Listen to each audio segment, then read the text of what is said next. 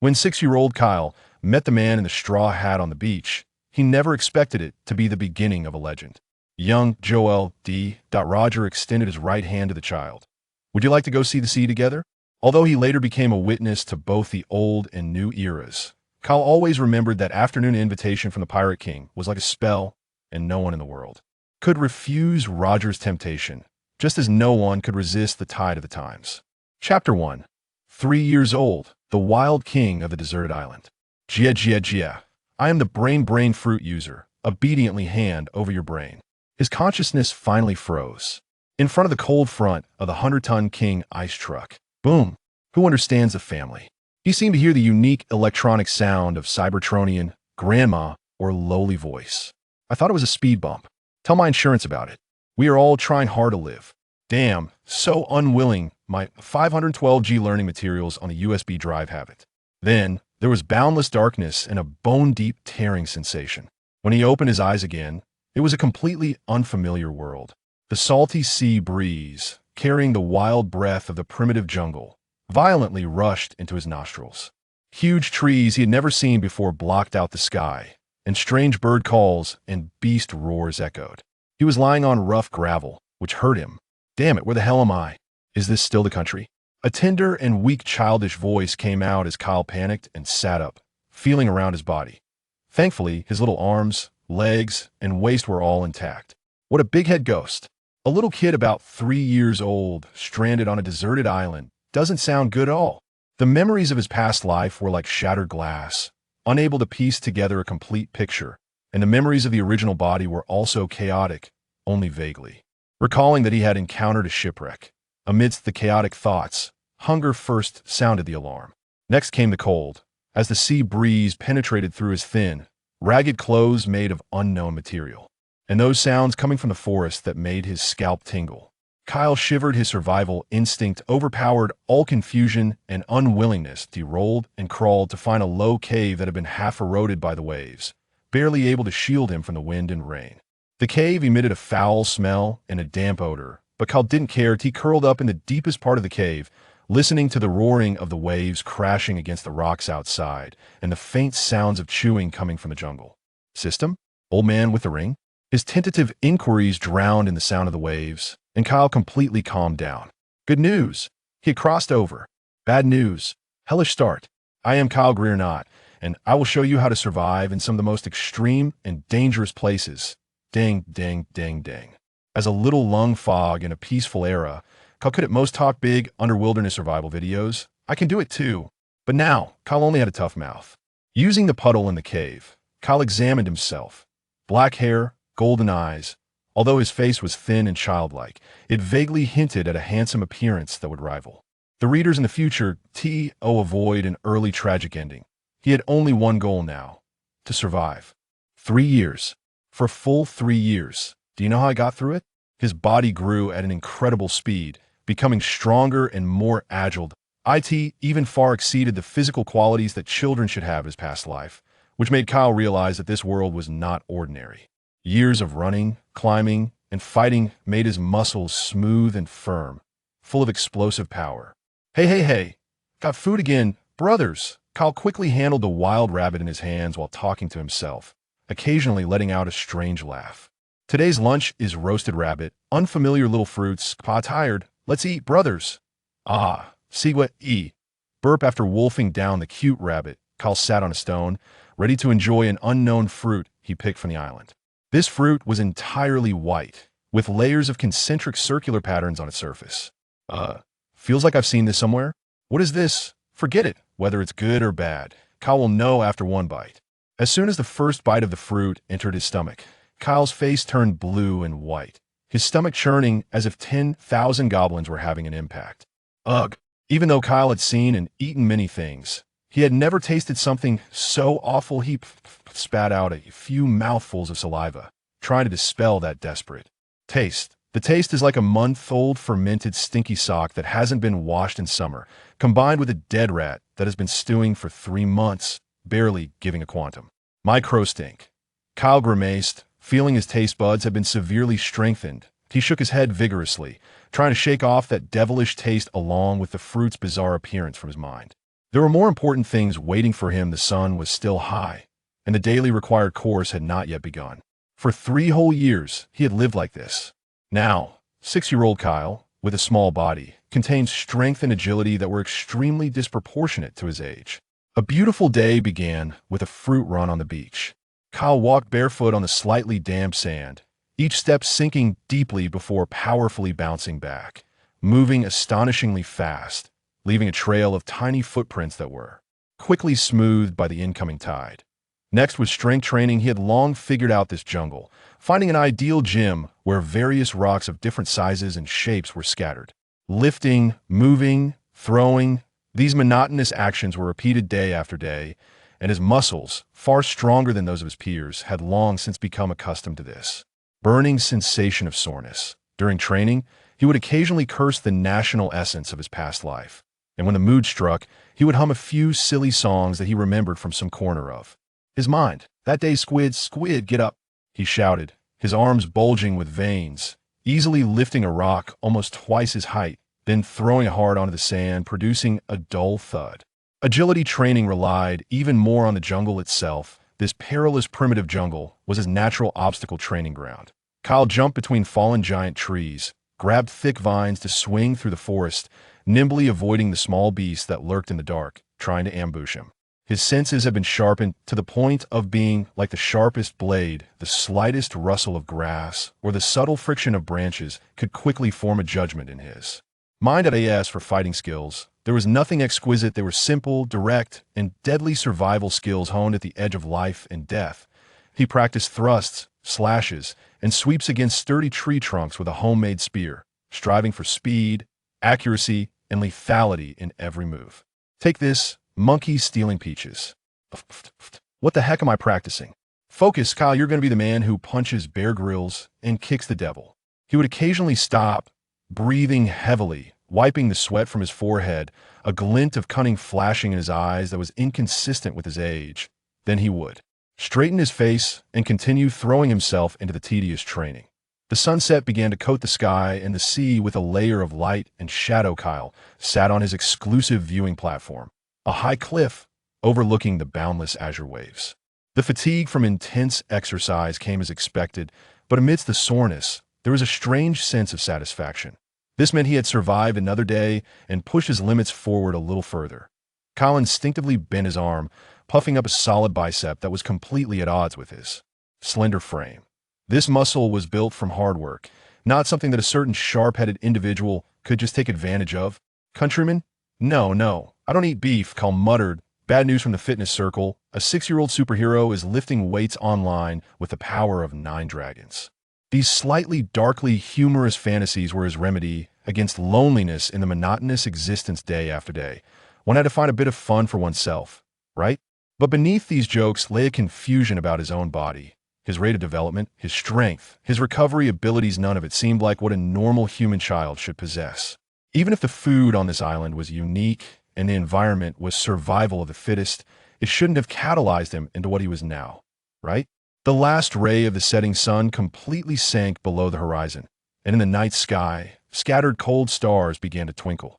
Kyle stretched lazily, preparing to return to his simple yet safe cave. As night deepened, the gentle waves lapped at the beach, creating a rhythmic whoosh sound, occasionally mixed with the calls of unknown night insects.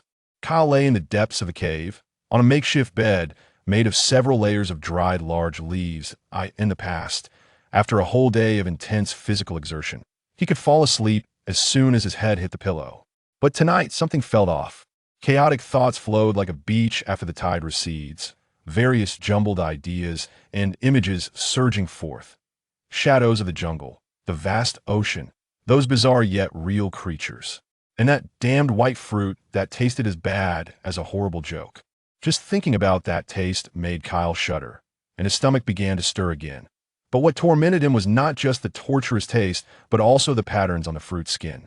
Rings upon rings, like concentric circles rippling outwards in a spiral pattern. Spiral pattern. He seemed to have seen this unique pattern somewhere before, like a missing piece of a puzzle, the most crucial piece always hidden behind the fog of memory, faintly visible, making him restless and somewhat inexplicably irritated. Wait, spiral pattern?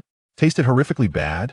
A flash of lightning struck his mind without warning, dispelling all the fog. A long-buried yet vividly fresh memory surged forth like a floodgate opened. It belonged to his past life, a bizarre, fantastical world filled with passionate adventures, fierce battles, various pirates with distinct personalities, and a navy that fought too.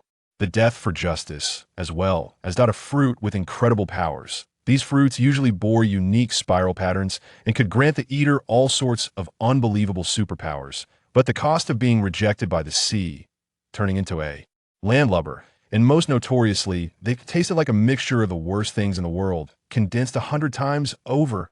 Devil fruit. Kyle sat up in shock, his eyes wide in the dark cave.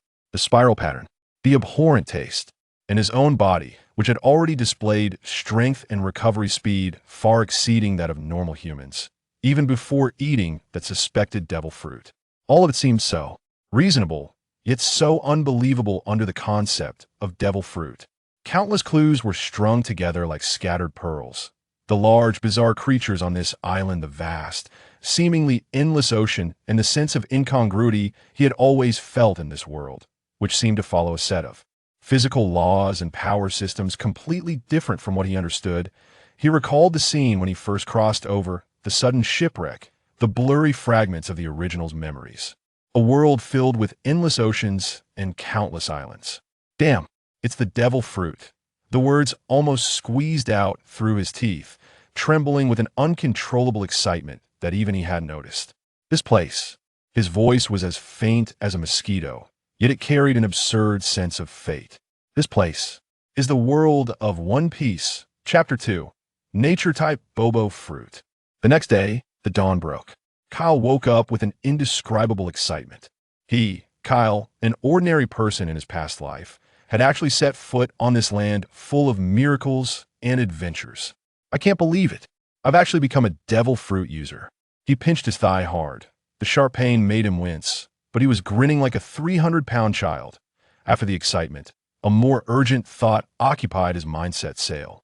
To meet those legendary figures that only existed in his memories. To see with his own eyes those magnificent islands and oceans. Monkey D, Luffy, Roronoa Zoro. Just thinking about them made Kyle feel his blood boiling. However, reality quickly doused him with cold water. He looked around apart from the shabby cave and the endless jungle and beach. He couldn't even find a decent piece of wood, let alone build a ship. I can't expect to build a ship myself, right? What if the quality is poor and it sinks? That would be a disaster. Kyle deflated, sitting back down on the bed made of dried leaves. It seemed he could only wait and hope that a ship would pass by this godforsaken island. However, the waiting time couldn't be wasted either. Devil fruit. Kyle gazed intently at his hands. What kind of power had that fruit with a taste comparable to a biochemical weapon bestowed upon him? There was no specific information about this fruit in his past life memories. I need to figure out how to use this fruit quickly. In the following days, Kyle threw himself into researching the fruit's abilities. He tried to mimic the actions of certain fruit users from his memories, but received no feedback. Could it be that I'm not doing it right? Kyle scratched his head, feeling a bit frantic. For several days, he tried almost every method he could think of, even shouting at the sea, which only drew disdainful looks from a few seabirds. Damn it, others get a starter pack with 3-color hockey and swordsmanship instructions when crossing into One Piece. Why did he get nothing? That day, Kyle was training his strength as usual. He picked up a massive rock, preparing to throw it as usual. But due to his distracted mind from days of research yielding no results, he stumbled, and the rock slipped from his hands, crashing to the ground. Just as the rock was about to hit the ground, a strong wave of irritation surged up inside him, and he instinctively pushed towards the rock. Buzz! An invisible wave spread out from the center of his palm. The massive rock, upon contact with this wave, did not crash to the ground with a dull thud as anticipated, but instead began to tremble violently from within. Then, with a pop, it transformed into a pile of rubble. Kyle stared wide-eyed at the scene before him, then glanced at his palm, his heart racing uncontrollably. That was just now. He tried to recall the feeling from earlier, extending his hand again, focusing on a large tree not far away, attempting to replicate the previous state. Buzz! Another invisible wave was emitted. The tree, as thick as his waist, shook violently a few times, Then countless fine cracks appeared on its trunk, and with a series of painful crack sounds, it suddenly broke, and the upper half of the tree crown crashed heavily to the ground, kicking up a cloud of dust. "Awesome!" Kyle exclaimed, jumping 3 feet high in excitement. "This is my ability." It didn't cause any physical tremors, but rather manipulated a more fundamental wave. Shock wave? Oscillation wave? Kyle calmed down and began to analyze carefully. Although he was just an ordinary person in his past life, he was at least a modern youth who had received 9 years of compulsory education and higher education. The definitions, types, and characteristics of wave from his physics textbooks flooded his mind like a tide. Transverse waves, longitudinal waves, mechanical waves, electromagnetic waves. If it's just a simple shock wave or oscillation wave, the effect should lean more towards overall destruction and knocking back, rather than this strange phenomenon of internal collapse. Kyle furrowed his brow, trying hard to recall that wonderful feeling from earlier. Was it a frequency? Resonance? In a world of one piece, where most people were illiterate and recognizing a few characters was considered cultured, Kyle felt like he was the Einstein of this era, supported by the physics knowledge from his past life. Those seemingly profound devil fruit abilities seemed to reveal some scientific clues to him that, in his previous life, Kyle had seen various experts on forums give bizarre explanations and serious nonsense about 2D physics. At the time, he found it amusing, but he never expected that one day, these strange pieces of knowledge could become the foundation for his survival. Many people had said that devil fruits, which defied logic, were a waste on those who didn't understand physics and fought purely by instinct. For example, a certain kindergarten principal who possessed the speed of light could only kick and shoot lasers in a straight line, utterly embarrassing the photons. If a physicist were to use it, they might be able to pull off gravity lenses, energy conversions, or even time dilation. However, Kyle held a neutral stance on this notion. After all, combat and research were two different matters. Yet, it was undeniable that a deep understanding of the scientific explanation behind a fruit's abilities would definitely aid in the depth of development and creative application. Of those abilities that I wonder if it's a logia or a paramecia, Kyle felt a surge of excitement. If it were a logia, transforming his body into a vibration wave, immune to physical attacks, and able to manipulate various waves, that would be the pinnacle of logia powers. Let's try elementalization. Kyle took a deep breath, focused his mind, and imagined his body breaking down into countless vibration waves. At first, there was no response. But he didn't get discouraged. He kept trying over and over. Finally, during a moment of intense concentration, he felt his body begin to feel light, as if losing its physical form. He looked down and was astonished to see that his arm had indeed become somewhat transparent, like shimmering air, with rippling waves at the edges. He picked up a small stone and threw it at his arm. Whoosh! The stone passed through his arm without any obstruction, as if there was nothing there. It's a logia. It really is a logia. Kyle was so excited he almost cried. In the days that followed, Kyle devoted himself wholeheartedly to developing his fruit ability. The first thing he practiced was elementalization. At first, he could barely turn a part of his body into shockwave form, and it was extremely unstable, like the annoying mosaic in adult films. But with continuous practice, he gradually learned to transform his entire body into an intangible shockwave. Although he still couldn't control the form at will, being immune to physical attacks was already enough to safeguard his early development. Next was directed shock. He learned to compress the shockwave and then release it suddenly, creating an effect similar to an air cannon. Kyle continually adjusted the compression level and release method, and the power steadily increased. From breaking trees to shattering rocks, and even creating a water wave several meters high on the sea surface. The development of high-frequency oscillation also went smoothly. He discovered he could impart specific vibration frequencies to objects, causing their internal structures to resonate and collapse. Initially, he could only turn small stones into powder, but soon he was able to make a boulder taller than a person disintegrate into fragments within seconds. This is a divine skill against those Navy ships that are like tin cans or the weapons of ability users. Kyle imagined a scene where with a wave of his hand, the enemy's swords and armor shattered, unable to suppress his grin. Time quietly passed as Kyle trained diligently day after day, absorbing the knowledge from his past life and the practical experience of this life, gradually excavating the potential of his fruit ability that he tentatively named the fruit the nature-type wave fruit. One day, Kyle was training as usual at the edge of a cliff on the highest point of the island. With his upper body bare, his bronze skin shone in the sunlight, and the smooth muscle lines were full of explosive power. He first carried out a series of elementalization evasion drills, simulating scenarios where enemies attacked from all directions, switching rapidly between physical and shockwave forms, creating gusts of air. Then, he took a deep breath and pushed both palms forward. Boom, boom, boom. 3 solid shockwaves shot out in succession, accurately hitting the 3 floating wooden stakes he had set up several dozen meters away, shattering them into pieces with chips, flying everywhere. The power is still not concentrated enough. I'm far from the star-shattering cannon. Kyle wiped the sweat from his brow and muttered. Just as he was about to continue practicing high-frequency oscillation, attempting to disintegrate a strangely shaped piece of metal where he had picked up, he caught sight of a small black dot on the horizon of the sea. Out of the corner of his eye, Kyle's heart stirred, and he immediately concentrated, pushing his vibration perception ability to the limit. Moments later, his pupils suddenly constricted. It was the outline of a ship. The flag hanging from the bow was flapping in the sea breeze, and it displayed a menacing skull with 2 crossed curved swords below it. A pirate ship. Kyle's heart raced, and an uncontrollable excitement surged within him. The 3-year period has come. Welcome the Dragon King to the sea. Chapter 3. The Pirate Crew. Kyle held his breath, blending his body into the shadows at the edge of the cliff, revealing only his golden pupils as he calmly observed the ship approaching below. The ship wasn't large. It could accommodate at most 20 people, and the hull was somewhat worn, with the canvas patched in several places, clearly not a wealthy pirate crew. The flag at the bow was a classic, featuring a menacing skull with 2 crossed curved swords below it, standard but lacking creativity.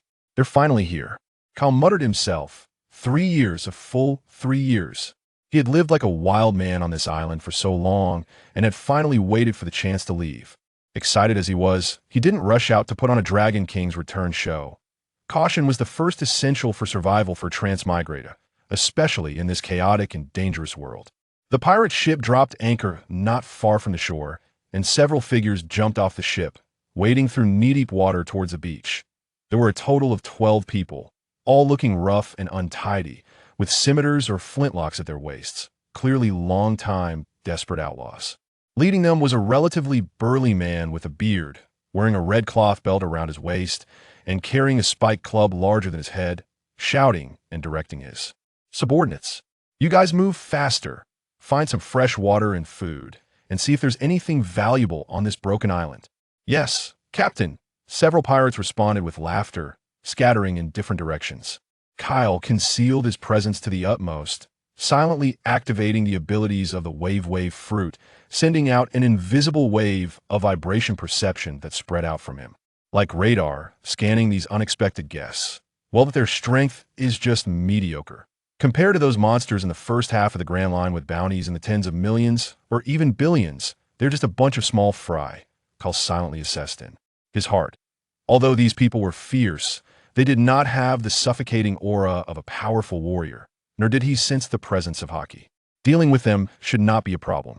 The area where he was hiding had higher terrain and a wide field of vision, allowing him to see the movements of the pirates below clearly. That a few pirates searched around the beach, cursing and complaining about the barrenness of the island. What good stuff can there be in this godforsaken place? A tall, thin pirate kicked a stone away. Hey, having fresh water is already pretty good. Boss, last time we were at that place called, what was it? Some village. We score a lot of good stuff. Another pirate with a scarred face leered, revealing a mouthful of yellow teeth. The bearded captain laughed proudly. Of course. Did those villagers still want to resist?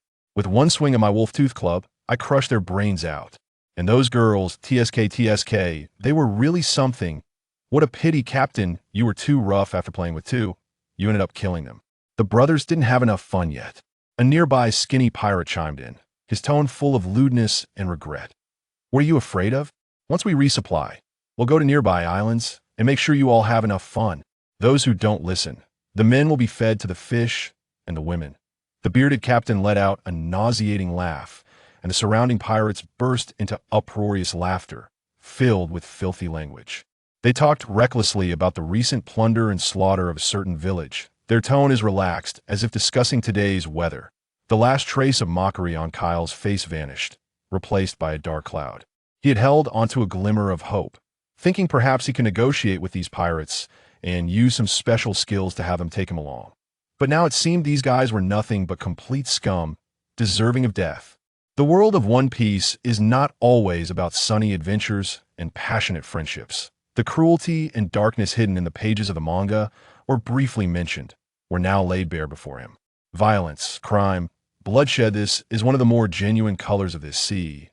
He wasn't a saint, but he certainly wasn't someone who could remain indifferent to such evil acts. Moreover, the appearance of these scumbags just happened to give him a reasonable opportunity to obtain a ship.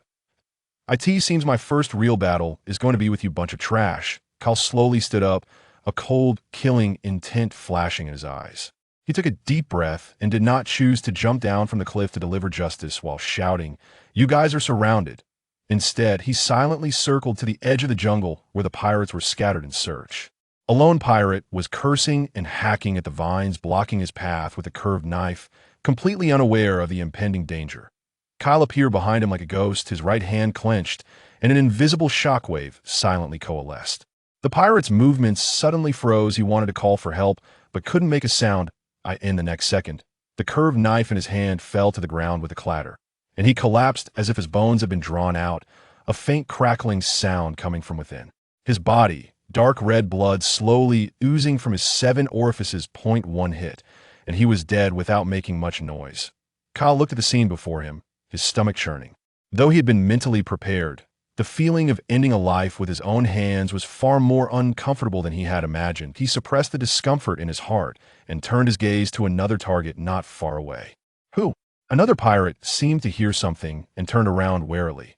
What greeted him was a shockwave that was almost imperceptible to the naked eye. Thud! That pirate was struck heat by an invisible heavy hammer, his chest instantly caving in, and he flew backward, crashing into a small tree before stopping, blood gushing from his mouth. Clearly unable to survive, enemy attack. Finally, a pirate discovered the tragic situation of his companion and screamed in horror. The bearded captain on the beach changed his expression and roared, "Who is it? Get out here!" Kyle did not respond, but directly stepped out from the woods, his figure bathed in sunlight, with black hair and golden eyes, his expression cold today. "Little brat?" The bearded captain was taken aback when he saw Kyle's appearance, then sneered, "You dare to touch my men? Brothers, chop 'em up." The remaining 7 or 8 pirates immediately howled and charged at Kyle, their knives and swords gleaming with cold light. Kyle did not retreat but advanced, pushing both hands forward toward the charging pirates.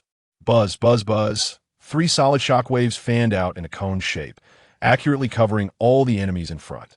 The first few pirates didn't even have time to scream before being blasted away by the violent force, bones breaking, life and death unknown. The remaining pirates were terrified by this terrifying power, stopping dead in their tracks, watching Kyle in fear. "What are you?" one pirate stammered. Kyle did not answer. His figure flickered and instantly appeared in front of him. The pirate only felt a blur before a strange sense of vibration traveled from his knife-wielding arm, and he watched helplessly as his sturdy steel knife shattered like glass, turning into iron dust on the ground. My knife. Before he could react, Kyle struck his neck with a hand chop, the shockwave directly damaging his cervical vertebrae. In an instant, only the bearded captain remained standing, watching Kyle dispatch his subordinates as easily as chopping vegetables. The sneer on his face had long since disappeared, replaced by deep fear that he finally realized that he had provoked someone he absolutely should not have. Who are you?" the bearded captain shouted in fear, his hand gripping the wolf-tooth club, trembling slightly. Kyle stepped closer to him, each step feeling like a stomp on his heart. "A passing little righteous, wild, and yes." Soon as the words left his mouth, Kyle's figure suddenly accelerated, turning into an afterimage.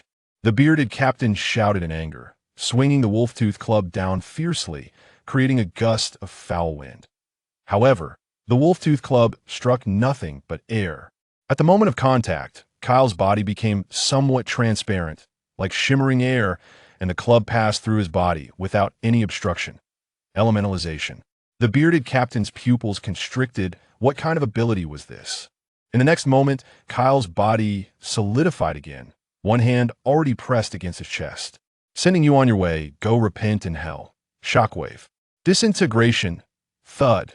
The bearded captain's body trembled violently, his face frozen in extreme terror and pain as he looked down at his chest, where his clothes and flesh seemed to be torn and shattered from the inside out by an invisible force.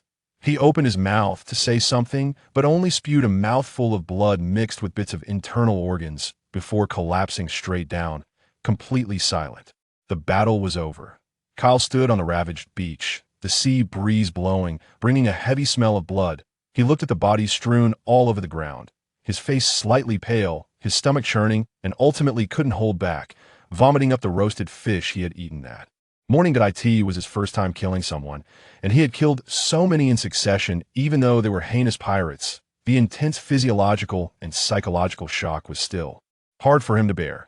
This was a completely different experience from breaking stones and smashing trees during training. After a while, he finally managed to catch his breath, rinse his mouth with seawater, and wipe the stains from the corners of his mouth. This is the world of the Pirate King, he murmured to himself, his tone tinged with complexity. There was no spirited BGM, no passionate declarations, only cold corpses and nauseating blood. But he did not regret it. That he walked to the pirate ship, inspecting this soon-to bride of his. Although it was a bit shabby, at least it was a ship that could set sail. The newbie package has finally arrived, Kyle said with a slightly pale smile, though. The delivery person's attitude could use some work. He jumped on board and began checking the ship's condition. There was some fresh water and food, but not much. To his surprise, he found a small wooden box in one of the cabins, containing some berries and a few pieces of jewelry that looked somewhat valuable. Better than nothing, Kyle said as he stashed the box away. Now he had a ship. Then, Kyle stood at the bow, gazing at the boundless sea, a spark reigniting in his eyes. Grand line, here I come. Chapter 4, Setting Sail. I've set out to sea. Please take care of me. Ahem, why does that sound so strange? Whatever. Shaking his head to dispel the chaotic thoughts, Kyle walked into the cabin and began rummaging through the boxes. The taste of this group of pirates was really lacking. Their clothes mostly smelled of sweat and blood. After a lot of effort, he finally found a relatively clean box and pulled out a black shirt and pants. Although the material was coarse and too baggy, it was still better than his wild man outfit made of leaves and animal skins. After changing into the new clothes, Kyle found a smooth copper piece to use as a mirror. The boy in the reflection had black hair and golden eyes, his skin tanned from long exposure to the sun, with distinct facial features. Although his face still bore a hint of youthful innocence, his eyes were exceptionally bright, especially those golden pupils, which seemed to shimmer with a strange light in the dim cabin. TSK, I didn't expect to rely on my looks in this life. Kyle flirtatiously brushed his bangs aside, feeling very satisfied with his handsome new appearance. What a pity if this were in my past life. I would definitely be a campus heartthrob, maybe even a social media influencer. After finishing his self-admiration, Kyle returned to the deck. He adjusted the sails like he remembered the pirates doing, then grasped the helm. So let us set off, Kyle shouted enthusiastically, feeling like a man about to conquer the stars and seas. But then there was no follow-up. An hour later, the pirate ship was still spinning in place. 2 hours later, Kyle was sweating profusely, and the ship seemed to be closer to the deserted island. No, how do you even operate this thing? Kyle scratched his head in frustration, his handsome face turning red with embarrassment. He was just an ordinary person who had only been on a few boats in his past life. Let alone sailing, he barely passed swimming.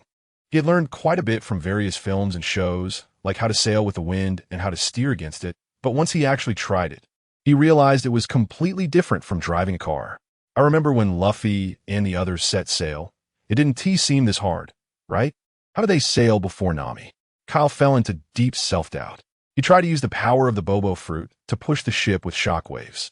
The result was a loud bang. A shockwave hit the surface of the sea, sending up a huge splash of water, most of which splashed back onto him, leaving him feeling weak. The ship swayed a bit, then was pushed backward by the recoil. Kyle wiped the seawater off his face and looked up at the sky in speechlessness. All right, it seems I can only drift with the tide. He gave up struggling and let the pirate ship drift aimlessly like a helpless leaf on the vast sea. Days passed. Kyle went from initially panicking to later feeling helpless, and now to being numb. The fresh water and food on the ship were decreasing at a visible rate. Every day, he either stared blankly or practiced his fruit abilities facing the sea, praying for heaven to open its eyes and let him drift to a place with people. At this rate, I'm afraid I'll become the first pirate in the One Piece world to starve to death at sea because I can't sail. What a disgrace to the army of transmigrators. Kyle lay on the deck, wanting to cry, but having no tears. He even started to miss the oddly flavored grilled fish on the deserted island. Just as Kyle was starving and lost in thought, a blurry black dot finally appeared on the horizon. Land! It's land! Kyle sprang up from the deck, and he was so excited that he almost wanted to use shockwaves to speed himself up, but reason told him it would be better to conserve his energy. Fortunately, it seemed that the ocean currents were on his side as well. After a little while, the outline of the island became clearer. It looked like quite a prosperous island, with a dock at the shore and many buildings. Kyle was so excited that tears filled his eyes, and without caring about nautical skills, he clumsily manipulated the helm, desperately trying to steer the ship towards the dock. His efforts immediately caused chaos in the harbor. Workers moving goods on the shore screamed and scattered, and there were shouts and gasps all around, with several innocent small boats getting smashed to pieces by his rampaging pirate ship. Kyle was sweating profusely, not caring about his dignity at this moment. He just wanted the ship to stop. Finally, with a loud thud, the bow of the ship wedged solidly into a thick wooden post at the dock, causing the entire ship to shake violently and finally get stuck, unable to move. Perfect. Phew, I finally made it. Kyle didn't care about the ship's miserable state or the strange looks from the people around him. He leaped onto the dock, feeling as if he wanted to kneel down and kiss the ground beneath his feet. He eagerly stopped a passerby, trying to make his expression appear friendly. "Excuse me, sir. Could you please tell me where this place is? What time is it?" The passerby was startled by his disheveled appearance, looking like he hadn't eaten for days, but still answered, "This is the port on the outskirts of Dogtown. It's afternoon." Dogtown? Kyle was at a loss. He hadn't heard of this name before. He hurriedly asked, "What is going on with the Pirate King now? What about the naval hero? And is there a Straw Hat Kid?" The passerby looked at Kyle with the kind of gaze one gives to a crazy person. "Huh? What are you talking about? I've never heard of that. Kid, are you hungry and confused?" After saying this, he waved his hand in disgust, as if trying to shoo away something dirty, and quickly left. "Wait, sir. I meant what year is it in the Sea Circle calendar, not morning or afternoon." "Huh?" Kyle was stunned. How could the famous Pirate King and naval hero not be known? Even if Straw Hat Luffy hadn't made a name for himself yet. There shouldn't be no news at all, right? Did I cross over at the wrong time? Too early or too late? Or is this Dogtown so remote that it's cut off from the world? A wave of confusion washed over him as Kyle wandered through the streets of the small town. The town was bustling with people coming and going, and the sounds of vendors calling out filled the air, full of life. Just as Kyle was pondering whether the few bits of belly he scavenged from the pirate ship were enough for a decent meal, his stomach cooperatively let out a loud protest. Just as he was about to find a tavern to gather more information, a sudden loud explosion rang out in the distance. Boom! Then came the terrified screams and chaotic sounds of running. "Pirates! It's the Black Shark pirate crew. They're here to rob again. Run!" Kyle quickly looked up and saw thick smoke billowing from the direction of the harbor, flames shooting into the sky. He could vaguely see a pirate ship flying a shark skull flag, recklessly bombarding the buildings on the shore with cannon fire. Great! I haven't even eaten, and trouble just came knocking.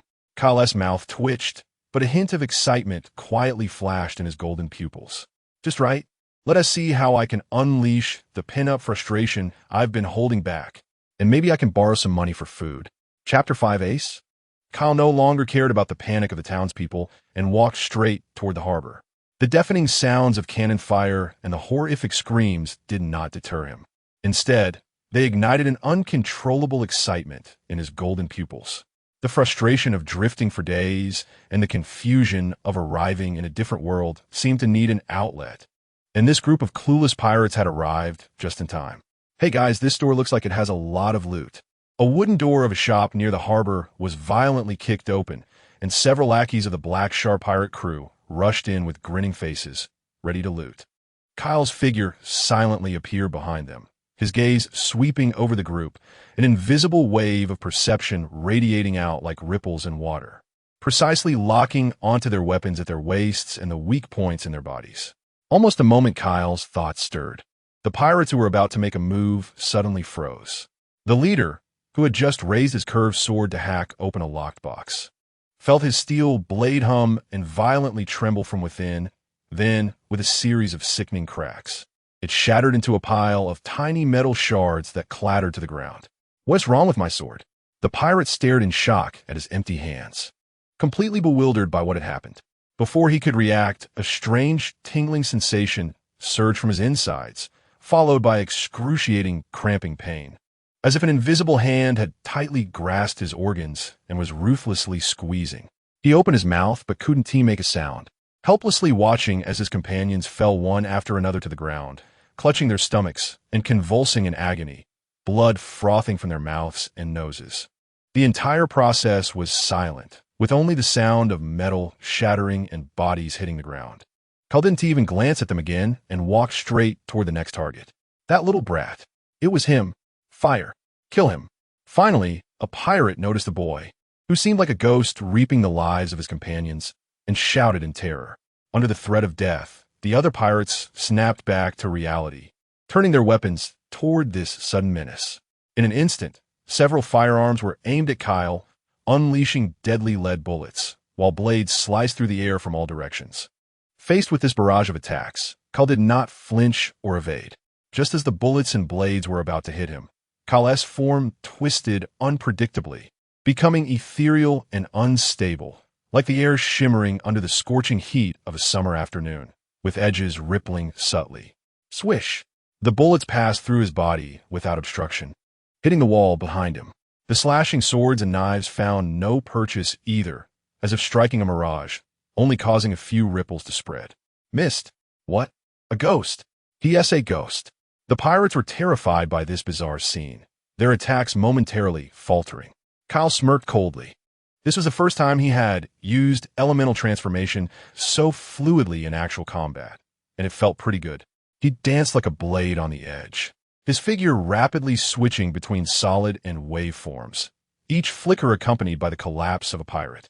They either had their chests caving in as their weapons slipped from their grasp or rolled their eyes back, blood oozing from their 7 orifices, silently collapsing to the ground without even a scream. Too slow, too weak. Kyle's voice, tinged with mockery, rang out amidst the chaotic battlefield. He suddenly halted, pushing his hands forward towards the group of pirates huddled together, bewildered by his presence. The first solid shockwave shot forth, tearing the air and heading straight for the group. Following that, boom, boom. 2 more equally ferocious shockwaves followed closely behind, nearly simultaneous. The faces of the 10 or so pirates changed drastically. They didn't even have time to think about dodging before being completely engulfed by the 3 consecutive shockwaves. The violent force blasted them away, collapsing several nearby wooden houses, debris flying everywhere and kicking up a cloud of dust. The previously noisy battle at the port fell silent, and the fleeing townspeople and remaining pirates stared dumbfounded at the terrifying scene. What a monster! A pirate dropped his weapon and scrambled away. Just as Kyle was about to pursue and wipe out these stragglers, a sudden wave of intense dizziness hit him, darkening his vision. He groaned, forcing himself to steady his stance, as the excitement ebbed away like a receding tide, replaced by a weariness that came from deep within his soul. After continuously using his fruit powers at high intensity, coupled with days without food, his body finally protested. This is bad, Kyle thought, realizing he needed to finish this quickly. Captain, that kid seems to be struggling. A sharp-eyed pirate noticed Kyle's condition and shouted in delight. The captain of the Black Shark pirate crew, a burly man with a face full of meat and wielding a massive anchor, looked as dark as a storm cloud. He hadn't expected to take such a big hit from an unknown brat after ruling these waters for years. Everyone attack. Kill him, and the bounty will be doubled. The captain roared his orders. Just then, a sharp flash of a blade came from Kyle's side. A tall, thin swordsman with a sinister gaze from the Black Shark pirate crew, who had been lurking in the shadows, finally seized the opportunity presented by Kyle's fatigue. The tip of his long knife suddenly coated with a layer of pitch-black substance, like a venomous snake striking, aimed straight for Kyle's back. Hey, Bush, is this not a beginner's village? Where did you get your hockey? Kyle's heart skipped a beat as he barely managed to turn his body. Slish! The sharp tip tore through his clothes, leaving a wound under his rib cage, blood instantly staining his black shirt. The intense pain made Kyle let out a muffled groan as he staggered back a few steps, leaning against a crumbling wall. The swordsman, having landed a hit, wore a sinister grin. Kid, your ability is indeed strange, but now you're dead for sure. I'm a master of hockey. He approached, dragging his bloody long knife, eyes filled with delight. Kyle was panting heavily, beads of cold sweat forming on his forehead. Damn, this is a disaster. Even the extras have learned to play the fool and eat the tiger.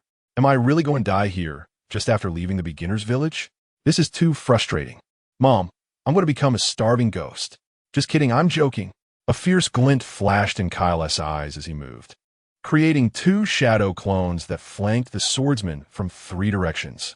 The swordsman's face was filled with uncertainty as he hurriedly responded, and at that moment, a swift black shadow descended from above. Clang! A piercing metallic clash rang out. A figure had blocked Kyle's path, wearing a familiar straw hat. The swordsman was knocked back by this sudden strike, his hands numb, staring in disbelief at the newcomer. Kyle's pupils suddenly constricted as he caught a glimpse of the newcomer's profile, a storm rising in his heart. Ace. Chapter 6 Roger. Rayleigh. Clang.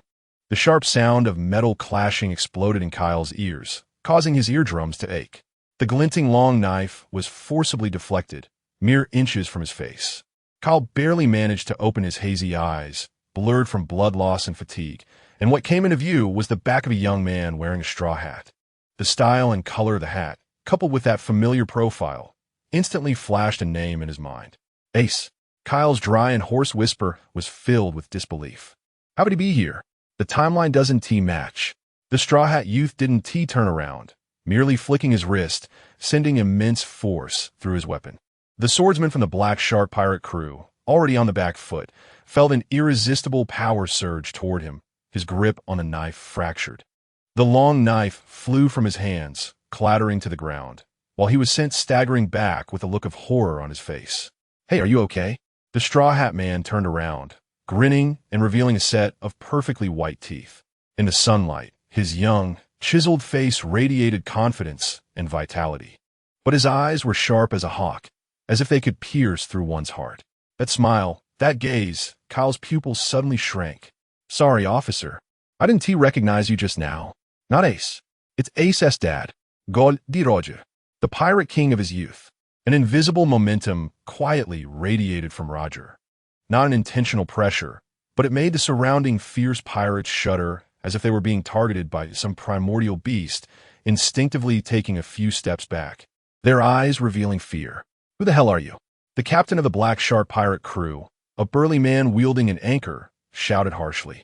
He could sense that this straw hat-wearing kid before him was definitely a tough opponent. Roger ignored him and instead looked with interest at the disheveled Kyle and the chaotic battlefield behind him. Incredible. One person took down so many pirates? Kid, you got some skills. Just then, a sudden, rapid, and orderly sound of footsteps came from the outskirts of the port. The Navy. The Navy is here. The branch's Navy. Run. The remaining pirates exclaimed in panic, and their already shaky formation instantly became even more chaotic. A large number of Navy soldiers in standard uniforms surged in from all directions, their dark gun muzzles aimed at the chaotic center of the port. The leading officers, bearing the rank of lieutenant colonel, had stern expressions, clearly elite members of the Navy branch in Dugtown. All pirates, lay down your weapons and surrender. Otherwise, we will use lethal force. A Navy lieutenant colonel shouted loudly, his voice echoing over the port. The arrival of the Navy made an already tense situation even more complicated. The captain of the Black Shark pirate crew's eyes flashed with ruthlessness. He knew it was impossible to escape easily today. Brothers, let's fight them. First, take care of these two pesky kids, then charge out. He roared, swinging the massive anchor and smashing it toward Roger and Kyle. The remaining pirates shouted in response. Try and make a desperate struggle. Bring on, Ha! Roger laughed heartily, showing no sign of panic as the anchor came crashing down and the Navy soldiers rushed in. The weapon in his hand was just an ordinary Western sword, but it unleashed astonishing power in his hands. Whoosh! The flash of the sword was so fast that it was hard to see its trajectory. The heavy anchor, upon contact with the sword's edge, was split open like rotten wood, the broken edge smooth as a mirror. Immediately after, Roger's figure moved like a ghost among the crowd, each sword swing carrying an unmatched, domineering power. The first few pirates and Navy soldiers at the front didn't even see his movements before being sent flying by the fierce sword energy, blood splattering everywhere. His swordsmanship was bold and straightforward, seemingly simple, yet containing an indescribable rhythm and power. Every cut seemed capable of splitting mountains and shattering stones. As the adrenaline began to fade, replaced by endless fatigue, Kyle leaned against the wall, enduring the excruciating pain from his rib injury and his body's weakness, staring intently at Roger's fight. Is this the future Pirate King? So strong. The composure and dominance in his every movement. That ultimate control over power was a realm he had never seen before. Compared to Roger, his previous battles against those weak pirates felt like child's play. Every swing of Roger's sword, every dodge, was deeply etched in Kyle's mind. Is this hockey? Kyle murmured to himself, though he couldn't accurately describe what it was. He could clearly feel that Roger's attacks contained something that transcended mere physical power. Continuous fighting, blood loss, and prolonged hunger finally pushed Kyle's body to its limits.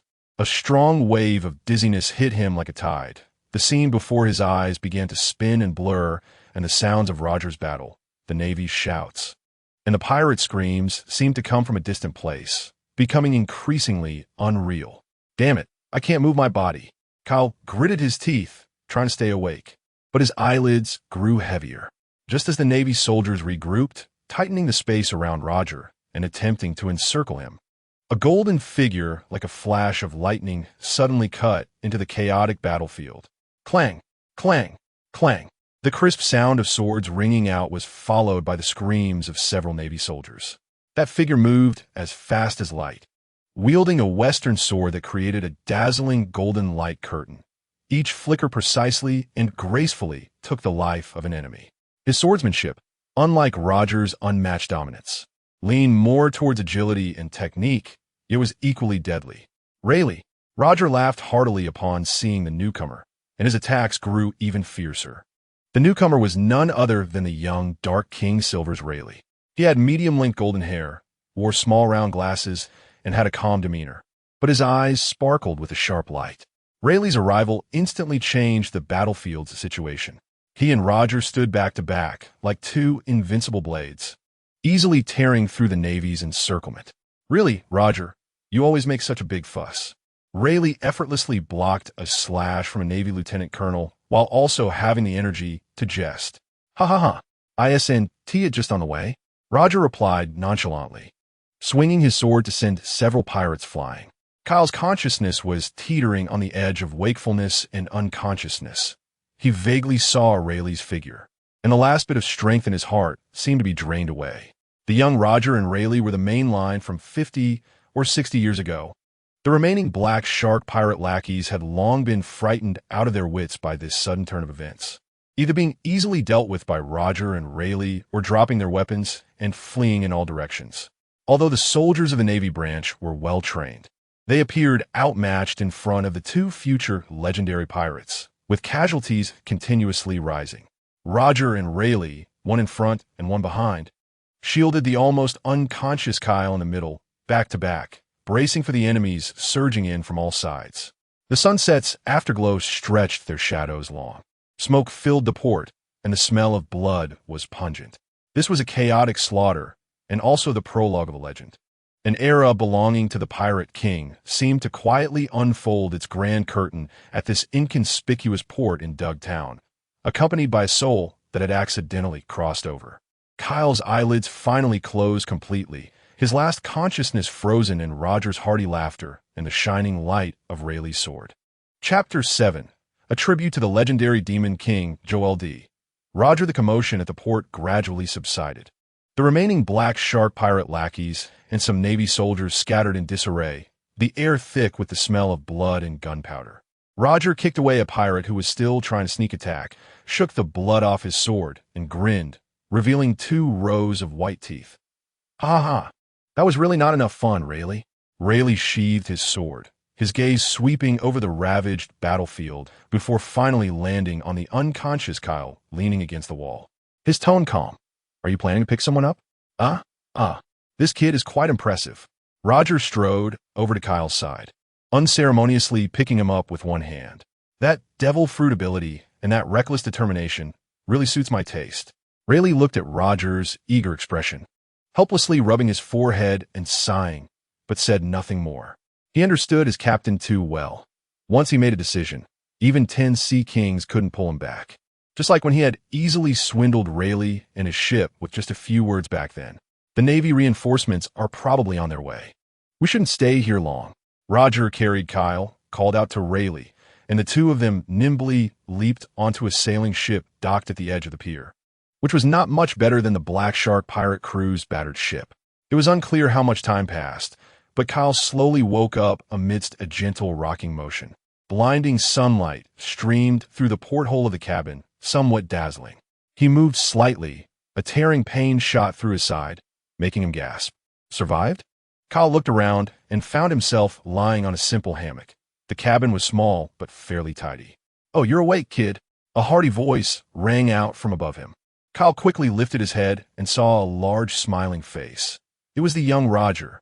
He was sitting cross-legged on a nearby wooden barrel, holding a piece of meat with bones still attached, grinning at him. You saved me? Kyle struggled to sit up. Just a little effort. I'm Gol Roger. Roger waved his hand dismissively, then pointed to Kyle's side. Your injury really has already taken care of it a bit. You dared to take on an entire ship of pirates by yourself and almost wiped them out. What kind of fruit ability was that? Quite interesting, able to shatter things. Kyle looked into Roger's eyes, which seemed to see through everything, and felt a chill in his heart. He knew that in front of such a legendary figure, hiding the truth was of little significance. I'm Kyle, Aaron Kyle, natural type, Bobo fruit. He tried to keep his voice calm. Natural type? A hint of surprise flashed in Roger's eyes, which quickly turned into deep interest. At such a young age, you already have this kind of strength and courage. Not bad. He tossed the bone aside, clapped his hands, and looked at Kyle with a burning gaze, a broad smile spreading across his face. Little Kyle, I like you. Are you interested in going to sea with us? To see the true nature of this ocean, Roger extended his hand, a broad and strong palm. Roughened from years of sword fighting, the invitation came so suddenly, yet felt so natural. Kyle's heart raced uncontrollably. The false succubus. Hey, long legs and a slim waist. The real succubus. Little comrade, are you willing to change the world with me? Wow. The legendary succubus Roger is serious now. Those who can hold back are truly something. He looked into Roger's eyes, where admiration was unabashedly displayed, along with a passion that seemed to want to embrace the entire world. A surge of blood rushed from his heart. He forced himself to sit upright in the hammock. Despite the pain from his injury, his gaze was exceptionally firm. Kyle. Take a deep breath. His voice trembled with excitement, but was extremely clear. I long for freedom. I long to see a broader world. I long to have the power to realize my dreams. If I could, he didn't finish his sentence, but the yearning for adventure, the longing for the unknown, and the spirit that resonated with the sense of freedom radiating from Roger were clearly conveyed. Roger's smile grew even brighter, his eyes sparkling with excitement. Rayleigh, who had been quietly standing at the cabin door, polishing his sword, also looked up, his gaze lingering on Kyle for a moment before turning to Roger, giving a subtle nod. Ha! Roger suddenly burst into a loud, booming laugh, filled with joy and pride. He grabbed Kyle's outstretched hand and shook it firmly. Good. Well said. From today on, Kyle, you are the 3rd member of the Roger Pirates. 3rd member? Kyle was taken aback for a moment. That's right. Roger patted his chest proudly and pointed at Rayleigh. Captain Gol Roger. And that glasses-wearing first mate over there, Silver's Rayleigh. With you, that's 3. Kyle looked at the future pirate king before him, who was grinning like a child with a beloved toy, and felt a mix of emotions. Is this really Gol Roger? There was no air of mystery as rumored, no deliberately cultivated kingly authority, just a heartfelt boldness and carefree spirit, along with an indescribable affability. He was like a massive source of light, easily igniting the passion of those around him, making them irresistibly want to follow him, to venture forth, to witness those magnificent miracles. Just from this moment of contact, Kyle deeply felt Roger's unique leadership charm. "Welcome aboard, Kyle." Rayleigh also walked over, offering a slight smile. Though still carrying a hint of calmness, he seemed less scrutinizing than when they first met. "Please take care of me, Captain Roger, Mr. Rayleigh," Kyle said earnestly, his excitement and anticipation nearly overflowing. A legend was about to set sail from this small pirate ship. Chapter 8. The young man falls asleep. The ship had been sailing on the boundless sea for several days. The young body had an astonishing recovery ability, and after a few days of not having to worry about food and drink, Kyle's side injury had completely healed, and he felt more energetic than ever. Every day, watching Roger either laughing at the bow of the ship or arm wrestling with Rayleigh, usually ending with Roger cheating or humming off-key songs. That vitality seemed to spill over the deck, igniting a certain desire in Kyle's heart. One afternoon, the sun was just right, and the sea breeze was gentle. Roger had just finished off a large piece of grilled sea beast leg and was picking his teeth, looking very satisfied. Rayleigh leaned against the mast, polishing his seemingly ordinary yet subtly sharp western sword. Kyle stretched his limbs, feeling the power surging within him, and finally couldn't hold back. He walked a few steps to Roger, his gaze intense. "Captain." Roger lazily raised his eyes. What's wrong, little Kyle? Hungry? Let us duel, Captain." Kyle's voice was not loud, but carried a boldness of a young calf, not fearing a tiger. He was eager to know the gap between himself and Roger. Roger paused his tooth-picking, then burst into his signature hearty laugh. "Ha! Interesting." Upon hearing this, Rayleigh stopped polishing his sword, his gaze behind the lenses carrying a hint of amusement as he looked over, clearly intrigued. A space was quickly cleared on the deck. Kyle took a deep breath and assumed a fighting stance. He knew the difference between himself and Roger was like heaven and earth, but it was precisely this gap that fueled his competitiveness. He wanted to know how many moves he could last against the future Pirate King. 1-2, Captain." Before the words finished, Kyle's figure flickered slightly. Light mirage, the air distorted, like ripples on the surface of water. The next moment, 3 identical Kyles appeared on the deck. Each exuded the same aura, and even the expressions on their faces were indistinguishable, making it hard to tell which was real. The 3 Kyles formed a triangle, simultaneously charging from 3 different directions, accompanied by a howling wind, towards the central Roger. The left Kyle slashed at Roger's neck with a knife hand. The right Kyle kicked swiftly towards Roger's lower body, while the front Kyle tightened his fists, preparing to unleash a shock punch. This was the best way he could think of combining the deceptive and offensive capabilities of Light Mirage. Even if only one was real, the other 2 illusions could effectively distract the opponent's attention and create an opening for the real one. "Roger, can you take this punch? 30 years of physics knowledge?" In the face of this sudden, multi-pronged attack, however, Roger merely stood lazily in place, even picking his nose without a significant change in his smile, except for a glimmer of approval in his eyes. "Wow, interesting." Just as the 3 Kyle's attacks were about to connect, Roger moved. His movements were not fast, even simple to the extreme. There was no evasion, no blocking. He just casually raised his right hand and, with no urgency, threw a casual hook punch at the nearest Kyle, who was attacking from the front. Bang! A muffled sound. Puffed. The light and shadow doppelgangers instantly dissipated, and Kyle felt an indescribable immense force coming from his abdomen, causing his vision to spin and his mind to go blank. Was it luck again, Vidasi? One moment he was launching an attack with 3 Kyles, and the next, only 1 Kyle was left lying on the ground, having fallen into a baby-like sleep. The deck fell silent. Only the sound of the sea breeze rustling the canvas could be heard. Roger retracted his fist and shook his hand, as if he had merely brushed off some dust. He looked down at the unconscious Kyle and grinned. "Kuha! Youth is great. You could just sleep like that." Rayleigh walked over slowly, glanced at the hunched-over, unconscious Kyle, and couldn't help but smile wryly. "It seems he won't wake up before dinner." "Roger, Your strikes are still so careless. Koo-ha-ha. Little Kyle is tough.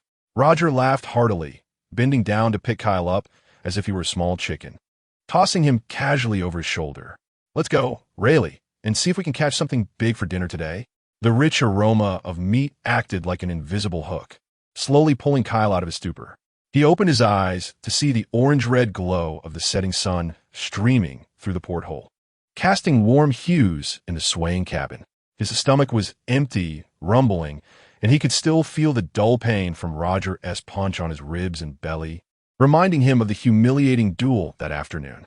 Ugh, Kyle groaned, propping his forehead up to sit up. Luckily, he had crossed over again. Oh, you're awake? Roger's characteristic loud voice came from outside the cabin, filled with unmasked amusement. Kyle steadied himself against the wall and staggered out of the cabin.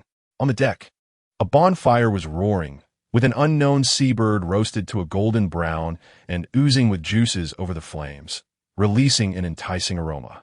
Roger was holding a dagger, casually slicing off a piece of roasted meat and stuffing it into his mouth, grease dripping everywhere. Rayleigh sat nearby, elegantly cutting up meat with a small knife, a stark contrast to Roger's ruggedness. Cool, ha ha ha. Just in time, little Kyle. Tonight's dinner is a special treat. Seeing Kyle come out, Roger waved him over, pointing to an empty wooden crate next to the fire. Kyle's stomach growled even louder. He didn't hold back, walking over to sit down and picking up a fork and knife handed to him by Rayleigh. Starving, he ignored his image and, like Roger, tore off a large piece of the bird's leg and took a big bite. 5 ants. The meat was tender and carried a faint fruitwood smokiness, the most delicious thing he had eaten since coming to this world. He devoured more than half of the roasted bird, finally suppressing his hunger. After a big belch, he remembered the humiliation of that punch in the afternoon. He put down the clean bone and looked at Roger, who was happily picking his teeth, a satisfied expression on his face. Captain, Kyle's tone was complex, filled with awe, reluctance, and more than a hint of curiosity. What was that punch about this afternoon? I clearly used the light illusion mirage and attacked from 3 directions at once. He still couldn't figure out how Roger had locked onto his true self in an instant and knocked him out with such a casual punch. Roger paused his toothpicking action, glanced at him, and grinned. Oh, that? He extended the fist that had hit Kyle and waved it in front of him, then spoke in a tone that suggested it was simple, just like that, bang, and you were asleep? Koo-ha-ha. Kyle's mouth twitched. I meant, how did you do it? Roger stroked his chin, seemingly deep in thought. After a moment, he slapped his thigh. Maybe you left too many openings? Those 3 shadows were so dazzling that I just randomly picked one that looked good and hit it. Didn't he expect to guess right? Pure luck. Qua. You call that luck. Kyle nearly spat out a mouthful of blood. This Versailles-style answer was even more hurtful than directly mocking his weakness. Rayleigh set down his knife and fork, wiped his mouth with a napkin, and spoke lightly, his gaze behind the glasses carrying a hint of amusement. Roger just didn't want to waste extra energy distinguishing your illusions. For him, it's the same to attack any of them. Kyle, that is cruel, Rayleigh. Roger laughed proudly. Rayleigh understands me. Little Kyle, your fruit ability is good, and your ideas are nice, but you're still far from it. Kyle was choked in his silence, his cheeks slightly flushed. Although it was true, hearing it so bluntly from the future pirate king still hit him hard. He had thought that with the ability of the Bobo fruit, he would be among the best of his peers, but unexpectedly, he couldn't even land a single blow in front of Roger. A strong sense of defeat surged within him, but following that was an even stronger fighting spirit. Captain, Kyle suddenly stood up, eyes firm. Please teach me how to become stronger. Both Roger and Rayleigh looked at him in surprise. Roger examined Kyle with interest, a mysterious light flickering in his deep-set eyes. He put down the toothpick, grinned, his smile a mix of teasing and approval. Cool, ha ha ha. You got spirit. Want to get stronger? Roger stretched out his large hand and gave Kyle's shoulder a hearty slap, causing him to stumble slightly. Good. He suddenly withdrew his hand, placed his hands on his hips, and announced in a tone that suggested a major decision. Since you're so eager, starting tomorrow, Rayleigh and I will personally guide your training. Koo-ha! Don't come crying to me, little Kyle. And don't accidentally die. Roger laughed loudly, as if he could already foresee Kyle being trained to the point of exhaustion. Kyle swallowed hard, looking at Roger's excited expression that seemed to revel in chaos. Then glanced at Rayleigh, who had a calm demeanor, as if resigning himself to fate, and felt a chill run down his spine. "Yes, Captain." Despite sensing the difficult road ahead, Kyle gritted his teeth and replied loudly. Chapter 9. Met her ship the next morning, just as dawn broke. Rayleigh yanked Kyle out of his hammock and tossed him onto the deck. The cold sea breeze hit him, instantly waking him up. Roger and Rayleigh stood on either side of him like two gatekeepers. Roger crossed his arms with a mischievous grin on his face, while Rayleigh adjusted his glasses. His expression serious. "Before you start learning how to use your fruit ability more effectively, there's one thing you must understand." Rayleigh's voice was calm but firm.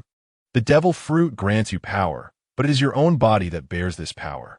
Your physique is the foundation of everything." He pointed at Roger. "This guy doesn't have a fruit ability, but do you think if you fought again, the outcome would be any different?" Kyle glanced at Roger, who was grinning widely, and quickly shook his head. The shadow of that punch from yesterday still loomed over him.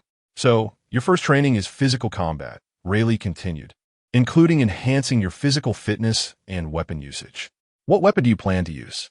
Kyle had actually been thinking about this for a long time. His Bobo fruit, in some ways, had similarities to the tremor fruit of the strongest man in the world, Whitebeard, who was known for gathering children from across the seas. Theoretically, he could replicate some of the effects that the tremor fruit could achieve. "I want to use a guandao," Kyle answered seriously, considering that in this world there was no term for a guandao, referring to that kind of long-handled broadsword. "Oh," Roger showed interest. "Why choose that?" "My ability allows me to manipulate waves, which means vibrations," Kyle explained. "If I use a long-handled weapon, I can transmit the vibrations through the handle to the blade, releasing them at the moment of the strike to create an effect similar to a shockwave. It allows me to maintain distance while increasing the destructive power of my attacks." He envisioned Whitebeard swinging the tornado cut, shattering the atmosphere with a single strike. Although he was still far from that realm, it was undoubtedly a direction worth striving for. "I see. It's a naginata." Roger nodded in understanding. "Not a bad idea, little Kyle. Using a weapon to amplify your fruit ability, kuhahaha." A hint of approval flashed in Rayleigh's eyes behind his glasses. This boy not only had talent, but also a clear mindset, which was far more valuable than sheer brute strength. "Now that you've decided, this will be your training plan." Rayleigh pulled out a piece of paper from somewhere and handed it to Kyle. Kyle took it and couldn't help but twitch at the corner of his eye when he looked. Kyle's exclusive physical enhancement menu 1. Morning exercise. Run 100 laps around the ship with weights, speed determined by the captain's mood. 2. Morning. Sea resistance training. Using a rope to connect the waist to the ship and swimming against the current at the back until exhaustion. During this time, the captain will randomly throw fish, barrels, and other obstacles. 3. Afternoon. Basic weapon training and practical combat drills. Instructors. Rayleigh, basic part. Roger, practical part. 4. Evening. Extreme dodging training. Stand in the center of the deck and dodge heart-shaped food thrown by the captain and first mate. If hit once, dinner is halved. 5. Night. Meditation and fine control practice of fruit abilities. Looking at the part about the ship's speed being determined by the captain's mood and the random throwing of obstacles. Along with that inhumane heart-shaped food, Kyle's forehead broke out in a cold sweat. "I'm soaked in sweat, bro." This training plan exuded an air of unreliability and a disregard for life. "Is it you, the mediocre teacher Rayleigh? What, scared?" Roger leaned in, bumping him with his shoulder, laughing wickedly. "No." Kyle gritted his teeth, clenching the paper tightly in his hand, fire burning in his eyes. "I accept." Thus, Kyle's tragic, crossed out, fulfilling life began. On the first day, he ran less than 30 laps around the ship. Roger, in a moment of inspiration, made a sharp turn, and Kyle was thrown off, sliding across the deck for 7 or 8 meters. On the second day, he was gasping for breath. Who can swim in seawater right away? This is not how you train resistance. On the third afternoon, after Rayleigh had just taught him the most basic grips and cuts of the naginata, Roger charged at him with a sword. "Come on, little Kyle, it's time to test your learning results." How is this different from having learned that 1 + 1 = 2, and now it's time to prove Goldbox conjecture? Clang, clang, bang, on the deck. Kyle wielded a makeshift naginata made from a wooden stick and a broadsword, clumsily blocking Roger's torrential attacks. Roger didn't even use any sword techniques, just the simplest slashes. Yet the overwhelming force pressured Kyle's hands, making them numb, his arms sore, and he kept retreating. Too slow, too soft. Your blade has no power. Each of Roger's evaluations felt like a heavy hammer striking Kyle's heart. The evening's dodging training was even more intense. "Little Kyle, catch my flying fishtail. Kyle, watch out for the barrel on your right." Kyle jumped around the center of the deck like a mouse being toyed with by two cats. Sometimes it was slippery sea fish thrown by Roger. Sometimes it was wooden boards tossed by Rayleigh, with tricky angles and incredible speed. He could only rely on the keen senses he developed on the deserted island to dodge. Bang! He failed to dodge, and a sea fish hit him squarely on the butt. Kuhahaha! Hit! Dinner is halved. Roger's gleeful laughter echoed across the sea. Kyle covered his butt, wanting to cry without tears. Why do ships on the sea often hear the screams of children? Why are 6-year-olds covered in bruises? Is this a distortion of humanity or a degradation of morality? Welcome to the large documentary Kyle's Redemption. Of course, the above content is purely Kyle's automatic narration generated in his mind when he was being trained to the point of confusion. Days passed in this intense training. Kyle was exhausted every day, feeling like a dead dog, his body aching as if it were falling apart, covered in bruises, with old injuries unhealed and new ones added. Several times he felt he was about to die, but whenever he approached his limit, Rayleigh would always produce ointment to help him treat his injuries, and Roger would bring a roasted giant sea beast for him to replenish his strength. They were squeezing his potential in the harshest way while caring for him in the most direct manner. Gradually, Kyle began to change from his initial complete passivity. During weighted runs, he started to unconsciously use weak shock waves to counteract some of the reaction force from his feet, making his steps lighter. When sparring with Roger, he no longer just took hits, but learned to attach high-frequency vibrations to the edge of the naginata, detonating them at the moment of collision with Roger's sword to offload some of the immense force. Although he still got beaten to a pulp, at least he could last a few more exchanges. Chicken belly, it must be chicken belly, my looks. During the evening's heart-shaped food time, he even maximized the use of light mirage. At the moment various thrown objects approached, he distorted the light around his body, creating a visual error of a fraction of a second, buying himself precious time to dodge. As for the seawater resistance training, it's better not to mention that. So what can I do? What if a fruit user is soaked in seawater? Roger and Rayleigh. We forgot your fruit user.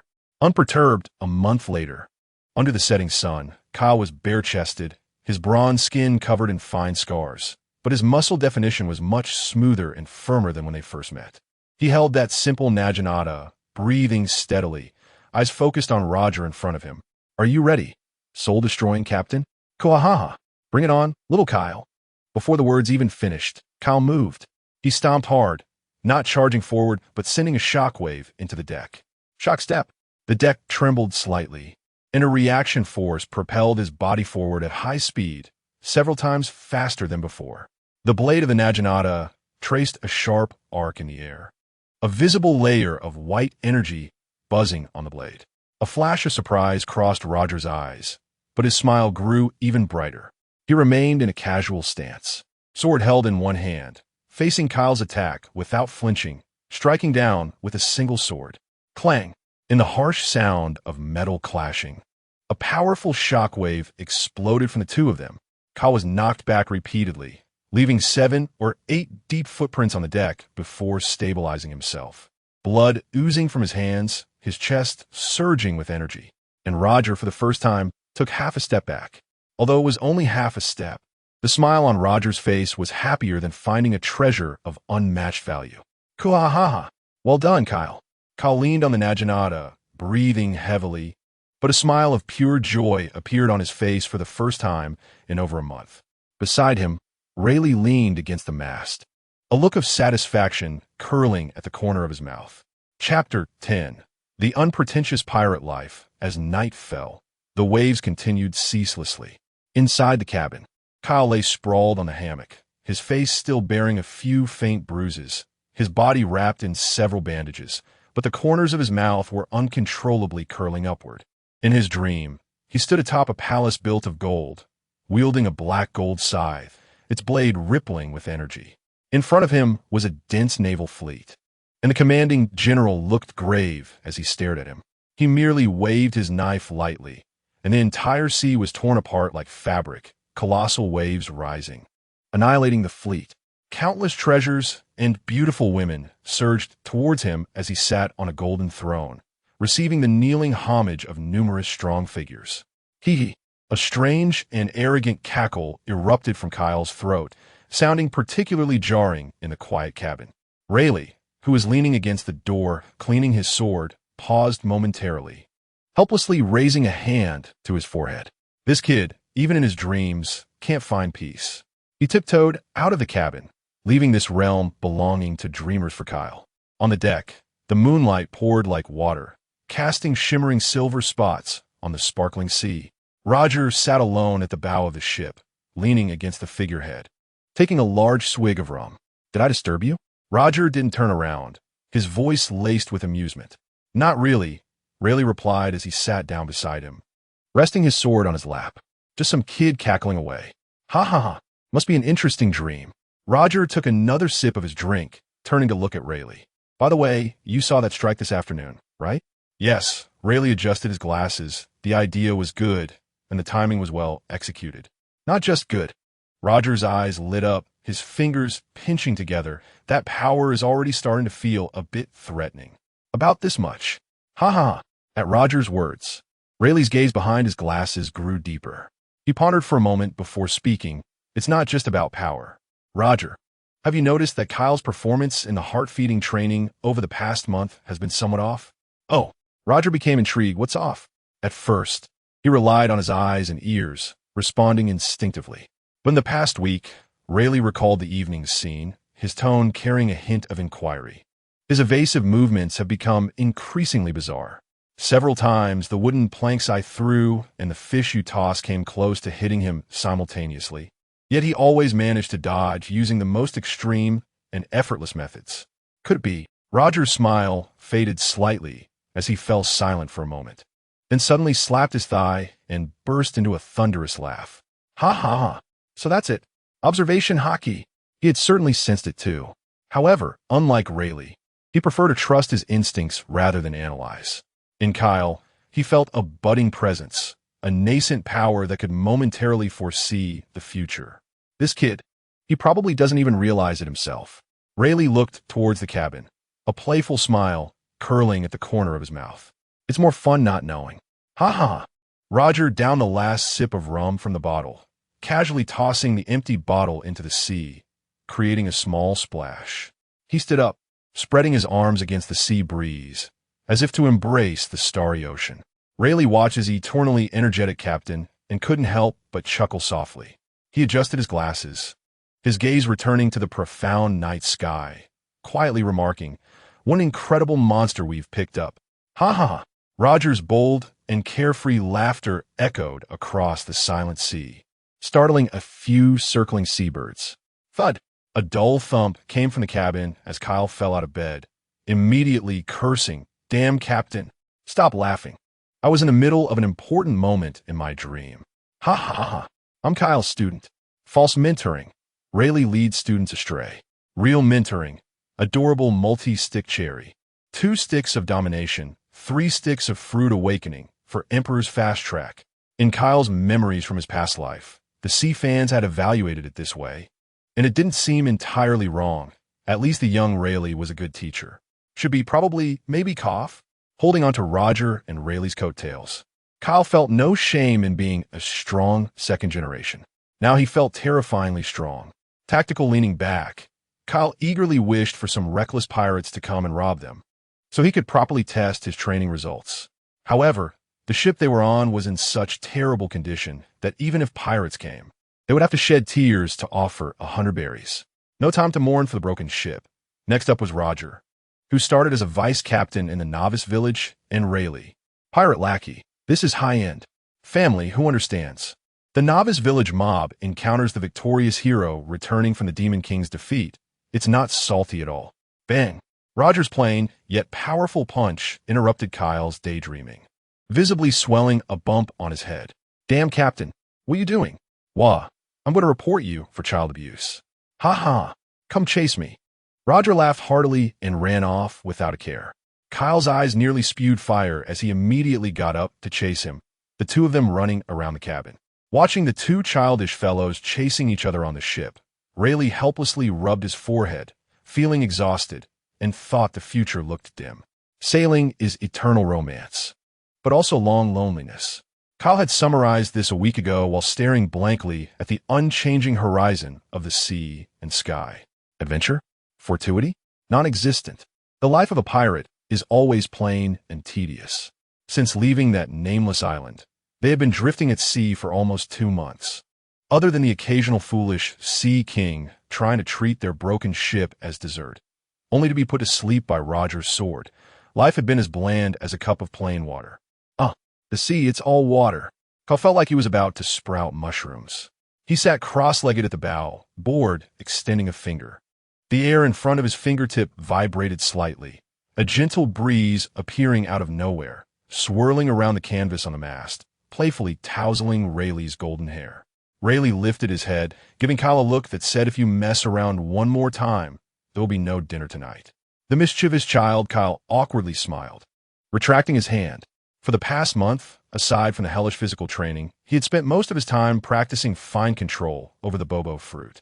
For example, this little trick he named Gentle Breeze at Dawn was about creating airflow by manipulating subtle vibrations in the air. In the doldrums, he could even act as a wind machine for the sails. Of course, more often than not, he was Roger's human air conditioner. "Little Kyle, over here, over here. A bit cooler." Roger lay sprawled on the deck like a dried, salted fish, holding a giant roasted leg of meat. Kyle rolled his eyes, reluctantly waving his hand in Roger's direction, a refreshing breeze blowing past. This was his daily life on the ship, under Roger and Rayleigh's rigorous training. His body was visibly becoming stronger and more resilient. Strength, speed, endurance, all far beyond what they used to be. His use of the Bobo fruit was becoming increasingly proficient. No longer just that Nav-VE kid who could only use Quake Punch.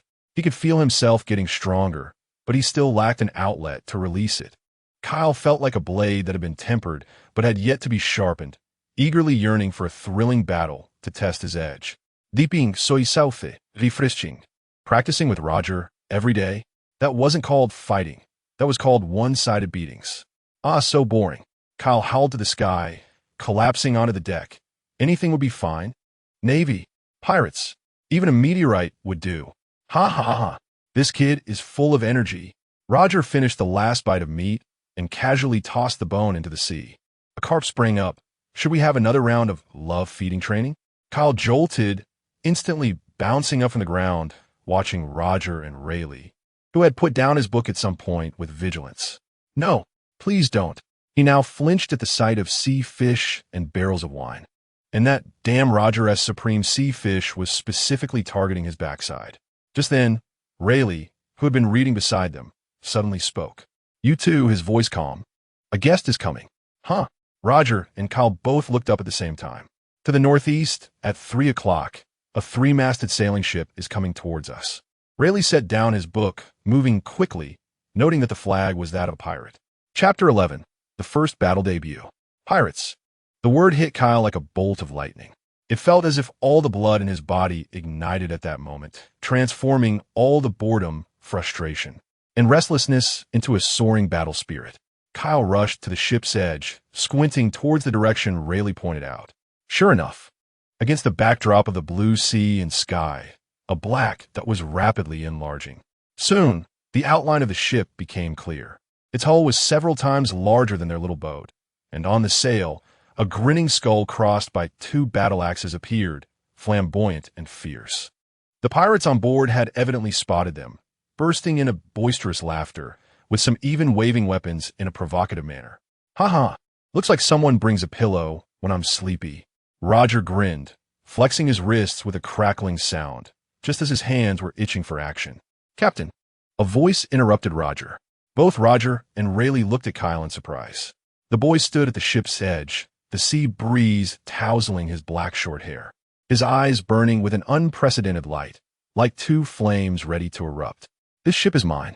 He turned around, his gaze intense as he looked at Roger, his right hand gripping tightly onto the Naginata, leaning against the ship's edge. Roger stared at Kyle's expression, first taken aback, then bursting into his signature hearty laughter. Ha ha ha. He walked up to Kyle, his large palm heavily patting Kyle's shoulder. All right, then it's up to you, little Kyle. He withdrew his hand, placing his hands on his hips, a smile full of expectation and indulgence on his face. Let us see the results of your 2 months of training. However, Roger shifted his tone, his smile turning a bit wicked. If you can't handle it, or if you get half beaten to death, you want to have dinner. I couldn't ask for more. Kyle's lips curled into a confident arc. He took a deep breath, no longer saying anything, and turned to face the approaching pirate ship. On that pirate ship, a burly captain with a face full of flesh and a build like a bear was holding a telescope. When he saw that there were only 3 people on Roger's ship, one of whom was still a child, he couldn't help but let out a mocking laugh. Kids, do you see that? A broken ship, 2 pathetic guys, and a little brat who hasn't weaned yet. He put down the telescope and shouted at his subordinates. Today is our lucky day. Let us kill them, and everything on their ship will be ours. Oh. The pirates erupted into excited howls. Kyle held the Naginata in one hand and placed the other on the ship's edge, nimbly jumping off the ship, walking on the waves. Just as Kyle was about to hit the water, a visible ripple suddenly spread across the sea surface beneath his feet. The ripples didn't expand outward, but strangely contracted inward, solidifying and forming a transparent platform that seemed to be made of water right beneath him. Kyle stepped out, firmly standing on the surface of the sea. Immediately, he took a second step, a third step. What? You ask, why not just use the recoil to fly over? Move aside, Kyle is about to show off. In the astonished gazes of the pirates on the opposite side, Kyle held his long knife, casually walking on the undulating sea surface as if it were solid ground, heading straight for their ship. On the deck, Roger watched with gleeful excitement, continuously exclaiming praises. Rayleigh leaned against the mast, adjusting his glasses, a barely perceptible smile creeping onto his lips as he muttered to himself. It's begun. The sea breeze tousled the boy's black short hair as he held the simple Naginata, taking step by step, walking calmly over the waves towards that 3-masted sailing ship. This illogical scene instantly caused the crew of the giant axe pirates to explode in confusion. What is that? He walking on the sea. He a devil fruit user. The pirates on the deck were uncertain, retreating one after another, as the weapons in their hands seemed to provide no sense of security. This strange entrance was far more impactful than any brutish display. Shut up. Everyone quiet down. A rough roar drowned out all the noise. The fleshy-faced captain kicked aside a subordinate blocking his way, rushing to the bow, spitting as he angrily shouted, What's just a power user? What's there to fear? He's just a little brat who hasn't weaned yet.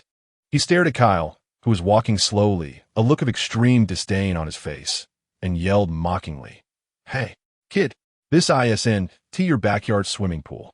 What, didn't your mommy call you home for milk? Ha ha. The captain's arrogant laughter stirred the crew, emboldening them to join in the ridicule. Their previous fear seemingly diminished by this mockery. Move the cannon 5 millimeters to the left, fire. The captain grinned as he ordered, blow him to pieces. Boom, boom, boom. 3 cannons spewed smoke, emitting sharp whistling sounds. Several dark cannonballs shot rapidly towards Kyle on the sea surface. Roger and Rayleigh on board remained calm and collected, with Roger even crossing his arms, grinning, prepared for a good show. Facing the incoming cannonballs, Kyle didn't dodge or evade. He slightly bent his legs, shock step. The water beneath his feet suddenly sank. An invisible shockwave exploded at his feet. Boom! The massive recoil launched Kyle's body straight up, soaring several meters into the air. What? The grin on the giant axe captain's face froze. In midair, Kyle's figure stretched out, the simple Naginata in his hand tracing a cold arc in the sunlight.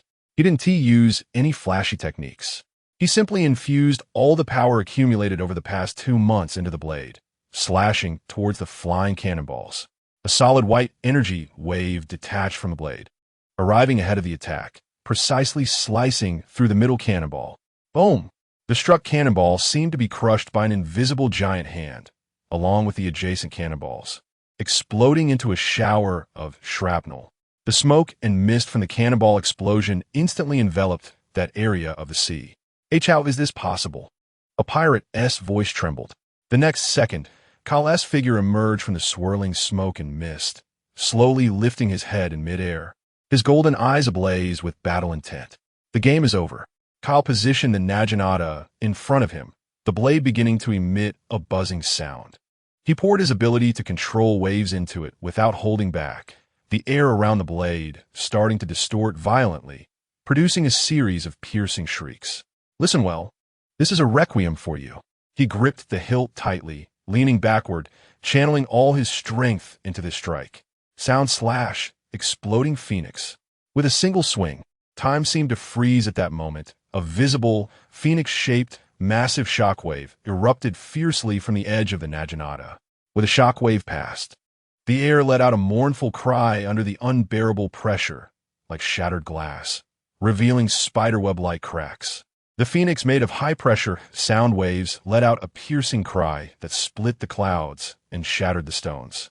With a flap of its wings, it instantly crossed 100 meters of sea surface and accurately collided with the central body of the giant axe pirate crew's three-masted sailing ship. Boom! The deafening roar finally erupted, as if the entire sky had been torn apart. The proud ship of the giant axe pirate crew was struck head-on like it had been hit by a giant's iron fist, first creating a massive dent in the thick hull's center, followed by countless cracks crazily spreading from the point of impact, and in the next second, the entire ship disintegrated with a thunderous crash. Wood chips and torn fabric flew everywhere. The mast broke with a crack, and countless pirates were hurled into the air by the violent shockwave, falling into the sea like dumplings.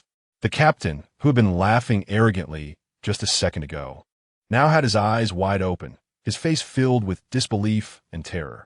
He opened his mouth, but couldn't make sound, only able to watch helplessly as his ship fell apart before his eyes, before being struck by a broken plank and sinking into the deep sea along with the wreckage. In just a few minutes, an armed-to-the-teeth pirate ship, along with dozens of pirates, was completely annihilated under Kyle's earth-shattering blow. On the sea surface, only floating wreckage and the cries of those who had fallen into the water remained. Kyle leaned on his Naginata, standing atop the waves, his chest heaving violently. Yet an unprecedented sense of exhilaration surged from the depths of his heart. Move fast, look cool, shout the name of the technique loudly. This is the passionate youth. Kukuahaha. On Roger's ship, there was a moment of silence, followed by Roger's iconic, earth-shaking laughter. He laughed so hard he nearly fell over, tears almost bursting from his eyes, while vigorously patting Rayleigh on the back. Did you see that? Rayleigh, did you see that? Kuhahaha. Well done, Kyle. Rayleigh helplessly pushed Roger away, adjusting his glasses, but his gaze behind the lenses was filled with appreciation and approval. Chapter 12. A bleak future, what a debut, what power. What a perfect visual effect. I would call this a perfect show-off. I wonder if there are any news birds from the world government nearby. Will my first battle be recorded, and will I have my own bounty? Aaron Kyle, with a bounty of at least 1 million berries starting off, right? Kyle stroked his chin, secretly calculating that he needed to choose a good photo, preferably one of me walking on the waves just now. He was lost in a beautiful dream of becoming famous across the seas when Roger's loud voice disrupted the atmosphere from the ship. Kuwaita! Kyle, well done. Come back. The feast is starting. Kyle smacked his lips, still feeling unsatisfied, and with a wave of the water beneath him, he lightly jumped back onto the deck. At night, the campfire crackled on the deck, casting a red glow on the faces of the three. Several pieces of delicious roasted meat were sizzling and oozing oil, filling the air with an appetizing aroma. Roger and Rayleigh raised their glasses and clinked them together, producing a dull sound. To our future as great pirates. Kyle's first battle was a success. Cheers!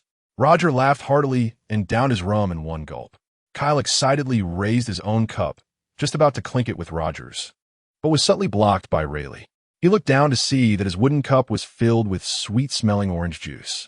Minors are prohibited from drinking alcohol. Rayleigh adjusted his glasses, his tone plain, yet unquestionable. Kyle's smile froze on his face. But, coo-ha-ha-ha, kid should drink juice. Roger filled another glass with liquor. Looking at him gleefully, Kyle angrily gulped down a big mouthful of orange juice, internally complaining. TCH, orange juice is great. Orange juice is necessary to prevent scurvy. After 3 rounds of drinks and 5 rounds of meat, Kyle slumped on a wooden crate, rubbing his round belly, satisfied and letting out a burp. He looked at the wreckage floating in the distant sea and suddenly thought of a very serious question. Damn, Captain, he spoke weakly. It seems we've suffered a loss. Roger, who was drinking from a barrel, looked at him in confusion.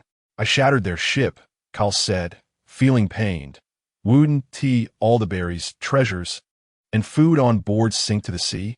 We worked hard for nothing.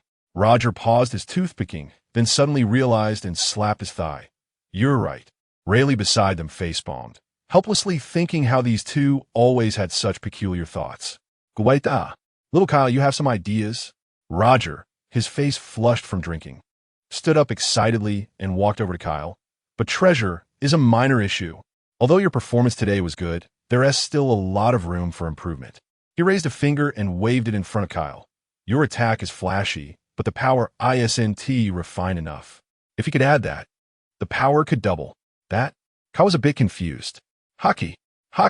Roger grinned, looking at him as if he didn't understand anything. Come on, I'll teach you right now.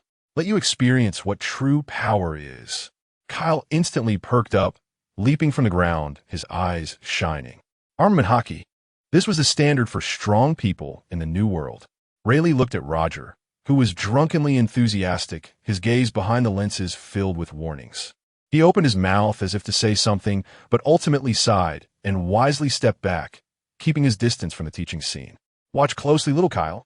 Roger spread his legs in a horse stance, took a deep breath, clenched his right fist, and said, Armament hockey must be like this, his fist suddenly covered in a layer of black metallic sheen. He swung a powerful punch at the side of the ship. Crack. A sound that made teeth ache rang out, as time seemed to freeze. Roger's fist penetrated the shipboard. A large hole appeared on the side of the ship, and cold seawater rushed in through the opening. The atmosphere on the deck instantly dropped to freezing point. Roger retracted his fist, looking down at the gushing hole, then at his own fist, the effects of the alcohol sobering him up significantly, his expression gradually becoming dazed. Kyle's excitement and anticipation instantly turned to stone, then shattered into pieces. His pupils dilated sharply, his mouth uncontrollably opened wide, his whole being abstracted like the famous painting The Scream. The next second, a heart-wrenching scream echoed through the night sky. Dumb Captain, Kyle scrambled to the hole, watching the water pouring in, feeling his heart chill. The ship is sinking. It's going down. He fumbled to try to block it with his hands, but the force of the water flow was too strong. He simply couldn't hold it back. This was purely an accident. Roger scratched his head awkwardly, trying to defend himself. An accident, you say? Kyle nearly cried out. Who told you to use your own ship as a demonstration? As the water surged in more and more, he quickly came up with an idea, pressing his hands against the boards around the hole. Wave, fruit ability, activate. Let us push it back. He directed a high-frequency vibration wave into the ship, causing the boards around the hole to vibrate violently at a visible frequency. The incoming seawater was forcefully pushed outward by this power, forming a temporary wave barrier. Then, Kyle cupped his hands, manipulating the incoming seawater, making it flow back and shoot out of the hole. After doing all this, he was already drenched in sweat, gasping for breath. But the crisis wasn't over. That hole was still there. Hey, Rayleigh, stop watching the show. Quickly find something to patch the ship. Kyle turned and shouted at Rayleigh, who had retreated under the mast. Rayleigh sighed again, putting down his glass, wearing an expression of I knew this would happen, and resignedly began searching the ship for boards and tools. After the initial shock, the mastermind Roger couldn't help but burst into thunderous laughter as he watched Kyle's panicked expression. Little Kyle, you looked so funny just now. Come on, laugh. Hurry up and help. In the end, amidst the 3 of them's flustered efforts, the hole was finally patched up with a few wooden planks.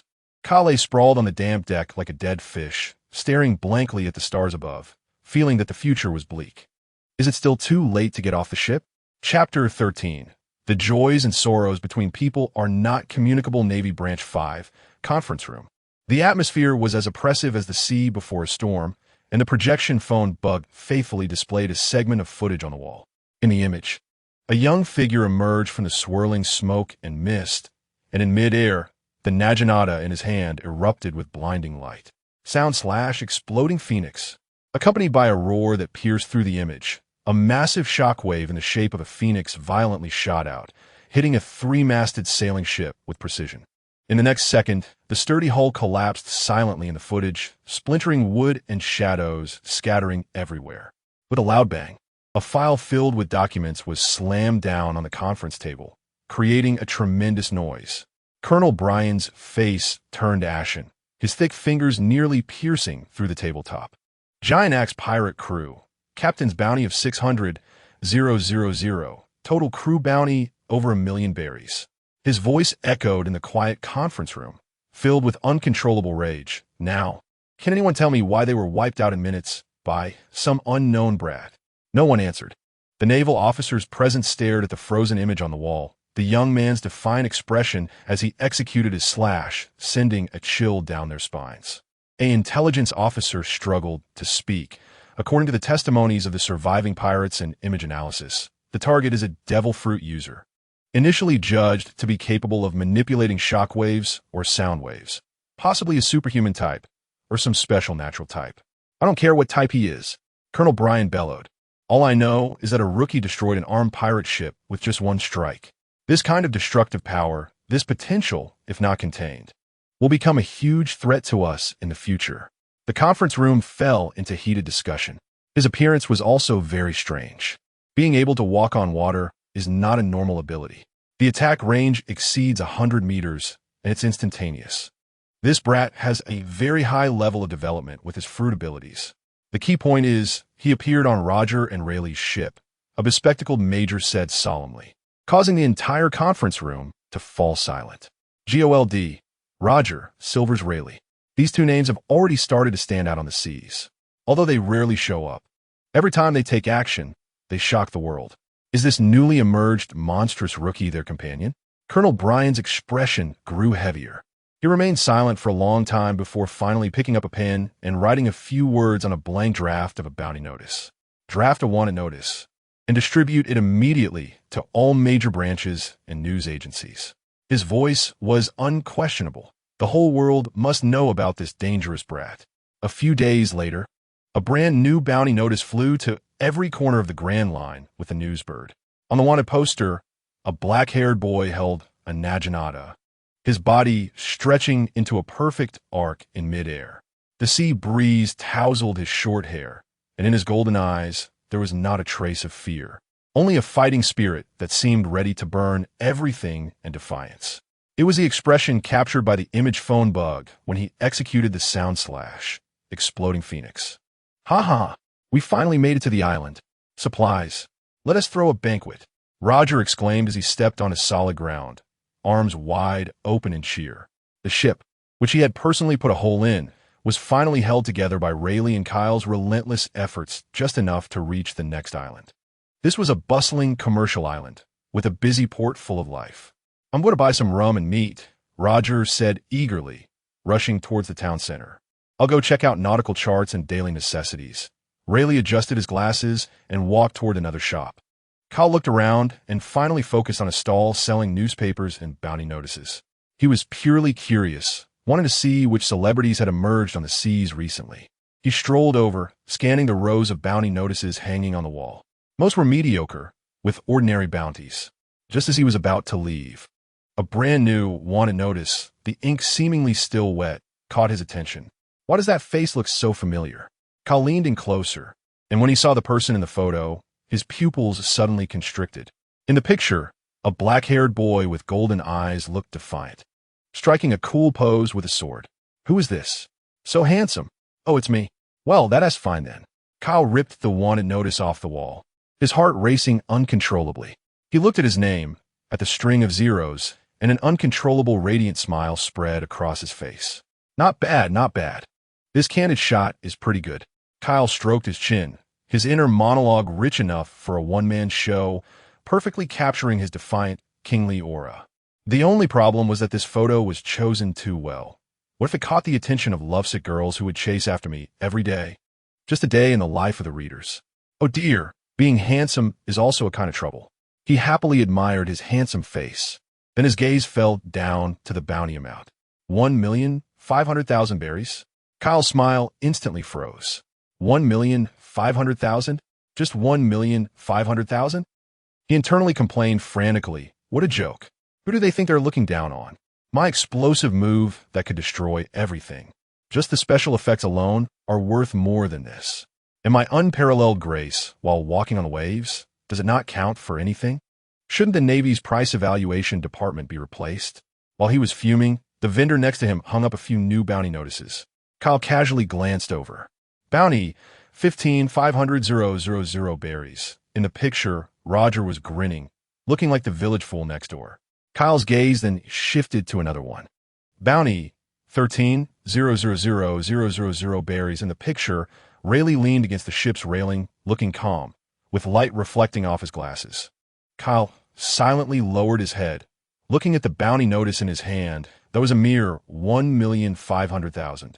Then looked up at the two notices exceeding 10 million.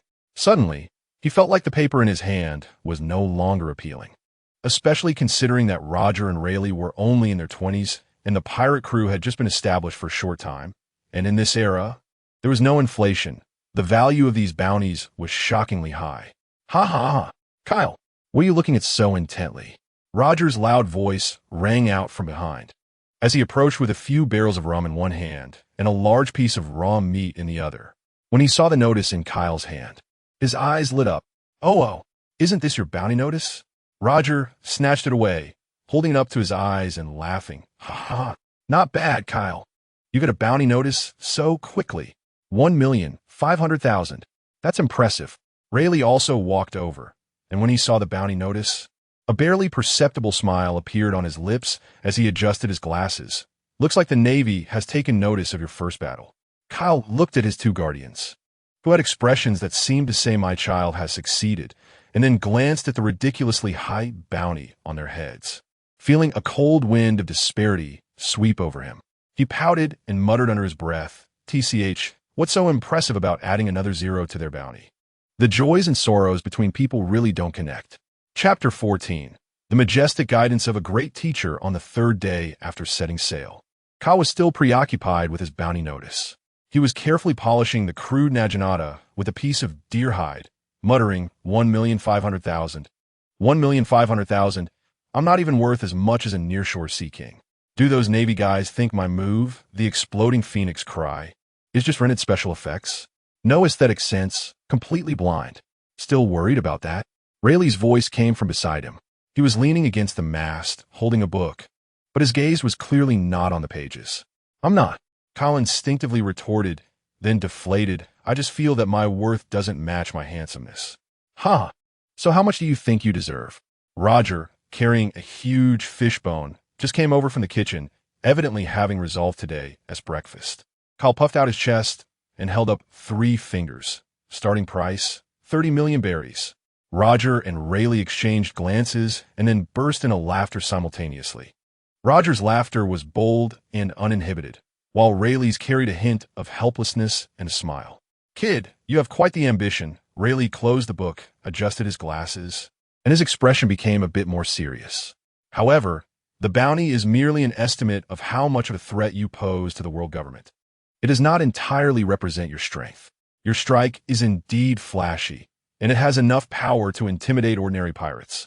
He shifted his tone, becoming sharper. But if your opponent is a true strongman, you might already be down before you even swing that blade. In fact, your proud shockwave might not even touch certain powers. Kyle stopped polishing the naginata and frowned. Certain powers? Hockey. Rayleigh uttered these 2 words, and the air on the deck seemed to grow heavier. Every human in the world possesses this latent power within them. Breath, aura, intimidation. It's innate, but the vast majority are unaware of it or unable to draw it out. Hockey can generally be divided into 2 types, no, 3 types. He extended a finger. 1 is observation hockey, which allows you to strongly sense the aura around you, perceive enemies outside your line of sight, and predict your opponent's next move. In fact, during your previous heart-feeding training, you unconsciously touched its threshold. Kyle's heart skipped a beat as he recalled those unbelievable evasive maneuvers he had performed later on. Rayleigh extended a second finger. The other is armament hockey, which Roger demonstrated a few days ago. It can enhance your defense and attack power, like wearing an invisible armor. More importantly, it is the most effective means of countering devil fruit users. No matter if you're a Logia or Paramecia type, in the face of strong armament hockey, your proud ability advantage will no longer exist. Kyle's pupils slightly contracted. He had known the importance of hockey in his past life, but hearing it from a future pirate king, Rayleigh, made the pressure feel entirely different. One could only say that Oda, the old thief, did not act human. Introducing the concept of hockey, even creating a trend where hockey surpasses everything. Many early characters suffered due to appearing too early and lacking hockey. As for the third type, Rayleigh paused, glancing at the grinning Roger beside him. That is Conqueror's hockey, which is born only once in a million people. It is an innate king's qualification that cannot be learned later, only awakened from within. So, you don't need to consider that for now. Huh, did you understand, little Kyle? Roger tossed the fishbone into the sea, marching over to Kyle, hands on his hips, casting a shadow like a mountain. Want to add another 0 to your bounty? Then you need to learn how to take a beating first, before Kyle could react. Roger's large hand had already grabbed a black cloth strip that seemed to have come from nowhere. Here, put this on. What is this for? Kyle looked at the sweat-scented cloth strip with a face of disgust. To train your observation hockey, Roger said matter-of-factly, unceremoniously covering Kyle's eyes with the strip. Since your eyes and ears can deceive you, why not just not use them? Use your heart to see and hear. Suddenly, everything in front of him fell into darkness, and Kyle immediately lost his sense of security. Hey, Captain, don't mess around. Huh, Rayleigh, are you ready? Anytime. The next second, Kyle's sixth sense abruptly sounded the alarm. He could feel something on both sides rushing toward him at high speed, accompanied by a whistling sound. Surprise attack. Master Ma's voice. Without thinking, he suddenly performed a backflip. Whoosh, whoosh. A piece of broken wood and a wine bottle narrowly flew past his nose. Oh, there was a hint of surprise in Rayleigh's voice. Not bad. Roger's tone was filled with excitement. Then let's increase the dosage. Just as Kyle straightened up, before he could catch his breath, the sounds of objects slicing through the air came at him densely, like a torrential rain. Hey, no martial ethics. He had to rely on that vague sense of crisis, awkwardly dodging and weaving on the deck. Bang! His back took a solid hit, like being struck by a hammer. It was a part of the anchor thrown by Roger. Thud! His forehead was precisely hit again, a round object bouncing off. It was an apple thrown by Rayleigh. Baka, are you trying to kill me? Kyle covered his head and wailed. Ha! If you die from this, how can you be my crew? Roger's laughter was filled with malice. Focus, Kyle. Rayleigh's voice was calm, like that of an observer. Don't use your ears to chase the source of the sound. Don't use your skin to feel the changes in airflow, and absolutely don't use your devil fruit abilities. You need to capture their intent as they attack you. That aura cannot be hidden. Intent? Aura? Kyle gritted his teeth in the darkness, forcing himself to calm down. He gave up all unnecessary movements, standing still like a wooden post, immersing his entire mind into the surrounding environment. The sounds of the wind, waves, Roger's breathing, and the soft rustle of Rayleigh turning the pages of his book, none of these were right. What he needed to find was the clear, murderous intent that had a definite direction. It's coming. Right behind. Kyle suddenly stepped to the left front. A board whistled down where he had just stood, shattering into pieces. Good. Rayleigh's voice sounded again. Kyle felt a surge of joy but dared not relax for a moment. He could sense more murderous intent lighting up from all directions like sparks in the night, clear and deadly. To the left, too. In front, 3. 1 above. Kyle took a deep breath, his body twisting in a way incomprehensible to ordinary people. He moved like a water plant swaying in a torrent, avoiding all attacks with the smallest movements and the most extreme angles. When the last orange brushed past his ear and fell onto the deck with a soft thud, the surrounding attacks came to a halt. Kyle was panting heavily, drenched in sweat, but he grinned. He pulled off the blindfold and looked at the mess around him. as well as Roger and Rayleigh standing not far away, one carrying a barrel of wine, the other holding a book with excitement in their eyes. Let us do it again. This feeling was too wonderful. The training for observation hockey lasted the entire morning until Kyle was exhausted like a dead dog, barely able to stand, before it was declared over. In the afternoon, when Kyle thought he could rest, the teaching of armament hockey began again. Armament hockey, in simple terms, is to materialize your aura and cover it over your body or weapon. Rayleigh is still the theoretical mentor, stemming from your strong spirit and body, using willpower to mobilize and condense. Imagine that your body is a knife, and your domineering aura is the invisible sheath, which can protect the blade and make the strike sharper. Why say so much? Roger clenched his fist, making a cracking sound, and impatiently interrupted him, saying that practice is the only standard for testing truth. Come on, Kyle, throw a punch at me. He patted his arm covered in pitch-black armament. Kyle looked at that arm, which was harder than steel, and twitched the corner of his mouth. I'm afraid my hand will break. Ha ha ha, then let me do it. Roger grinned and suddenly swung a punch. Kyle was startled, instinctively raising the practice naginata to block in front of him. Bang! There was a loud sound. Kyle felt an irresistible force coming from the blade, as if he had been hit head-on by a battering ram, flying back more than 10 meters and smashing the wooden door of the cabin into pieces. He felt a sweetness in his throat and spat out a mouthful of blood. His hands gripping the naginata were all torn, blood flowing. The naginata, which was still relatively sturdy, now had a noticeable crack on the shaft. Did you feel that? Roger retracted his fist and stood there grinning. Your shockwave could break the ship, but against my punch, you couldn't even push me back. Do you want to kill me, you bastard? Kyle struggled to climb up from the rubble, spitting out a mouthful of blood, but his eyes were exceptionally bright. Come again. You have guts. For the next hour, the deck was filled with one-sided beatings. Roger didn't use his full strength, but every punch perfectly made Kyle feel that domineering aura penetrating his defenses and hitting his core with pain. Armament is often used more on weapons. Rayleigh, who had somehow drawn his sword, instantly covered it with a layer of armament. He made no extra movements, just thrusting his sword in a plain manner. The speed of this thrust was not fast, but Kyle felt all the hairs on his body stand up. That was the edge that could cut through everything. Kyle's pupils shrank sharply. It was too late to dodge. He poured all his spirit and will into the naginata in his hand, trying to imagine and condense that invisible armor like Rayleigh. Make it hard for me, he shouted, bringing the naginata toward Rayleigh's sword tip. Ding! A crisp sound of metal clashing. Sparks flew. The naginata in Kyle's hand didn't break. Although there were more cracks on the blade, it indeed blocked Rayleigh's strike. Kyle was stunned. He looked down at his naginata and then at Rayleigh, whose expression was calm. In that moment, Rayleigh withdrew his sword and slowly spoke. You succeeded. Although it's very weak, your will is indeed covering the weapon. Kyle felt the naginata still humming and that strange sensation in his arm, as if he was merging with the weapon, and his heart began to race uncontrollably. Is this armament? Ha ha! Well done, Kyle. Roger's big hand patted him heavily on the back, almost making him spit blood again. Kyle stumbled but grinned, showing a smile more awkward than crying. At that moment, his whole body ached, as if all his bones had been disassembled by Roger and Rayleigh in turn and then glued back together.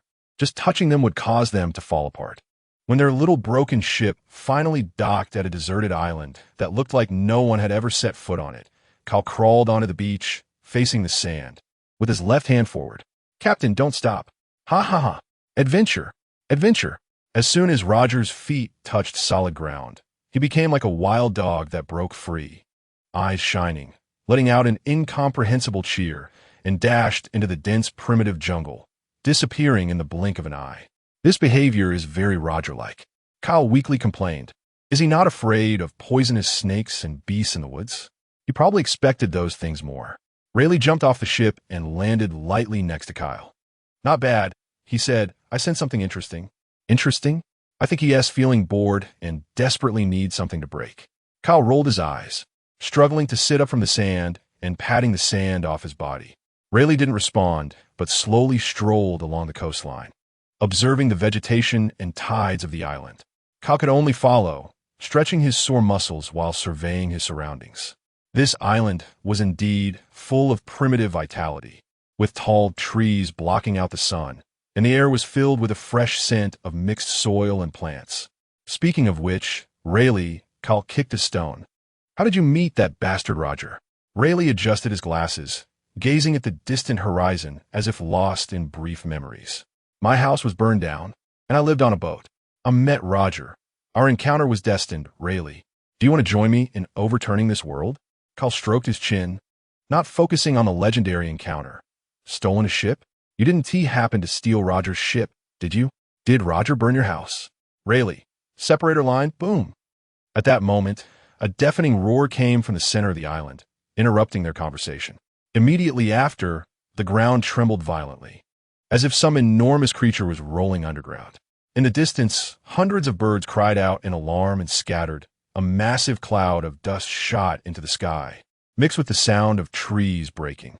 Kyle and Rayleigh exchanged glances, both seeing the same thing in each other's eyes.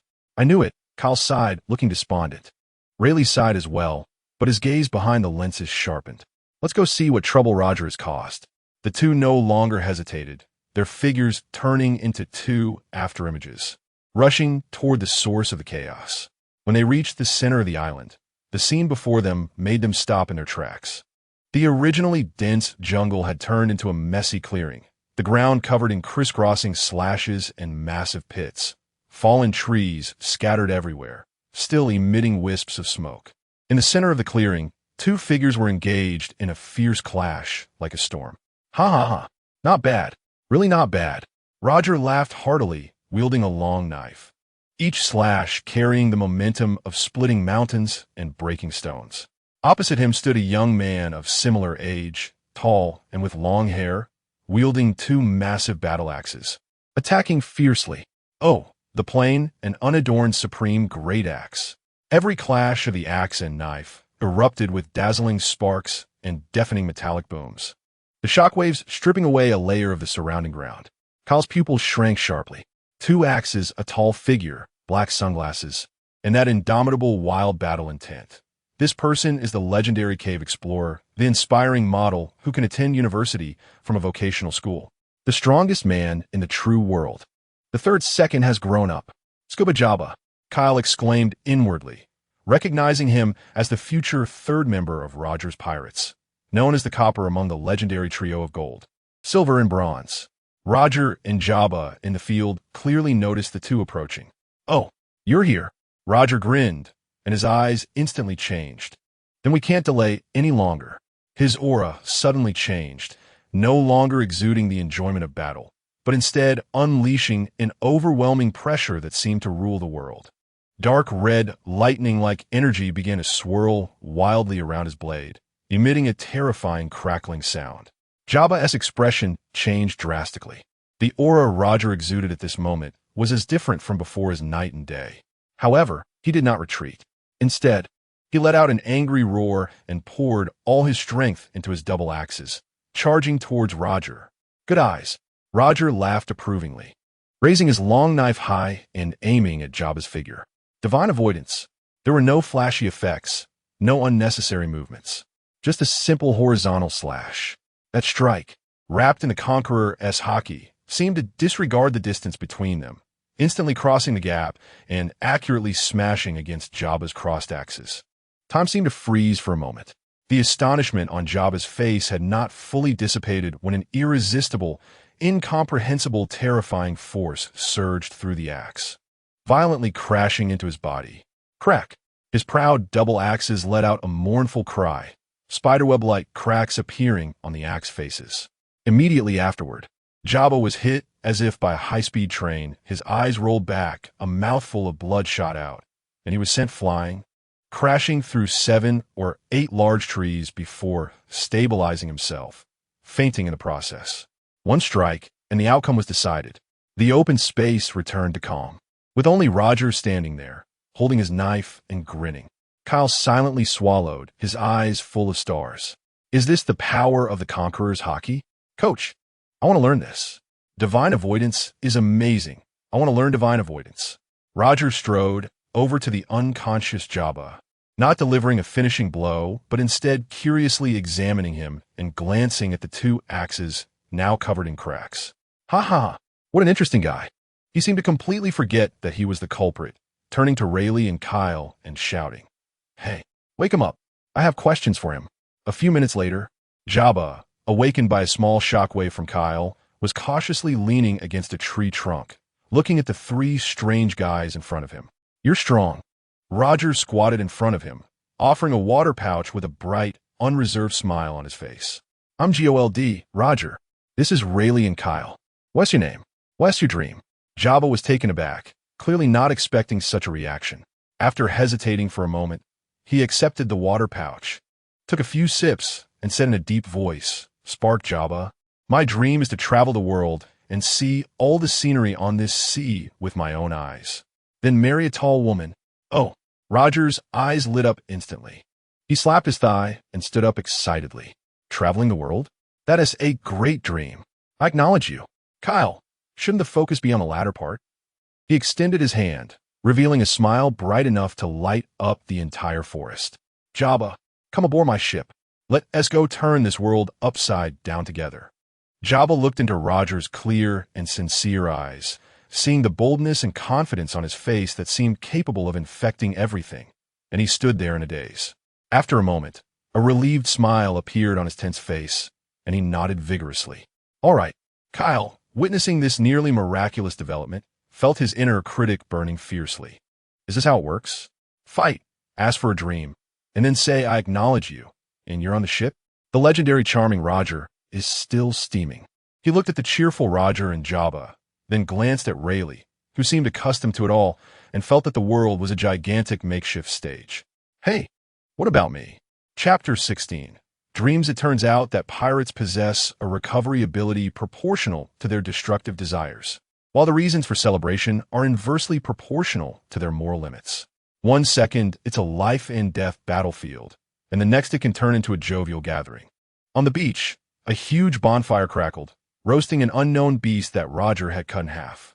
Fat dripped into the flames, sizzling and filling the air with a rich meaty aroma. Kyle leaned against a rock flattened by shock waves, holding a wooden bowl, feeling like a tattered piece of debris swept up by the tide of time. His bones felt like they were in a fierce debate, every inch of muscle protesting the inhumane treatment of the day. "Can't we wait until the ship is repaired, or at least until I recover, before throwing a feast?" Kyle weakly complained, wondering if this habit of impromptu banquets was really okay. "Ha ha ha, little brat is a troublemaker." Roger held a giant beast leg in his left hand and had his right arm slung around the newly joined Jabba's shoulder. Both of them flushed with the aftereffects of drinking. Pirates should eat heartily and drink deeply. "Right, Jabba?" "Exactly." Jabba was clearly fully immersed in the atmosphere. He raised his cup and clinked it heavily with Roger's, toasting to their newfound friendship. Rayleigh sat on the other side of the bonfire, simply smiling as he polished his sword, not surprised by this touching scene of long-lost half-brothers finally reuniting. Kyle rolled his eyes, silently tearing off a small piece of roasted meat and stuffing it into his mouth. "Ah, it's delicious. Thank you, nature, for your gift." Kyle looked at the three men in front of him. Gold, silver, and bronze, Roger, Rayleigh, and Jabba, the future legends, were already gathered. "Hey, what about me?" A subtle feeling rose in Kyle's heart. Is it anxiety, excitement, or a strong desire to find his place among these monsters? He didn't want to be a mascot. He should strive to become the iron of Roger's pirate crew, the three kings of the sea. That's interesting. Speaking of which, Roger, Jabba took a big gulp of his drink, wiping his mouth. "Why did you set sail? You said you wanted to overturn the world?" The bonfire's glow flickered, reflecting on Roger's face, giving his usually silly grin a moment of depth. "Dreams." Roger bit into a piece of meat and said indistinctly, "I want to see what lies at the end of this sea, to accomplish something no one else can." His voice was not loud, but it was like a stone thrown into a calm lake, stirring ripples in Kyle and Jabba's hearts. There was no mention of the title of Pirate King, nor any desire for wealth, fame, or power, only a pure curiosity and passion. Jabba was stunned. He looked into Roger's eyes, which shone with genuine light, as if he saw the ultimate form of his own dream. He wanted to travel the world. while this man before him wanted to reach the world's end. Ha ha ha. Roger seemed to feel the atmosphere was a bit serious and returned to his usual carefree demeanor. He nudged Kyle with his greasy arm. Hey, little Kyle, what about you? What is your dream? In an instant, 3 gazes focused intently on Kyle. Rayleigh's eyes were inquisitive, Jabba's were full of curiosity, and Roger's looked like he was waiting to see a good show. My dream? Kyle's mind raced. To be the world's greatest swordsman? Ah, that sounds troublesome. I'd be chased for challenges every day. To dominate the world? Ah, that sounds troublesome. A hegemony is just a pain. Wealth, power, and fame? Ah, good. Cough, cough. Just kidding. In this world full of monsters, shouting some conventional slogans felt insufficient, especially in front of these 3 future legends. He remembered a meme that fans often talked about in his previous life. That man, red-haired Shanks, one of the 4 emperors, dominated the seas with a simple request for face. What tremendous power that was! Pirates are not just about fighting and killing. There are also human relationships and social dynamics. Handsome guy, the face fruit. This is the strongest devil fruit in the pirate world, although I've eaten the Bobo fruit. Dreams don't need to follow the basic laws. A bold and bizarre thought gradually took shape in his mind. Kyle put down the wooden bowl in his hand, cleared his throat, and stood tall like Roger, revealing a profound smile on his face. My dream. He deliberately elongated the sound, successfully arousing everyone's curiosity, is to become the king of connections. Huh. Roger, Jabba, and even the usually calm Rayleigh all had frozen expressions on their faces. King of connections? Jabba repeated this unfamiliar term, frowning tightly, clearly unable to understand its meaning. Kuhaha. What kind of ridiculous dream is this? Roger was the first to react, bursting into deafening laughter. Do you want to be a king? Or do you want to know everyone in the world? Kyle calmly raised a finger, posing as if to say you'll understand when you're my age. You think, what is the strongest power on this sea? He asked. Of course, it's hockey. Jabba answered without hesitation. Powerful devil fruits? Roger added. Indomitable will? Rayleigh provided his answer. Kyle shook his head, his expression increasingly suggesting that they're still too young. Young pirates.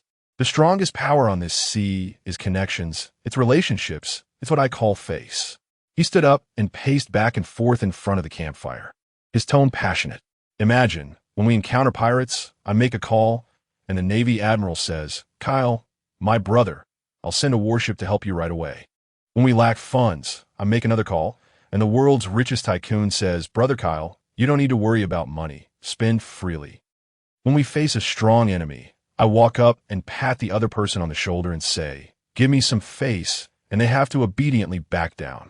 The more Kyle spoke, the more excited he became, as if he could already see himself holding the Navy Admiral with one hand and the Revolutionary Army leader with the other, stepping on the glorious future of the Celestial Dragons. I don't need to act myself. With a word, a glance, the whole world can turn for me. This is my dream. I want my name, my face, to become the hardest currency on this sea. I want to be the king of connections. After he finished speaking, he posed with his hands on his hips in a way he considered to be incredibly cool, waiting for everyone to worship him. However, the scene fell into a strange silence. Only the crackling sound of the campfire remained. Roger had his mouth open, forgetting to eat the meat in his hand, and Jabba looked as if he had seen a sea king flying in the sky. Rayleigh adjusted his glasses, his eyes behind the lenses incredibly complex, as if he were looking at a genius, yet also an unparalleled idiot. Cool, ha ha ha ha ha ha. Roger's laughter broke the silence. He laughed so hard he nearly fell over, tears streaming down his face. Interesting. So interesting. King of connections. Cool, ha ha ha. Kyle, what on earth is in your head? Jabba couldn't help but laugh too. He felt that although this dream sounded absurd, upon closer thought, it seemed somewhat impressive. Although it sounded ridiculous, Rayleigh also showed a helpless smile. But if it could really be done, in a certain sense, it would indeed be invincible. Kyle looked at them, although their reaction was roaring laughter. There was no mockery in that laughter, only pure, heartfelt amusement and acknowledgement. A warm current surged in his heart. All right, I acknowledge your dream. After Roger laughed enough, he raised a huge wine barrel and boldly shouted, then it's decided, I will reach the end of the world. Kyle will be the king of connections. And let the whole world give him face. Jabba will travel the world. Rayleigh, he looked at Rayleigh. Rayleigh just smiled and raised his wine cup. As for me, I just want to see for myself what kind of chaos you guys can create in this world. Cool, ha ha ha. Good. Cheers. For cups of varying sizes clashed heavily against the wine barrel above the campfire.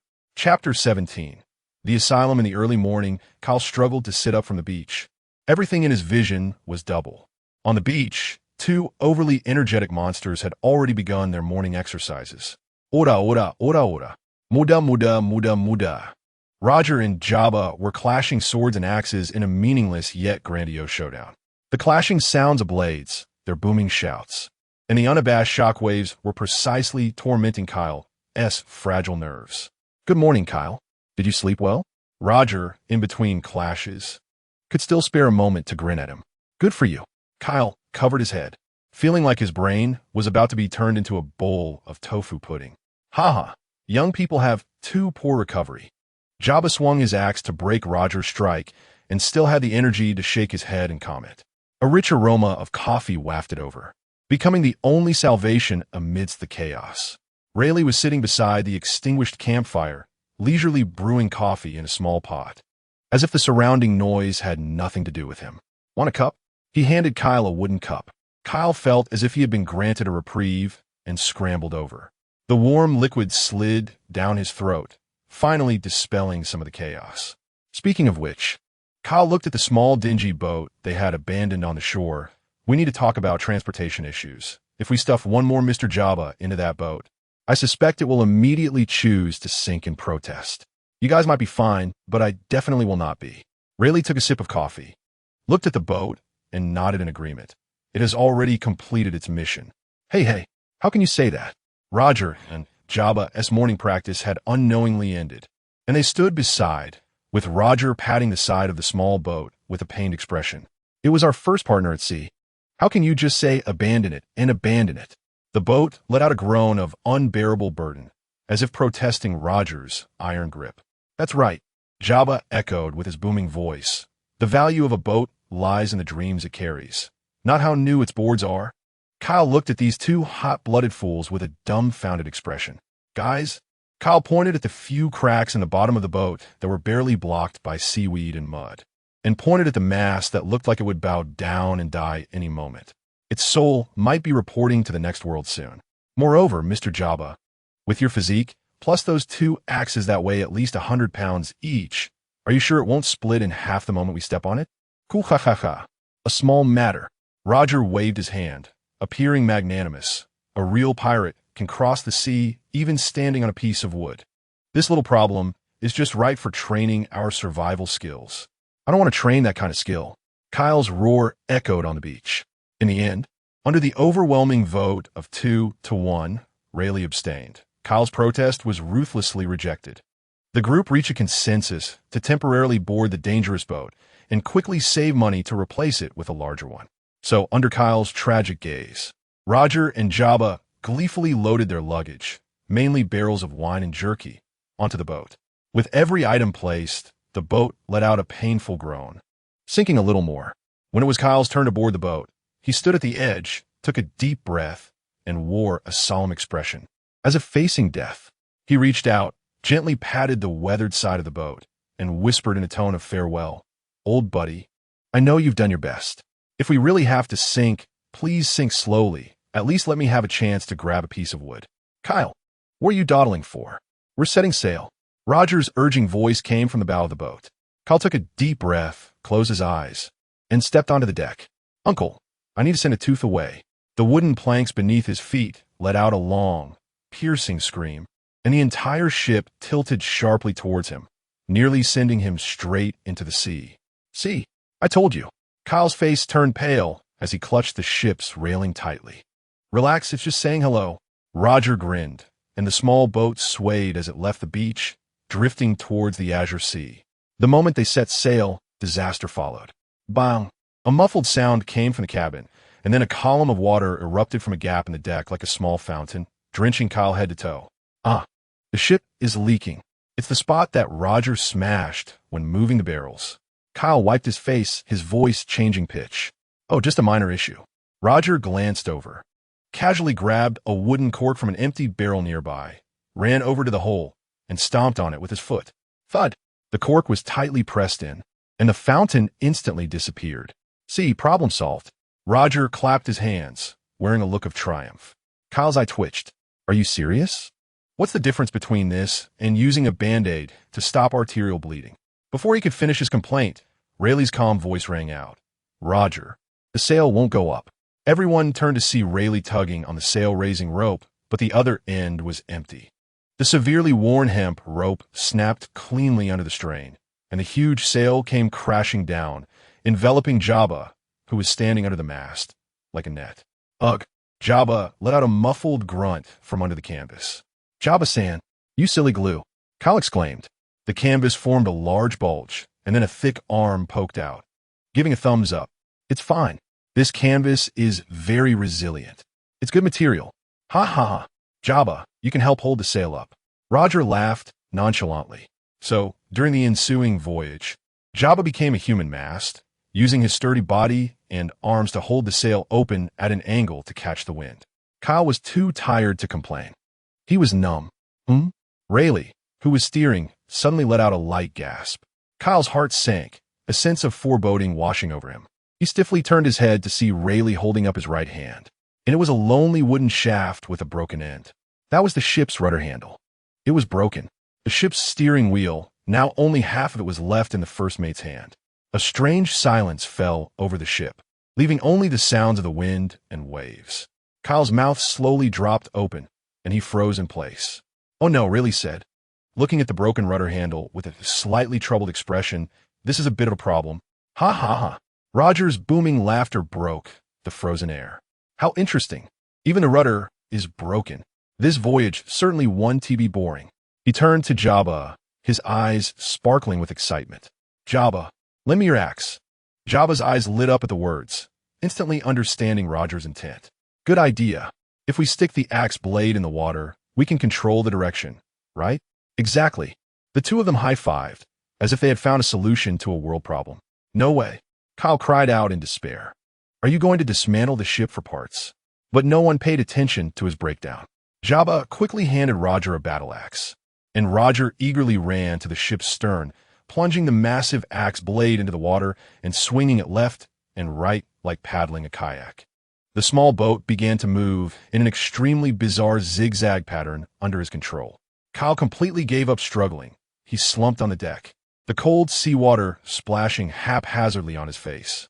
This man, who aspired to be a networking king, now only wished that his connections might prove useful in the belly of a sea king. Yo-ho, you guys, sing along. Roger shouted enthusiastically while paddling. Bing sake. We'll send it to you. Jabba and Rayleigh joined in humming, their cheerful and bold voices floating over the sea. Kyle silently covered his face. He felt like he hadn't boarded a pirate ship, but rather a mental hospital on a pirate ship. Chapter 18. 2 years was enough time for a boy to shed his youthful innocence. Not really. And it was also enough for a rickety little ship that could fall apart at any moment to evolve into at least a medium-sized sailboat that didn't look like it would sink in the next second. This ship was a friendship donation from a pirate crew that lacked vision. And at this moment, the deck was in chaos. Drink, drink, drink. A short, stout man with a Viking-style beard was pouring an entire barrel of rum into his mouth. His name was Miller Payan, and his weapon was a huge hammer covered with spikes. His opponent was Jabba, and the empty barrels in front of them had piled up into a small mountain. Burp. Miller, you can't handle it. Your face is all white. Jabba set down the barrel, unflinchingly patting his belly. Nonsense. This is just excitement. Miller Payan retorted, but his swaying body betrayed him. Not far under the mast, a man with a scar on his forehead and a cigar perpetually clenched in his mouth was cleaning his pistol. He was Colonel Mugurian, a partner they had met 6 months ago on a naval base island. He looked at the two men drinking and let out a disdainful puff of smoke from his nose. Honestly, two drunkards. Isn't it good to enjoy the vigor of youth, Mr. Mugurian? A gentle voice chimed in. A swordsman named Spencer, with red hair neatly tied back and dressed in noble attire, was elegantly leaning against the ship's railing, as if the surrounding commotion had nothing to do with him. He was originally a guard on a merchant ship, but ended up being charmed onto Roger's ship. Oomph. Mugurian didn't respond further, merely glancing at the lookout tower, still brooding over the incident 2 days ago when Jabba got him drunk and embarrassed him. Up in the lookout tower, a plump uncle was holding his beloved long-range sniper rifle, not on guard, but shouting down below. "Hey, you guys, keep it down. You scared away the seagulls in my scope." This was the ship's sniper, Pittum. Kyle sat on the gigantic figurehead of the ship, feeling utterly exhausted. 2 years had passed, and he had grown accustomed to this daily life. He watched the strange characters on deck, the big guy Nostin, who resembled a familiar figure from his past, the taciturn yet skilled swordsman Isaac, the quirky mechanic Punklo, and the one responsible for the navigation logs, Bloomerine. The Roger Pirates had grown from an initial ragtag group of 4 to a scale of over 10 people, taking shape. These people were merely a few lines of text and a couple of blurry silhouettes in his past memories. But now, they were living, breathing companions with distinct personalities. Kyle still remembered that to invite the aloof Colonel Mugurian onto the ship, Roger had played Russian roulette with him for 3 days and nights, to persuade the noble Spencer. Rayleigh had talked with him all night, discussing everything from history and politics to poetry and songs, to get the heavy-drinking Miller Payan to agree. Jabba had accompanied him to drink through an entire town's taverns. Every new member's joining came with a story that was both amusing and absurd, and he, the man who aspired to be a networking king, played the role of the glue. For instance, he remembered to add a slice of lemon to Spencer's red wine, which was his habit. He could chat with Punklo about mechanical transmission, even though he only understood the surface. He was also the only one who could get Mugurian to listen to a complete sentence before he started cursing. Although his status had not yet reached the level where a naval marshal could mobilize warships, he already had quite a bit of influence on this ship. "Hey, Kyle, daydreaming again?" Rayleigh had unknowingly sat down beside him and handed over a cup of warm black tea. No, Kyle took the cup, sipped, and was just thinking about what kind of monsters had gathered on their ship. Kuahaha. Of course, they're the best monsters. Roger's voice came from behind, as he rushed to the bow like a gust of wind, stepping onto the railing, arms wide open as if to embrace the entire sea. "Guys, that island ahead looks interesting. Let's have a party." Oh. Well, the tradition of holding parties anywhere has been passed down. A thunderous cheer erupted on the deck. Miller and Jabba put down their barrels. Colonel Mujin Liang holstered his pistol, and Pittum jumped down from the lookout tower, nearly smashing a hole in the deck.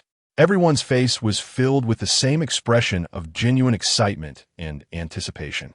"Captain, the chart shows that it's an unmarked summer island, possibly with unknown dangers," Spencer dutifully reminded. "Isn't that more interesting?" Roger turned around, revealing a bright smile that sparkled like the sun. "Exactly. Adventure. Adventure." Nostin waved his arms, which were thicker than Kyle, roaring like thunder. Watching this chaotic scene, Kyle helplessly held his forehead, a warm current quietly flowing through his chest. He once thought that the strength of the Roger Pirates lay in Roger, Rayleigh, and Jabba as the core, but now he understood that everyone on this ship was indispensable. It was these diverse, chaotic individuals coming together that formed this legendary group that would shock the world in the future. There were no strict hierarchies, no backstabbing. The captain would change course for an interesting idea, and the crew would gamble their entire fortune on a boring competition. They would cheer for their comrades' victories and silently hand over a drink when their friends were down. Freedom, ease, and brotherhood. Kyle turned around to see Roger waving at him vigorously, sunlight pouring down on him, that infectious boldness and freedom reminiscent of that night 2 years ago. He complained, they're coming, what's the rush?" Yet his steps followed eagerly. Yes, although his heart was weary and none of these guys were reliable. He was truly damn happy. "Hey, you guys quiet down." "Yes, little Kyle." "Hey, I was the third to board, so call me Senior." "Hiya, little Kyle, Senior." "8 dear." "Ha ha ha ha ha ha." Chapter 19. "Sorry, officer, I didn't recognize you earlier." The sea was calm, and the sun was just right. The new ship of the Roger Pirates sailed smoothly. Although it was not yet the legendary Oro Jackson, it was a far cry from the little broken ship that could fall apart at any moment. On the deck, the crew found their own fun, and only Kyle was enjoying a rare moment of peace. He leaned against the railing, holding a fishing rod without any bait, purely posing for some tranquility. Over the past 2 years, he had witnessed crew members board one after another and watched Roger's bounty soar like a rocket. What followed was the Navy's increasingly frequent friendly greetings. Island detected ahead. Pitham's loud voice broke the silence from the lookout tower. Wait. There are Navy ships ahead. Several of them. The leading ship has a flag indicating it's a brigadier. Navy? Brigadier? The deck instantly became lively. Miller Payne put down his barrel and grabbed his big iron hammer, cracking his knuckles. Colonel Mujin Liang silently spat out his cigar, his eyes sharpening. Hand already resting on his gun, Spencer sighed elegantly, as if lamenting the upcoming destruction of his afternoon tea time. Kuahaha, just the right time to stretch my muscles. Roger rushed out from the captain's cabin, excitement unable to be contained on his face. Hey, it's just a bunch of Navy. Is it necessary to make such a big deal? Kyle put away his fishing rod, lazily stretching, glancing at the eager newcomers on deck. A meaningful smile curling at the corners of his mouth. It's time. Although over the past 2 years, I have thrived on my connections and high emotional intelligence. How can I convince this group of monsters without some real strength? I didn't secure my senior position just by experience and words. Sometimes, face needs to be earned with fists. A mere brigadier's fleet didn't warrant the captain and vice-captain's involvement. Kyle stretched his wrist, walked a few steps forward, and stood in front of everyone, just right to let the newcomers witness the power of a senior. As soon as he spoke, the deck fell silent. All eyes focused on him. Oh, Jabba was the first to stir, throwing his arms around Kyle's neck with a grin. Little Kyle is going to show off. Don't accidentally fall into the sea. That would be a big deal. Miller Payne laughed along. Humph. Colonel Mujin Liang let out a light grunt from his nose.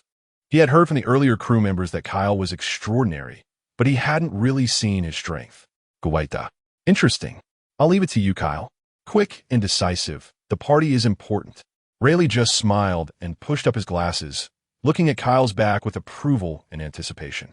With the captain's permission, Kyle stopped talking nonsense, took a deep breath, and slightly crouched down. Tremor step. Bang. A dull explosion echoed on the deck. The wooden planks beneath Kyle suddenly sank, and he shot up like a cannonball. The powerful recoil even made the massive ship sway slightly. Oh, amazing. The crew on the deck, especially the new members, were wide-eyed. Kyle's figure traced a beautiful arc in the air. Just as he seemed about to fall, he stepped on nothing with his right foot. Bang! Another small sonic boom erupted, the air rippling visibly as he pushed off again, changing direction, as if stepping on invisible stairs, performing an incredible zigzag movement in the sky. Moonwalk. Colonel Mujin Liang instinctively murmured, but immediately denied it. No, what is that? It's Kyle's devil fruit ability. Rayleigh's voice rang beside him. He can use shockwaves as stepping stones. The deck was filled with amazement. It turned out that the usually smiling, seemingly harmless Kyle, who looked like a little adult, was actually such an outrageous monster. At this moment, Kyle had crossed hundreds of meters of sea, and the Navy fleet was right in front of him. Kekekek, young sailors. Feel the ocean's peril. He could even see the panicked faces of the Navy soldiers on the main deck, pointing at the sky as if they were watching some celestial being. Good. The dramatic entrance effect was achieved. Next was the time for a grand cleanup. Kyle was calculating in his mind whether to use a sound slash to wash the deck or use light mirage to make them hit themselves. Just as he was preparing to act, a loud, bold voice, so powerful it made him tremble, came from the main ship below. Huh? What is that in the sky? A strange bird? Then came the crisp sound of crunching sunbae. Guys, do you see that ship? That's the Roger pirates, in their prime. Roger, this time you can't escape. Surrender and accept the judgment of justice. Kyle froze in midair. His smile froze on his face, and cold sweat began to seep from his forehead. That overly affectionate voice. That laughter, that damn familiar sound of sunbae crunching. Sorry, Admiral, I didn't recognize you just now. Rear Admiral? Screw you, Rear Admiral. Can Carp be just any Rear Admiral? This man has been haunting them since their first year at sea, chasing them across most of the Grand Line. He could even imagine Carp digging his nose while looking at him in the sky with that disdainful gaze. At this moment, on the Roger pirate's ship, his oblivious crewmates were still cheering him on. Go, Senior Kyle. Show them the power of the Roger pirates. Kaku won. Senior Kyle. Kyle wanted to cry, but had no tears. Me? Go take out Carp? The seniors are going to send me to my death, you bastards. Kyle just wanted to turn around and fly back, then press the head of Noddington, who was shouting how handsome the senior was against the deck and rub it repeatedly. Oh, it's that little brat from Roger's ship. Carp's booming voice came again, filled with a sense of familiarity as if they were old friends meeting in a foreign land. You look pretty sprightly flying around. Interested in joining the Navy? I can write you a recommendation. Ha ha ha. Carp's voice was unrestrained and clearly reached the Roger pirate ship with the sea breeze. On the deck, the new crew members, who had just been astonished, suddenly wore strange expressions. Among the Roger pirates, only a few showed the expected expressions. Kuahaha. Roger crossed his arms, shaking with laughter. I knew it. Every time Carp sees Kyle, he has to say something like this. Rayleigh shook his head helplessly, but his mouth wore a smile. After all, in Carp's eyes, Kyle is the most genuine among us. In midair, Kyle's face turned dark as he listened to this ridiculous recruitment attempt. Join the Navy? Hang out with you? Then be treated like a punching bag by your iron fist every day? Do I look like someone with that kind of special preference? He kept silent, deciding to ignore the other's harassment with a cold demeanor. Carp, you're playing with fire. However, Carp was clearly not the type to back down just because he was ignored. Not talking? Are you shy? Carp grinned, revealing a mouthful of white teeth. A smile that Kyle found scarier than a sea king. Evil little pirate, I'll let you feel the warmth of justice right now. Before the words were finished, Carp casually picked up a few cannonballs from the deck. Whoosh! Without lighting them or using a cannon, it was pure arm strength throwing. The surfaces of those black cannonballs were instantly covered with a layer of deep, dark hockey, emitting a piercing whistle that tore through the air. Shooting up at Kyle like black meteors from below, the speed was so fast and the force so fierce that they even left long white air waves in the sky. Damn! Kyle's cold sweat immediately flowed down. So this is the power of the king's fist? Just taking one hit would either tear me into pieces or the impact alone would be enough to break my bones and send me crashing into the sea to feed the sea kings. The escape route was completely sealed off, and the space to dodge was precisely predicted. There was no way to escape. Senior Kyle, the king of connections, is about to lose his prestige here today. Avoid his brilliance? All those new guys behind me are watching. Chapter 20 Captain, save me. In the blink of an eye, Kyle's expression shifted from shock to determination. He clenched his teeth, reached behind him, and instantly gripped a pitch-black, ancient-looking Naginata. Buzz. He unleashed the power of the Bobo fruit to the fullest, and in addition to hockey, the blade of the Naginata was covered with a layer of high-frequency, vibrating waves, causing the air around the blade to emit a mournful cry under the burden. Come on, old biting.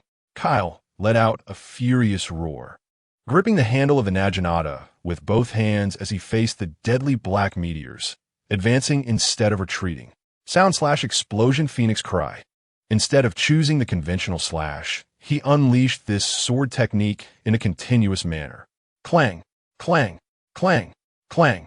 The Naginata danced in the air, creating dazzling afterimages of the blade, each strike accurately hitting the incoming cannonballs. The blade collided violently with the cannonballs covered in hockey, sparking blinding fireworks and the deafening sound of metal clashing. Strangely, each strike wasn't just a simple slash. The high-frequency sound waves infused in the blade exploded violently upon contact with the cannonballs. Boom! The first cannonball exploded within 10 meters of Kyle, the shockwave from the blade igniting it, sending a violent force into a circular wave that spread outward. Using the recoil, Kyle deftly spun in the air, dodging the explosion's aftermath, and the Naginata drew a graceful arc towards the second cannonball. Boom! The second cannonball exploded mid-air, flames and black smoke blooming in the sky. The new crew members on the deck were completely stunned. Miller Payne's mouth dropped open, and the barrel of wine in his hand fell to the ground with a clang. Colonel Magoo Yin's cigar had gone out at some point, and he stared at the one-sided fireworks display in the sky, his eyes filled with shock. This wasn't just simple swordsmanship or fruit ability. It was a perfect combination of both. Each strike contained explosive power, precise, gorgeous, and filled with a wild aesthetic of violence.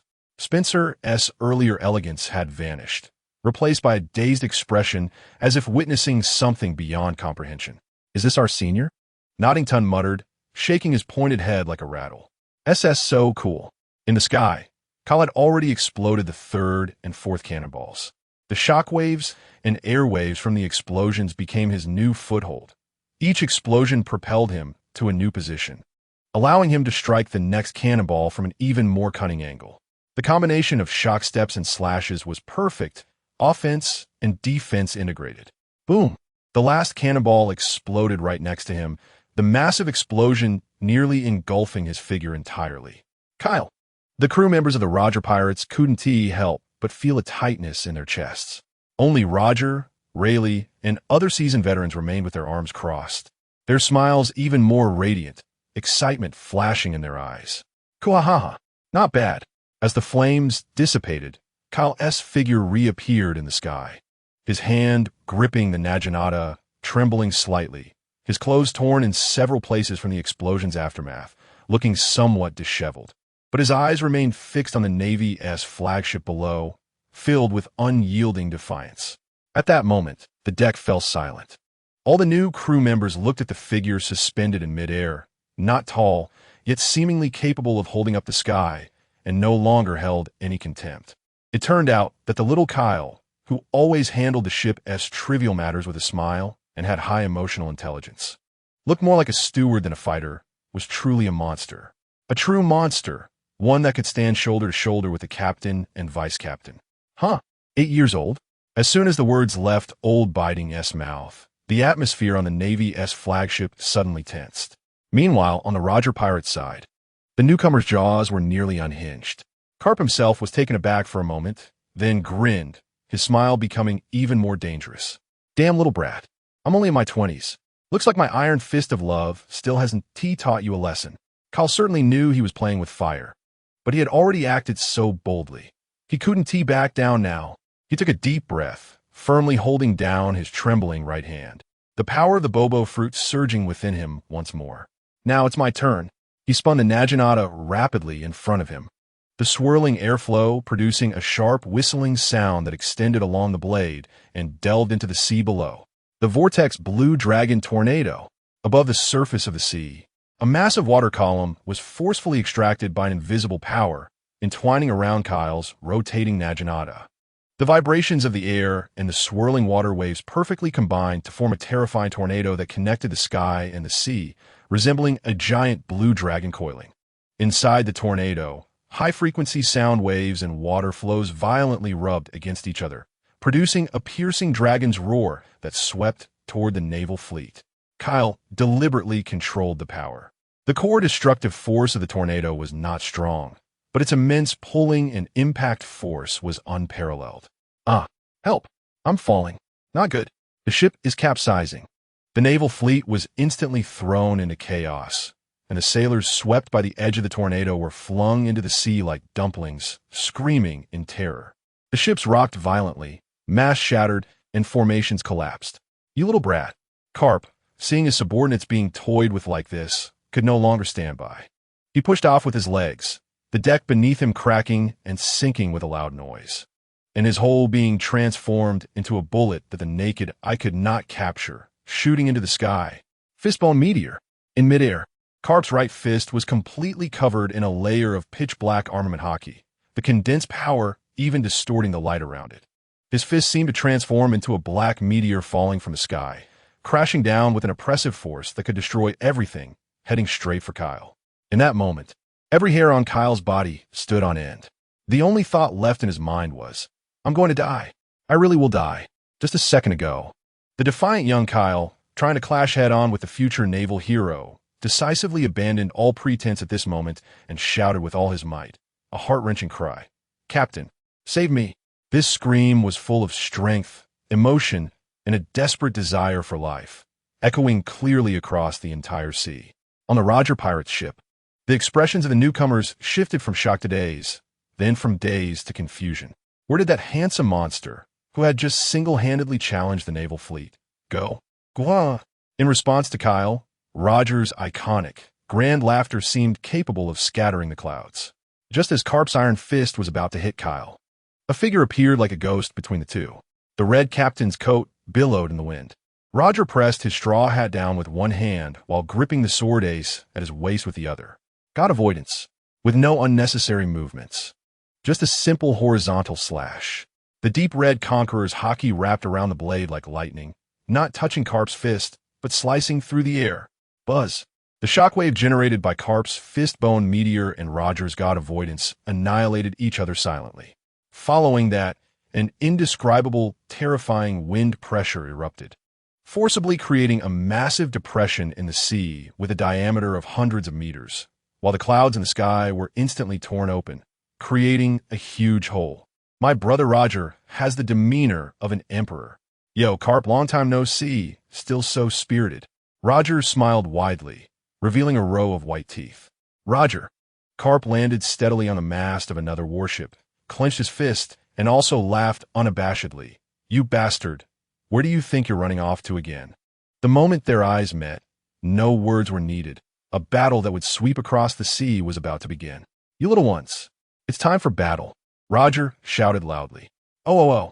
The pirates on the deck were instantly ignited. Miller was swinging his hammer. Rear Admiral Mujin Liang had both guns drawn. And Spencer's slender sword glimmered with elegance as the monsters of the Roger pirates pounced toward the naval fleet, also poised for action. The scene shifted. The sunset dyed the sky and sea a warm orange-red. On the previously tense island beach, huge bonfires were now blazing. The aroma of roasted meat mixed with the rich scent of rum wafting through the air. The deafening sounds of battle transformed into laughter and the crisp sounds of clinking glasses. Pirates and Navy clearly sat on opposite sides of the bonfire, but the atmosphere was oddly harmonious. Roger and Carp had their arms around each other, each holding a large roasted leg, munching away while arguing about something, spitting out flecks of saliva. Rayleigh was elegantly clinking glasses with a naval lieutenant, discussing the brewing process of a certain fine wine. Jabba and Miller were challenging the strongest drinkers among the Navy to a new round of drinking contests. Only the newcomers from both sides, whether from the Roger pirates or the young sailors in Carp's fleet, stood there in a daze, at a loss for what to do. Nostan's pointed head was filled with question marks as he quietly asked Isaac beside him, "Are we fighting the Navy?" Isaac shook his head in silence, indicating he didn't understand either. On the other side, a young sailor who had just graduated from the Naval Academy watched in disbelief as his idol, Vice Admiral Carp, was happily chatting with the recently popular pirate Roger, his worldview teetering on the brink of collapse and reconstruction. Just get used to it. A bearded, old naval veteran patted his shoulder and poured him a drink. What the hell is going on here? The young sailor asked tremulously. Mr. Carp and that Roger. That's the kind of relationship they have. The veteran burped. Every time they meet, it ends up in a huge uproar. And if they don't demolish each other's ships or sink a few islands, that's not even considered a greeting. A greeting? Yes. After fighting, if they are in a good mood, they'll have a feast like this. The veteran pointed to the other side. You see, those pirates may be despicable, but they do know how to roast meat well. On the pirate's side, Spencer was also explaining to the newcomers in a helpless yet elegant tone. The captain and Mr. Carp are arch rivals, but in a sense, they are also kindred spirits. Their battles are more like a ritual to confirm each other's well-being. Of course, the premise is that both sides do not have the intention to kill each other. He paused, glancing at Kyle, who was being held by Carp, reluctantly being fed juice. Moreover, as long as Kyle is there, Mr. Carp's attacks will always leave some leeway. Kyle, not true. This old man is merciless when he strikes. Why? Noston asked curiously. Who knows? Spencer shrugged. Perhaps Mr. Carp really thinks that we have a future naval admiral mixed in with our crew. Upon hearing this, everyone looked in that direction. You little brat. Let me tell you, the Navy is a man's romance. You have a bright future ahead. Come with me to uphold justice. Carp laughed heartily, slapping Kyle on the back. Cough, cough. I refuse. Are you trying to slap me to death so you can inherit my treasure? Kyle coughed and turned red in the face from the slap. Looking at this absurd yet harmonious scene, the newcomers exchanged glances, and finally, a young sailor mustered up the courage to take a piece of roasted meat and cautiously offered it to a pirate across the fire. The pirate was taken aback for a moment, then grinned and raised his glass in response. Chapter 21. Peaceful coexistence, the morning light pierced through the clouds, illuminating the sandy beach littered with debris.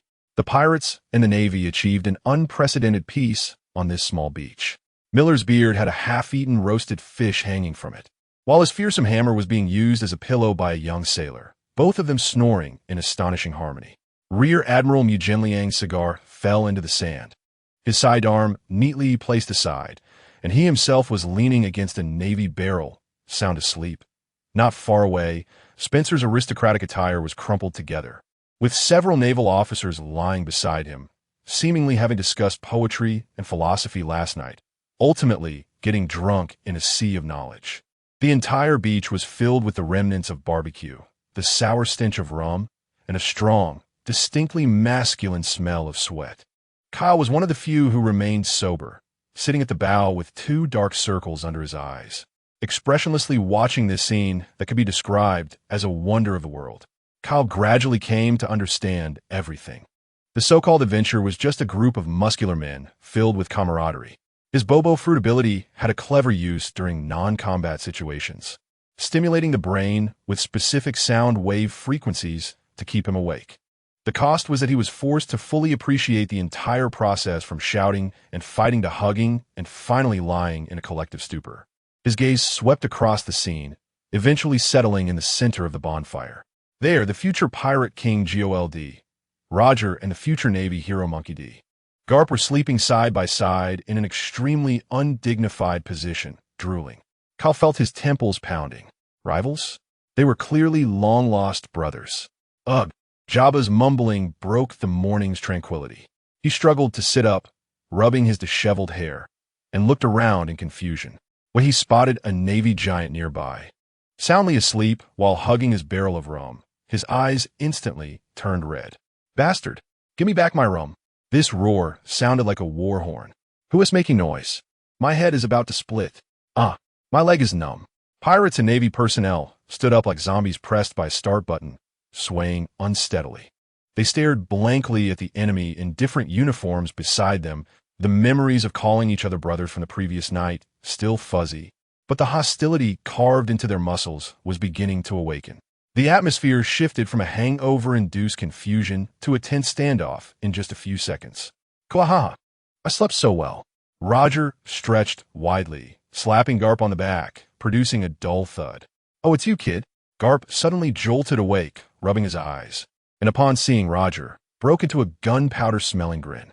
"The sun is up. It seems your death date has arrived." "Not necessarily. Who knows? It might be you who gets left behind." Roger shot back. The two stood up, staring at each other, their eyes burning with the same fierce flame. With the friendly greetings of the 2 top commanders, both sides quickly completed their camp division. The pirates retreated to the ship's side, while the Navy regrouped. The harmony of the previous night vanished, leaving only the crackling sparks in the air. The new crew members, especially Nozdor and Isaac, felt their brains were nearly overloaded. They mechanically followed the main force backward, their gazes darting between Roger and Garp, trying to understand this strange relationship that had gone from sharing a bed one moment to wanting each other's lives the next. "All right, kids, pack up and get ready to set sail." Roger waved his hand, completely ignoring the menacing Navy fleet across from him. "Mr. Garp, should we launch an attack immediately?" A young Navy lieutenant ran to Garp's side, nervously asking for instructions. Garp picked his nose, shifting his gaze from Roger to his equally hungover, swaying subordinates, and impatiently waved his hand. "Attack what? Want to go die? Everyone back to the warship. We'll deal with them next time." "Yes." Just like that. A battle that should have been earth-shattering ended hastily as both commanders felt the timing was wrong. As the ships separated by nearly 100 meters, a familiar exchange unfolded once more. "Roger." Garp stood at the bow of his warship, shouting with a volume capable of stirring the waves. "Next time we meet, I'll personally throw you into Impel Down." "Kuaha." Roger also stood at the bow, laughing boldly. "Then let us see, Garp. Before that, don't let some small fry take you down." The sea breeze carried the dialogue between the 2 legends, a kind of understanding and agreement that others could not comprehend. Kyle stood behind Roger, listening to the conversation, unable to help but twitch his mouth. He murmured in a voice only he could hear, "Got it, got it." This happens every time like a roll call. "Impel Down? more like a wedding hall. Just as Kyle was grumbling, Garp's loud voice rang out again, this time aiming directly at him. Hey, you little brat over there. Kyle's body stiffened, a sense of foreboding rising within him. He looked up and saw Garp pointing at him, revealing a set of gleaming white teeth. The smile so bright it sent shivers down his spine. Next time, I'll definitely catch you and take you back to Navy headquarters. Clean your neck and wait. Ha ha ha.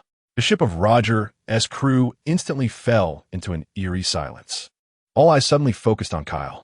The old crew members stifled their laughter, while the new crew members, like Nosdorn, Isaac, and Punklo, were filled with shock and disbelief. Jabba was the first to lose it, bursting into laughter. Ha ha ha. Little Kyle, did you hear that? Garp specifically wants to arrest you. A special invitation from the Navy. That is a huge honor, Senior Kyle. Miller Payne joined in, his rough laughter echoing on the deck. Why, mister? Garp would be so fixated on Kyle's pointy head was full of questions for Nosdorn, who simply couldn't understand why a vice admiral of the Navy would be so obsessed with a young pirate. Spencer elegantly adjusted his collar, a meaningful smile on his lips. Perhaps in Mr. Garp's eyes, Kyle is the only lost lamb that can be saved.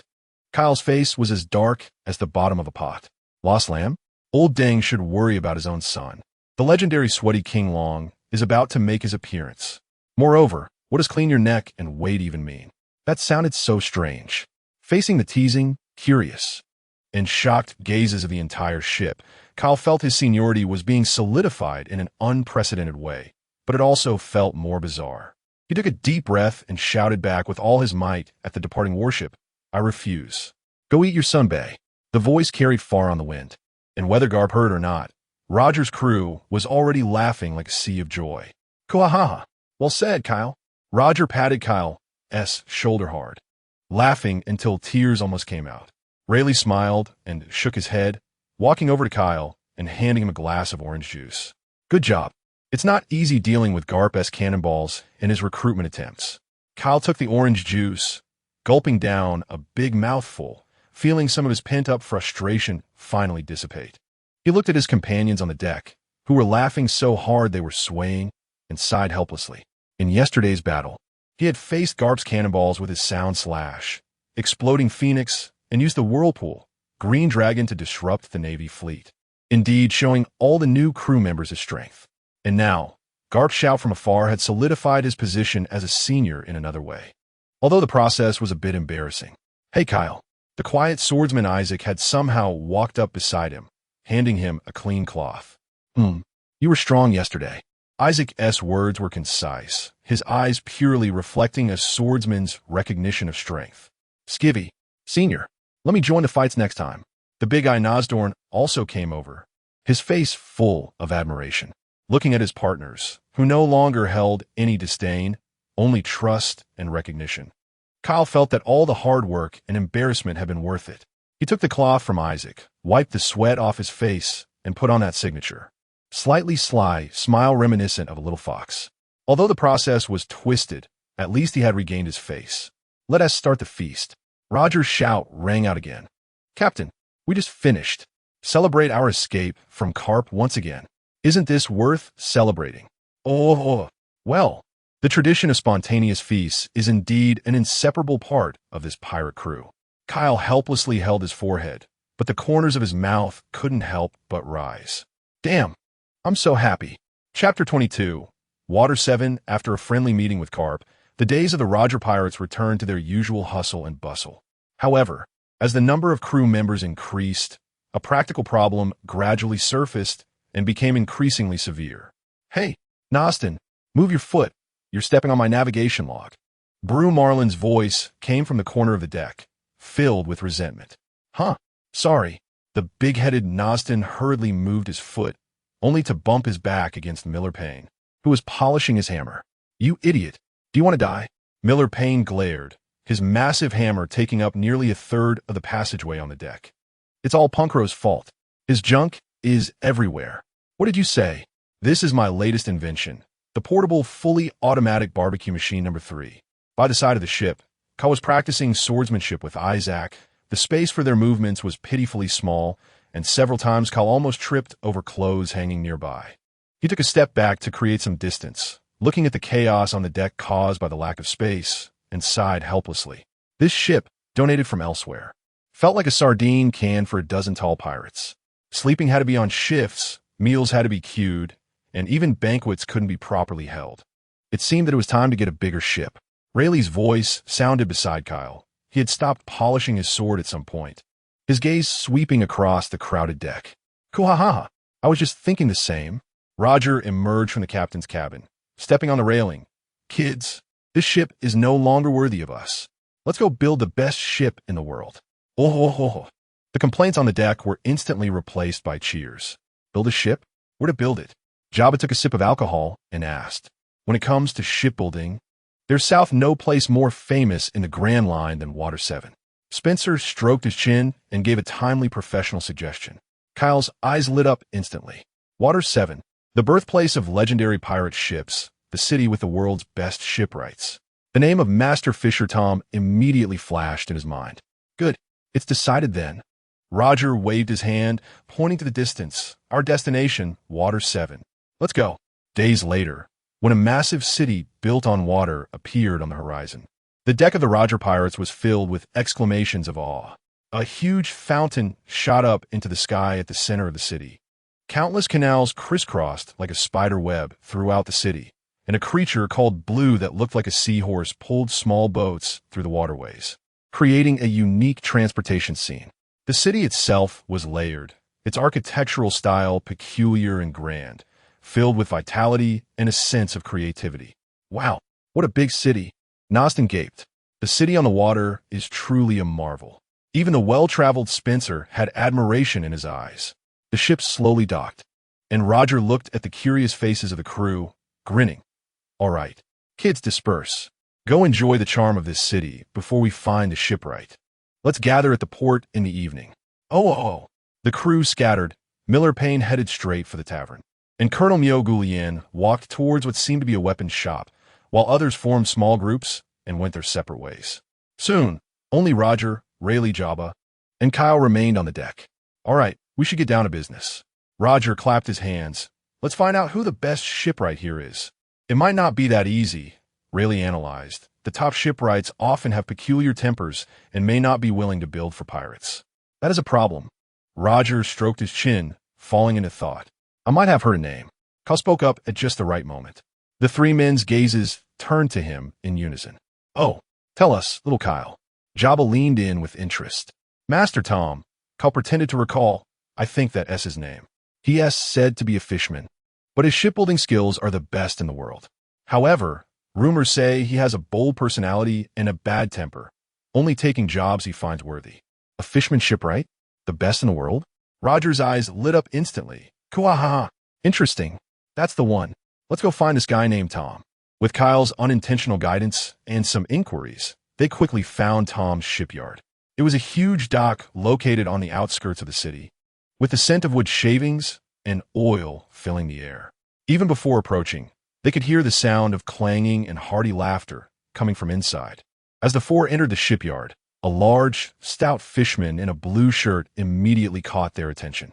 He was holding a massive hammer, pounding a thick plank into the keel's groove, each strike precise and powerful, as if he was engaged in some form of artistic creation. Hey, who are you? A young shipwright stopped them. We're here to find Mr. Tom, Rayleigh said gently. The stout fisherman stopped his work and turned around, his broad face breaking into a hearty smile, his voice resonating. I am Tom. What do you need from me? His speech had a peculiar cadence, full of strength. We're pirates. Roger got straight to the point, showing no intention of hiding their identity. We want to ask you to help us build the best ship in the world. Pirates? Tom's smile faded slightly. He looked Roger and his crew up and down. Just you few want me, Tom, to build a ship? The other shipwrights in the yard showed wary expressions. We're not ordinary pirates. Roger grinned, revealing a set of white teeth.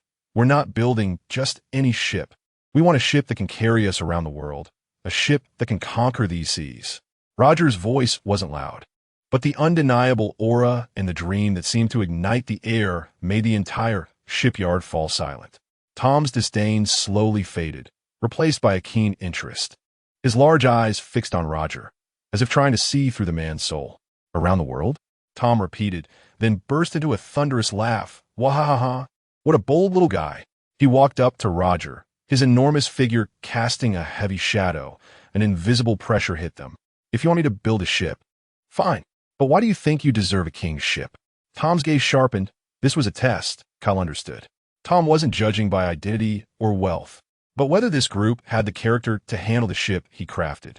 Roger wasn't overwhelmed by Tom's imposing presence. Instead, his smile became even brighter. Just because I am Gol D, Roger, the man who will conquer the entire sea in the future. Tom was taken aback for a moment, then laughed even more joyfully. Wahaha! Interesting. So interesting.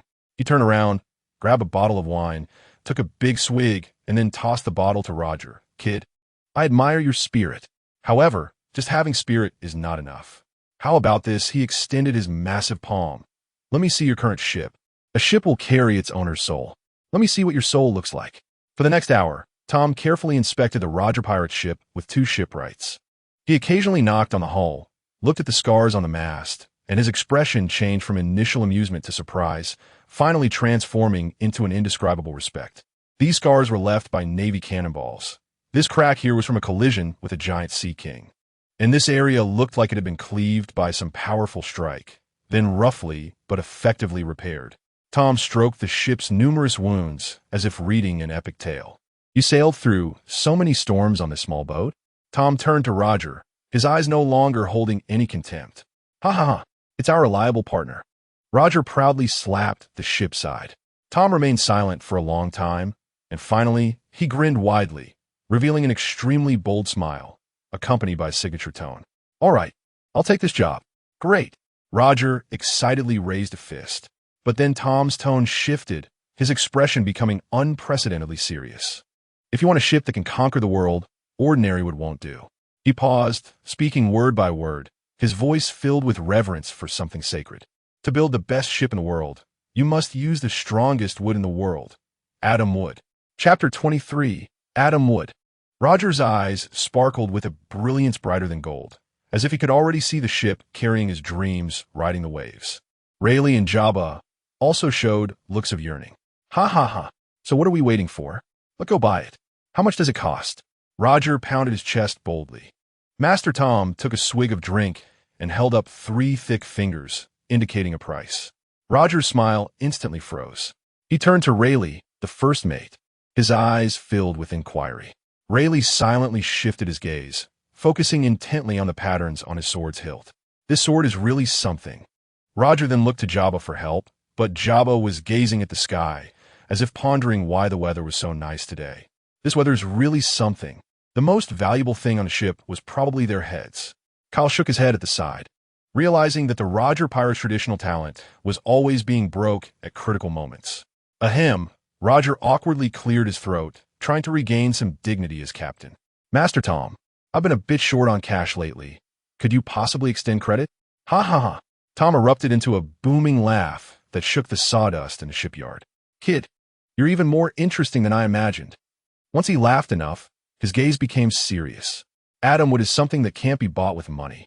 It only appears at top auctions in the black market or is held by certain big shots. I don't have any stock either. The excitement on Roger's crew instantly deflated. However, Tom's tone shifted again, and his huge hand clapped on Roger's shoulder with such force that it made Roger stagger. I, Tom, admire the men who dare to pursue their dreams the most. Money doesn't matter. As long as you can get your hands on Adam wood, I, Tom, will build a ship for you for free. With my lifelong skills, I'll craft a king's ship that can conquer the seas. Free shipbuilding. Roger was stunned for half a second, then grabbed Tom's hand. Really? Tom, you're such a good person. Don't celebrate too early. Tom pulled back his hand. Without Adam wood, everything is just talk. After bidding farewell to Tom, the 4 returned to the ship. As the news spread, the entire pirate crew fell into heated discussion. Where to find this legendary Adam wood?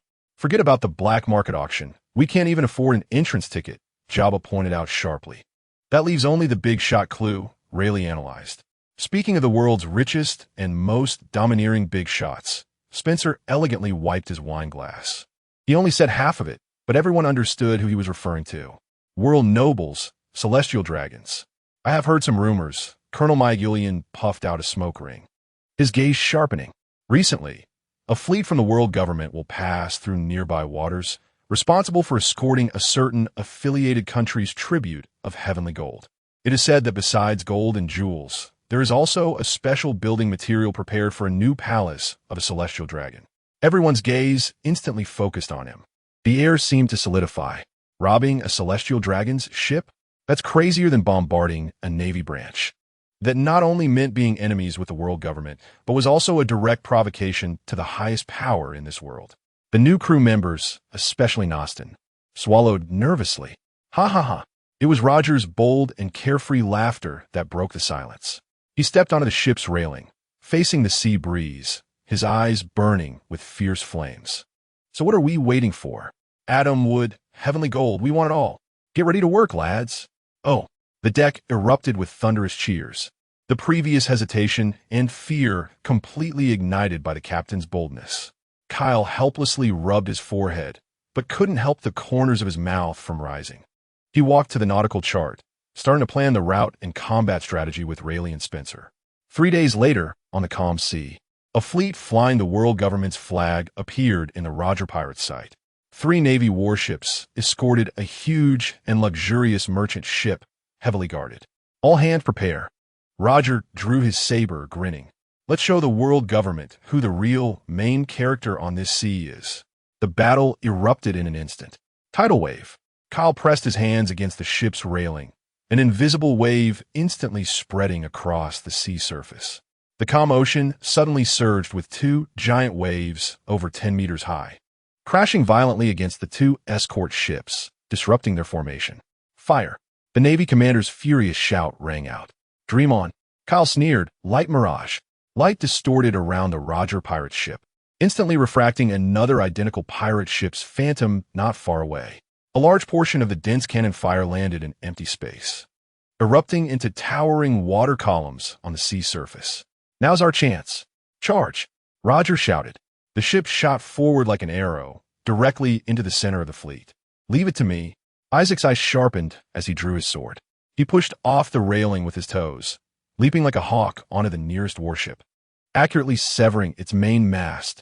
Taking advantage of the chaos from the fallen mast, the crew of the Roger Pirates landed steadily on the enemy ship's deck, instantly unleashing a bloody storm. On another side, Roger, Rayleigh, and Jabba had already jumped onto the massive merchant ship. Facing the arriving agents, the 3 displayed overwhelming strength. Roger's Conqueror's haki swept out, causing the weak to foam at the mouth and collapse, while the rest were easily dealt with by Rayleigh's swift sword and Jabba's massive axe. The battle ended faster than expected. When Roger kicked open the cabin door, the anticipated mountain of gold and jewels did not appear. Instead, a nauseating stench and a dead silence greeted him. Inside the cabin, hundreds of ragged, dazed people were locked in cages, huddled together like livestock. Slaves. The smile on Roger's face vanished, replaced by a cold, killing intent. Rayleigh's hand gripped the sword hilt tightly, veins bulging, while Jabba's axe blade still bore the enemy's blood, now appearing ironically out of place. These scum, Jabba squeezed out a few words through clenched teeth. Kyle, following behind, felt the anger he had anticipated rise uncontrollably within him. He saw the fearful eyes of the child, the desperate expression of the woman, and the people who should have lived freely being imprisoned like goods. A little girl in a cage cried out in fear at the intrusion of Roger and others, and her mother immediately covered her mouth, trembling all over, terrified that the crying would bring a beating. Roger slowly walked over and squatted in front of the cage. The murderous intent on his face receded, replaced by an unprecedented gentleness. It's okay now. He reached out and gently cut through the sturdy iron lock with his knife. You are free. A glimmer of light finally appeared in the numb eyes of the slaves. At the other end of the cabin, they found their target, several massive logs radiating a faint glow, unbreakable. It was the Atom Tree. Next to the logs, there were several boxes filled with treasures like gold from the heavens. Captain, what should we do with these treasures? Miller asked. We'll take half. Roger didn't even glance at the jewels, and we'll use the rest to trade for Bailey's to help them start a new life. Then, these people, find the nearest island and send them to the naval base. Rayleigh made the decision. The Navy? Nosden was taken aback. That's right, Kyle nodded at this point. Only the Navy has the ability to protect them. We are pirates. Taking them with us would only be more dangerous. Cool, ha ha ha ha. That's settled. Roger laughed heartily, as if the earlier gloom had vanished, doing good without leaving a name, and conveniently causing some trouble for that guy, Carp. Under the cover of night, the Roger pirates quietly approached an island with a naval base. Kyle created a disturbance on the other side of the port using light mirages and sound waves, drawing the attention of most of the Navy. At the same time, Rayleigh, Jabba, and others quickly got the slaves and treasures ashore, leaving behind a note. By the time the Navy reacted, the Roger pirate ship had long disappeared into the vast night. On the deck, the crew watched the receding island in silence. One day, I will bring down all those scum who call themselves gods. Roger's voice rang out in the night wind, firm and powerful. Kyle stood behind him, gazing at the atom tree piled on the deck. It was not just timber for shipbuilding. It seemed like a testimony to their journey, bearing witness to the ultimate freedom and the deepest evil on this sea. The ship, about to be crafted by the atom tree and Master Tom, was destined to carry a world-overturning dream from the moment it was born. Back to Water 7, Roger turned around, full of spirit. Let Tom see the treasure we brought back. Chapter 24, Oro Jackson. When the Roger pirate ship reappeared in the port of Water 7, the atmosphere on board was completely different from when they first arrived. Gone was the initial awe and clamor, replaced by a silence mixed with the embers of anger and steadfast will. The sunlight shone on the massive logs in the center of the deck. The atom tree emitted a warm and sacred glow. The crew silently performed their duties, but their eyes would occasionally glance at the pile of wood, then collectively look towards Roger, who stood at the bow. The captain's back was as reliable as ever, but the overflowing bravado he usually displayed had now settled into something deeper and more oppressive. "We are back." Rayleigh's voice was soft, breaking the silence on the deck. Roger did not turn around, only replied with his gaze fixed on the distant massive dry dock. As they carried the enormous logs, they re-entered Tom's shipyard, where the clanging of hammers and boisterous laughter came to an abrupt halt. All the shipwrights stopped their work, staring in astonishment at the returning pirates and the obviously extraordinary wood on their shoulders. "Hey!" A young shipwright was about to step forward when a huge hand pressed down on his shoulder. Master Tom slowly approached, his booming voice now somewhat subdued. "Boys, what is this?" His words caught in his throat as he realized what the wood was. The world's best shipwright lost his signature hearty smile. He stepped forward, silently extending his rough hand to gently, almost reverently, stroke the surface of the atom tree. He tapped it with his knuckles, listening to the steady and crisp echo, closing his eyes as if conversing with the soul of the wood. The entire shipyard was silent. Only Tom's heavy breathing could be heard. Wahaha! After a brief silence, Tom erupted into the loudest laughter he had ever had. "You bunch of bastards. You really got it." Tom slammed his fist against his chest, making a thudding sound. He stared intently at Roger, his big eyes burning with fiery excitement. "Well done. You have the right to own a ship made by me." Tom turned to Roger, his face unusually serious. "Kid, getting it means you have proven your worth. I keep my word. I will build this ship for you for free." He paused, grinning widely, filled with creative desire, but a ship made from the atom tree cannot be just any ordinary thing. It must be a unique king. "So, tell me, what kind of ship do you want?" As soon as this question was asked, the members of the Roger Pirates immediately perked up. They were led by Tom to a huge workshop, surrounding a table covered with large white paper. "First, it has to be big. It has to hold all of us and be able to host the best parties." Roger slapped the table, spitting as he spoke. "It must have the strongest hull and deck, so I can train anytime." Rayleigh added, his fingers habitually rubbing the hilt of his sword. The kitchen must be big, and there must be a wine cellar that can withstand storms." Jabba's eyes sparkled. "I need a dedicated workshop for my inventions." Punk Hazard squeezed in. "I want a bed that won't wake me up from Miller Senpai's snoring." Nosden weakly raised his hand. "What did you say?" Miller glared angrily. A group of people began to argue from the design of the armory to how many toilets there should be, and the scene descended into chaos. Master Tom crossed his arms, listening with great interest. "Everyone quiet down." Roger shouted loudly, silencing the crowd. He looked at Tom, his eyes becoming incredibly clear. "Tom, the The ship I want is not just a collection of rooms and planks. I want a ship that can laugh with us. A ship that can carry our dreams, break through all storms, and reach the end of the world as our partner.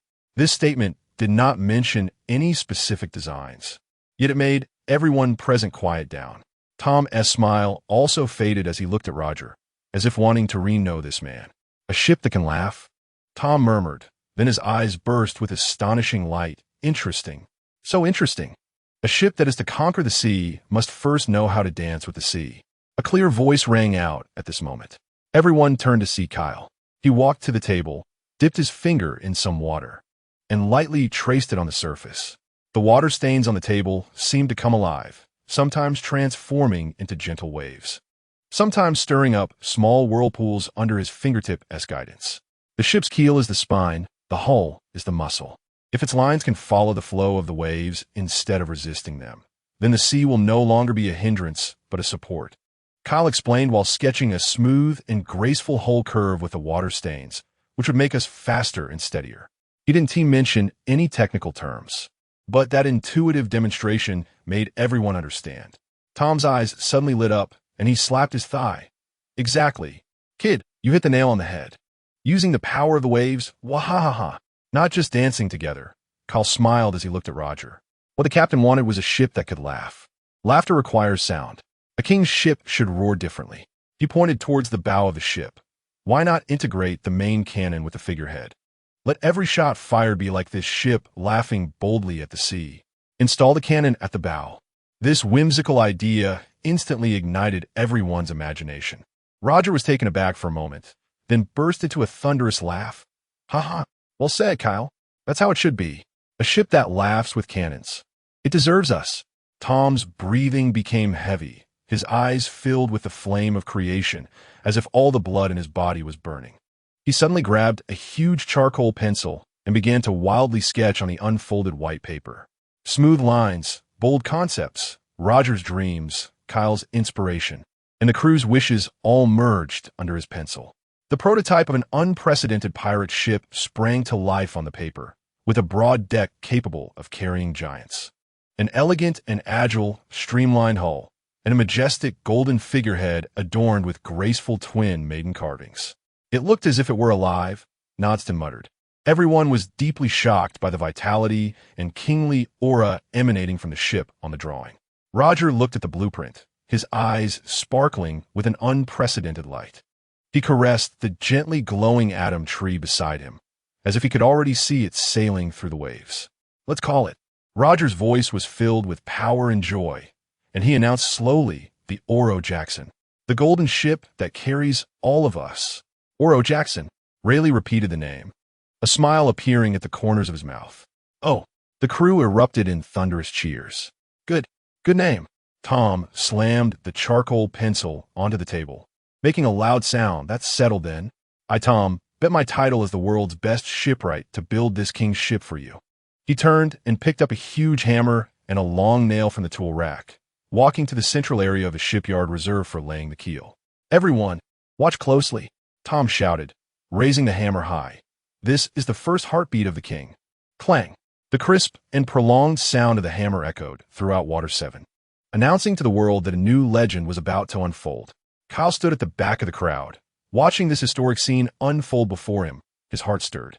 He knew this ship would carry these free souls to complete an unprecedented great voyage, reach the final island, and unveil the secrets of the world. And he was not just a witness to this legend, but also a participant who added a crucial stroke to it. Damn, this is exciting. Chapter 25. Completion. Clang. Clang. Clang. The mornings in Water 7 always wake up to the rhythmic sound of hammers. Ever since Tom's shipyard took on that earth-shattering order, this place has become the busiest spot in the entire city. The clanging of hammers, the screeching of saws, the rough shouts of the shipwrights, mixed with the scent of sea breeze and wood shavings, compose a symphony about the birth of a legend. Months passed, and the keel of the Oro Jackson was already laid. With massive ribs supporting the indestructible body of the atom tree, it quietly docked in the shipyard. Even as just a prototype, it exuded a heart-pounding sense of oppression. By a secluded waterway in the city, Kyle was closing his eyes, one hand hovering above a piece of discarded iron plate. He did not disturb the water waves, nor did he release sound waves, but the surrounding air seemed to slightly distort, gathering an invisible heat. "What are you doing, Senior? Warming up the iron plate?" Nodston squatted beside him, a seagull perched on his pointed head, curiously tilting his head. Don't disturb me." Kyle's forehead was beaded with sweat as he attempted a brand new application, heat wave breath. As he finished speaking, a red glow suddenly lit up in the air beneath his palm, and the center of the half-inch thick iron plate silently melted, turning red, and finally with a hiss. A concentrated heat ray pierced through it, leaving a smooth-edged round hole. "Wow, amazing." Nodston's eyes were nearly popping out, and the seagull on his head was frightened and flapped its wings to fly away. Kyle exhaled deeply, wiping off his sweat. Binding and focusing the infrared beam into a ray required extremely high precision, consuming far more mental energy than a wide-range shockwave. But the power was definitely worth it. Now those ironclad warships won't be a challenge for me. Kyle looked at his palm and smiled with satisfaction. Wave-particle duality. I wonder how it will go when I use this trick in front of old Kazara. Will he be able to react? I wonder. On the other side of the city, in a noisy tavern, the atmosphere was much wilder. Ola, ola, ola. Miller was shirtless, beads of sweat covering his bulging muscles. As he was arm wrestling with Jabba, both of their arms bulging with veins, locked in a stalemate. Surrounding them were pirates and local shipwrights, cheering wildly. "Go, Mr. Jabba. Uncle Miller, break his arm." Rayleigh leisurely sat in a corner, holding a cup of coffee, engrossed in reading the newspaper. A chair whizzed past his head and smashed against the wall, shattering into pieces, but he didn't even lift an eyelid, just gently shook off the wood shavings that fell from his newspaper. Spencer was trying to discuss the art of noble dress tailoring with a local designer. But every time he spoke, he was interrupted by Jabba's furious roar, causing his carefully maintained elegant image to waver. Suddenly, Rayleigh's gaze stopped at a small corner of the newspaper. It was an inconspicuous news piece reporting that Vice Admiral Garb had recently successfully rescued a group of slaves taken hostage by pirates in a certain sea area and seized a large amount of berries, some of which would be used for the slaves' resettlement. The news naturally did not mention the name of the Roger pirates, but the greed and foolishness of the pirates hinted between the lines nearly overflowed the page. A playful smile crept onto Rayleigh's lips. The world government still had not changed their ways of stealing credit. However, the end of the news mentioned that due to the recent rampant activities of pirates, the world government had increased the fleet to strengthen patrols in the first half of the Grand Line. This was not good news. When Rayleigh returned to the shipyard with this information, Roger was excitedly watching the shipwrights install a huge shipboard onto the hull, hands on his hips. "Tom, hurry up. My partner can't wait to set sail." "Ha ha ha. Don't rush me, kid. This is a work of art." Master Tom hammered down, and the massive shipboard fit perfectly into the hull. Rayleigh handed the newspaper to Roger. "Look, Roger. It seems we've become famous again." Roger glanced at it and laughed indifferently. "Ha ha ha. That guy Garp picked up a wave of credit for free. Just right. When our ship is finished, we'll sail right in front of him to show off. The Navy has increased their patrols. We better keep a low profile." Rayleigh reminded. "What are we afraid of?" Master Tom walked over, having overheard their conversation, grinning widely. "The ship I build is meant for you to fear no one. Once the Oro Jackson is launched, those Navy scrap ships won't even have the qualification to chase after you." This bold ambition stirred the hearts of Roger and the others. Just then, a commotion arose in the shipyard. The shipwrights responsible for installing a crucial curved wooden bore beneath the bow were having trouble. That piece of atom tree wood was too hard, and the curvature was extremely tricky. Using brute force might damage the wood, while steaming it might affect its divinity. "Damn it, we're almost there." A boatman was sweating profusely with anxiety. Tom walked over to take a look, furrowing his brow.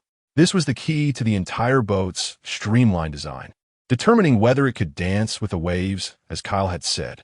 "Let me give it a try." Kyle walked over and, amidst the puzzled gazes of the crowd, gently placed his palm on the huge, curved wooden board. "The inverse application of resonance collapse," Kyle said softly. He released an extremely subtle, frequency-varying resonance wave, cautiously searching for the point that was perfectly synchronized with the atom wood. A few seconds later, he found it. "Now, strike." Kyle suddenly opened his eyes wide. Tom showed no hesitation. He completely trusted this young man who had given him countless inspirations. He raised the giant hammer and, with all his might, struck down with a resounding bang. Boom! This time, there were no cracks, as everyone had feared, nor was there the harsh sound of hard impact. The incredibly hard atom would momentarily loosen its internal structure under the influence of the resonance wave, as if it had become flexible for an instant, perfectly sliding into the reserve groove with the force of the strike, fitting seamlessly as if it were meant to be. The entire shipyard fell into a deathly silence. All the boatmen stared in awe at this scene, as if witnessing a miracle. Master Tom slowly lowered the hammer, his rough palm caressing the perfectly embedded wooden board. Feeling the smooth curve, trembling with excitement, he suddenly turned his head and stared at Kyle. His eyes, as if he had discovered a treasure even more precious than the atom would. "You little rascal! You little rascal!" Tom's voice trembled as he lifted Kyle like a chick, shouting excitedly, "Haha, you are simply a genius born for shipbuilding. How about staying to be my apprentice?" "I refuse." Kyle, dizzy for being shaken, replied, "I want to be a pirate." "Huh, well said, Kyle. You're my crew." Roger snatched Kyle back from Tom's hands, proudly patting his shoulder. From then on, whenever they encountered technical difficulties, the boatman would look at him with a mix of awe and expectation. And Kyle enjoyed it, occasionally using his bomb-fruit abilities to help out, such as using shockwaves to accurately deliver heavy materials to high places, or using sound waves to detect internal flaws in the wood, greatly speeding up the shipbuilding process. Finally, under the brilliant sunlight of Water 7, the day arrived. The Oro Jackson was completed. It quietly rested in the water-filled dock, the golden sunlight reflecting off its hull made of atom wood, radiating a warm and sacred glow. The elegant and vigorous lines of the ship seemed to embody the power of wind and waves, standing still like a slumbering king, yet exuding the aura of a ruler ready to conquer the world. All members of the Roger Pirates, Tom and his workers, and even many citizens of Water 7 who had come to hear the news gathered on the shore, gazing up at this unprecedented pirate ship, their faces filled with shock and wonder. It's breathing," Nosden murmured. Roger stood at the front, quietly watching.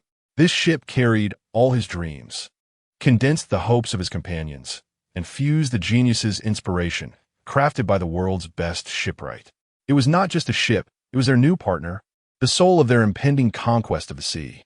He slowly turned around, facing the excited, eager faces behind him, revealing that iconic smile, bright enough to illuminate an entire era. "All right, everyone," his voice echoed across the entire port. "Our partner can't wait any longer. Are you ready to conquer this sea?" "Oh!"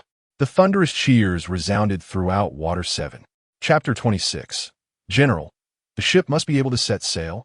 With Roger's command, the huge anchor was hoisted, and the brand-new sails unfurled with a rustle in the sea breeze. The Oro Jackson, this golden ship that embodied dreams and craftsmanship, silently slid out of the dock under the watchful eyes of all Water 7.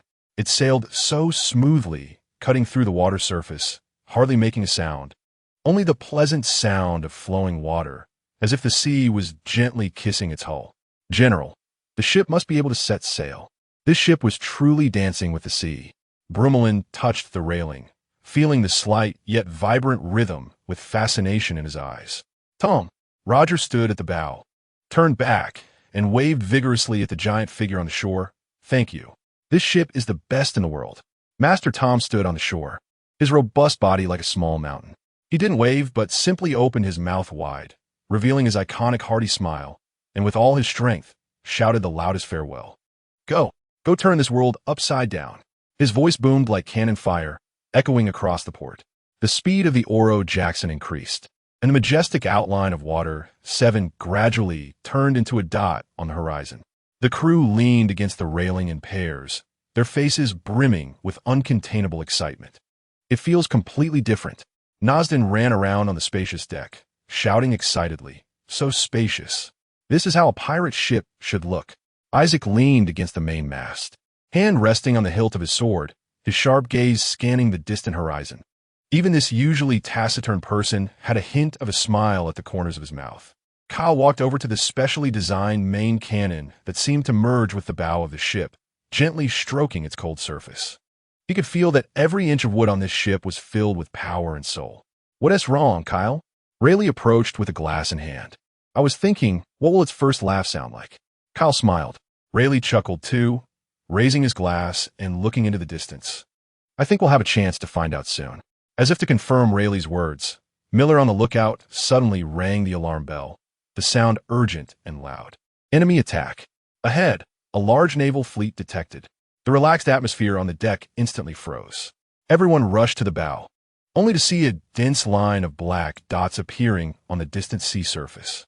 As the distance closed, the menacing cannon mouths, the fluttering seagull flags, and the enormous formation that resembled a wall on the sea brought a suffocating sense of pressure. At least 20 warships, arranged in a massive crescent shape, completely sealed off their path forward. "No way." Punklow gasped. "Did they move the entire naval branch here?" "No."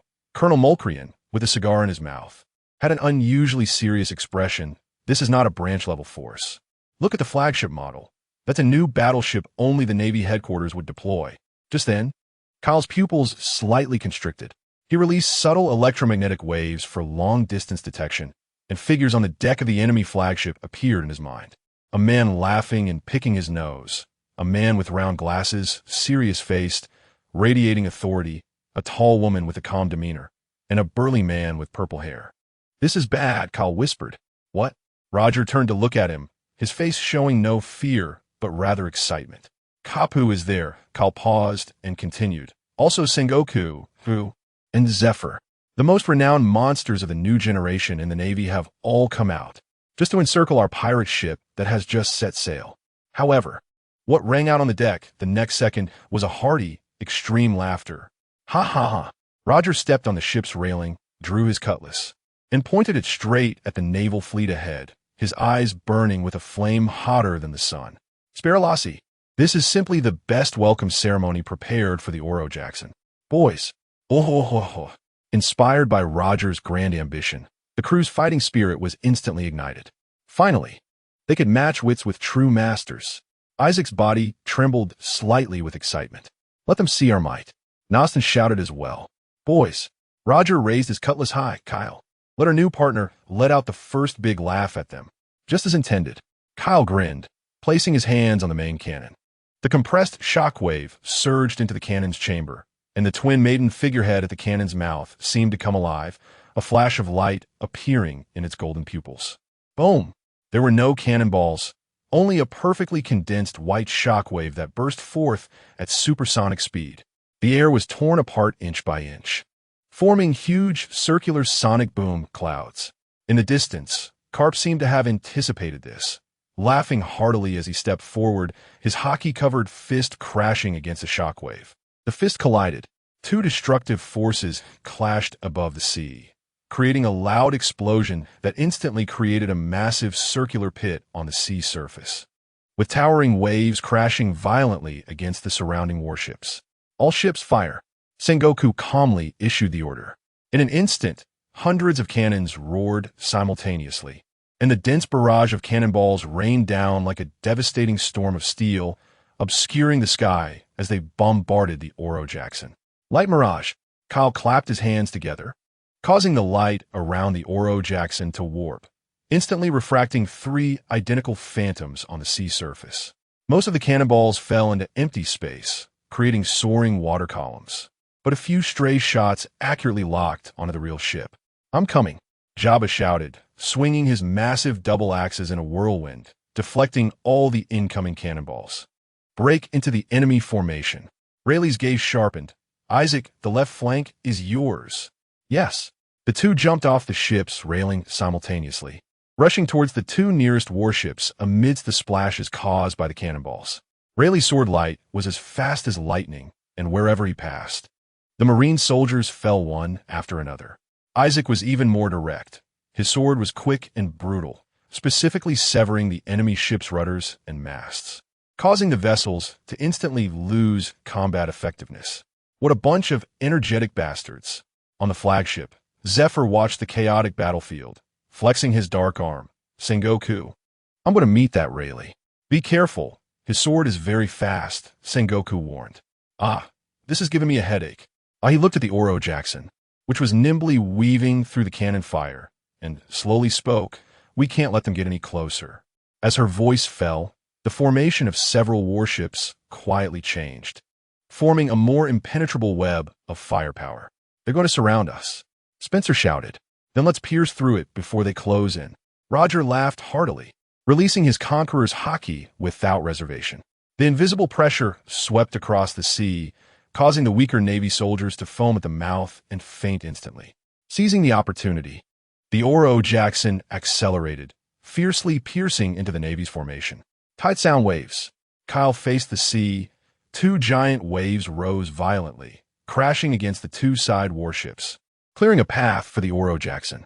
The battle entered the close-quarters combat stage. Miller Payne's hammer could create a large hole in the deck with every swing. Nostin charged like a rampaging beast, and no one could stop his charge. However, the Navy's numbers were simply overwhelming. Rayleigh was tightly entangled with Zephyr, and their battle alone caused one of the warships to sway precariously.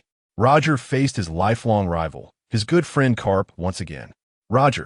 Carp's heavy punch sent Roger flying from one ship to another. "Not enough, Carp." Roger laughed even more joyfully, raising his cutlass and charging again. "Kyle, this duo is crazy." No. Anything crazy will only harm you." Kyle wielded his Naginata, weaving through the crowd, but he found that no matter how they charged, they could not truly break through the defense line constructed by the Navy's future top combat power.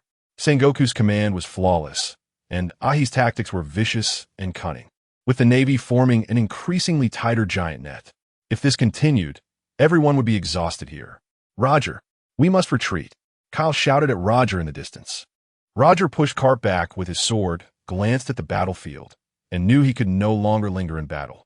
He grinned. "Boys, we've had enough fun. It's time to go. Want to leave? Have you asked my fist?"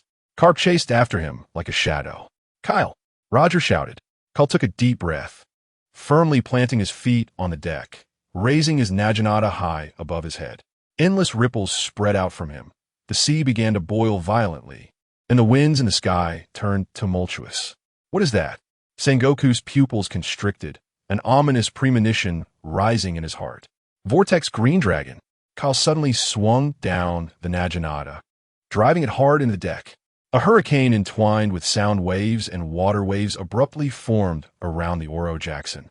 The seawater was swept into the sky. The air emitted a piercing shriek, and a massive waterspout connecting the sky and the sea took shape in just a few seconds, enveloping the entire Oro Jackson. "What a joke!" A Navy soldier screamed in terror.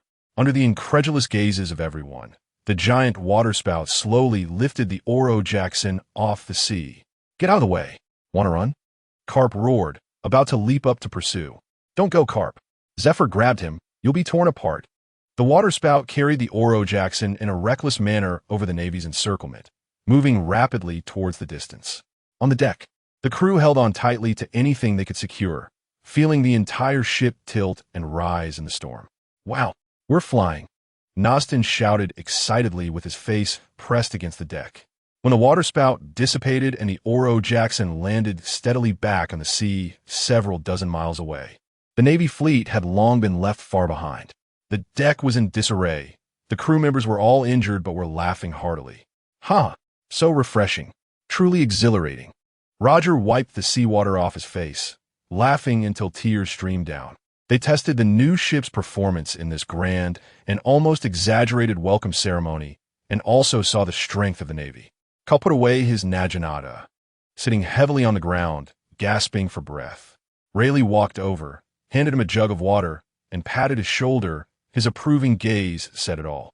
Roger walked to Kyle's side, stepped on the railing, looking in the direction of the departing fleet, full of spirit. "Did you see that, world government? This is our ship, our partners."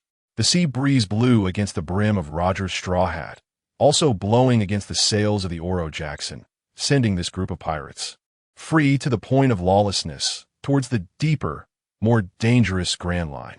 Chapter 27. It's too hot, Jabba-san. As night fell, the moonlight on the Grand Line was cold as water, yet it could not extinguish the burning passion on the deck of the Oro Jackson. A bonfire was lit, the warm light reflecting on every excited face. Having just experienced a thrilling battle, the crew was not the least bit tired. Instead, they were in a state of extreme exhilaration. Miller Payne was singing an unknown tune at the top of his lungs while holding a barrel of rum, his voice loud enough to startle sea kings miles away. Spencer, rarely putting aside his noble demeanor, was vigorously arguing with Brumelin about which cannonball's trajectory was the most elegant during the recent naval battle. Rayleigh leaned against the mast with a cup of wine in hand, a faint smile on his face as he watched this energetic group of partners. Now this is what it means to be a pirate. Roger tipped his head back and gulped down a large mouthful of alcohol, wiping his mouth as his hearty laughter echoed across the deck. They were being chased by the Navy, but he left them far behind. What a thrill! The Oro Jackson seemed to possess a kind of magic. Its wide deck and sturdy hull made everyone feel incredibly safe and free, capable of carrying all their ambitions and dreams. Kyle sat quietly on a pile of wooden crates, holding a cup of orange juice and watching it all. The escape from the encirclement had nearly drained most of his energy, but now, wrapped in this joyful atmosphere, his fatigue vanished. "Hey, Kyle." In the noisy crowd, Jabba approached with his bare torso, his bronze skin glistening in the firelight. He carried two massive double axes and walked over step by step, his eyes burning with a fighting spirit. "What's the point of just drinking and singing? The deck is so spacious. Aren't you going to move your muscles?" Jabba's challenge immediately attracted everyone's attention. The singing stopped and arguments ceased. All eyes focused on these two individuals. Was it a battle between two veteran pirates? It was heating up. Oh. A good show is about to begin. Nostin was the first to jump up, rubbing his hands in excitement. "Are you serious? Mr. Jabba is really strong." Punklo swallowed nervously. Roger's interest was completely piqued as he stepped onto a barrel and shouted, "All right, let's have a fight. Let me see how much you've improved during this time." Hey, it's getting too heated, Jabba-san." Jabba grinned. Man, you've successfully caught my attention." Kyle put down his juice, stood up, and unsheathed the long naginata from his back. "You bastard, Jabba. Bring it on." The two walked to the center of the deck, and the surrounding crew members quickly formed a large circle. The atmosphere ignited instantly. "Betting's open. Betting's open." Nostin shouted at the top of his lungs. "I bet on Kyle. 100 berries. His ability is too tricky. I bet on Mr. Jabba." Miller slammed a barrel onto the ground, making a dull thud. 300 berries. "Strength is king. I bet on a draw, and I'll let Captain Roger call it." Spencer adjusted his glasses, trying to make the most rational judgment.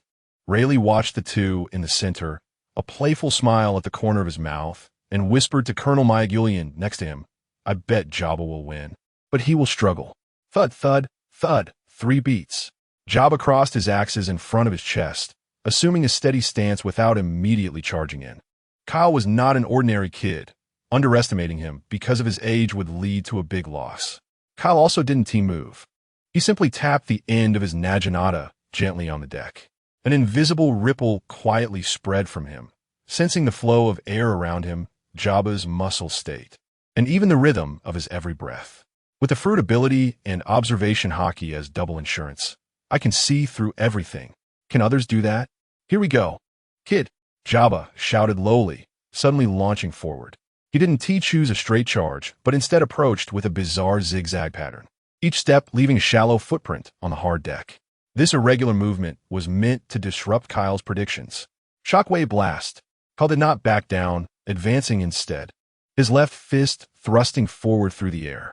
The compressed shockwave carried a ring-shaped sonic boom, charging straight at Jabba's face, facing a blow that could collapse buildings.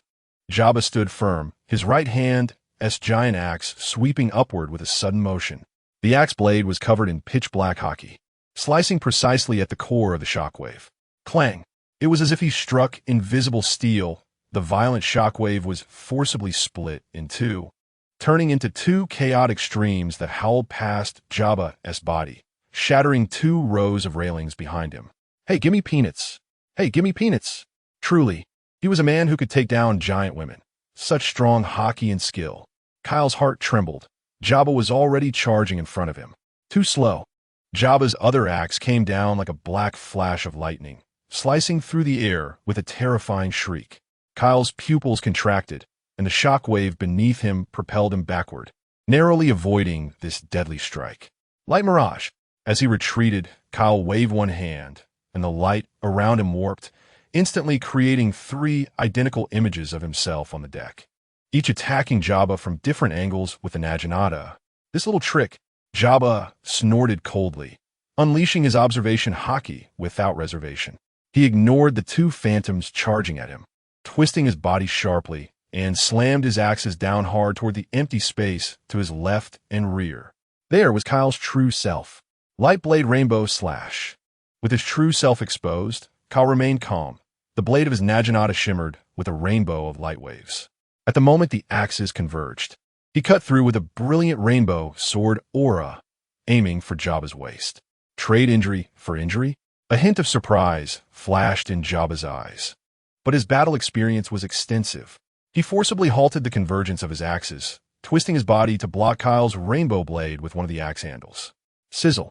The light wave and the haki-covered axe handle rubbed violently against each other, creating dazzling sparks, the scorching heat making the surrounding air feel oppressive.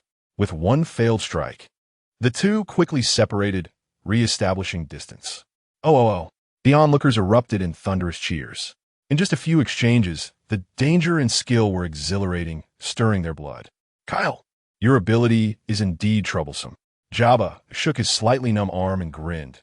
But real fighting doesn't give you that much time to prepare. Before his words faded, he charged again. This time his assault was even more ferocious. The double axes in his hand spun into a death whirlwind, each strike powerful and heavy, sealing off all of Kyle's escape routes. Kyle could only continuously use his shock step to make small movements while blocking with his Naginata. The clang of blade meeting axe sounded thick and rapid, sparks flying. Jabba's axe strikes not only carried immense power, but the strong wind pressure generated also disturbed Kyle's precise control of the surrounding waves to a certain extent. Under the torrential assault, Kyle gradually fell into a disadvantage. He could no longer use wide-range attacks. Otherwise, the whole ship would suffer. Meanwhile, the small-scale shock waves and light waves were all neutralized by Jabba's overwhelming haki and rich experience. This situation wouldn't he do? A flash of brilliance sparked in Kyle's eyes as he seized an opening in Jabba's attack and suddenly plunged his Naginata into the deck. Reverberating echo. A peculiar sound wave instantly spread out. Jabba's movement stalled, as if he heard his own roars from earlier in battle. The sound of his axes slicing through the air and even his heavy breathing, all these sounds intertwined chaotically in his mind, causing a momentary lapse in focus. Now, Kyle pulled out the Naginata, the tip gathering electromagnetic waves, transforming into a lightning spear that shot straight for Jabba's chest. Lightning-piercing Aurora Spear. However, just as the lightning spear was about to touch Jabba's body, he suddenly bit down on his tongue, the sudden pain forcing him out of the mental interference. His eyes regained clarity, and with a roar, he disregarded the incoming lightning spear, charging forward with his shoulder, while simultaneously sweeping his axe horizontally, striking Kyle hard in the side. Bang! What? Iron Mountain crash. Kyle felt an irresistible force strike him, and he was sent flying like a kite with a broken string, rolling several times on the deck before stabilizing, the Naginata slipping from his grip. On the other side, Jabba's shoulder was grazed by the lightning spear, leaving a charred mark and a large tear in his clothing, smoke rising from it. The outcome was decided. The arena fell silent before erupting into even more enthusiastic cheers. He won. Mr. Jabba won. Miller waved his fists excitedly. Although Nostin lost money, he shouted in admiration. Kyle is super cool too. If the knife had been a little more off, I would have become Baba. Ha! Jabba walked over to Kyle and extended a hand. What a cold joke. You bastard Jabba. That really hurts. Kyle grinned as he shook his hand, being pulled up by him. Ha! Roger laughed as he approached, putting an arm around each of their shoulders. Well done. You both did great. Guys, keep drinking. Let's celebrate having two amazing monsters on our ship. The atmosphere of the banquet reached a new high, with the losers sulking and the winners boasting loudly. Rayleigh walked over to Jabba, pointed at the tattered clothes on his shoulder, and laughed as he handed him a drink. Jabba took the drink and downed it in one go, watching Kyle, who was being questioned about the battle details by Nostin not far away, his eyes filled with anticipation for the future. Chapter 28. 10 years is but a fleeting moment on the Grand Line, yet it is enough for a boy to grow up and for legends to ferment. The deck of the Oro Jackson is livelier and more crowded than it was 10 years ago. At this moment, a unique power competition is taking place. Ugh! The two largest members of the crew, the over 3-meter-tall blue fishmen, Sambel and Nostin, are engaging in an arm wrestling match, their bulging muscles like mountains. The deck groaning under their weight. Sambel is a partner they picked up on Fishman Island 3 years ago, a simple and strong monster. Not far from them, a man named Yui, dressed in a high-collared black robe with hair like burning flames, sits cross-legged, seemingly oblivious to the surrounding noise, as if isolated from the world. Beside him, a big guy with a hairstyle resembling Godzilla's dorsal fins, named Elong, meticulously wipes his wolf fawn club, which is taller than a person, with a piece of rough cloth. So, the berries issued by the world government are essentially an invisible exploitation of the labor force of the member states. This system is fundamentally rotten. A burly man named Max, who has a beard and resembles a philosopher from Kyle's previous life, is animatedly explaining his theory to Spencer, spitting as he speaks. Max, I admit your viewpoint has some merit, but you overlook the stability of currency as a measure of value and a means of circulation. Spencer seriously pushed up his glasses and engaged in an academic discussion with him. A little person named Dorling, who has tiny devil wings on his back, took advantage of the chaos to steal a large piece of roasted meat from the kitchen, skillfully dodging the chef's scolding, and flew up to the main mast crossbeam to feast. A strong man named Jialon, dressed in ancient Greek-style brass armor, is performing a one-handed handstand by the ship's rail, sweat soaking the deck beneath him. The crew has grown to nearly 30 members, including Lowen, Elio, and Conchino, each a powerful monster with distinct personalities recruited from all over the world. Over the past 10 years, this ship has carried countless stories of laughter and tears and witnessed the establishment of numerous deep bonds. Kyle leaned against the railing at the back of the ship, quietly observing the familiar hustle and bustle, a faint smile on his lips. Approaching 20, he had shed the naivety of youth. His long, jet-black hair was tied back with a simple hair tie, a few strands falling beside his cheeks, giving him a casual and carefree look. His golden eyes sparkled in the sunlight, even deeper than they were 10 years ago. He remained the youngest elder on the ship, but now, whether among the new partners or the old crew members, it was clear that this easygoing young man was one of the strongest super monsters on board. Sometimes, his calm judgment and formidable strength provided even more reassurance to the crew than their hot-blooded Captain Roger, who only knew how to charge ahead and take risks. Kyle, new crew member Elio ran over, his face filled with admiration. Can you tell me again how you used the Azure Dragon roll to lift everyone into the air back in the Water 7C area? Aha, a hero doesn't talk about past bravery. Kyle laughed heartily, hands on his hips. If you want to hear stories, go find Nostin. He can give you 100 versions. Just then, a newsbird swooped down from the sky, dropping the latest newspaper and a stack of brand new bounty notices onto the deck. Oh, it's here, it's here. The commotion on the deck found a new outlet. Everyone, including Max, who was debating, and Jialon, who was still upside down, rushed over. Roger snatched the top few sheets, and after seeing the numbers on them, let out his signature hearty laugh. Ha ha ha. 15 billion berries. Those guys in the world government finally offered a decent price. Rayleigh took his own paper, calmly glanced at the 8 zeros following 12, and smiled faintly, clearly not surprised by the result. 11 billion, not bad. Jabba picked up his axe, wiped it off, and grinned, satisfied with the bounty that ranked just below the captain and vice captain. The crew's gaze finally settled on the remaining high bounty notice. Kyle, 1 billion berries. Panklo gasped, the number making him feel dizzy. Kyle walked through the crowd and picked up his bounty notice. His sharp gaze in the photo was captured at the moment he swung his Naginata during a battle. Below that youthful yet imposing face was the strikingly eye-catching number 10000000000. He became the fourth person on this ship to reach a 10-digit bounty. Mr. Kyle as expected. So cool. The new crew members exclaimed in awe and admiration. Kyle merely smiled, folded the bounty notice, and placed it in his pocket, his gaze drifting towards the endless azure sea. His companions were still cheering, boasting, and joking about the new bounty notices, while Roger was already shouting for a feast to celebrate. However, Kyle's thoughts drifted back to that afternoon over 10 years ago. He remembered his first bounty notice, a freshly printed piece of paper with a youthful face and an amount of 1,500,000 berries, which at the time seemed like a miserly sum. From 1,500,000 to 1 billion, 10 years had passed, filled with countless life-and-death battles, powerful enemies left behind, and a ship full of partners worth trusting his back to.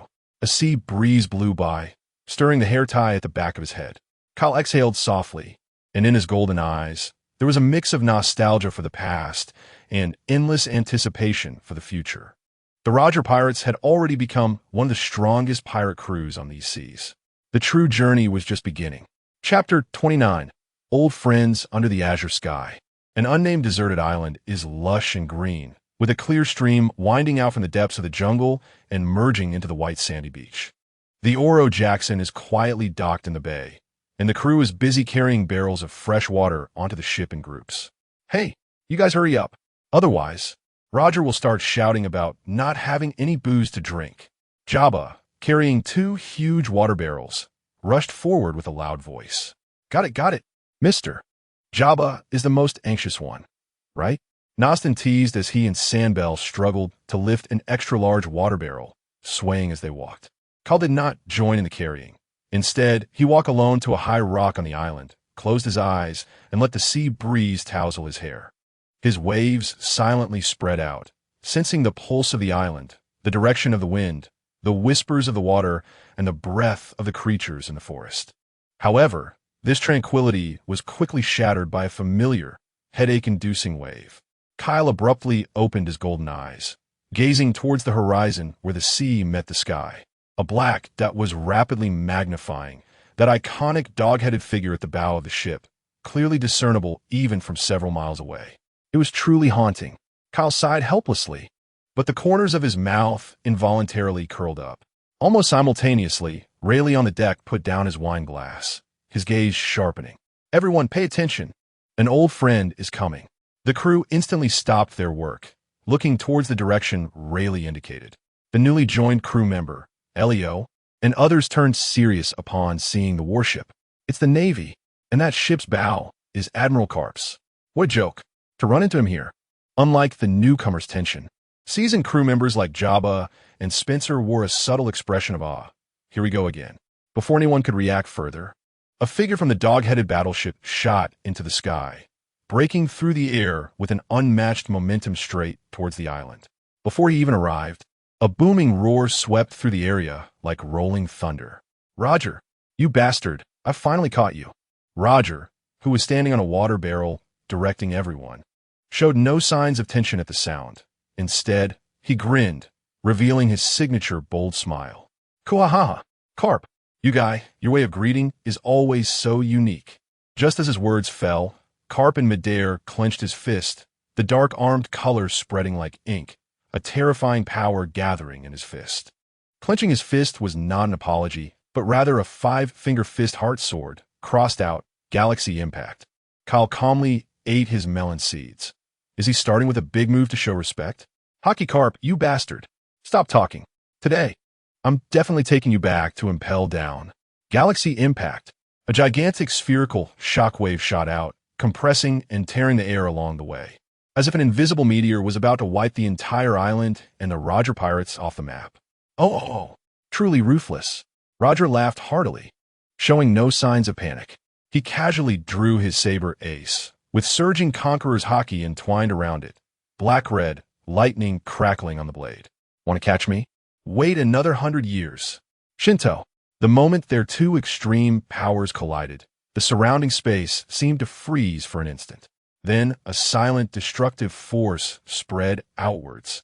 The shockwave was split open by Shinto, transforming into 2 violent air currents that brushed the sides of the island and shot into the sky, tearing massive gaps in the clouds. Boom! Carp landed heavily on the beach, creating a large pit. He didn't even glance at the surrounding pirates. His gaze locked on Roger, grinning to reveal his white teeth. Not bad, Roger. Your hockey has grown. You're not bad either, Carp. Your fists are still as hard. Roger. holding his sword, was equally filled with fighting spirit. In the next second, both men vanished from their spots, becoming two blurred shadows that crashed into each other.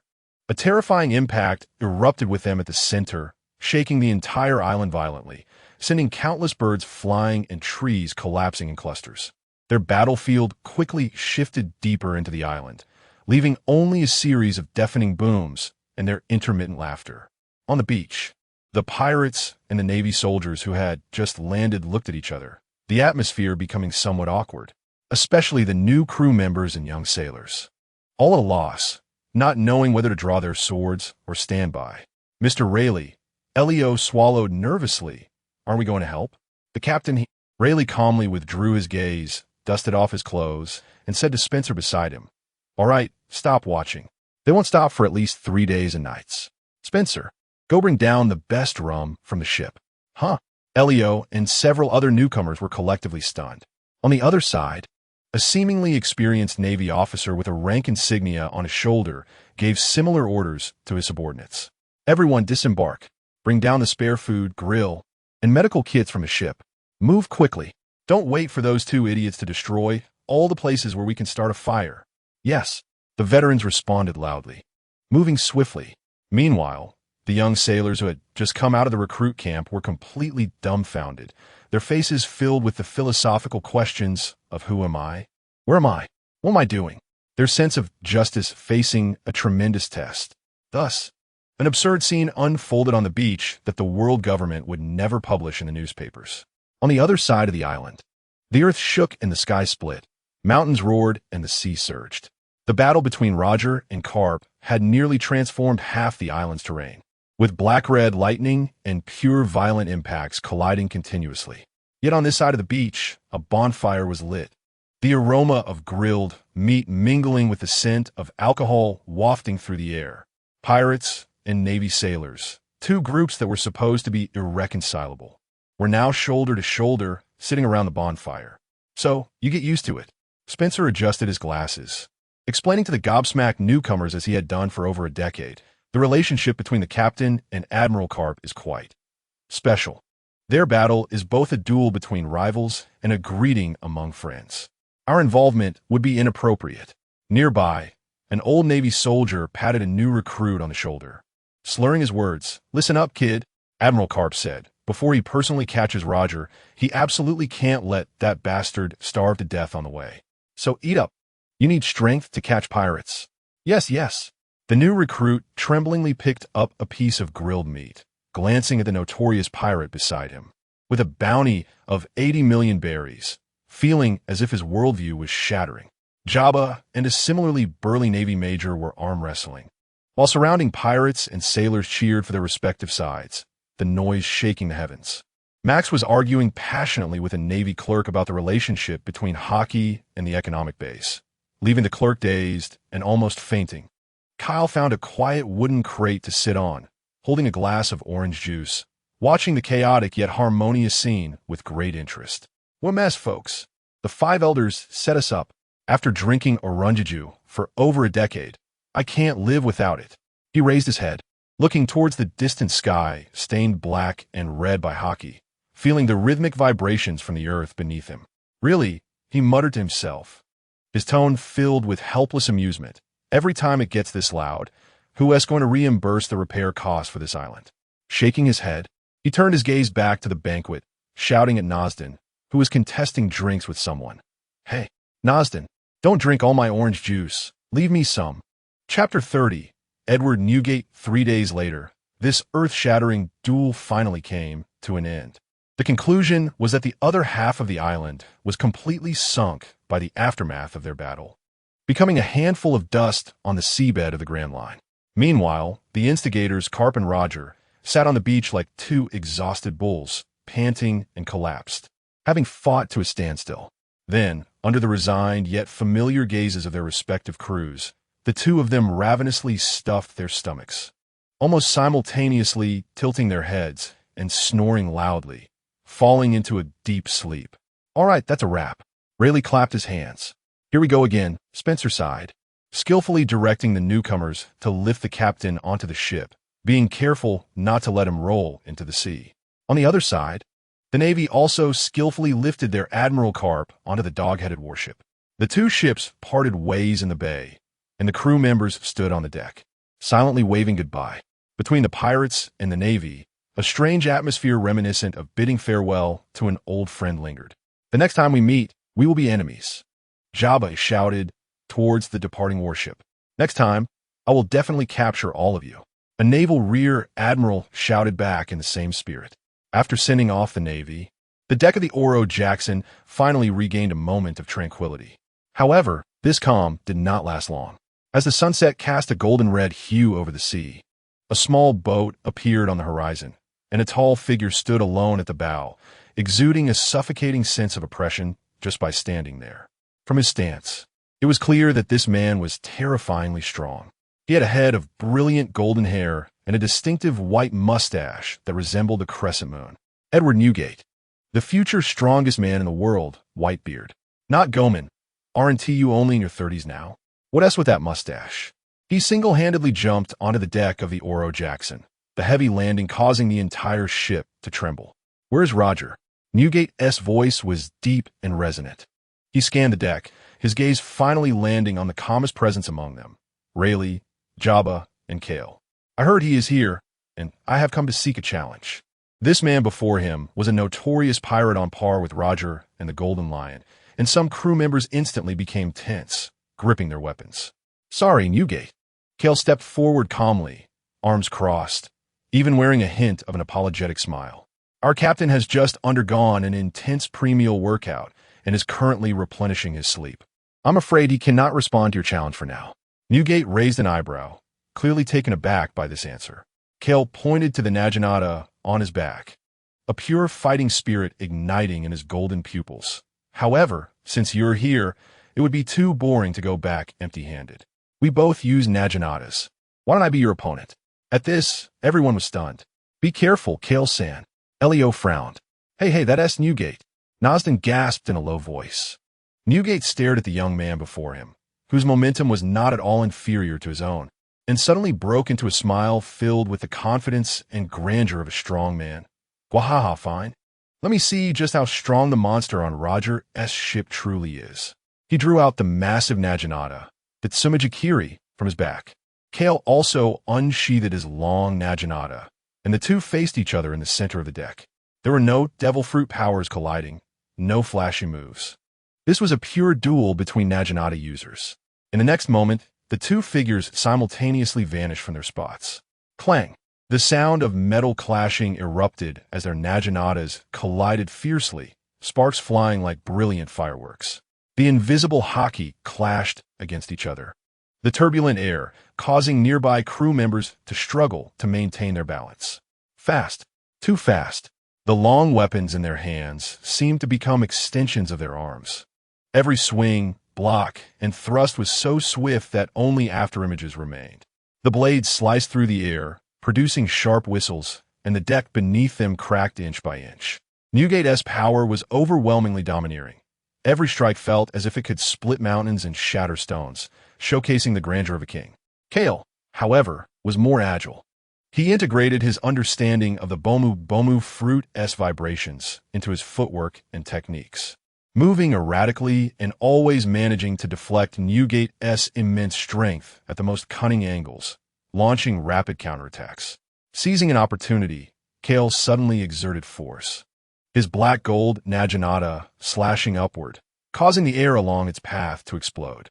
Yet Newgate did not flinch. With a low growl, he enveloped the Tsumajikiri in a denser layer of haki and delivered a vertical chop that forcibly stopped Kale's strike. Not a bad move, Newgate praised, but his offensive became even more intense. He suddenly stepped forward, shaking the entire ship, and brought the Tsumajikiri down with tremendous force. Kale's pupils constricted as he crossed his Naginata to block. Boom! An unimaginable force transmitted through the blade, and Kale felt his arms go numb, his body being pressed down to one knee, the deck beneath him being crushed into two deep dents. A crucial mistake. In this pure contest of strength and hockey, I am still inferior to this future legend. Kuhahaha. Not bad, Newgate. At that moment, a familiar loud laugh came from the cabin. Roger had awoken at some point, bare-chested, eagerly watching the battle unfold. Seizing the opportunity, Cale withdrew, Riley shaking his numb arms. Roger strode forward, wrapping an arm around Newgate's shoulder. "Let us have a party. It's rare to meet. Let us celebrate." Newgate sheathed the Samajikiri, glanced at Roger, then at Cale, and shook his head. "Let us skip the party. I'm still searching for the true meaning of going to sea." He looked deeply at Cale. "You are strong, young man. I look forward to our next encounter." After saying this, he turned and leaped back onto his ship, setting sail away. The members of the Roger pirates watched Whitebeard's departing figure, speechless for a long time. Cale sheathed his naginata, but his mind was rapidly replaying the earlier exchange. In that spar, he had not used his devil fruit abilities. It was purely a contest of techniques, strength, and hockey. If he had utilized the Bomu fruit's powers, he was absolutely confident he could defeat Whitebeard, who had yet to consume the Gura fruit. But what about the future? Once he eats that so-called strongest paramecia fruit, the outcome would be uncertain. However, Cale's lips curled slightly upward. He still had the greatest advantage of youth. He had plenty of time to grow and accumulate combat experience. In the future, his strength would surely surpass these legends of today. As he thought about this, Cale suddenly froze. When did Whitebeard acquire the Gura fruit? A term buried deep in his memory suddenly surfaced: God Valley. In a few years, the world-shocking God Valley incident would occur, the destruction of the Rocks pirates, and the alliance between Roger and Garp, while Whitebeard was, at that time, a member of Rock's crew. He couldn't have acquired the Gura fruit only after the God Valley incident, right? Then he found the meaning of travel, cough cough, and began to collect his sons all over the world, establishing his family. A bold and crazy thought took root and sprouted uncontrollably in Cale's heart. God Valley is the stage where legends converge, the end of the old era and the beginning of the new. How could I be absent from it? Cale raised his head to gaze at the ever-changing sea, his golden pupils shimmering with unprecedented light.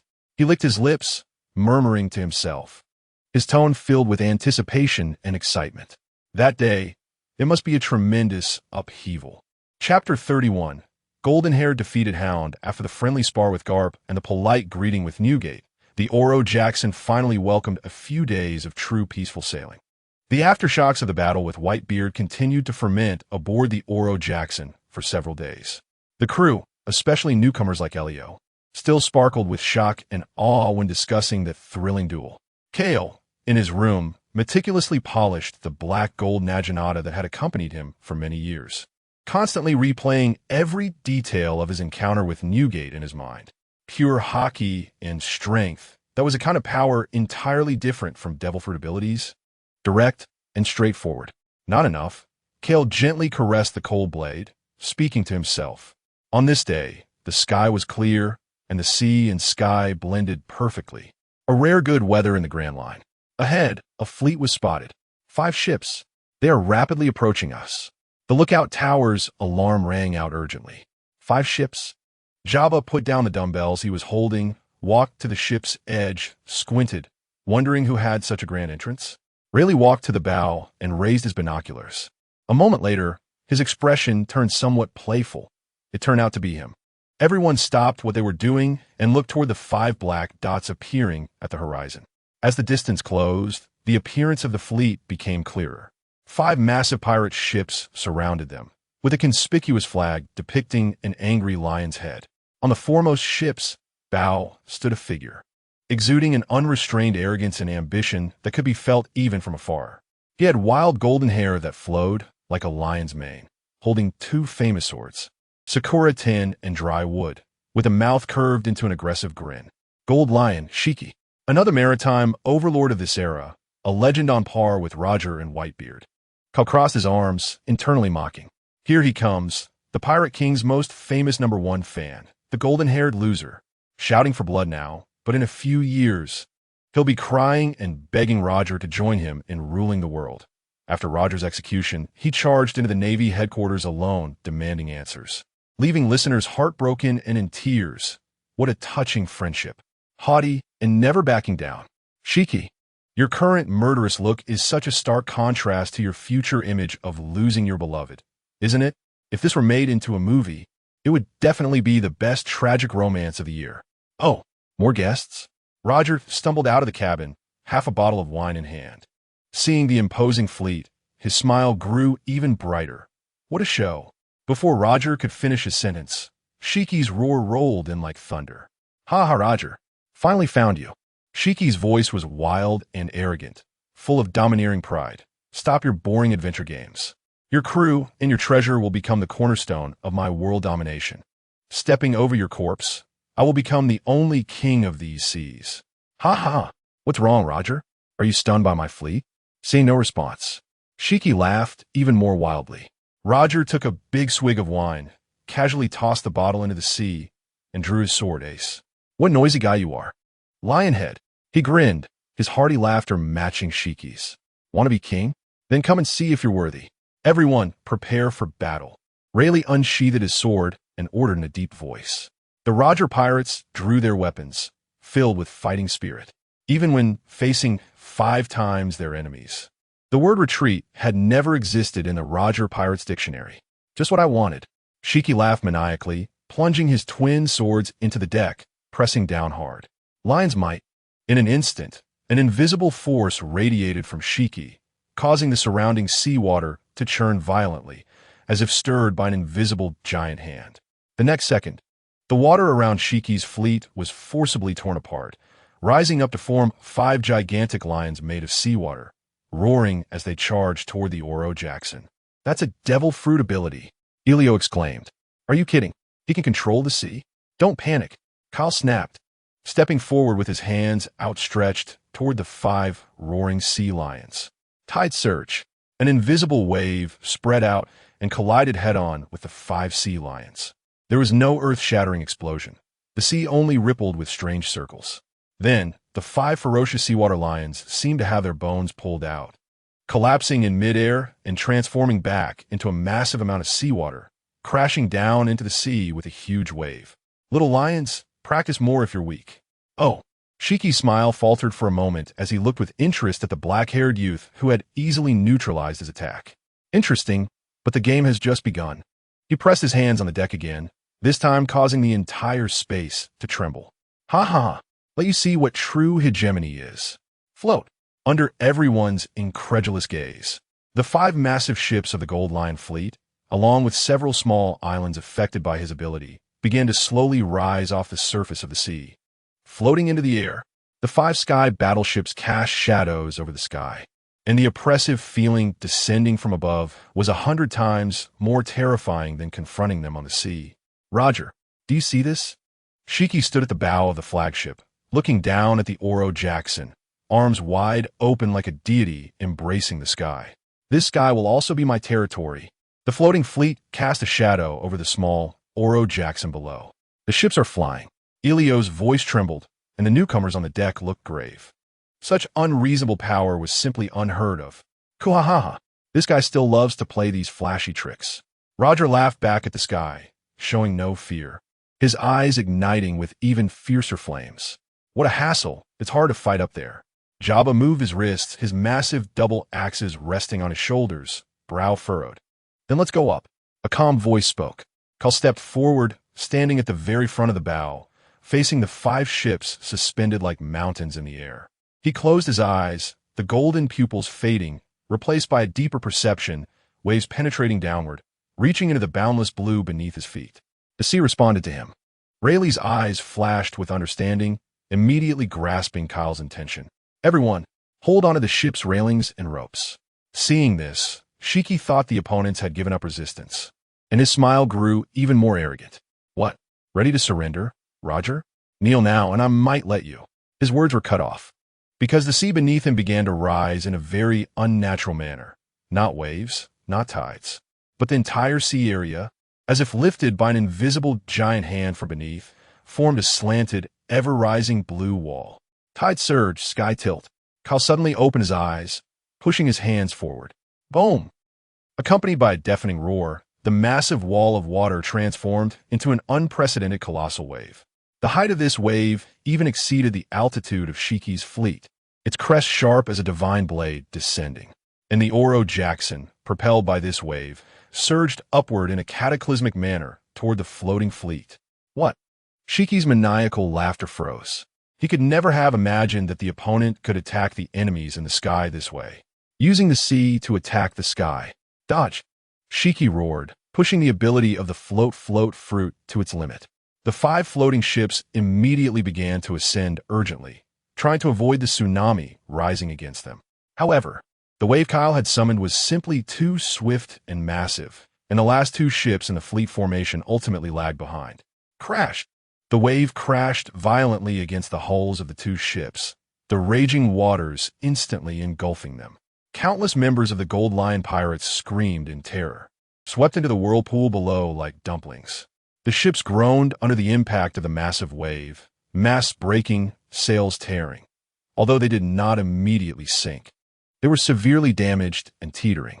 A huge gap was instantly torn in Shiki's fleet formation.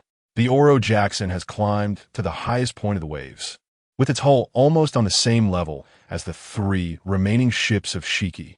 Now is the time. Roger's laughter echoed through the sky. With his legs slightly bent, he leapt into the air, and Ace's sword had unsheathed at some point, dark hockey wrapping around it, black and red lightning crackling. Divine Slash! A matchless black and red slash swept out, aimed directly at Shiki's flagship. Not a chance. Shiki roared, drawing his twin swords, Sakura and Muku, crossing them in front of his chest, also wrapped in armament hockey, to meet that world-destroying slash. Clang! The clash of 2 conquerors' hockey exploded in the air, as if the sky had been torn apart. Meanwhile, the counterattack from the Roger pirates had only just begun. It's our turn. Rayleigh's figure was swift and agile, lightly tapping the ship's railing with his toes, crossing dozens of meters, and accurately landing on the deck of one of the enemy's ships. The glint of his sword flashed, too fast for anyone to see the trajectory, as enemies fell one after another, not even realizing how they had been defeated. Oh la la la la! Jabba threw his copper axe like a boomerang, the massive axe whistling through the air, carving a devastating path on another enemy ship's deck, sweeping away cannons and pirates in its wake. Punkuro had somehow produced several black spheres in his hand, and with an exaggerated throwing posture, he hurled them towards the enemy ship. The spheres exploded in midair, releasing a pungent mist, causing the pirates within to stumble and lose their fighting power. Sonic Slash, Exploding Phoenix. Kyle was not idle either. He drew the black gold Naginata from his back and swung it fiercely at an enemy ship. A phoenix-shaped sound wave was unleashed, the air along its path bursting apart, as the side of that ship was forcibly blown open, with countless pirates being tossed by the shockwave. The elite rout of the Roger pirates showcased their terrifying individual combat power at this moment. In contrast, the Flying Lion pirates, despite their numbers, found their numerical advantage utterly meaningless against such monstrous opponents. Their proud fleet had now become a cage that bound them, divided and consumed. Damn it, damn it! As Shiki defended against Roger's torrential attacks, he watched his fleet being slaughtered, his eyes nearly bloodshot. He had intended to launch a crushing encirclement from a god's eye view to declare his dominance to the world. But in an instant, his proud celestial army was ambushed by the other side from the sea, scattered to pieces, a complete humiliation. Roger, seen? Lions roar, Thousand Cuts Valley. Shiki's anger surged, his twin swords dancing, unleashing countless flying slashes like lion's fangs, temporarily forcing Roger back. He glanced at the chaotic battlefield and the black-haired youth standing at the bow of the Oro Jackson, holding a Naginata, his anger and humiliation reaching a peak. Today, he had lost in intelligence, lost in underestimating the enemy, and lost to that unbelievable devil fruit ability. Roger, Shiki's voice was filled with unwillingness and resentment. Don't think this is over. The next time we meet, I will bury you along with this sea. After leaving a harsh remark, Shiki no longer lingered in battle and decisively activated his ability. The remaining 3 flying warships, including the 2 severely damaged ones, began to retreat rapidly to the high skies, soon turning into black dots on the horizon, fleeing in disgrace. The sea surface was left in chaos, with wreckage of ships and hundreds of members of the Flying Lion pirates struggling and calling for help in the water. The Oro Jackson landed steadily back on the sea, and the surrounding waters gradually calmed, as if the earth-shattering sea and air battle had never happened. The deck was silent. Elio and the other newcomers gaped, staring at everything. Their minds blank. Is this it? That was the infamous Shiki the Lion, leading a massive fleet. Roger landed on the deck, sheathed his sword, and looked in the direction Shiki had fled, clicking his tongue in dissatisfaction. How boring. He ran faster than a seabird. He looked around at the spoils flailing in the water and suddenly grinned. All right. He clapped his hands and shouted with vigor, "Boys, don't just stand there. Get these guys out of the water, keep the valuable ones, and tie up the worthless ones to throw at the nearest Navy base. Then let us have a feast." Oh. Chapter 32. Waterstar Island. The Flying Lion Pirate Fleet's disastrous defeat provided the Roger Pirates with an unprecedented bounty party. On the deck, barrels of rum were piled high, and the aroma of roasted meat mingled with the sea breeze wafting far away. Cheers for Kyle's Heavenly Tide. Cheers for the captain's divine slash. The crew linked arms, singing loudly, celebrating this glorious victory of overcoming odds. Kyle leaned against the mast, holding a glass of orange juice, watching his noisy companions with a smile unconsciously forming on his face. He was still savoring the fact that just days ago he had faced the youthful Whitebeard, and just now, the proud Shiki, having exchanged blows with these legendary figures. Dipping beans, refreshing. This feeling was like playing a game and triggering two in-game hidden plots in the novice village, thrilling and absurd. What are you thinking? Rayleigh sat down next to him, handing over a skewer of grilled fish. I was thinking whether we mixed up our navigation logs. Kyle took a bite of the grilled fish and mumbled, "Other people's adventures are about treasure hunting and monster fighting. Our adventure is specifically about targeting legendary sea pirates one by one. This business scope is too broad." Rayleigh chuckled and shook his head. "They came looking for us, especially the guy Shiki, with ambitions too great." It was only a matter of time before he crossed paths with Roger. He looked at Roger in the distance, arm wrestling with Jabba, laughing like a fool. But this is what makes it interesting. Isn't it? Kyle gazed at Roger's guileless smile and deeply agreed. Yes, this is what makes it interesting. After the feast, the Oro Jackson set sail again. This time, the destination of the voyage was incredibly clear. The magnetic force of a log pointer was exceptionally stable, pointing straight ahead, its unwavering posture seeming to declare that the end of the journey was just ahead. The atmosphere on the ship grew more and more exuberant each day. Hey, when we reached the last island, the first thing I want to do is announce to the whole world that we're the first pirate crew to circumnavigate the globe.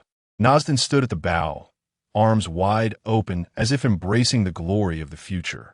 I want to find the prettiest girl and tell her I am a member of the Pirate King's crew. Elio's face was full of longing. Pirate King? Jabba, carrying his axe, grinned. That's a nice title. Let the captain use it when we get there. Cool, ha ha ha. Sounds quite imposing. Roger shamelessly accepted it all. Amidst the clamor, Kyle quietly leaned against the railing, feeling the wind brushing against his face.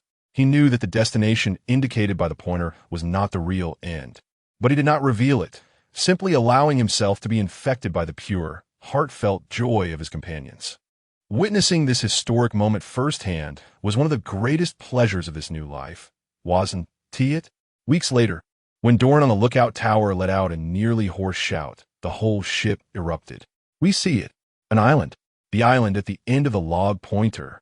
Everyone surged to the bow, gazing at the silhouette emerging where the sea met the sky. It was a breathtakingly beautiful island, with countless waterways intertwining like blue ribbons across the island, sparkling in the sunlight. A massive natural fountain erupted from the center of the island, and the mist refracted a brilliant rainbow in the air. Waterstar Island. Rayleigh looked at the sea chart and read out the name. What a beautiful name. Land ho! Land ho! Let's have a feast. Roger couldn't wait to wave his arms. The Oro Jackson slowly docked, and the crew cheered as they jumped onto solid ground, some excitedly kissing the ground, while others began organizing the transport of barrels of wine and supplies. They had succeeded. They had conquered this great route, which countless people regarded as a nightmare. Roger laughed heartily, drew his sword ace, and confidently planted it at the highest point on the shore, announcing their arrival. However, amidst the jubilant atmosphere, a discordant voice quietly emerged. Huh, Captain, Mr. Rayleigh, look at this. Elier on the ship pointed at the log pointer, a hint of confusion on his face. The crowd turned to look, only to see the pointer, which had just been steadfast, now spinning wildly like a drunken man, with no pattern whatsoever. The cheers on the deck abruptly ceased. What is going on? Jabba furrowed his brows. Rayleigh quickly stepped forward, took out his spare pointer, and found the same result. The air seemed to freeze. The previously fiery atmosphere dropped to freezing point. Everyone understood what this meant. The failure of the log pointer only indicated one thing. Ahead, there were islands. This was not the end. What a joke. Nostin's smile froze. Then where do we go next? Their greatest reliance for navigation had failed, and the waters ahead were completely unknown. Gol D. A sudden burst of laughter shattered the silence. Everyone looked at Roger in astonishment, as their captain showed no sign of frustration. Instead, he gazed at the unknown sea with unprecedented brilliance in his eyes. Hey, what kind of expressions are those? Roger pulled Ace from the ground, slung it over his shoulder, and grinned. The adventure isn't over yet. Isn't this even more interesting? The crew was stunned, and soon the feelings of loss and confusion were swept away by the powerful charisma radiating from Roger. Yes, they were the Roger Pirates, following the freest man in the world to sea. What did it matter if adventure had no end? That's true. Jabba was the first to burst into laughter. Then let us keep searching. Oh. The crew's enthusiasm was reignited. Kyle watched this scene and felt a surge of emotion. This was Gol D. Roger, to him, any dire situation or unknown was merely the beginning of a new adventure. This spirit was the fundamental reason he could become the Pirate King. Just as everyone was preparing to explore this strange island again, Roger's gaze was drawn to an ancient ruin covered in vines not far away. Oh, it seems there is something over there. He dashed over like a child who had discovered a new toy. Everyone followed suit, pushing aside the thick vines. A deep cave entrance appeared before them. At the end of the cave stood a massive, ominous red cube of rock. Is this the Poneglyph? Rayleigh recognized it at a glance, but his expression quickly became uncertain. No, the color is different. I have never seen a red Poneglyph. Kyle's heart raced. It's here, the marker Poneglyph. This stone would guide them to a unique route leading to the end of the world.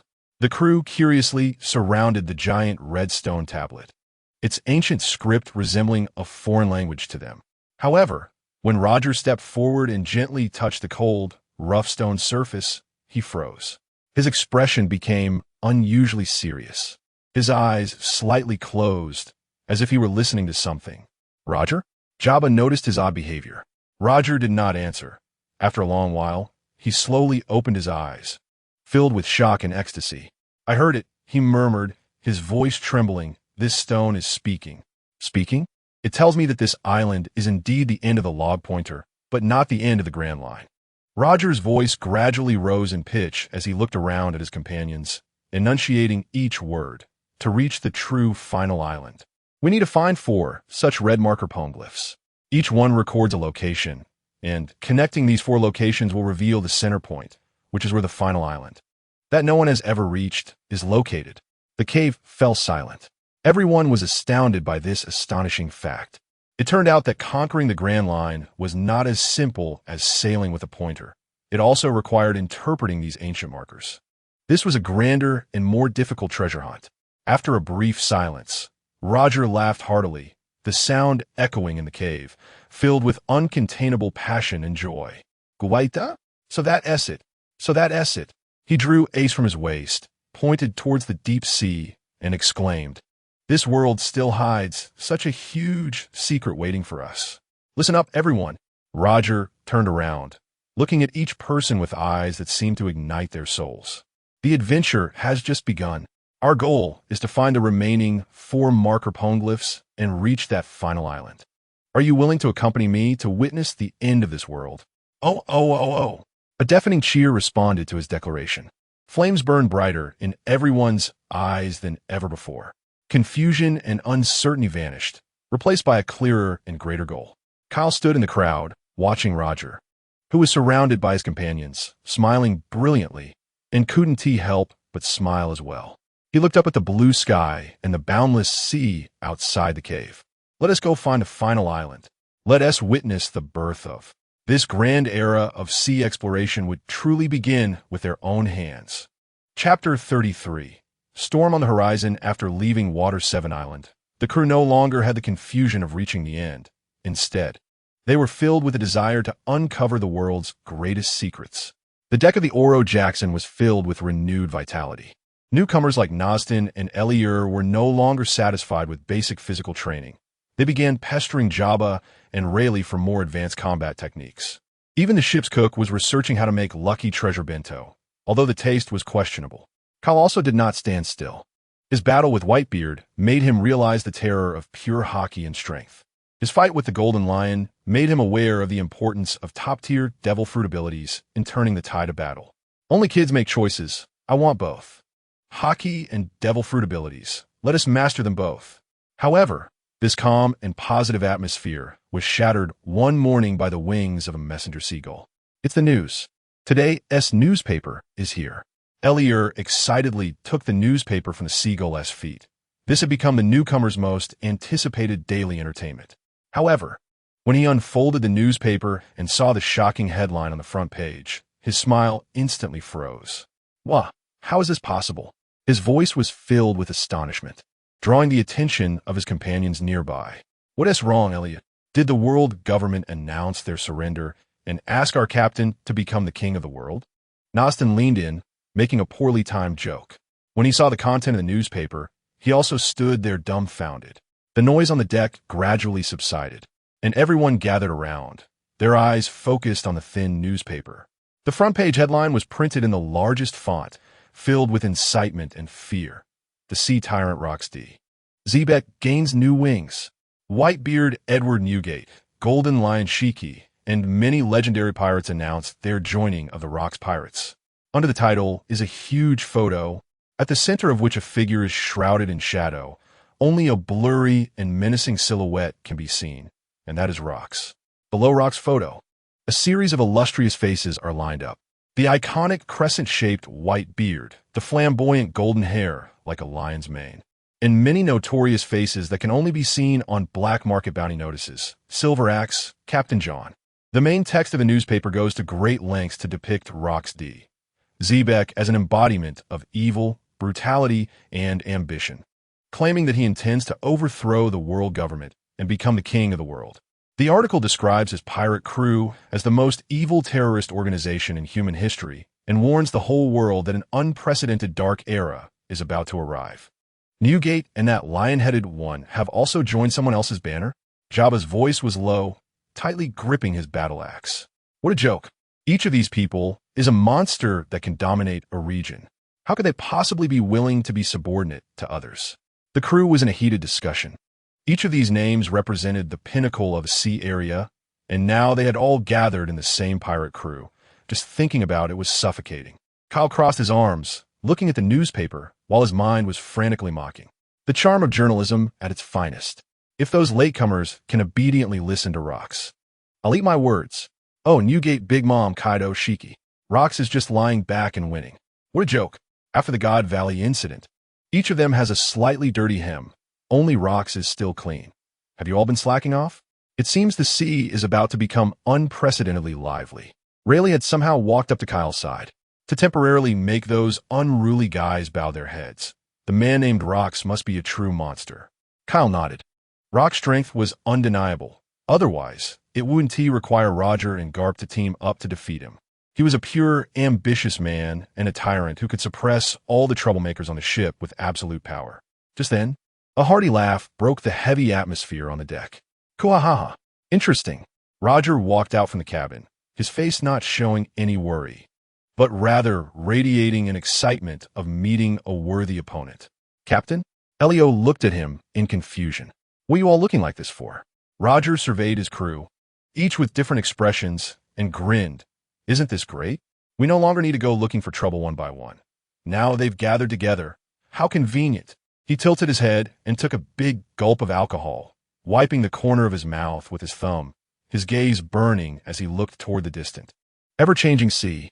Want to be the king of the world? That guy named Rocks has bigger ambitions than Shiki. Flames burned in Roger's eyes. That confidence and boldness from the bone instantly dispelling the gloom hanging over everyone's hearts. Yeah, what are they afraid of? They're the crew of Gol D. Roger. That's right. Jabba thumped his battle axe heavily onto the deck, making a dull sound. Who cares about rocks if he stands in our way? Just chop him down. Oh. The crew's enthusiasm was reignited, and anxiety and shock transformed into soaring fighting spirit. However, Rayleigh's expression became serious again. The Rocks Pirates base is located in Pirate Island, Hive. That's a lawless place where pirates gather, a mix of fish and dragons. They've gathered such a massive force. They definitely won't be having a simple banquet. The world government is probably going to have a headache. Kyle's heart raced. The shocking God Valley incident was the Rocks Pirates' downfall. And the fuse of that battle was precisely Rocks aiming at the celestial dragons. The newspaper said Rocks wanted to become the king of the world. This was not unfounded. His target was indeed the celestial dragons at the pinnacle of power and the world government behind them. All right, Rocks is a character. And now, this strongest pirate crew in history has gathered, and the legendary battle is not far off. If the end of the Grand Line is Laugh Tale, then God Valley is the intersection of all the strong wills of that era. How could he miss such a stage? Rayleigh Sand, Cal suddenly spoke, his voice not loud, but clearly reaching everyone's ears. Shouldn't we prepare some special dishes for this upcoming feast? Rayleigh looked at him, reading the unmasked fighting spirit in the young man's eyes, and couldn't help but smile. That sounds good.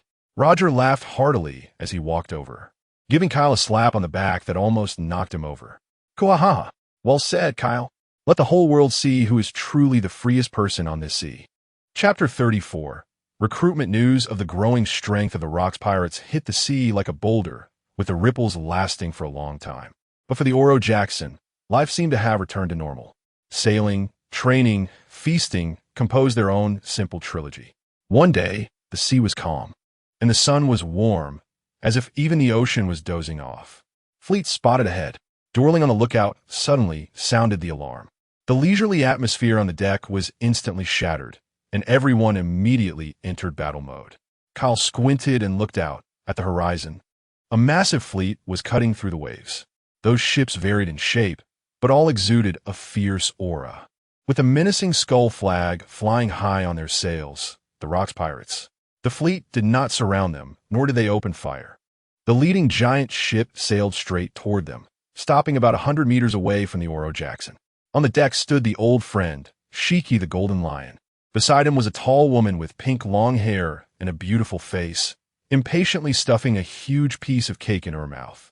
Next to her was a man clad in full armor, shouldering a massive silver axe, and another man dressed flamboyantly, with 2 swords at his waist.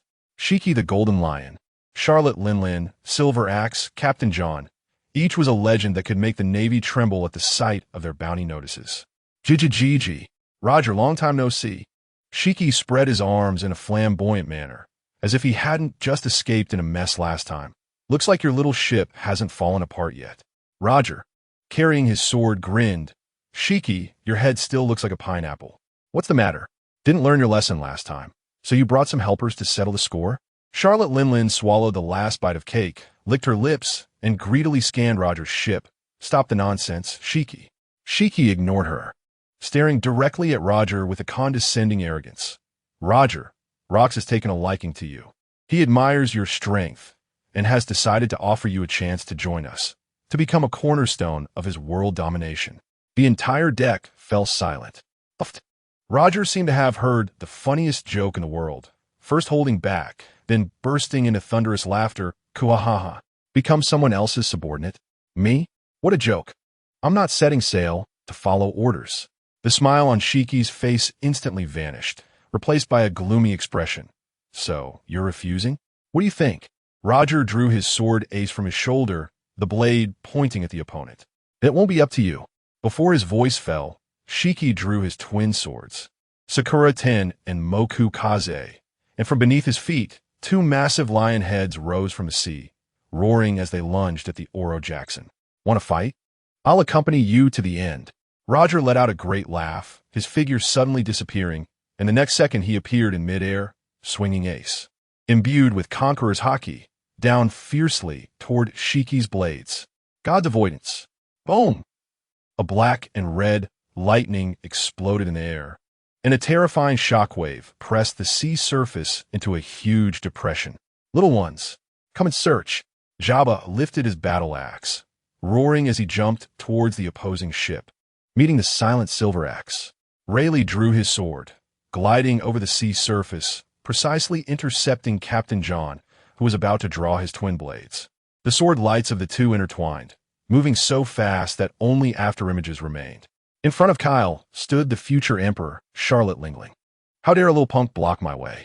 Lingling's left hand ignited with a flame of soul fire, while her right hand grasped a mass of thunderclouds. Kyle looked at the tall but proportionate woman before him, and despite being prepared, a single thought raced through his mind. Is this really Charlotte Lingling? The future Emperor with a figure comparable to the mountain demon, Kaido? Damn you, Oda. Kid, what are you dazing about? Lingling noticed his distraction and flew into a rage, transforming the flames in her left hand into a fireball that thundered towards him. Sorry, I was thinking about the difference between public buses and private cars. Heat wave incoming. Kyle snapped back to reality, pointing his right hand at the fireball, releasing a ring of invisible infrared waves. The two scorching forces collided in the air, the heat wave distorting the surrounding air. Heavenly punishment of thunderclouds. Lingling swung her right hand, and the thunderclouds summoned down thick bolts of lightning. I'll avoid her sharpness. You can't understand physics. Kyle charged forward instead of retreating, releasing a strong electromagnetic wave from his palm to counter the lightning head-on. The two energies intertwined, emitting a piercing, sizzling sound, ultimately canceling each other out. Interesting. Lingling grinned, drawing her long knife Napoleon, which was wrapped in thunder and fire, sweeping it down with tremendous force. Kyle did not dodge. At the moment the blade made contact, a ring-shaped sound explosion cloud erupted. An immense recoil forced both of them back a few steps. The battle instantly intensified. Roger and Shiki's conqueror's haki clashed and tore the sky apart, while Rayleigh and Captain John engaged in an exquisite sword duel that stirred the sea, and Jabba and the Silver Axe's power struggle made the ship groan continuously. The battlefield between Kyle and Charlotte Lingling turned into a contest of abilities. The flames spewing from Prometheus could melt steel, and the thunderbolts summoned by Zeus could tear through the sky. But Kyle's bubble fruit always found a way to counter.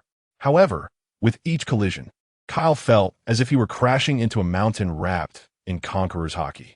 Charlotte Lingling's defense was simply unreasonable. Her body seemed born to withstand damage, and her armament haki was as solid as substance. Damn, this tankiness is no joke.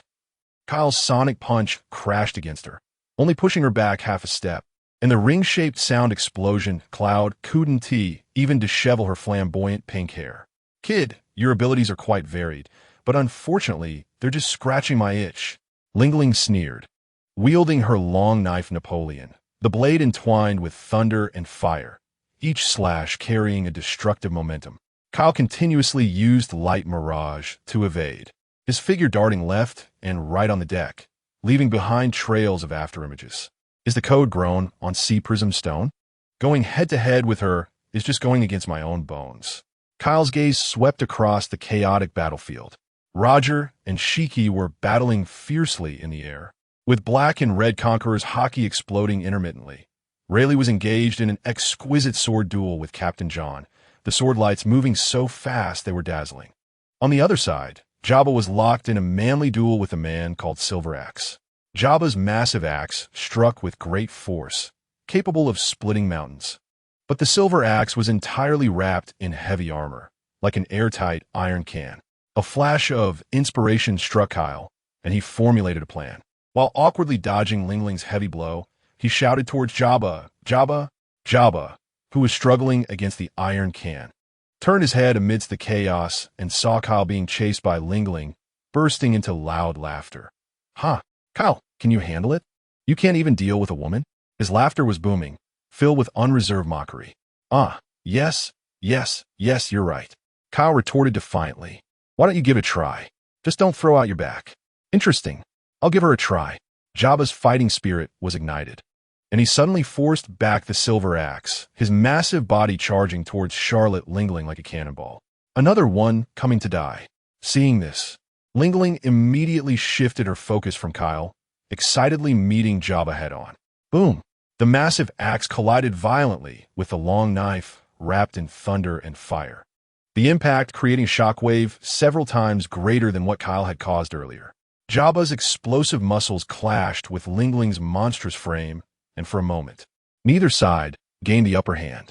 "You got some skills, Jabba." Taking the opportunity, Kyle slipped away, instantly arriving before the silver axe. Looking at the opponent fully covered in armor, a cunning smile appeared on his face. "An iron can, huh? I love opening cans." The silver axe said nothing, silently raising his silver giant axe, clearly not taking the seemingly frail kid before him seriously. He took heavy steps, charging at Kyle, each step leaving a deep footprint on the deck. Yet Kyle did not dodge. He simply stood still, even closing his eyes as if listening to the sounds of the wind. An invisible, peculiar frequency spread from him. Just as the silver axe was about to bring down the giant axe, Kyle slowly raised his hand, palm facing the charging iron can. His lips parted as he uttered the name of his technique. Resonance rupture. There was no earth-shattering explosion, no dazzling light effects. Only a series of painful cracking sounds could be heard. The charging silver axe suddenly stopped, looking down in disbelief, only to see that his once proud, indestructible custom armor had inexplicably developed spiderweb-like cracks. The cracks spread with visible speed from the chest plate to the armors and then to the leg armor, emitting creaking cries. "How is this possible?" A hoarse and shocked voice finally emerged from under the helmet. "Did you hear that?" Kyle opened his eyes, the golden pupils sparkling with mockery. Snapping his fingers, the melody of destruction. As soon as the words left his mouth, with a crisp, loud bang, the sturdy armor on the silver axe shattered like an eggshell, instantly collapsing into countless fragments that scattered across the ground, producing a series of clattering sounds. As the dust settled, it revealed a burly man with a stern face beneath the armor, his expression filled with shock and confusion. Unable to comprehend why his strongest defense had been so easily shattered, Kyle shook his hand as if he had just done something trivial, beckoning to the stunned opponent. "Come on, Mr. Can, let us play fair." This sudden skirmish felt more like a test between top-tier powerhouses. "Ha ha ha, stop." Shiki, having pushed Roger back with a knife, was the first to withdraw, hovering in midair. "Interesting. Roger, you have some decent guys on your ship. Hockey Lion, it would be even better if you could wipe the blood off your forehead before saying that." Charlotte Lingling also withdrew Prometheus and Zeus, licking her lips with lingering desire. Jabba and Rayleigh also ceased fighting, returning to the Oro Jackson. This was just a greeting. Shiki looked down at the Roger pirates from above. "Rox is waiting for the world's strongest in the hive. Roger, think it over. Don't be too quick to refuse. The next time we meet, it won't be this easy." After speaking, the Rox pirates' fleet turned their ships around and sailed away, as if they had really only come here to exchange a few words and have a brief fight. "Ha ha." Roger sheathed his sword and laughed heartily. "What an interesting bunch of guys." Chapter 35. The night before the carnival compared to the tumultuous sea, the pinnacle of power in the world, Mary Geos, was engulfed in a peculiar uproar. There were no nautical bumps, no battle cries, only a nauseating fervor wrapped in a facade of peace. Inside the palace, the magnificent carpets were piled high with all kinds of luggage. Servants knelt on the ground, carefully stuffing diamond-encrusted hunting rifles, golden goblets, and silk pajamas into specially made leather cases. "Father, did you bring my little darling?" A 10-year-old celestial dragon boy with a signature hairstyle, Mark Saint, excitedly tugged at his father's clothing. The little darling he mentioned was a custom-made, small handgun made entirely of sea prism stone and ivory. "Of course I brought it, my dear Mark." His father, Top Saint, with his plump belly and a patronizing smile, said, "This year's competition, you must win first prize. You can't lose to that snotty-nosed Muskerud kid again." "Don't worry, father." St. Mark waved his chubby fist. "This time I'm going to catch the fastest one. I'll turn him into the most beautiful specimen in my bedroom." Their conversation was light and natural, as if they were discussing an upcoming outing rather than a bloody hunt.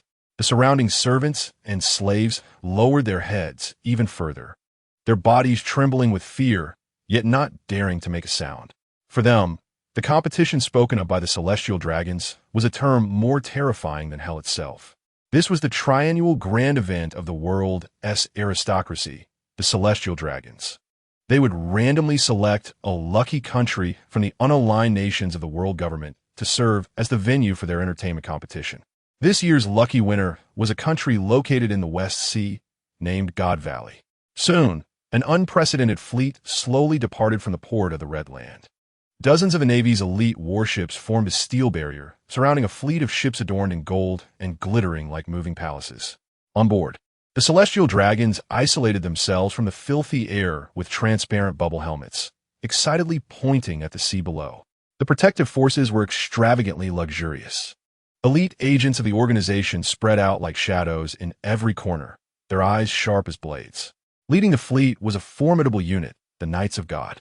Their leader, a man with a unique crescent-shaped hairstyle, had a stern face and eyes devoid of any emotion, silently fulfilling his duties. The fleet broke through the clouds, crossed the doldrums, and finally reached the valley blessed by the gods. God Valley. It was a beautiful, peaceful country where the island was lush and green, waterfalls cascaded like a galaxy, and the townsfolk lived simple and tranquil lives. They never imagined that disaster would descend upon them in such a brutal manner. When the fleet, blocking out the sun, appeared on the horizon, the islanders curiously stepped out of their homes to observe. However, what awaited them was not a blessing from the gods, but the judgment of doom. To ensure the fairness and enjoyment of the competition, clear the venue first. The next moment, the Knights of God and the agents descended from the sky like hawks. Without warning, without mercy, a one-sided massacre began. The once tranquil streets were instantly engulfed by explosions and flames. The sharp glint of swords flashed as children running and crying for their parents fell into pools of blood alongside their fathers who came to protect them. The soldiers of God Valley picked up their weapons to resist, but their proud swords were as fragile as rotten wood before those battle-hardened monsters. The celestial dragons, however, sat comfortably on their ships, raising their goblets, enjoying the fireworks display below. "Look, Mark," Top Saint pointed at a village that had been leveled to the ground. Smiling at his son, "What an interesting game." Mark Saint nodded vigorously, his little face filled with excitement and fervor beyond his years. He tightly gripped his little handgun, eager to personally shoot at the fleeing targets. The slaughter did not last long. When the last resistor was beheaded by the leader of the Knights of God, the entire island fell into silence. The once beautiful country was now in ruins, with thick smoke rising and the air filled with the acrid stench of blood and burnt flesh. "The venue has been cleared." The cold report echoed back to the flagship. Only then did the celestial dragons contentedly board their bubble cable cars, slowly descending onto the blood-soaked land. Their lavish shoes stepped on charred corpses. Yet they did not even furrow their brows, as if they had merely stepped on inconsequential dirt. The slaves were driven to quickly set up luxurious tents beside the ruins, laying out exquisite food and fine wine. A feast revolving around death and destruction was about to begin. Top Saint handed the handgun to his son Mark Saint, affectionately ruffling his hair. "Go ahead, my child." His voice was gentle like a loving father, yet the words were as venomous as a snake.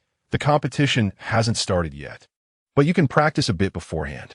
"Yes, father," Mark Saint excitedly replied, gripping the gun and bouncing off towards the ruined depths of the forest, like a child searching for Easter eggs. Behind him was the clinking of glasses among the gods and a valley in mourning. No one knew that beyond this hellish scene, a pair of eyes was watching everything through a high-powered telescope. "Ha ha ha, the celestial dragons are as disgusting as ever." Golden Lion Shiki stood on a ship far from the battlefield, a cruel smile curling at the corners of his mouth. But that's what makes it interesting. What Rox wants is not just a little island. And in the waters of Hive Island, Rox D, Zebek himself stood at the bow of his flagship, shadows obscuring his face, with only his eyes glinting with ambitions darker than the abyss. He gazed in the direction of God Valley, as if he could penetrate space and see those self-proclaimed gods. "Enjoy yourselves to the fullest." His deep voice drifted with the wind, "because your godhood is about to change hands." Chapter 36, God Valley. Above the ruins of God Valley, a makeshift podium constructed of gold and velvet stood out glaringly. A celestial dragon named Top Saint, wearing a bubble helmet and elaborate clothing, stood on the high platform, announcing the rules of the grand event. "Esteemed compatriots, Welcome to the triannual traditional grand cleanup competition. The celestial dragons below raised their goblets and cheered sporadically. This year's venue, God Valley, has already been cleared for us. Next, it's the eagerly awaited hunting time. Top Saint opened his arms, pointing to the rows of giant iron cages on the plains not far away. The rules are as simple as in previous years. His voice became sharp and enticing. In this venue, everything that moves is our prey. Among them, we have specially prepared 150 rare rabbits, each worth 500 points, and 13 ultra-rare rabbits meticulously selected from around the world, each worth 10,000 points. He paused, savoring the greedy gasps from his compatriots. Not only that, to encourage everyone to showcase their exceptional marksmanship, any kill achieved in one shot will earn double points. The competition lasts for 3 days. We have prepared generous prizes for those with the highest scores. Top Saint elongated his tone and twisted his face into a smile. I announce the competition begins. At his command, the gate of the iron cage thunderously rose. Thousands of ragged, desperate slaves and the surviving residents of the Valley of Gods rushed out like livestock driven from their nests, bewildered.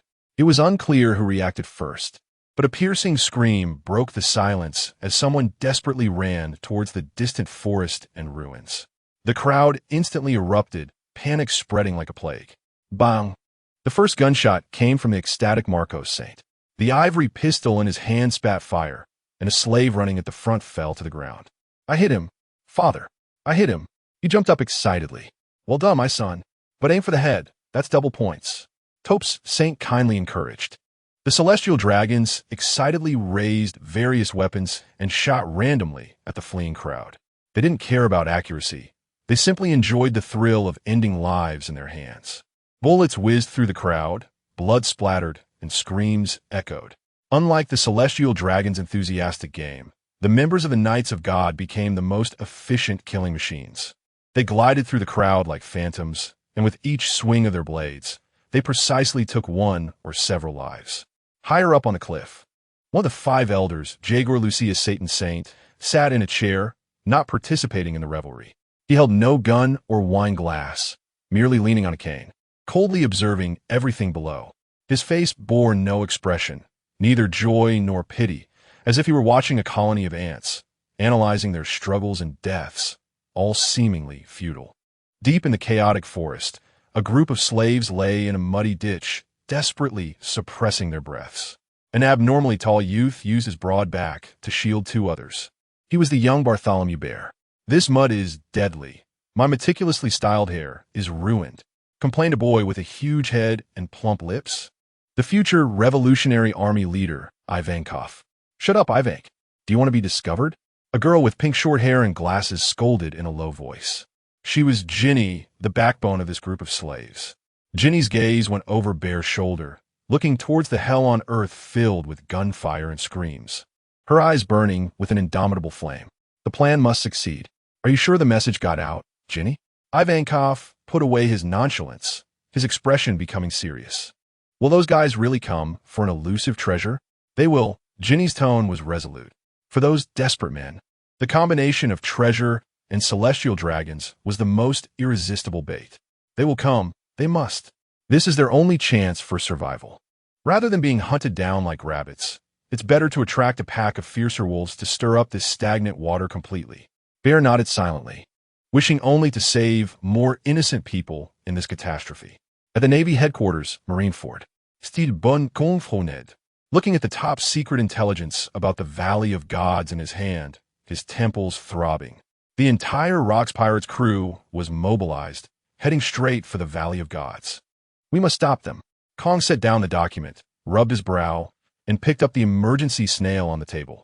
The snail mimicked his expression, seriously emitting a dialing sound. Meanwhile, on an unknown tropical island, the sun baked the beach golden. The sea breeze was salty and carried a lazy warmth. Click, click. Monkey D. Garp lounged on a beach chair, happily munching on sunbae. As a vice admiral of the Navy headquarters, he was currently only wearing flashy beach shorts, his bronzed muscles glistening in the sun. Brew, brew, brew. The telephone snail on the stone table suddenly rang, imitating steel-boned Kong, South Syria square face. Garp couldn't even be bothered to lift his eyelids, leisurely grabbed the telephone snail. Yo, Kong, what is going on? There was a moment of silence on the other end. Garp, Steelbone Kong's deep voice came through. Immediately end your vacation and head to the Valley of Gods. Huh? Garp picked his nose, looking displeased. The Valley of Gods? ISNT, that just a field trip for those celestial dragons? With the Knights of God guarding it, it's safer than Marineford. Do they need me to babysit them? He hated being involved with the celestial dragons. Those self-proclaimed gods were, in his opinion, more troublesome than pirates. This is not a request. It's an order. Steelbone Kong's voice intensified. The Rocks pirates are making moves. We suspect their target is the Valley of Gods. Rocks. Garp paused, finally sitting up a bit straighter, but his tone still remained indifferent. Those guys are pretty strong, but the guards of celestial dragons have R&T pushovers either. Let them fight among themselves. What is it to me? There was another long silence from the telephone snail, long enough for Garp to think the signal had dropped. Just as he was about to hang up and continue sunbathing, Steelbone Kong spoke up quietly, his voice low but like a deep water bomb. According to the latest intelligence, the Roger pirates are also heading in that direction. Rogers where? I'm leaving. Garp shot straight up from a beach chair, snatching the telephone snail to his mouth. His eyes wide as saucers, his voice booming so loudly that the coconut trees on the beach trembled. His sudden excitement was a stark contrast to the laziness just a second ago. The Steelbone Kong on the other end seemed to have anticipated this result, his lips twitching slightly as he calmly replied, "The coordinates have been sent to the permanent pointer on your ship. Garp, remember your mission. The primary target is..." Got it. The primary target is to capture Gol D. Roger. Garp interrupted, hanging up the telephone snail and tossing it onto the beach. He swiftly donned his justice cape, moving so quickly that it created a gust of wind. Old man, what is going on? A young man in a brand new Navy uniform, with slightly curly black hair and clear eyes, hurried over. He was about 17 or 18 years old, wearing a sunny smile, full of vigor. He was Monkey D. Luffy, a new recruit in the Navy following his father to gain experience at sea. Oh, Luffy. Garp turned to glance at his son, grinning widely. Don't just stand there. It's time for action. Action? Luffy looked a bit confused. Garp grabbed Luffy by the collar, completely ignoring his son's protests, striding towards the dog-headed warship docked on the shore. Bogut, stop sleeping. Garp shouted at the ship. Set sail. Full speed ahead. On the deck, Bogut, wearing sunglasses, calmly pushed up his glasses, already used to this, and immediately began issuing orders. Luffy was yanked off the ground by his father, swinging in the air, his sunny smile frozen in confusion. Old man, where are we going? To catch the freest bastard in the world. Garp's laughter echoed across the sea, filled with unmasked joy. The warship cut through the blue waves, sailing at an astonishing speed towards the distance, leaving only a trail of disturbed waves and the forgotten telephone snail on the beach, still mimicking Steelbone Kong's serious expression. The telephone snail? Hey, I want peanuts. As the Valley of Gods turned into a trembling hell, the distant Hive Island presented a completely different scene. The entire island was like boiling water, countless pirates waving swords and guns, roaring thunderously, with the air thick with the smell of alcohol, sweat, and gunpowder. In the port, hundreds of fearsome pirate ships, each with different flags, are all ready to set sail, densely packed across the entire bay. At the forefront is a massive ship resembling a moving fortress, the flagship of the Rocks pirates. On the deck, the future rulers of the sea gather together. Are we going to rob the celestial dragons? Interesting. Edward Newgate is polishing his beloved Naginata, Song Yun Xia. Hey. I hope those guys can take a hit. The young Kaido, carrying a spiked club and sporting 2 horns on his head, is downing an entire barrel of strong liquor. Names that will one day shake the world: Charlotte Linlin, Shiki the Golden Lion, Captain John, Silver Axe, Wang Ji, are all present on this ship, their eyes shining with the same light of ambition. In front of them stand a figure in silence. Shadows obscure his face, revealing only his iconic, flamboyant hairstyle that spreads like flames and his eyes darker than the abyss. Gol D. He slowly raises his hand, pointing towards the direction of God Valley, silencing all the noise. Boys, all the pirates instantly quiet down, their eyes fervently fixed on their tyrant. The gods are having a feast, but they didn't invite us. Rox grins with an arrogant curve at the corners of his mouth. Then let's overturn their table and take everything from them. Oh, oh, oh, oh. A roar like a tsunami responds to him. Countless pirate ships raising their sails, carrying ambitions and powers that could overturn the world, fiercely cutting through the waves. An unprecedented storm is about to descend. Chapter 37. Gathering of forces in the waters surrounding God Valley. Dozens of naval warships have constructed what seems to be an unbreakable steel defense line. Seagulls circle above the masts. The sea breeze is steady, and everything is shrouded in an unsettling tranquility. Boom! Without warning, a violent explosion sounds from the eastern waters. A destroyer is ripped in half by a skyward burst of flames, sinking helplessly into the deep sea. Enemy attack. It's an enemy attack. On the eastern defense line, a naval soldier on the lookout tower screams hoarsely. How is this possible? ISNT this classified intelligence. Before the fleet can react, countless black dots on the sea surface rapidly enlarge.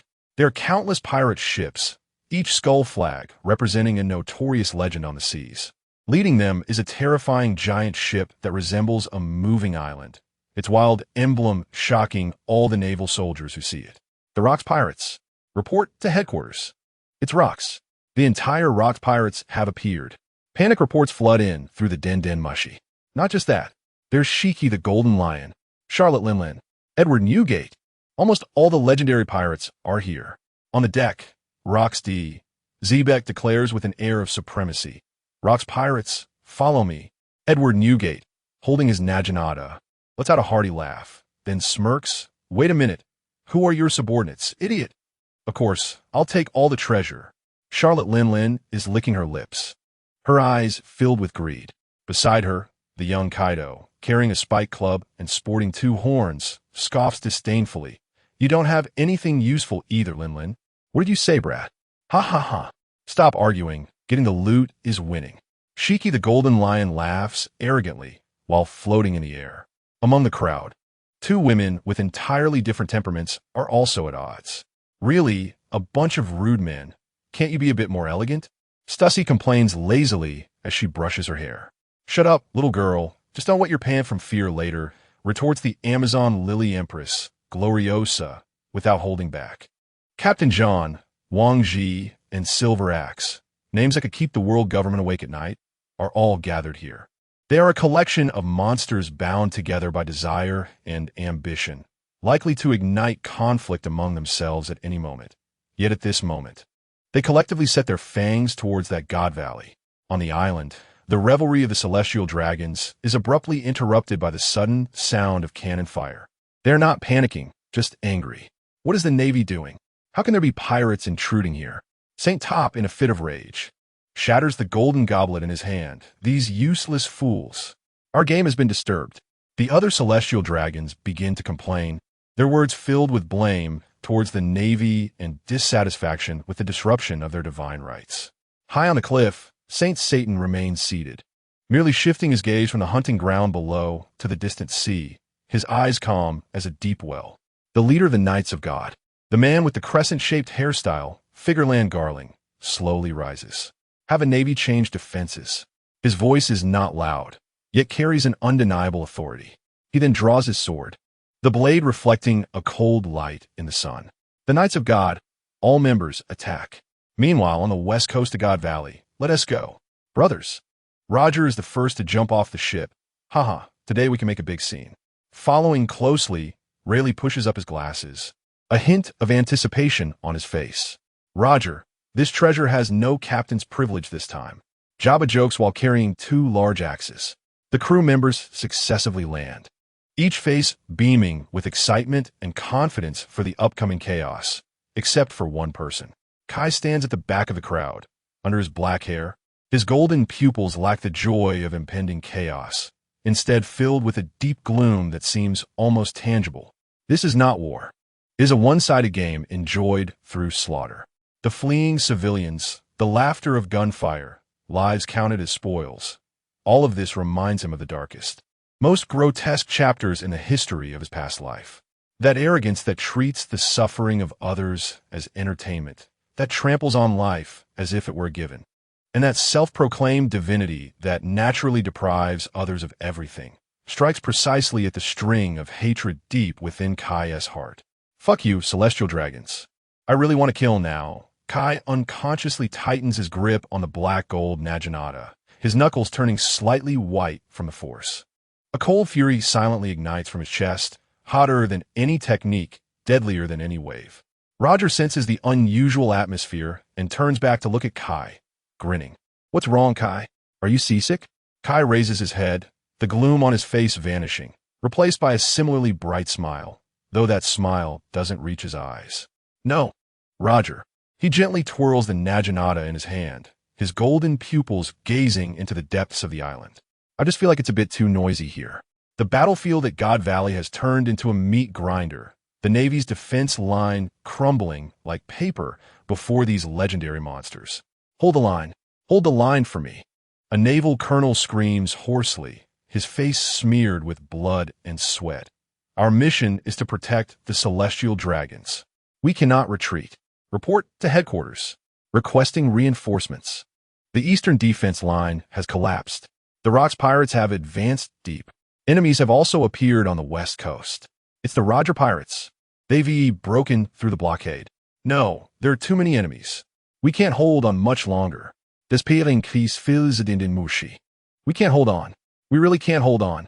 In the temporary command center of the Navy, a general desperately pounds on the table. Rocks, Roger, Shiki, all the monsters of the world are here.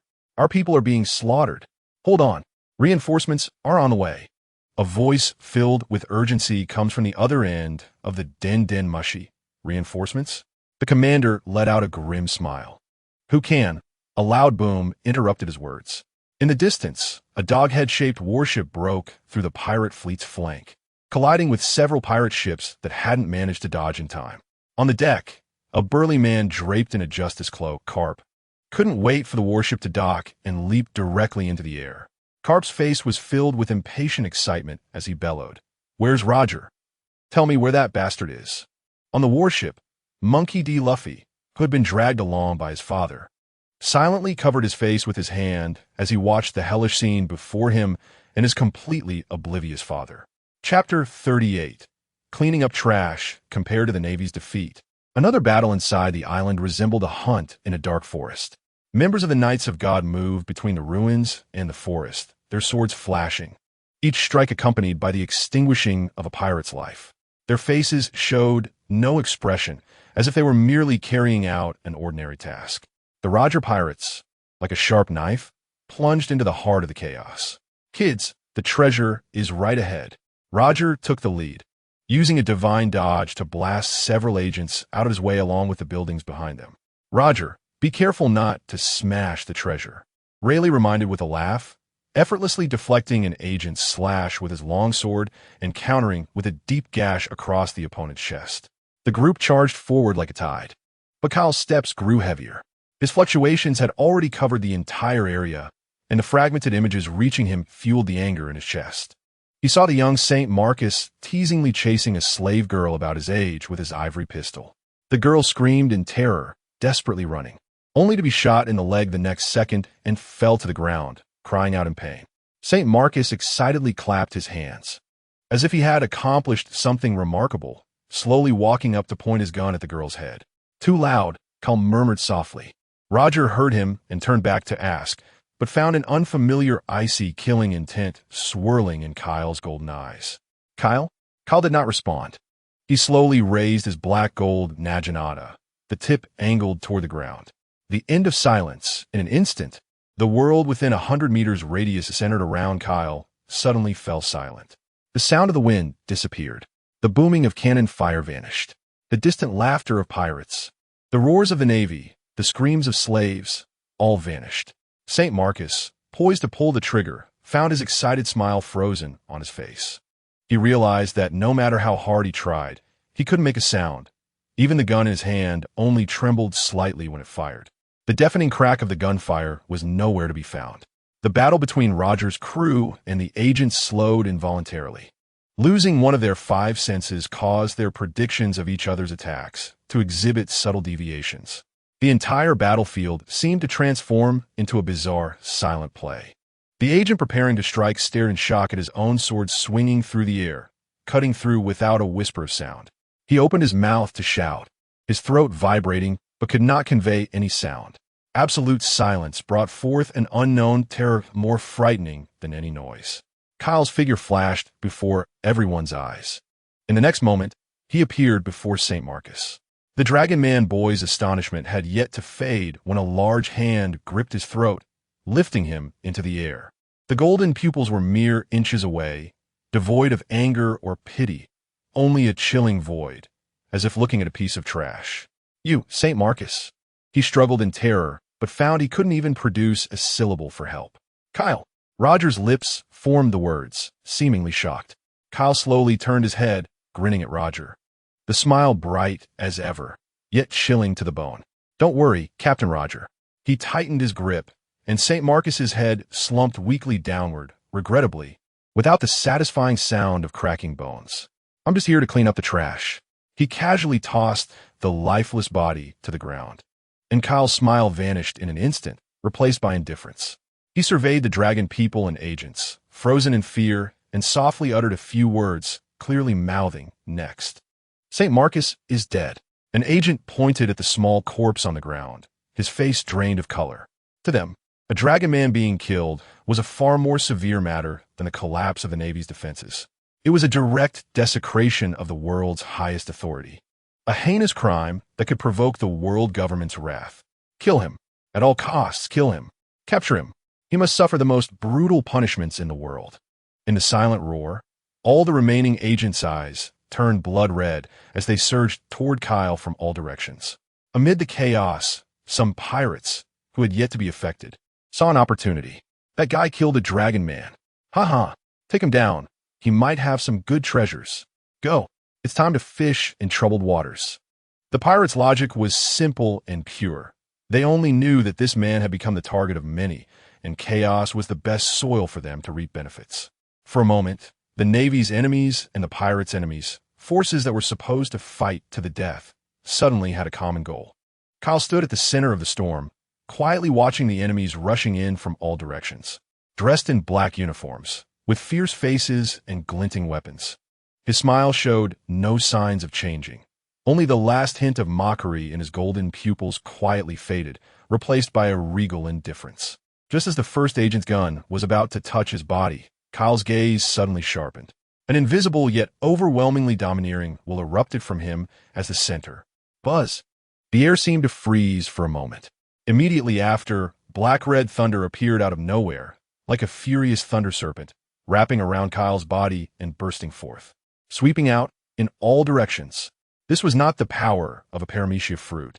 This was an innate quality unique to a king. Conqueror's haki. Ugh. Thud. The fierce expressions on the faces of the pirates and agents at the forefront instantly froze, followed by their eyes rolling back, frothing at the mouth, as they collapsed in droves, hitting the ground with dull thuds. Wherever the haki passed, people fell and horses tumbled. In just a breath, the ground surrounding Kyle was filled with unconscious enemies, forming a bizarre vacuum zone. Only a few strong-willed fighters managed to barely maintain their footing, but they all appeared pale, cold sweat pouring down, their hands gripping their weapons, trembling violently, as if using all their strength to resist the immense pressure emanating from the depths of their souls. Not far away, Roger, who had just cleared an entire battlefield with a divine dodge, noticed the anomaly over here. He stopped, turned back, and happened to see the moment the haki erupted. "Kuhaha! Look, Rayleigh." Roger's mouth stretched into a grin, producing his signature hearty laugh. "That kid has been hiding deep." Rayleigh, standing beside him, also paused his swordplay, adjusting his glasses, a rare look of astonishment flickering in his eyes as he gazed at the display of haki. This haki. Rayleigh's thoughts seemed to drift back to several years ago, during a chaotic battle with a formidable foe when a young Kyle, in a fit of rage, had inadvertently unleashed Conqueror's haki for the first time. But at that time, the overwhelming presence was like a small flame that could extinguish at any moment, tender and weak, merely lulling a few minions nearby to sleep. However, the scene before him was no longer a flame. It was a blaze capable of burning down the whole world. In just a few short years, it had grown to such an extent. Really, Rayleigh shook his head helplessly, but the corners of his mouth couldn't help but lift upwards. The ship was full of troublesome monsters. Roger laughed even more joyfully, shouldering his long sword, his eyes filled with admiration and battle intent. This is interesting. No wonder he's the partner I've chosen. On the other end of the battlefield, Carp, who was fiercely clashing with the golden lion Shiki, suddenly halted his movements, his sharp gaze sweeping toward the direction of Kale. This aura. Carp frowned. Besides Roger and Rox, there are others of this caliber on the island? The golden lion Shiki also temporarily paused, floating in midair, a look of interest appearing on his proud face. Tisich, is that guy from Roger's ship? He's really lucky. Kale slowly withdrew his gaze, gently moving his neck with a crisp crack. He surveyed the remaining enemies who were still struggling, tilted his head, and once again wore that enigmatic smile. Chaos is the best cover. Taking advantage of the multi-party melee, two figures swiftly traversed the shadows of the ruins. This is the spot. Ivankov lowered his unique voice, his large head peering around, pointing to a temporary storage room where the competition prizes were kept. Beside him, the burly boy Bartholomew Kuma remained silent, simply using his broad body to smash open the storage room's door. Inside the storeroom, the opulent decorations formed a stark contrast to the hellish scene outside. The two had no time to care about the gold and jewels, their eyes fixed on a few ornate wooden boxes on the central platform. This is it. Ginny's information was correct. The two approached and opened two boxes, only to find no gold or silver, but two strangely shaped devil fruits lying quietly on velvet cushions. One was entirely blue, covered in dragon scale-like patterns, exuding an ancient and noble aura. The other was a flesh-pink fruit with adorable cat paw patterns on its surface, looking harmless. Which one is the meatball fruit? Ivankov pondered, slightly hesitating. Never mind. Eat it. Ivankov made a decisive call and reached for the more imposing blue fruit. Rather than being hunted like a rabbit, it's better to take a gamble. A greedy laugh suddenly echoed behind the two. Boom! The walls of the storeroom exploded like paper, revealing Charlotte Linlin. She immediately spotted the two fruits, her eyes bursting with extreme greed. Little mice, those are mine. Linlin's speed was completely at odds with her massive body as she directly grabbed Ivankov's neck, lifting him into the air. Ivankov kicked his legs wildly, his face turning the color of pork liver. Run, Kuma, he shouted with the last of his strength to save Ivankov. Even saving one is our victory. A flicker of struggle passed through Kuma's eyes, but seeing Ivankov being held high, he knew that staying behind would only mean one more corpse. He abruptly grabbed the fruit with the meatball pattern and turned to flee. Charlotte Linlin snatched the blue dragon scale fruit, not even bothering to look, and stuffed it into her bosom. She casually tossed Ivankov aside like garbage, grinning as she chased after Kuma. Trying to run? Leave it to me. Just as Kuma felt the terrifying aura behind him about to engulf him, a shadow descended from the sky, crashing heavily between him and Linlin, stirring up clouds of dust. Hey, lady. As the dust settled, Kale, wielding a black gold naginata, blocked Linlin's path, wearing a lazy smile. Bullying kids is not something to be proud of. He had just taken care of the other two celestial dragons who were shooting for fun in his line of sight, along with the agents and night guard around them. As long as everyone is killed, no one will know I did it. Kale, still unsatisfied, heard the massive commotion here and rushed over. Oh, another one comes to die. Charlotte Linlin squinted her eyes, sizing up the suddenly appearing man. Is it you? The kid from Roger's crew. Correct, but unfortunately, there's no prize. Kale shrugged, then turned his head to the still-dazed Kuma and the struggling Ivankov, urging them. What are you standing there for? Waiting for your lunch? Get out of here, kids. Kuma and Ivankov snapped back to reality, supporting each other as they fled deep into the forest without looking back. During their escape, Kuma glanced at the meatball fruit in his hand, then back at the figure blocking the monster for them, and without hesitation, stuffed the fruit into his mouth. Ugh, it's so disgusting. Charlotte Linlin did not immediately pursue. Her gaze was fixed firmly on Kale. This man had grown stronger since the last time, and the aura he emitted even made her feel threatened. Step aside, kid. Not happening. Kale rested the naginata on his shoulder, speaking in a joking tone. "I just finished a big cleanup. The scene is too clean. If you run away now, wouldn't that make me look unprofessional?" Before his words fell, he had already vanished from his spot. Linlin barely had time to react when an Ajanata, wrapped in a circular sonic boom cloud, was already slashing at her face. She instinctively raised her blade to counter. Clang! A violent shockwave erupted, forcing Linlin's massive body to take a step back. "You bastard!" Linlin's expression completely changed, anger and seriousness intertwining. Kale shook his hand and grinned. "Tough, really damn tough. No wonder you're the future Yonko."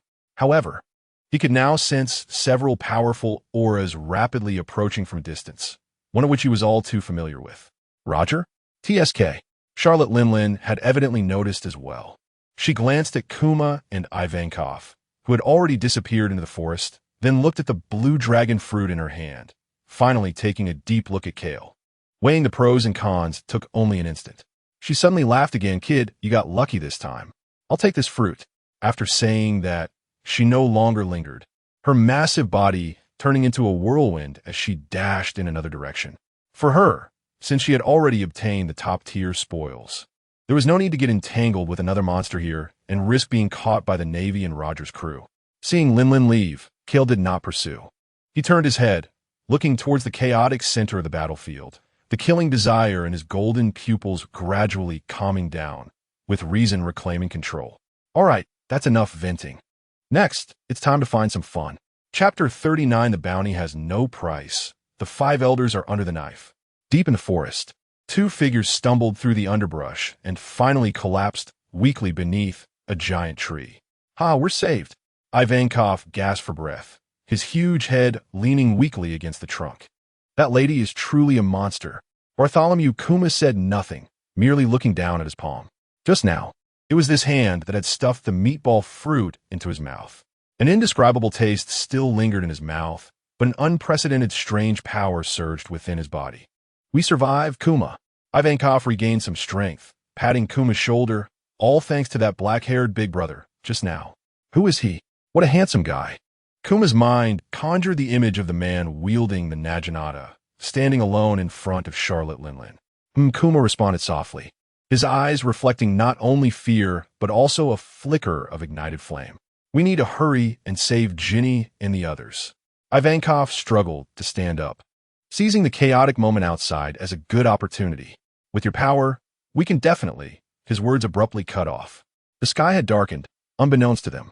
A gigantic pentagram, flickering with ominous red light, suddenly appeared in the sky above them, intricate runes slowly rotating, exuding an oppressive feeling that made one's soul shudder. "What is that?"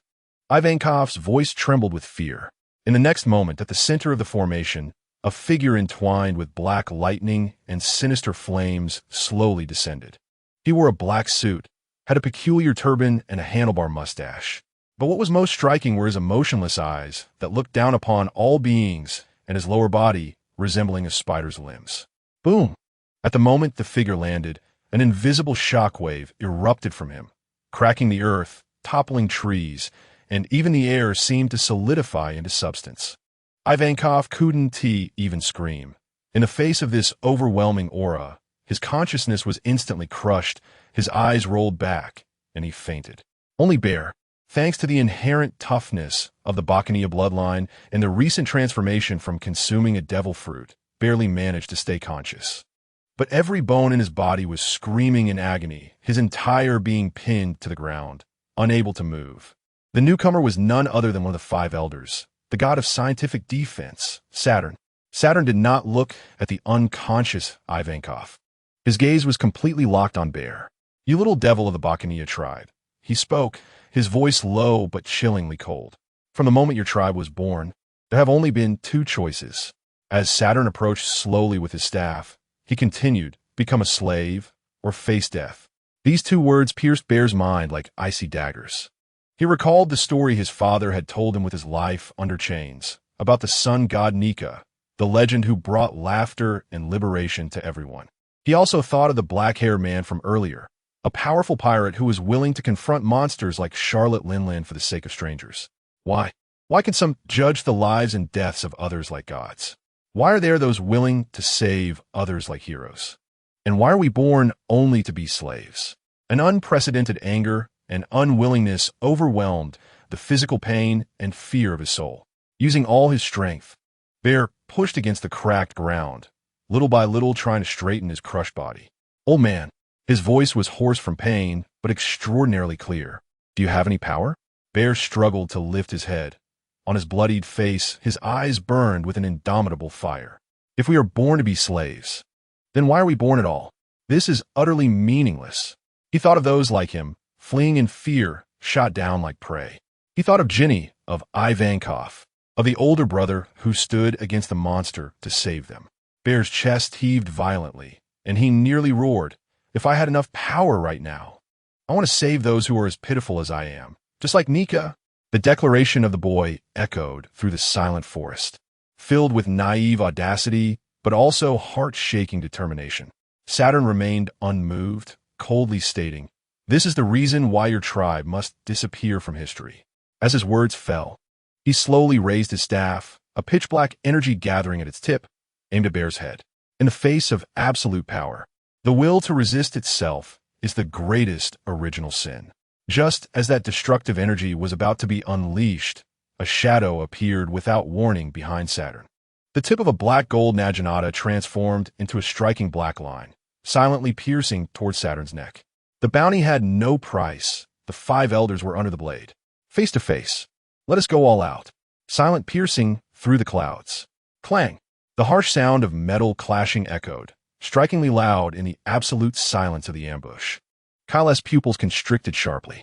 His full-force strike, an attack that silenced all sounds, was accurately blocked by a limb of Saturn that seemed to rise casually. The tip of the limb met the tip of the naginata, sparking brilliant flashes.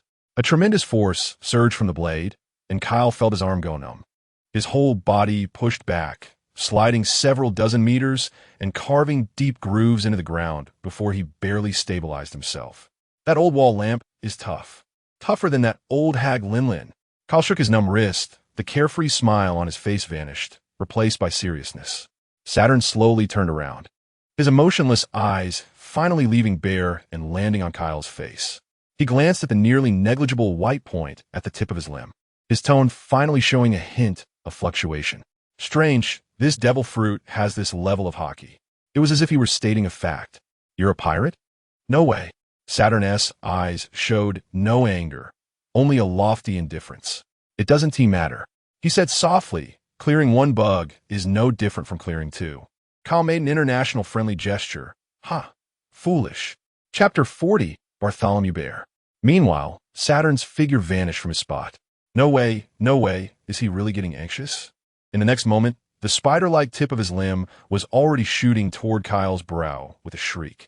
Fast to the extreme and brutal to the extreme. However, at the same moment he launched his attack, Kyle's figure advanced instead of retreating, the black gold naginata in his hand changing direction, and the heavy hilt slammed down onto the ground. Quaking earthwave. Boom! Centered on Kyle. The ground was no longer a solid plain, but transformed into a surging torrent. The ground violently surged in a fan shape, cracking and raising dust and soil waves dozens of meters high, like a giant beast opening its mouth to devour everything. This sudden upheaval caused Saturn's strike, which he was so certain of, to falter. Now, dust filled the air, completely obscuring vision. Saturn was unfazed. He could clearly sense Kyle's aura ahead. The limb accelerated again, penetrating the dust without obstruction, and precisely stabbed into the figure's chest. There was no blood, no scream. The pierced Kyle's body scattered like smoke blown away by the wind, transforming into countless light points that slowly dissipated. It was an illusion. Kyle, get out of my way. A hint of astonishment appeared in Saturn's eyes for the first time. His omnipotent observation hockey was actually deceived.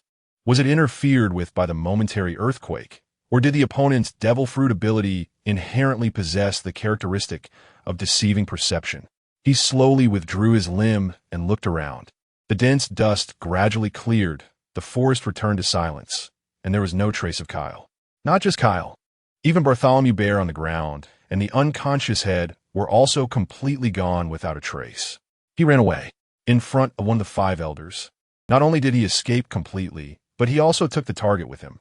Saturn's expression darkened to the point where water could almost drip from it. He stood quietly in place, the killing intent in his eyes almost solidifying. He remembered that pirate. Once he confirmed he was out of danger, Kyle casually dropped the unconscious Ivankov on the ground, leaned against a tree, and took a few deep breaths. That last move seemed carefree, but it had been perilously dangerous.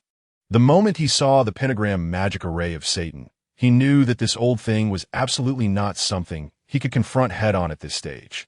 His conqueror's hockey hadn't yet reached the level to break the opponent's immortality, and ordinary armament hockey was nothing more than a scratch against such a monster. No way. That previous silence-piercing cloud strike was taken head-on by the opponent's body, and the rebounding force still made his knuckles ache, which was enough to explain everything. Simple trash talk and ultimate enjoyment. Wasn't that also a breach of defense? So in the first second of taking action, his goal was not to kill the enemy, but to save people and escape. Wei Junjia, the material of CC, if he couldn't win, running away was nothing to be ashamed of. Would Old Bai dare to give him a few more years? By then, he would twist his head off. A hoarse voice interrupted Kyle's thoughts. Kuma was looking at him with an extremely complicated expression, one that contained gratitude, awe, and deep confusion. Who exactly are you? Kyle raised his head. The tense and serious expression on his face vanished, replaced by a nonchalant demeanor, grinning widely to reveal a set of white teeth. We're meeting again. I'm Kyle, just a passing little righteous pirate. Kuma clearly didn't believe this statement, but he didn't know how to question it further. This man had first saved them from Charlotte lean subordinates, and then saved them once again from that incomprehensible, terrifying monster. Why did you save us? Kuma asked the deepest question in his heart. We are just slaves. Upon hearing the word slave, the smile on Kyle's face slowly faded. He looked at the burly Bartholomew Kuma in front of him, whose face still bore the innocence of youth, and thought of his tumultuous, tragic life, which had even been distorted into that of a tyrant. A man gentle to the extreme, willing to bear pain for everyone. A man who should have turned dark but remained kind throughout his life. Kyle was silent for a moment, not answering his question directly, but instead asked, You just said you wanted to become a hero like Nika to save others? Kuma was momentarily stunned before nodding heavily. Good. Kyle stood up, walked in front of Kuma, looking down at him. But what if I tell you that there is no such thing as a savior in this world, and Nika is just a legend, a hope? No way. Kuma hesitated slightly, his gaze flickering. The only one who can save you is yourself, or rather, everyone can be Nika. Kyle's voice became exceptionally serious, and a certain light flickered in his golden pupils. You just asked me why I saved you, and now I will answer you. Because I see in you a refusal to be a slave, a refusal to be at the mercy of others, a refusal to accept this damned world. So run, Kuma. Kyle extended his finger and gently tapped Kuma's chest. Don't stop.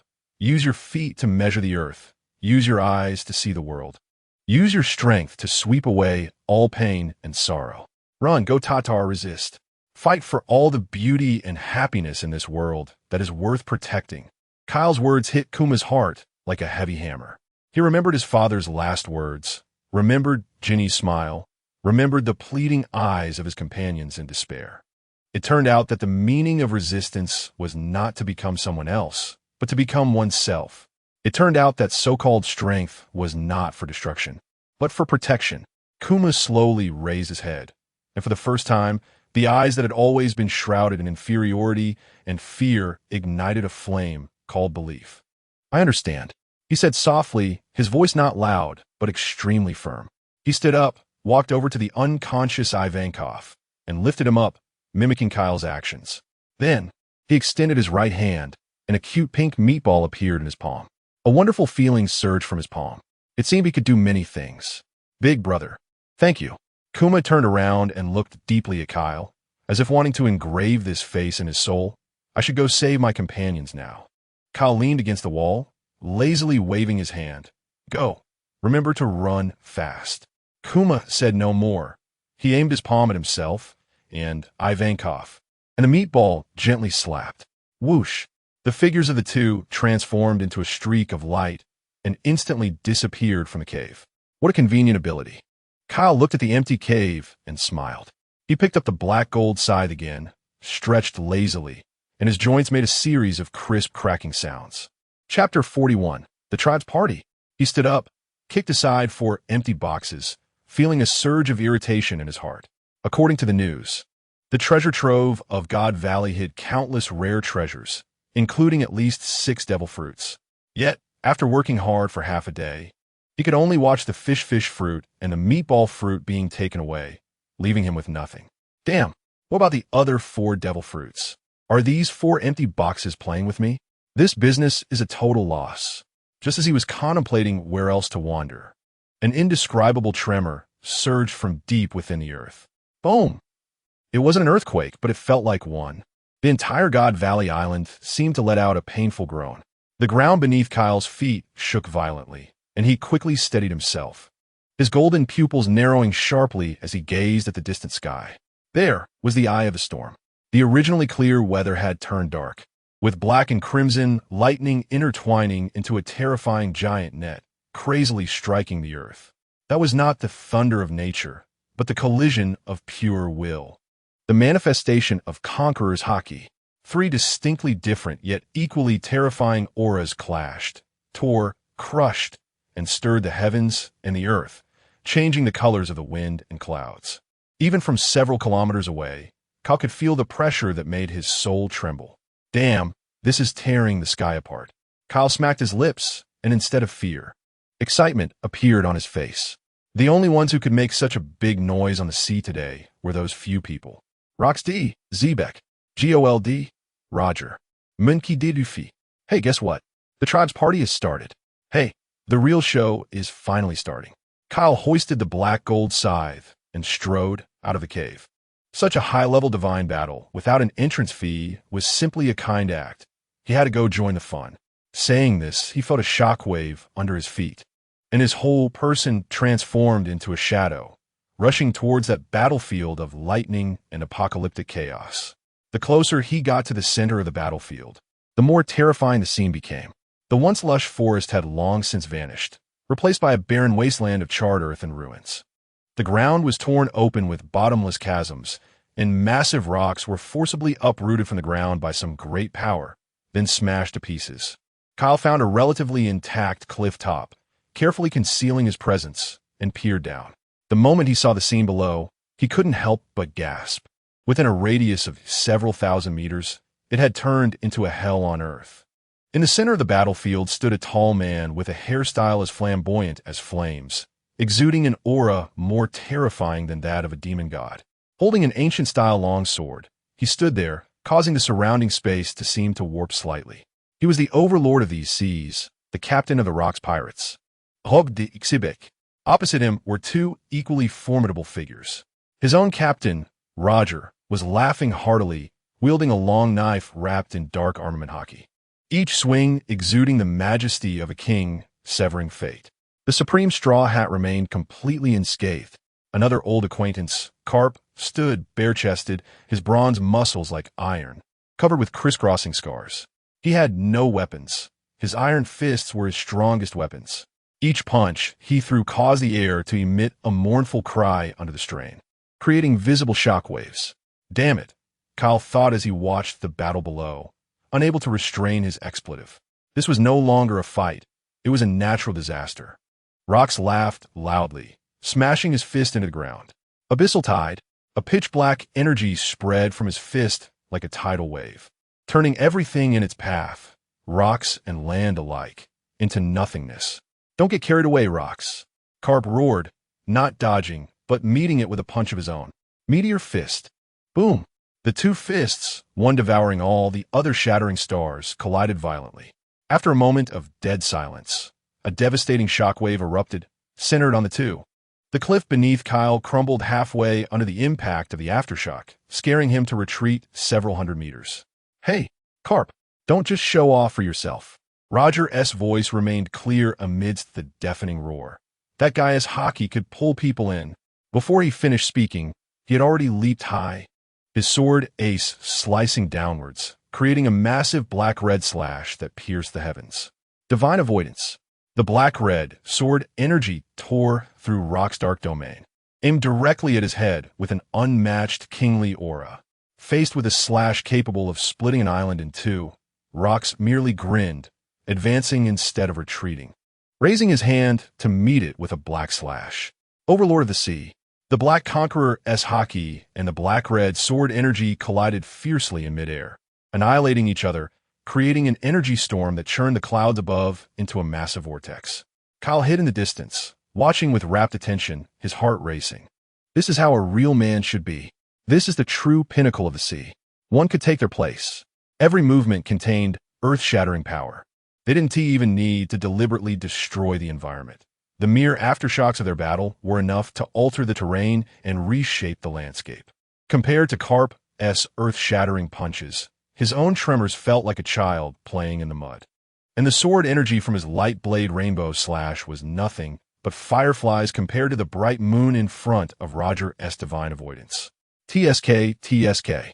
Is this what top-tier armament haki and Conqueror's haki intertwined look like? Kyle stroked his chin, watching with wide eyes. Realizing he learned how Conqueror's haki directly attacks the soul and inner self. He had no intention of intervening. What a joke, with his current strength. Rushing in would probably get him knocked out by the residual haki of the three of them. He even reached into his pocket, looking for peanuts or popcorn, but alas, he found nothing but hard ship rations. Kyle watched the three men exchanging blows in the arena, his eyes filled with fervor. Once upon a time, he thought that having the Bobo fruit and practicing three-color hockey for a few years made him a strong figure on this sea. But today, first he encountered the unreasonable monsters known as the Five Elders, and now he witnessed the battle of these three legends. Not to mention the old silver coin imp who had lived for hundreds of years lurking in the shadows. But so what? It's precisely because the mountaintop is high enough that the climbing process is so interesting. Chapter 42. Cutie Pie, This is Art. The battle in the center of God Valley had reached a fever pitch. Rox, Roger, Karp, these three men standing at the pinnacle of the era, had their combat completely exceed common reasoning. Each collision felt like two islands colliding. Each outpouring of haki made the sky and earth wail in response. Divine Avoidance, Haki Domain, Meteor Fist, three colors of Conqueror's haki lightning intertwined and tore through the air, creating a substantial storm that flattened everything within a radius of several kilometers. Kyle hid behind a half-shredded rock, feeling like an ant sitting next to the eye of a typhoon, watching three Godzillas brawl. Thrilling, yet one misstep could send him flying to an unknown corner. The battles of these three monsters made Kyle's eyelids twitch. Their fighting style seemed plain and unadorned, just pure swordsmanship, fists, and the pinnacle use of haki. This was the true strength overcoming skill. No matter how fancy his Bobo fruit was, it felt somewhat powerless in the face of such unreasonable absolute strength. Just as Kyle was engrossed, a black-red haki lightning suddenly went out of control, brushing past the rock he was hiding behind. Boom! A small hill 100 meters behind him vanished, as if erased by an eraser. A cold sweat dripped down Kyle's forehead. This place was not safe to linger. Continuing to watch could cost him his life. He decisively abandoned the thought of continuing to spectate, and with a shockwave underfoot, prepared to make his escape. However, as he was changing positions, a rough roar and the sounds of chaotic fighting came from not far away. Are there still stragglers? Following the sound, Kyle saw an exceptionally burly young man with two horns on his head, swinging a massive wolf fawn club, rampaging among the pirates at the edge of the battlefield. He was covered in some greenish scales, occasionally letting out a controlled flame from the corner of his mouth, his eyes fierce and wild, exuding a beast-like aura. "Eurolo, get out of my way." The young man swung his club, smashing a pirate along with his sword into a pulp. Overwhelmingly dominant. Kyle's steps halted, his golden pupils narrowing as he scrutinized the young man. That distinctive wolf fawn club, those horns on his head, and those half-dragon scales. "You ate the fish fruit, didn't you?" Kyle stroked his chin, his mouth involuntarily curling upward. The world's strongest creature in the future, Kaido of the 100 Beasts. This cutie pie clearly just ate the fruit not long ago. His power surged, but he still couldn't fully control it. His half-dragon form was less majestic and more like a robust man with a skin disease, swinging the wolf fawn club in a wildly uncoordinated manner, relying purely on brute force. Big Mom kindly took care of Kaido, even giving him the fish fruit, but after the God Valley incident, Kaido vanished without a trace. The first lesson of pirates. Loyalty. The second lesson of pirates. Forgetting one's roots. Teacher Kaido was still too authoritative. However, wouldn't it be fun to give the future Yonko a good beating? After all, this venture was a loss. He had to find some fun to make up for it. Hey, you with the long horns over there, are you a minotaur? Kyle swaggered over with his black gold scythe, speaking casually, his movements loose and relaxed. Haven't you eaten? The rampaging Kaido suddenly froze, sharply turning his head, his fierce eyes locking onto Kyle. What did you say, brat? I said. Kyle dug at his ears, responding nonsensically. I'm a pure love warrior, specifically hunting minotaurs. Eurolo. Seeking death. Kaido was completely enraged by this nonsensical remark. He roared and charged at Kyle, swinging his Wolfong club down with a force that ripped through the air. Facing this mighty blow, Kyle did not dodge or evade. He simply raised his right hand and made a gesture like a gun. With a poof, an invisible compressed shock wave surged forth, accurately striking the path Kaido was charging down. Boom! The ground beneath Kaido exploded instantly, the violent airflow causing his massive body to stagger. And the fully charged blow veered off course, slamming heavily into the ground and kicking up a cloud of dust. What? A glimmer of astonishment flashed in Kaido's eyes. Before he could react, Kyle's figure had already turned into three before him. Light mirage. 3 Kales, 3 different orientations, all wearing the same mocking smile on their faces. Which one are you hitting? Stop with the mystique. Kaido roared, swinging his Kanabo at the illusion in the center without hesitation. The Kanabo passed through the illusion without any obstruction, while the real Kale appeared like a ghost at his side, the handle of his Naginata flashing as it struck precisely at Kaido's wrist. Buzz. A high-frequency vibration traveled down the handle, and Kaido's Kanabo emitted a mournful wail under the strain. He felt a numbness in his wrist and a sharp pain in his palm, causing the heavy weapon to fly out of his hands. The moment the weapon left his grip, Kaido instinctively sensed danger. He opened his mouth, a ball of intense flame gathering in his throat. Before he could even utter a word, Kale had already closed in, delivering a swift-armed, color-hand chop to the back of his neck. Shut up. Bang. The future's heat wave that had made countless powerful beings tremble was slapped back, turning into a stifled belch. Kaido's eyes rolled back, his massive body swayed twice, and he crashed to the ground, completely unconscious. From provocation to conclusion, it was merely a matter of seconds. Kale blew at the non-existent dust on his hand, looking at the unconscious Kaido, and smirked. Is this it? The strongest creature in the future? You gotta practice more, bro. He kicked Kaido, who showed no reaction. Kale's eyes twinkled, and a bolder idea sprang to mind. He squatted down, extended his index finger, and a faint red light glimmered at his fingertip. Heat wave. He focused the infrared wave into an extremely thin ray, like holding an invisible branding pen, carefully starting his artistic creation on Kaido's broad back. The lines were smooth, and the composition was exquisite, each stroke filled with soul. Spare Rashi, I'm truly an artistic genius. A few seconds later, Kale withdrew his finger in satisfaction and clapped his hands. On Kaido's solid back, now appeared a vividly branded image of a turtle retracting its head. Perfect. Kale examined his masterpiece, nodding in satisfaction. No need to thank me. This is art. After finishing all this, he hoisted his black gold Naginata and took one last look at the chaotic battlefield where combat still raged and the future Yonko lay lifeless on the ground. Although he hadn't obtained any substantial treasures on this trip to God Valley, it seemed he had gained even more. Kale whistled happily and disappeared into the chaotic battlefield. Time to hunt the celestial dragons. Chapter 43. The 3 illusions of Peachy Town in the distance. Gods were fighting, and the heavens were collapsing. Nearby, ruins lay scattered, and wails filled the air. This former sacred ground had turned into a top-tier hunting ground, and Kale was the top hunter returning to his old profession. It's getting exciting, Kale thought as he navigated through the charred woods and broken buildings, a nostalgic smile on his face. The jungle survival skills he honed over 3 years on a deserted island couldn't be rusty. Hi. The king of the jungle is back online. His primary target, of course, was those celestial dragons who usually looked down on others, treating lives as mere weeds. As for treasures, he would pick them up along the way. Hunting world nobles was much more interesting. Hunting is exhilarating. To avoid excessive attention from the world government in the future, Kale even added some ingredients to ensure Pudding's demise. In a relatively intact manner, several agents in black suits were escorting a fat, gluttonous celestial dragon, still munching on half a roasted chicken leg, in a panic. "Hurry! Protect me! You useless bunch!" The celestial dragon screamed, spitting saliva on the bubble helmet in front of him. Suddenly, a strange figure blocked their path. It was a yellow, square, porous creature wearing a white shirt and brown shorts, with two large buck teeth protruding and a ridiculously innocent smile on its face. "Ah-ha-ha-ha, hello there. Want to eat a delicious Krabby Patty?"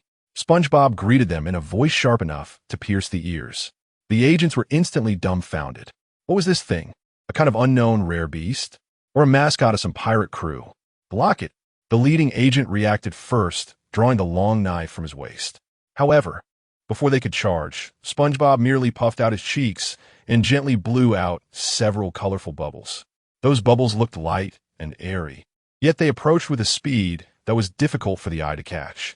One agent instinctively swung his knife to slash, and at the moment the blade made contact with the bubble, boom, an invisible shockwave exploded. And that agent didn't even have time to scream before he was sent flying as if struck by a battering ram, crashing through 3 walls before collapsing, unconscious. The remaining agents were horrified, but Kale's attacks followed in quick succession. He let out a maniacal chuckle while playfully blowing out more bubbles. The compressed air cannon had become a toy for him, and each shot accurately hit a joint or torso of an agent, causing them to instantly lose their combat ability while still gasping for breath, feeling despair. Once the area was cleared, Kale, dressed in the SpongeBob illusion, stepped toward the celestial dragon, who was sitting on the ground, terrified and crying. "This one looks dumb. Time to end it." Kale silently passed down the death sentence in his mind. Pointing his finger, an invisible wave crushed the walnut-sized brain within. After rummaging through the manor for valuable items, Kale hummed a tune and continued his hunting journey. Soon, he locked onto another group of targets, this time changing his skin. A giant pink starfish, wearing green-patterned beach shorts, drooling with a dazed expression, was none other than Patrick Star. "This one looks brutal. Time to end it." Facing a female celestial dragon who was whipping slaves for fun, Kale's heart remained unperturbed. He maneuvered Patrick to walk up with a silly gait, raising his hand to point at the sky. "Look, it's a starfish." The agents instinctively looked up, but saw nothing. Just as they lowered their heads, a scorching ray shot out from Patrick's navel. Heat wave. The focused infrared wave instantly pierced through several agents' bodies, maintaining its momentum as it melted the female celestial dragon and the fake mountain behind her, leaving only a red-edged hole. Kale nodded in satisfaction at his masterpiece. The feeling of pinpoint elimination was far more exhilarating than directly crushing with hockey. Though playful, he changed his attitude entirely when encountering real, tough opponents. In a square that had been flattened, a celestial dragon wearing a bubble helmet was being protected by several strong warriors. The Knights of God. Kale's expression grew serious. Each of these individuals had considerable strength, their auras steady as mountains, far beyond that of the agents. It seemed he needed to change his style. He quietly lurked in the shadows, light waves distorted, and a slender illusion of an octopus with a huge head and long nose slowly emerged. Squidward, reporting for duty. He didn't rush to attack, but carefully observed the defensive formation of the Knights of God. Flawless, both offensive and defensive. This one looked like it would be a bit tricky. Kale decided to try assassination. He quietly gripped his naginata, aiming the tip at the weakest-looking knight in the defense circle. Silent piercing strike. No sound of breaking air, no energy fluctuations. Not even a hint of killing intent was released. The tip of the naginata, like a snake's fong, silently aimed at the knight's back. The tip successfully pierced in, and Kale felt a thrill of joy. However, the next second his expression changed. The sensation from the tip was wrong. It didn't feel like piercing flesh, but more like poking into a ball of tough rubber. The knight who was stabbed suddenly turned around, frowning, his figure retreating violently. But the wound was visibly healing at an astonishing speed. "Found you, peeper." The voice of the divine team member was devoid of emotion. "TSK. Is this what they call an immortal body?" How disgusting. Kyle made a quick decision. His sword trembled, sending out several sword energies. Using the force to withdraw, while simultaneously activating the light mirage to its fullest, dozens of octopus illusions scattering to escape. While his true self had already slipped into another shadow. The Divine Knights were indeed as formidable as their reputation suggested. A hard clash would yield no good results. Kyle abandoned this target and continued searching for the next lucky one. Passing through a devastated residential area, he discovered a protected celestial dragon family. A man, a woman, and 2 young children. Kyle squinted his eyes habitually, preparing to begin his judgment process. This one, at first glance, made him exclaim, "What the?" His gaze fell upon the adult male celestial dragon, and the words "kill" that were about to spill from his mouth got stuck in his throat. The man lacked the arrogance and brutality of other celestial dragons. His face was filled with fear and concern. He did not hide behind his guards, but opened his arms, using his not-so-strong body to shield his wife and 2 children behind him, one of whom, a blond little boy, stared defiantly at the chaos outside. Kyle was all too familiar with that face. Don Quixote Homeunguk, a unique outlier among the celestial dragons. The kind-hearted man who voluntarily abandoned his divine identity to descend to the mortal realm with his family. The Naginata that Kyle had raised felt somewhat heavy at that moment. He killed celestial dragons because they were scum, a cancer to the world. But this one before him was a respectable father, a Na'vi yet conscientious person. Everyone has the right to choose their own path, whether good or evil. Homeunguk's fate was tragic. Doflamingo's future was wicked, but those were their own choices. He could punish evil, but he had no right to judge a future that had yet to happen. Chapter 44. The finale. The hunting game had come to a temporary halt, and Kyle redirected his attention to the distance, where the energy storm had not weakened, but had only intensified, as if something even more terrifying was brewing. He found the highest peak, using light mirage to meld with the rocks, once again becoming a diligent spectator of the scene. This time, he witnessed the prologue of the finale. The battlefield was already unrecognizable. Rocks, Roger, and Garp were all covered in wounds, blood soaking their clothes and staining the ground beneath them. Roger's captain's coat was tattered, his grip on Ace's arm muscular and bulging.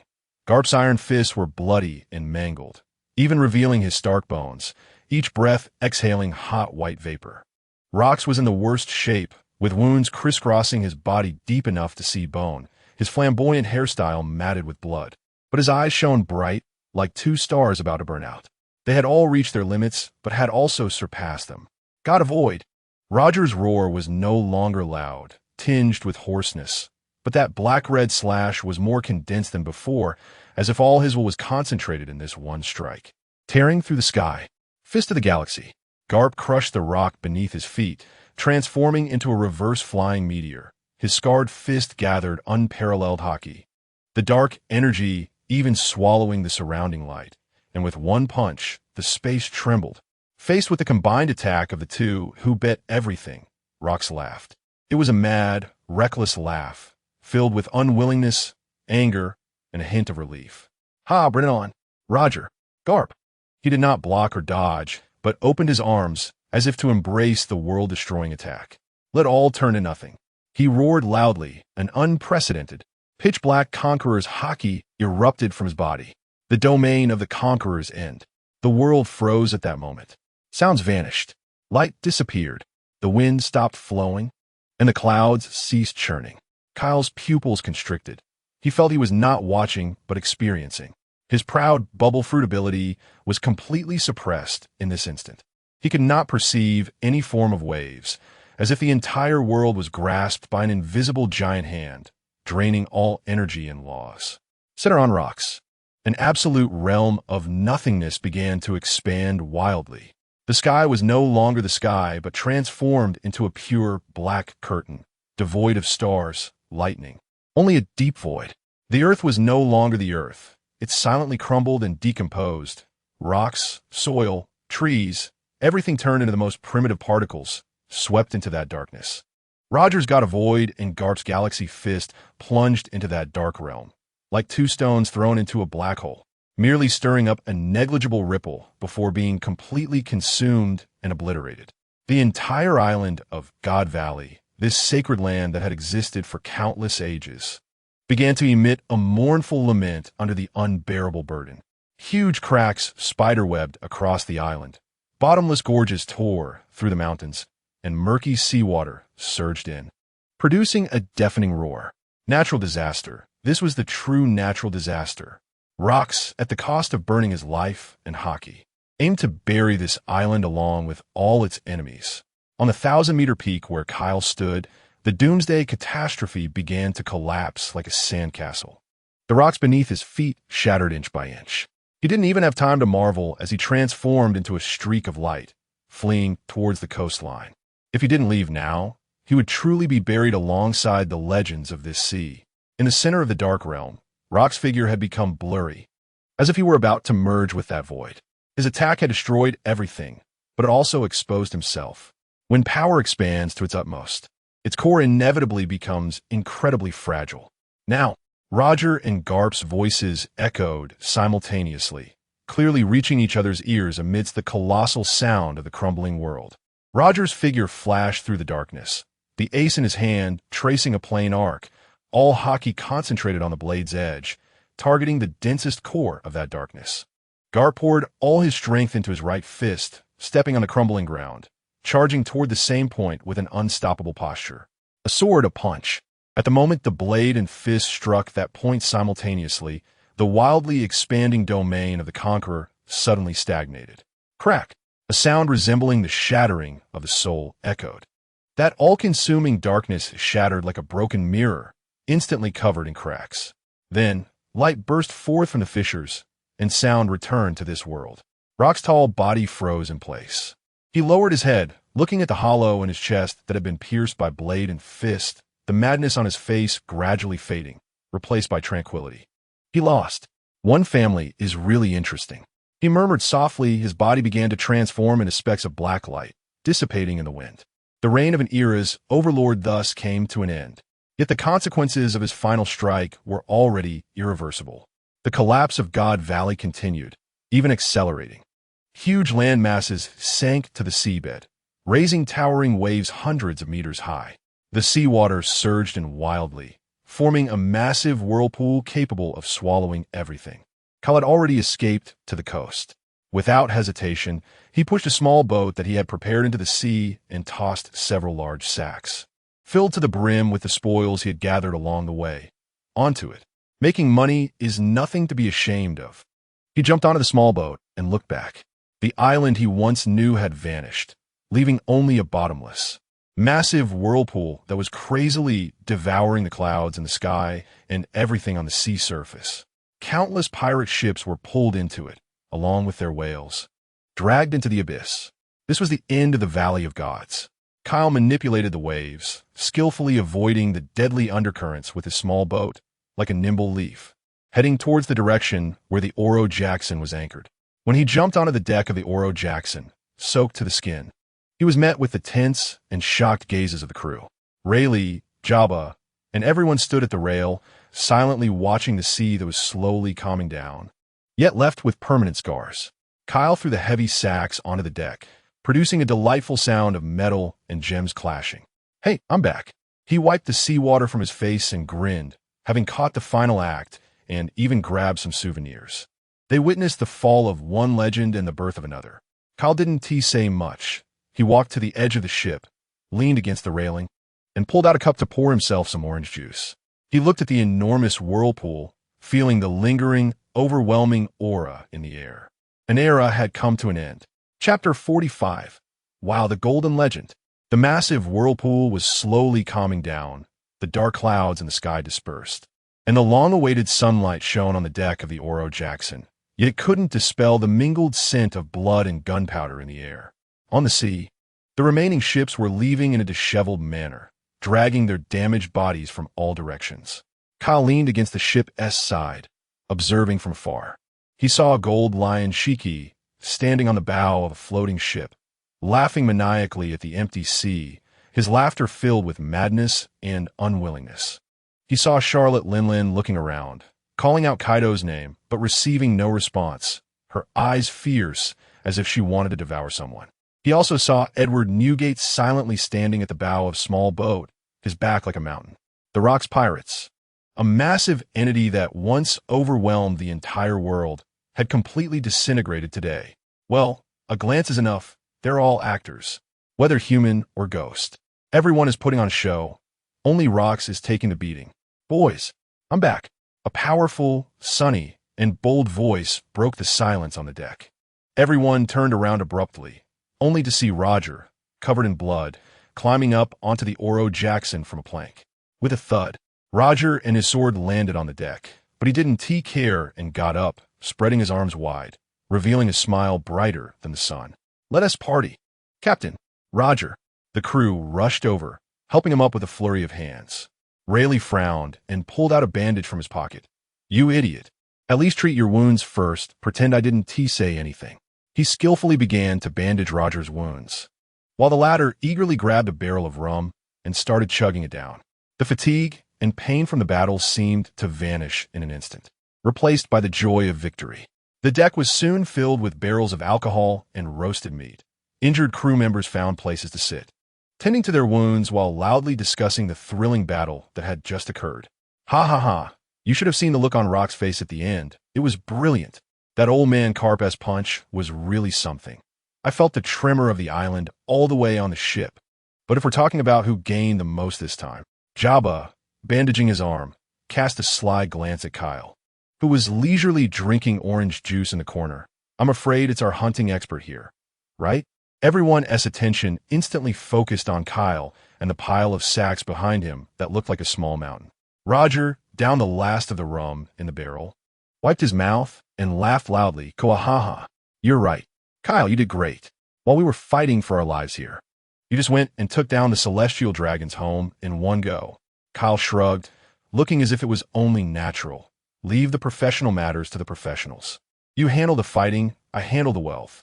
That's called tactical division of labor. That's right. Roger just needed to take down Rocks, while Kyle had a lot more to consider. Cut it out. Hurry up and open to see what good stuff you've got. Jabba couldn't hold back any longer, rubbing his hands together like a fly as he approached. Yeah, open it up. Let me see what treasures the celestial dragons have. Amidst the crowd's cheers, Kyle smiled and kicked the sacks. All right. Everyone gets a share. The companions cheered and immediately surrounded him. Golden belly, exquisite jewels, and diamond-studded artworks. Various treasures were dumped onto the deck like garbage, sparkling enticingly in the sunlight, almost dazzling everyone's eyes. We struck gold. Now we can get new weapons. The crew excitedly dove into the pile of treasures like a bunch of happy groundhogs. Kyle couldn't be bothered with them, letting them divide the spoils. His gaze swept over the luxurious boxes. Most of them were borrowed from the celestial dragons, filled with mundane gold and silver. Kyle, I'm not interested in money, in a high-pitched voice. However, at that moment, Roger was trying to pry open a particularly ornate box inlaid with pearls and gold. Hey, why is this box so heavy?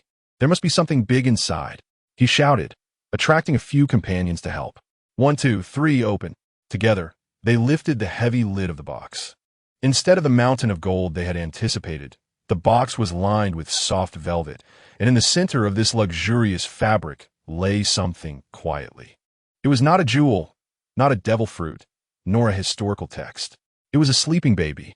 The baby's face was rosy, with a small mouth slightly open, and a head of vibrant red hair, striking like flames in the luxurious treasure chest. The noise on the deck came to an abrupt halt. Everyone was stunned, their gazes fixed on the box and the red-haired baby inside. Time seemed to freeze. Kyle. Rayleigh was the first to react, almost roaring out Kyle's name. You bastard. You even stole a baby. You are slandering me. Kyle was also dumbfounded, raising his hands with an innocent face. I didn't do it. Who knew there would be a child inside? He quickly walked to the box and looked down at the baby.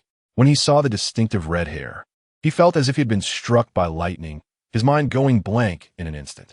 Wow, the golden red legend.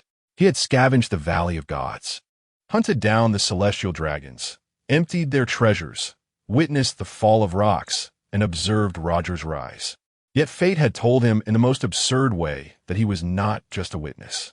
He looked at the baby in the box, who would one day become an emperor, hand the straw hat to Luffy, and in the war the best with a single glance, then glanced at his hands, still dusty from the spoils. Kyle thought to himself, the others in Roger's crew were just lying down and winning. Chapter 46. Shanks Rayleigh's temples bulged, and his finger pointing at Kyle was trembling, as if he was about to unleash a lengthy denunciation. At that moment, a hearty laugh broke the stalemate. Kuhahaha. Roger was not the least bit nervous. Instead, he pushed aside the crew members who were watching and carefully yet excitedly took the baby out of the box. He held the baby high, as if showing off a rare Pokemon he had just captured. Look, he grinned, his smile even brighter than when he had just defeated Rox. This must be a fateful encounter. From today on, he is a member of the Roger Pirates. Huh. Everyone on the deck, except for Kyle, exclaimed in unison. Jabba was the first to jump up, nearly dropping his sunglasses. Roger, are you serious? This is a baby. He can't even walk. He pointed at the baby and then at the tumultuous sea. We are pirates, not running a kindergarten. So what? Roger said matter-of-factly, as he played with the baby in his arms. The baby seemed to sense something, opened his big, dark eyes, looked curiously at everyone, and instead of crying, he started giggling. See, he likes me, Roger proudly announced to the crowd. It's not a matter of like or dislike.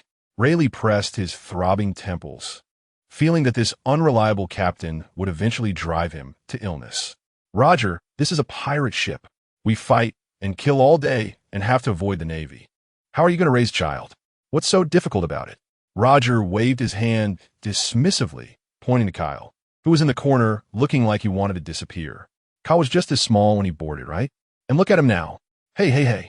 Why is this pot being thrown on my head again? Kyle rolled his eyes and finally couldn't help but retort, Captain, allow me to correct you.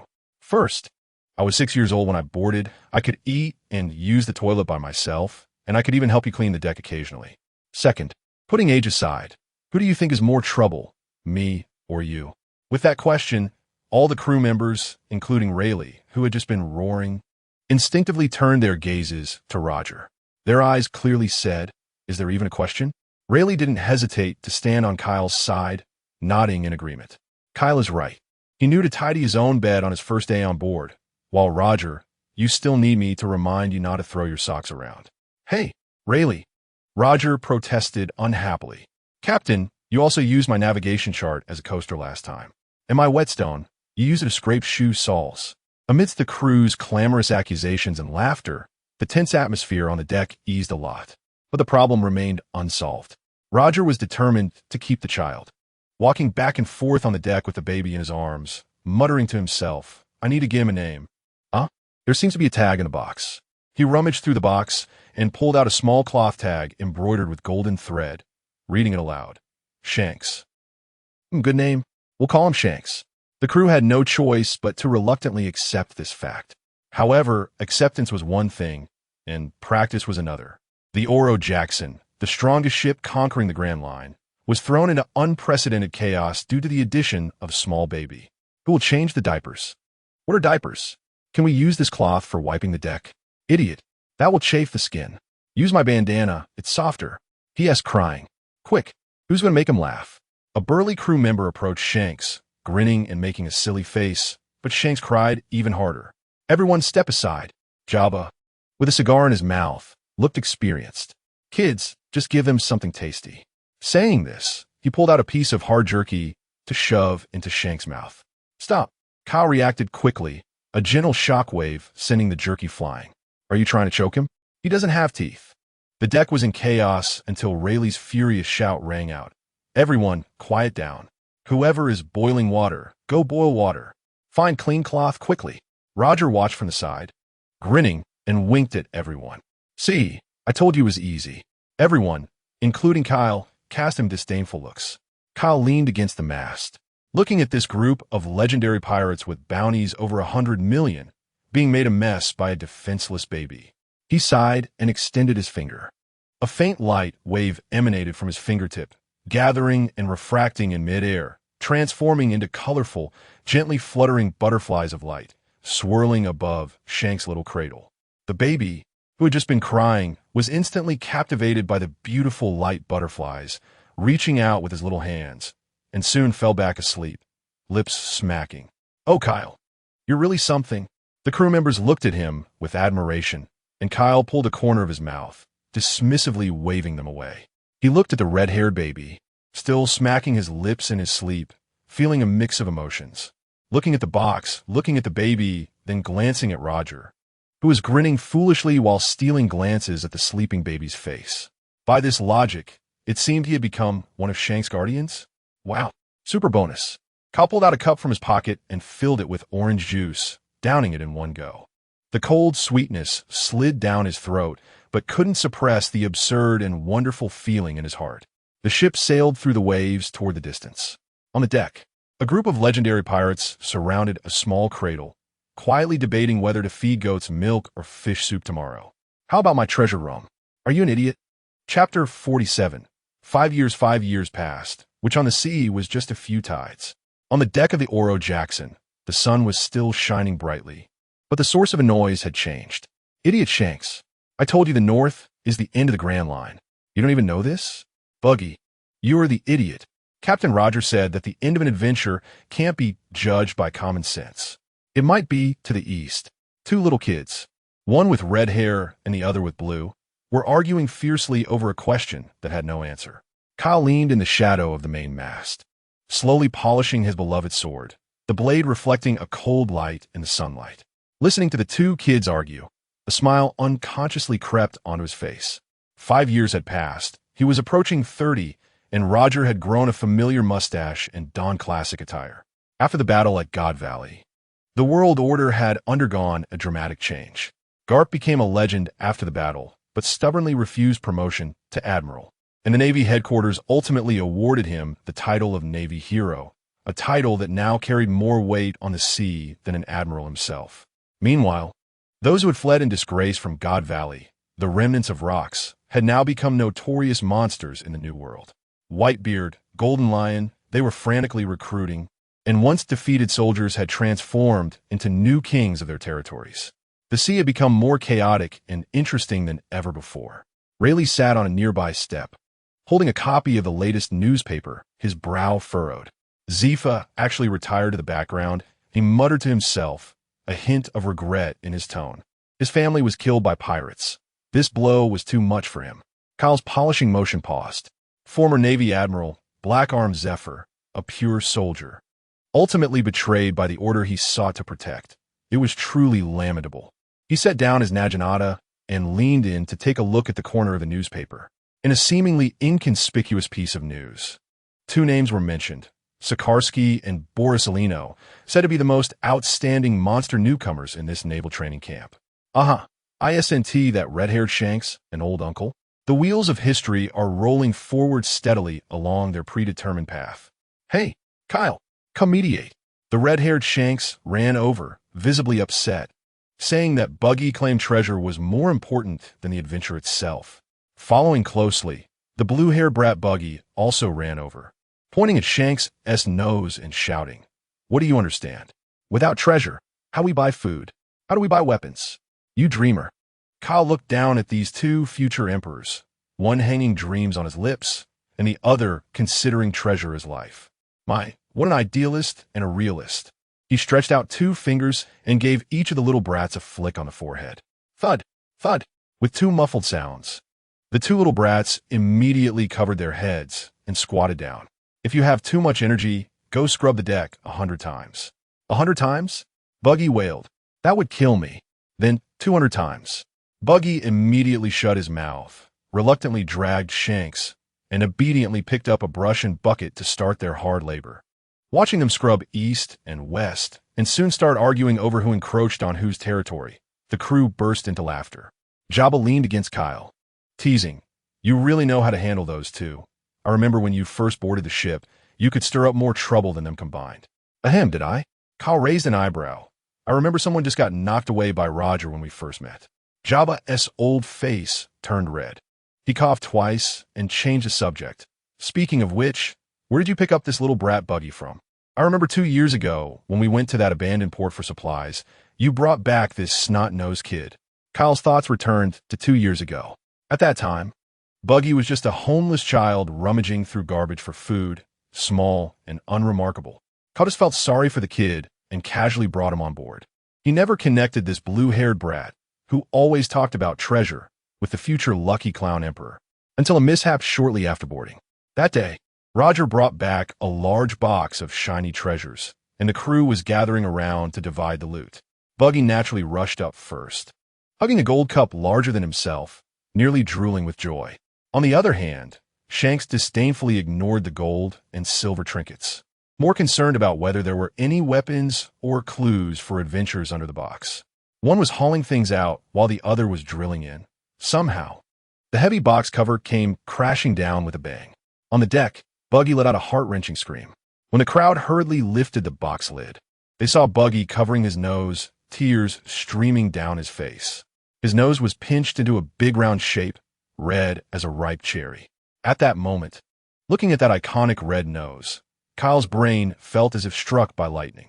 It was the legendary mud duck Buggy. "Hey, Buggy, look at that." On the deck, while scrubbing, Shanks suddenly pointed at the sky and shouted. Buggy instinctively looked up.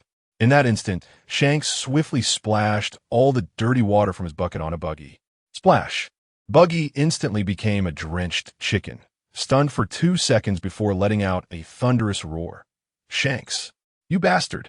I'm gonna get you." The two little brats immediately began to wrestle, rolling around on the slippery deck. "Ha ha ha!" Roger's hearty laughter came from the captain's cabin, watching the two kids fight, laughing until he bent over, full of energy. "How wonderful!" Rayleigh sighed, putting down the newspaper, looking as if he had seen it all. "Roger, if you don't manage them, they dismantle the ship.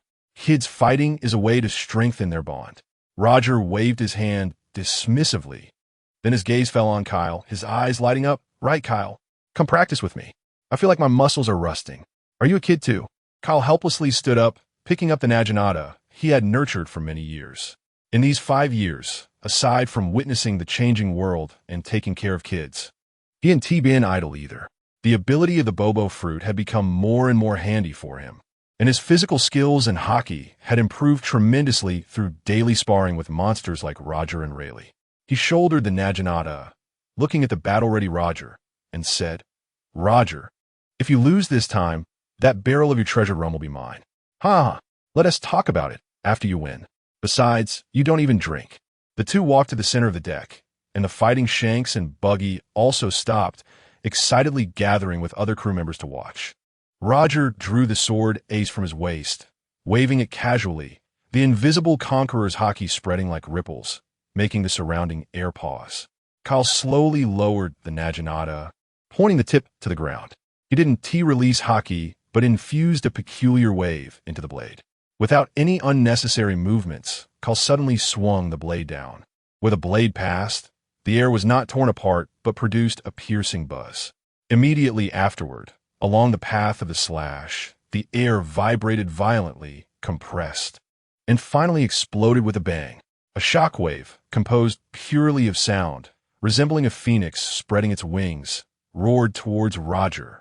Roger didn't retreat, but advanced, his ace wrapped in dark hockey, fiercely slashing toward the invisible shockwave. Divine avoidance. Boom! The two completely different forces collided violently in the center of the deck, the resulting shockwave blowing the surrounding crew members off balance. Shanks and Buggy were blown like rolling gourds, crashing against the mast before stopping. Shanks looked at the two in the arena with starry eyes, full of admiration, especially for Captain Roger's famous technique, divine avoidance, which left him in awe. Buggy, rubbing his sore but from the crash, looked at Kyle as handsome naginata and Roger's imposing figure, then at the mop in his hands, for the first time feeling a slight yearning for something beyond treasure. Kyle, gripping the naginata that was buzzing in his hands, grinned. Sunshine, waves, reliable companions, noisy little brats, and the strongest opponent. Bring it on, Kyle. Chapter 48. The teachers favor Kyle, and Roger's clash left an invisible imprint on the deck of the Oro Jackson. It was not a mark of blades, but a seed named yearning, deeply planted in the hearts of the two little brats. After the battle, the crew drank, bragged, and Roger was once again pulled by Rayleigh for a scolding, being told not to use techniques that could dismantle the ship on board. Roger stubbornly argued that it wasn't a technique, just a normal move. Shanks and Buggy stood on either side of Kyle, looking up at him with shining eyes. Kyle, brother. Shanks spoke first. Was that move the air explosion? So cool. Can I learn it too? Buggy stared intensely at Kyle's Naginata leaning against the railing, his mind racing. He was thinking about how cool it was, but if he learned such a powerful technique when it came to stealing treasure, wouldn't he'd just have to go bang and the gold coins would fly out by themselves? Want to learn? Kyle wiped the handle of the Naginata, not even lifting his eyelids. Want. The two answered in unison, nodding their heads like garlic mashers. Kyle finally stopped his movements, turned around, and smiled at the two of them. His gaze wasn't as passionate as Roger's nor as gentle and wise as Rayleigh's, but like a deep, bottomless ancient well, making the two little ones feel inexplicably uneasy. Why do you want to become stronger? Kyle asked gently. Shanks, want to be as powerful as Captain Roger. He almost shouted, then go find the greatest treasure in the world. No. Embark on the greatest adventure. Kyle nodded, turning his gaze to the other. What about you? Buggy licked his lips and confidently declared his lifelong ambition. I want to learn the strongest techniques, defeat all who stand in my way, and rob the treasures of the whole world. To become the richest pirate. Very good. Full of spirit. Kyle said, but Roger and Rayleigh won't teach you. Huh? Shanks was taken aback. The captain will tell you just do this and that, and then drag you off to drink.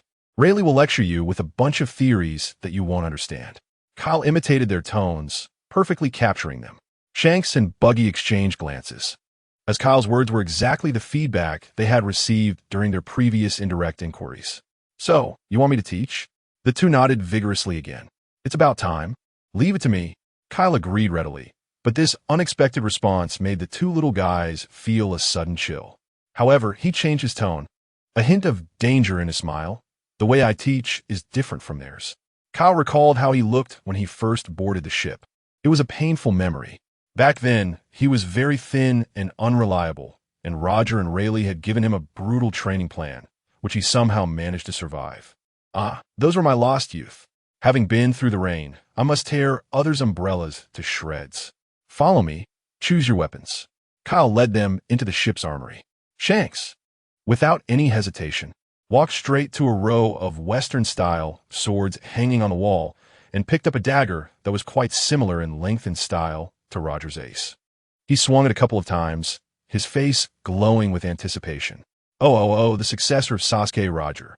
Buggy, on the other hand, wandered around the armory, finding the long sword too heavy and the axe too barbaric, eventually locking his gaze on a row of short and sharp daggers.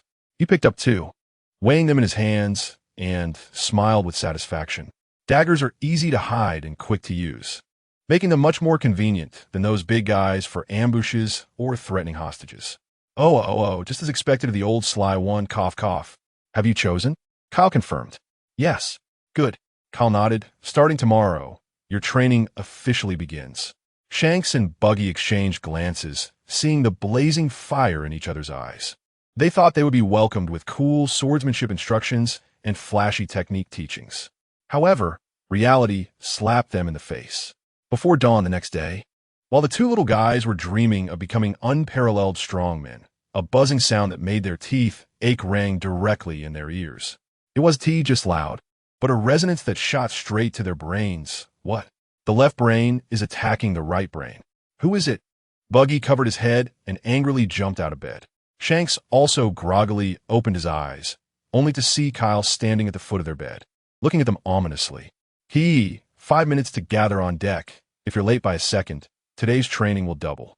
After saying that, Kyle turned and left, leaving the two still half-asleep little guys in a state of confusion. When they stumbled onto the deck, what awaited them was not swordsmanship secrets, but Kyle's cold voice. Run 100 laps around the deck to warm up. How can a mouth at 37 degrees say such cold words? 100 laps? Buggy's eyes were about to pop out. They would die. Kyle extended a finger and gently flicked it. Buzz. A barely noticeable shockwave precisely hit Buggy's backside, sending him uncontrollably rushing forward. My butt. Seeing this, Shanks didn't dare to lag behind and immediately followed with his short legs. Thus, a peculiar scene appeared on the deck of the Oro Jackson in the early morning. Two little guys desperately running on the wide deck. Meanwhile, their instructor Kyle leisurely sat in a deck chair under the mast, holding a cup of orange juice, occasionally flicking his fingers at Buggy, who was lagging behind. "Damn, Kyle, you're abusing children," Buggy cried out as he ran. In response, he received another stronger shockwave. "Ha ha ha, back in the day, I did the same to Roger. He hit me with a divine dodge. As long as you can shout, it means you're not at your limit." Woo-woo, Shanks, run slower. "I can't, Buggy. If I stop, I'll get hit on the butt." Crew members gradually came out of their cabins, and upon seeing this scene, they laughed as if it were nothing unusual. Jabba walked over to Kyle. "You're really tough on them. How old are they?" "So what? The sea won't show mercy just because they're kids." Kyle took a sip of orange juice and said lightly, "Besides, that's how I got through it." After running 100 laps, the two little guys were exhausted like two dehydrated salted fish, lying on the deck without moving, even lacking the strength to curse. They thought this was the end. Rest for 5 minutes. Kyle glanced at the hourglass. Then 50 frog jumps back and forth. 100 push-ups. If you can't finish, you won't get to eat. Go. Lift the anchor for me and hold it for 10 minutes. By the end of the day, Shanks and Buggy had experienced the darkest day of their short lives. Kyle perfectly demonstrated what it meant to be inhumane and used his elusive Bobo fruit ability to ensure they couldn't slack off. By evening, as the sun sank below the horizon, the two little guys were finally allowed to rest. Be grateful. Back in my day, it was time for fruit ability training at night. They slumped in the cafeteria chairs, even their hands shaking as they tried to use their spoons. Buggy, with tears in his eyes, shoveled food into his mouth, glaring fiercely at Kyle, who was not far away playing chess with Rayleigh. Shanks quietly ate, and although his body was exhausted to the limit, his eyes shone with a new resilience. He could feel a strength struggling to break free from within his small body, crying out in pain. "How does it feel?" Roger, holding a large plate of roasted meat, casually sat down between them. "Kyle is a devil," Buggy mumbled his complaint. Hearing this, Roger not only didn't sympathize, but burst into laughter. "Ha, this is nothing. It's far from the exclusive training plan that Rayleigh and I devised for him back in the day." He grabbed the biggest piece of roasted meat and stuffed it into Shank's mouth, patting his head. "Kid, it's not that easy to catch up to my shadow. If you can't even handle this little hardship, how can you talk about adventure?" Shanks chewed the roasted meat vigorously, as if chewing on today's pain and fatigue, and he looked up at Roger and nodded heavily. Meanwhile, Kyle, seemingly focused on the chess game, kept an eye on the two little ones from the corner of his eye. He placed a chess piece, putting Rayleigh in check, and picked up his orange juice, softly saying, "Tomorrow morning," waited running. In the distance, the spoon that Buggy was holding clattered to the plate. The deck of the Oro Jackson was no longer a hell where two little devils wailed, but rather a paradise where they sweated it out. The bodies that had once been worn out from 100 laps could now run 200 laps with ease and still be lively enough to spar. The arms that could barely lift an anchor could now effortlessly carry a whole box of cannonballs. The changes were visible to the naked eye. Shanks had grown a bit taller, his muscles starting to show, and the longing in his eyes had settled into determination. Buggy, though still small, moved with a newfound agility like a cheetah, and his eyes, always fixated on treasure, sparkled with cunning during battle. That afternoon, the sun was just right. Shanks and Buggy had just finished a full set of sword swinging and stabbing exercises, their hair soaked in sweat, trickling down their cheeks. "Hey, you two!" Jabba shouted at them from leaning against the ship's railing. "What's the use of practicing all day? Bring out your true selves. Dare to fight in front of everyone." As soon as he said this, the deck erupted. Naz Dormu, who was cleaning the cannon, stopped. Dorling from the lookout peeked out, and even Rayleigh, who was steering the ship, cast a curious glance. Oh, let them fight. Let them fight. I bet Shanks will win. He has Captain Rogers' true teachings. I bet Buggy. That kid has a lot of tricks up his sleeve. He won't lose easily." The crew's cheers rose and fell, and some even started placing bets on the spot. Upon hearing there were stakes involved, Buggy's eyes lit up instantly. He tapped the end of his dagger against his palm and provocatively raised his chin at Shanks.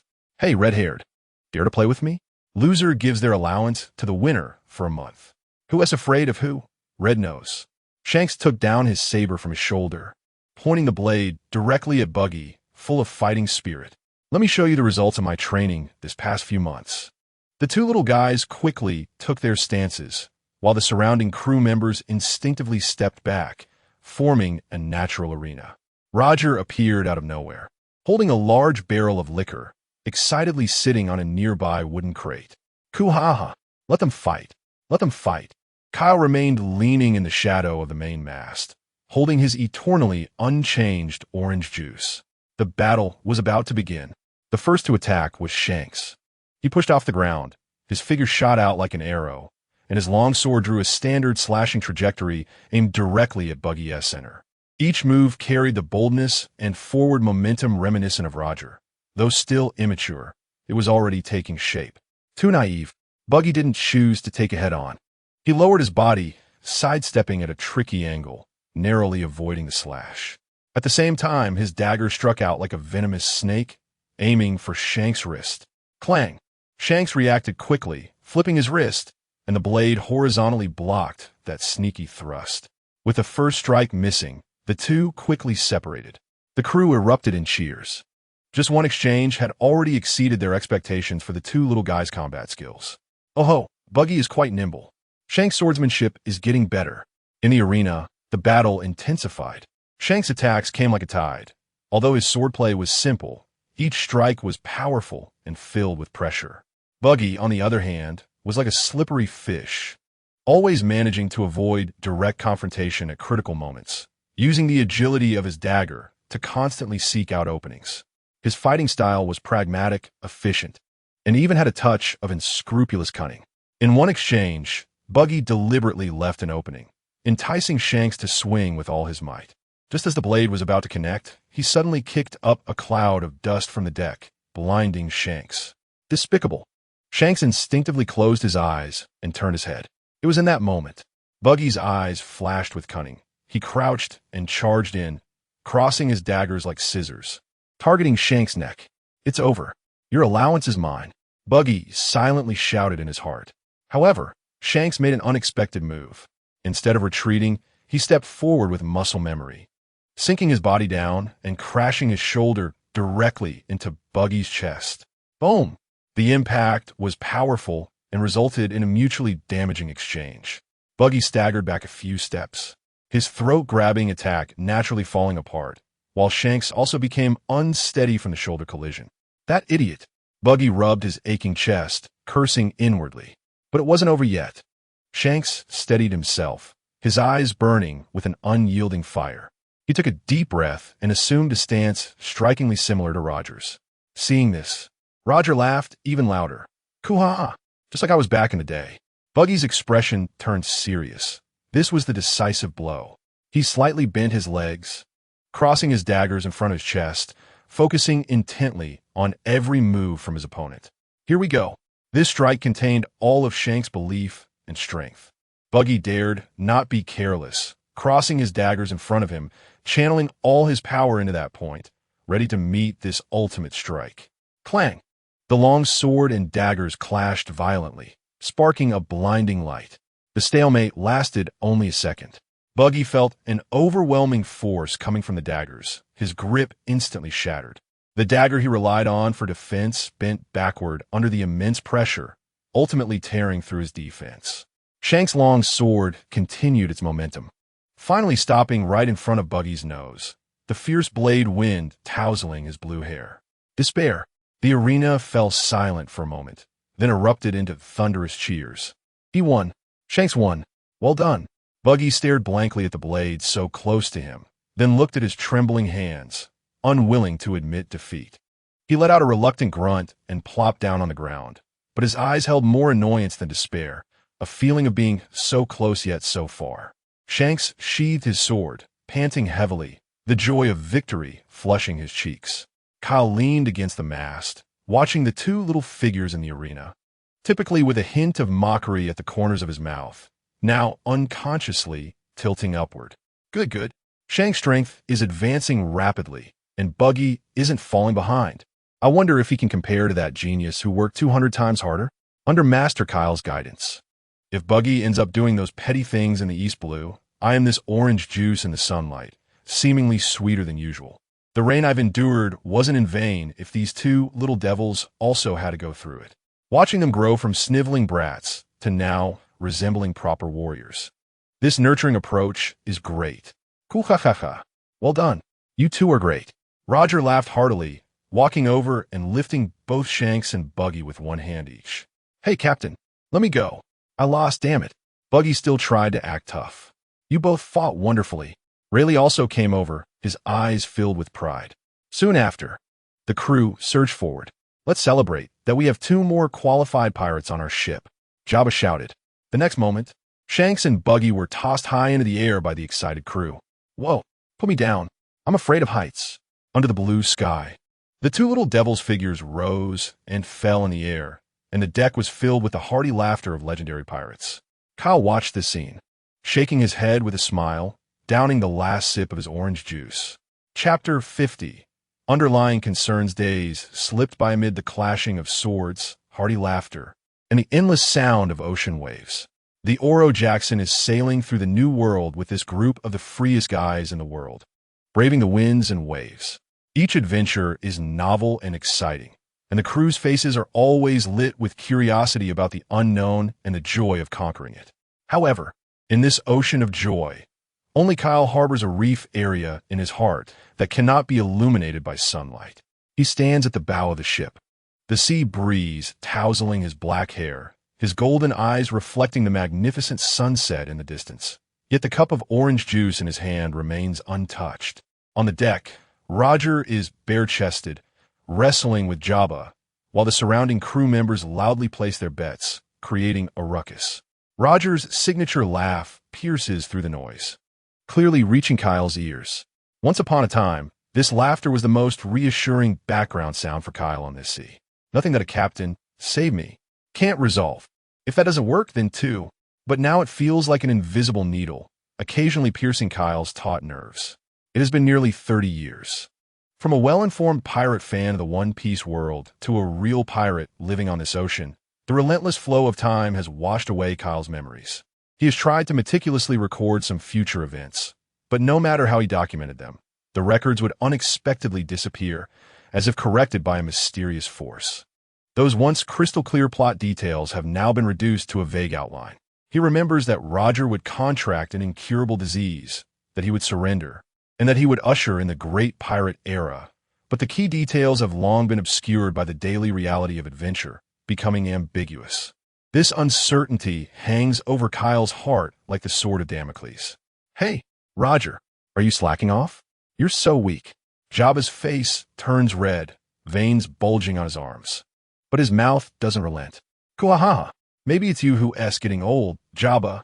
Roger laughs even more joyfully, suddenly exerting force in his arm, pinning Jabba's hand onto the barrel. Oh, the captain wins.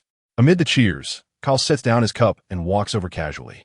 He circles around to stand behind Roger, pretending to watch the commotion, casually resting a hand on Roger's shoulder. Captain, you seem energetic. Want to try me? Kyle wears his usual sly smile. Oh, Kyle, come on, let me show you my strength. Roger responds without a care, turning around eagerly. At the moment their eyes meet, a ripple of invisible waves quietly spreads from the depths of Kyle's golden pupils. Weak penetrating electromagnetic waves emanate from Kyle's palm and eyes, silently scanning Roger's body like the most precise instrument. This is not the first time he has done this. Every so often, he would find various excuses to give Roger a checkup in this way. Roger can certainly sense Kyle's little actions, but assumes he is looking for his flaws. Flaws. Frozen chicken wings. In Kyle's vision, Roger's body structure is laid bare. The image is quite explicit, truly. His strong heart beats powerfully like a war drum, pumping fresh blood throughout his body with each contraction. His lungs open and close steadily, filled with the salty air of the sea. His bones are tough, and his muscle fibers are as tight as the finest steel cables. Every cell radiates a vigorous, almost savage vitality. Healthy, frighteningly healthy. There are no lesions, no signs of weakness, not even a hint of hidden injury. Standing before Kyle is undoubtedly the peak Roger, unmatched across the entire sea. Hey Kyle, why aren't you talking? Roger looks at the suddenly silent Kyle, shaking his head in confusion. Did I scare you with my hockey? Kuahaha. Kyle's tense shoulders relax subtly as he retracts his ability, allowing his usual nonchalant expression to return. Nothing, just confirming whether the structure of a single-celled organism like the captain is really different from ours. You bastard. Who are you calling a single-celled organism? Can't even tell the difference between big and small. Roger pretends to hit him, and the two laugh and roll around. Nearby, Rayleigh holds a glass, his gaze deep behind his glasses, watching the two wrestle while pondering something as he takes a sip of his drink. Lately, Kyle has indeed been watching Roger a bit too much. That kind of look is less like a companion's gaze and more like someone confirming a fragile treasure. Late at night, the sea waves gently lap against the ship. Kyle sits alone on the lookout, gazing up at the starry sky. Is there really nothing? He has checked multiple times, and the result is the same. There are no signs of a plot twist in Roger's body. Could it be because of me? This thought uncontrollably sprang up. A butterfly flapping its wings in South America could trigger a tornado in Texas.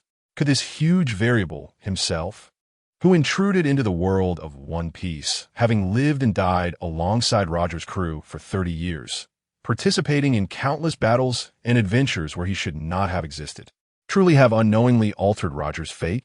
This idea made Kyle's heart leap, a surge of indescribable ecstasy nearly bursting out his chest. If Roger doesn't die, does that mean the ship can sail forever? They could go to Raftel together, witness the truth of history. And then what? Kyle imagines that future, a future without regrets. And his lips involuntarily curve into a wild smile. But reason quickly douses him with cold water. Perhaps it's just that the time has not yet come. The timeline in the original work is inherently blurry. Perhaps Roger's illness suddenly flares up at some point in the future. Current health does not guarantee eternity. Two possibilities battle repeatedly in Kyle's mind, making him feel as if he's soaring in the clouds one moment and teetering on the edge of an abyss the next. This feeling is more tormenting than controlling hundreds of different frequencies of waves at the same time. What are you thinking about? Laughing to yourself here. Rayleigh's voice came from below, having climbed up to the lookout at some point to sit beside Kyle. Thinking about the mysteries of life, the truth of existence. Kyle casually made up an excuse. Rayleigh chuckled, not exposing his poor lie. He handed Kyle a bottle of rum, and opened one for himself. Sometimes thinking too much makes you miss the scenery right in front of you. Rayleigh gazed at the starry sky and slowly said, "We are pirates, Kyle. Living freely in the present is our creed. I assent to it." Kyle fell silent, taking the bottle and tilting it back for a large gulp. The spicy liquid slid down his throat into his stomach, bringing a wave of warmth. Not as good as orange juice, but yes, living in the moment. Here he is, worrying unnecessarily, fretting over gains and losses. What's the use? No matter what the future holds, it's beyond his control now. All he can do is cherish every day spent with these bastards, grow stronger. Strong enough to become one of the masts that can uphold this ship when any storm comes. Having come to this realization, the heavy stone that had been hanging in Kyle's heart seems to finally land. Though the fog of the future remains thick, his gaze has regained its clarity and determination. "You're right, Rayleigh." Kyle grinned, revealing a smile with white teeth. Rather than thinking about useless things, it's more practical to think about where to raid for the next meal. No, where to replenish supplies. Kuahaha. Speaking of that, I'm not sleepy anymore. Roger's loud voice suddenly came from below. This guy sneaked over at some point, now hanging over the edge of the lookout.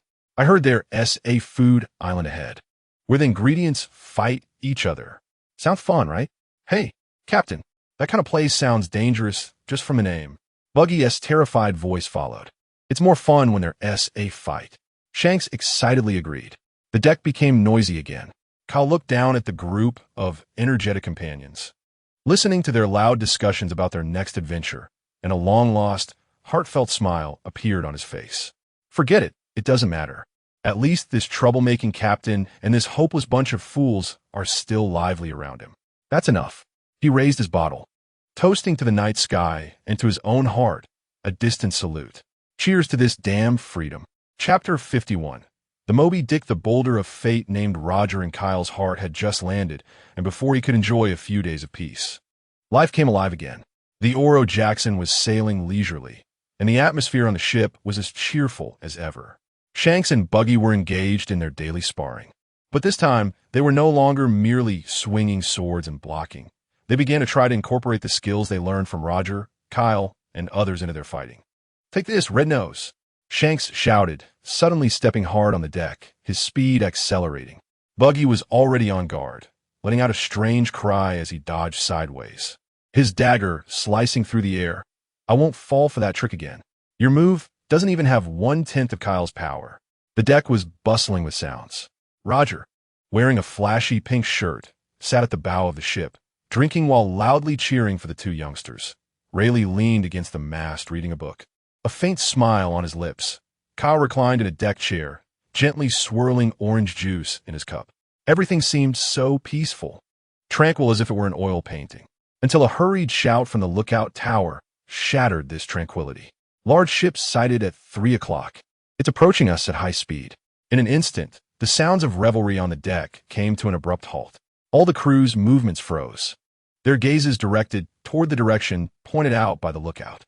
At the horizon where the sea met the sky, a massive object was cutting through the waves, its enormous silhouette far beyond that of ordinary ships. It resembled a moving small mountain, the bow shaped like a majestic white whale. Even from a distance, one could feel its overwhelming presence. "Hey, are you kidding me? What kind of monster is that?" A crew member swallowed hard. Buggy frowned, quietly pulling Shanks in front of him, peeking out. "That ship looks like it's going to eat us." Although Shanks was also a bit nervous, he felt more excitement. He gripped his sword tightly, his eyes shining as he stared at the gradually clearer giant ship. As the distance closed, the ship's iconic pirate flag came into view. On a white background was a skull with a crescent-shaped white beard. Its white beard, Edward Newgate. Rayleigh put down his book, his gaze sharpening. "Kuhaha." Roger stood up from the bow, excitement and battle intent bursting forth from his face. "It's that guy Newgate." Sassy not paying attention again. Kyle also stood up and walked to the ship's edge, his golden eyes narrowing slightly. Moby Dick, the legendary ship that carried the strongest man of an era and his countless family members, had just intruded into his sight without any warning. He could clearly see the man standing at the bow like a giant. It was none other than the world's strongest man, Edward Newgate. Well, but Roger in his prime is even better, and in some sense, that title carries more authority than Jabba. But what caught Kyle's attention was not just Whitebeard. He saw a boy with a pineapple hairstyle, looking somewhat lazy, leaning against the railing behind Whitebeard, yawning. A sturdy boy with a square jaw had his arms crossed, his eyes vigilantly surveying this side. A young man with 2 small mustaches and a thin sword at his waist was chatting with his companions with great interest. Marco, Jothel, Vista, these future leaders of the Whitebeard pirates who would shake the new world and give the Navy headquarters headaches, were just a group of teenagers at this moment, still innocent, gathered around their father, curiously looking at the Roger pirates across from them. "Hey, Shanks, look." Buggy tugged at Shanks's sleeve, whispering, "The guy's ship is so big. It must be hiding countless treasures." "Idiot, is this the time to talk about that?" Shanks lowered his voice, but the excitement in his eyes couldn't be hidden. "That's the Whitebeard pirates, a legend on par with Captain Roger. Look at their ship. They have guys almost as big as us." The 2 youngsters' gazes met with those of the boys on Whitebeard's ship. It felt as if invisible sparks were crackling in the air. A preliminary examination and competition belonging to the younger generation. The 2 legendary ships drew closer, ultimately stopping less than 100 meters apart on the sea. The sea breeze blew against the equally unruly pirate flags. Gulalala. Whitebeard's iconic laughter rolled in, causing ripples on the sea's surface. "Roger, you troublemaker. Why aren't you staying in your rat hole and come to my territory to cause trouble?" "Kuhaha. This sea isn't just your backyard, Newgate." Roger placed his hands on his hips, laughing loudly. "I heard there's a food island ahead, and I was just about to feast. What? Do you want to join in?" "Oomph. My sons are just getting hungry."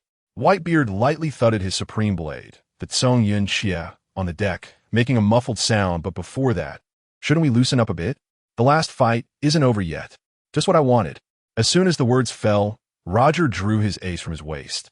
And at the same time, Whitebeard on the opposite side also lifted the Tsong Yun Xia with one hand.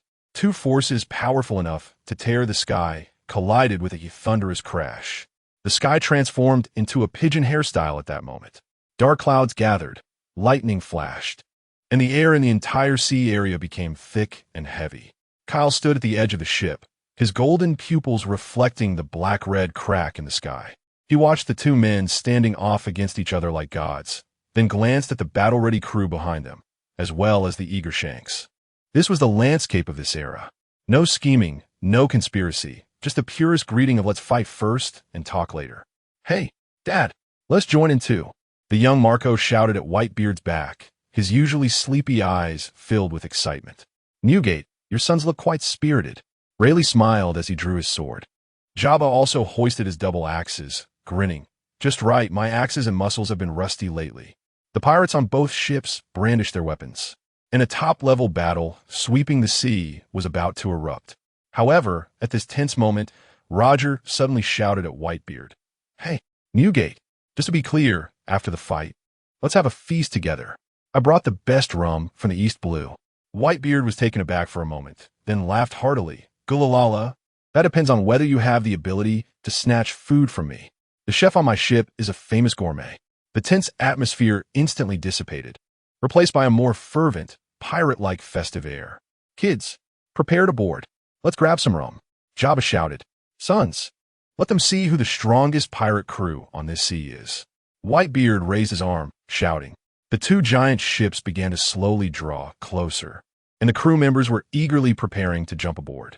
Kyle watched this chaotic yet harmonious scene and couldn't help but smile, then downed the last of his orange juice. After this, there would be no time for drinks. Chapter 52. Sorry, I can't find a smaller cup than this. The first to lose their composure was not the long-established pirates, but a blue flame that cut through the sky. Oh no! The young Marco leaped from the deck of the Moby Dick like a green meteor, a pair of magnificent wings made of blue flames unfurling behind him. He did not dive towards Roger or Rayleigh, but charged straight at the red-haired boy on the deck, who was around his age. The claws formed from flames, accompanied by a scorching wave of heat, came crashing down. That a good one. Shanks felt the surge of battle intent in his eyes. Facing this sudden, fierce attack, he tapped his toes and took a slight step back, just avoiding the sharp claws. The sword in his hand, which felt slightly heavy for him, was swept upward at a tricky angle from below. Clang! The blade collided with the fiery claws, producing a crisp sound of metal clashing. Having failed in his attack, Marco flapped his wings, deftly flipped in mid-air, and landed steadily on the deck, a hint of acknowledgement for his opponent shining in his usually sleepy eyes. On the other side, a sturdy boy with a square chin also jumped onto the deck of the Oro Jackson. It was Diamond Jozu.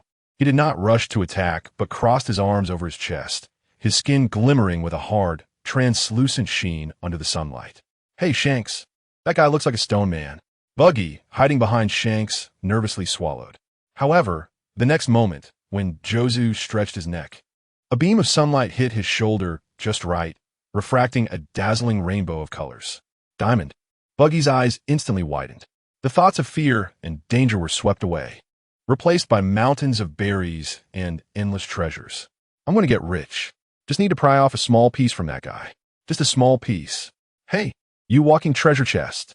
Buggy let out a strange cry, bypassed Shanks, and lunged at Jozu's back with two daggers.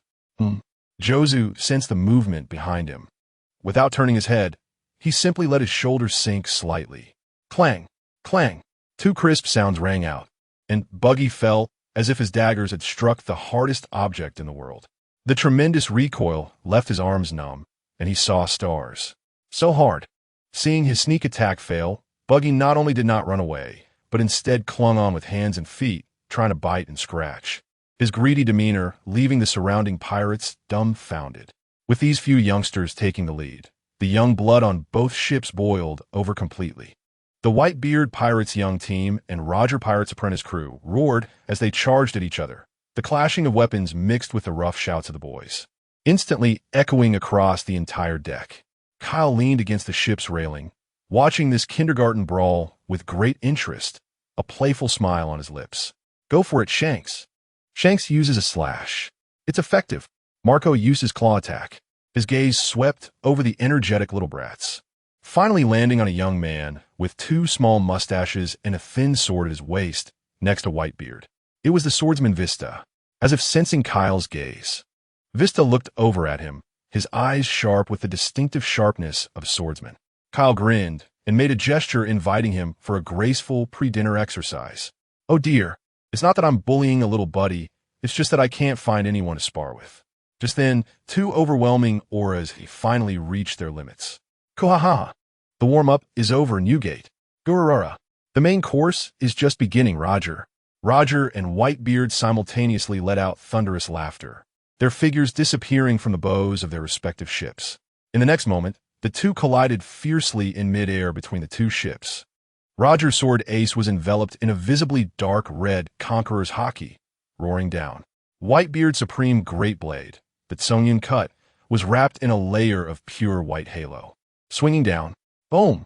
At the point where their weapons clashed, the atmosphere tore apart. The atmosphere, I have cracked. Clear white cracks spread through the air like spiderwebs, as if the entire space had been shattered into fragile glass by this strike. The clouds in the sky were instantly driven away by an invisible force, and even the sea surface below ominously sank into a huge arc, unable to calm for a long time. Is this the power of the tremor fruit? After the clash, the two were each sent staggering back, landing steadily on each other's decks. What terrifying power, Newgate! Roger shook his slightly numb arm, yet his smile grew even brighter. Your hockey is becoming increasingly outrageous, Roger. Whitebeard was equally spirited, slamming the Tsongyun cut heavily onto the deck. Crack! Hey, old man, you're stepping on our ship. Roger, do you know how expensive it is to repair the deck?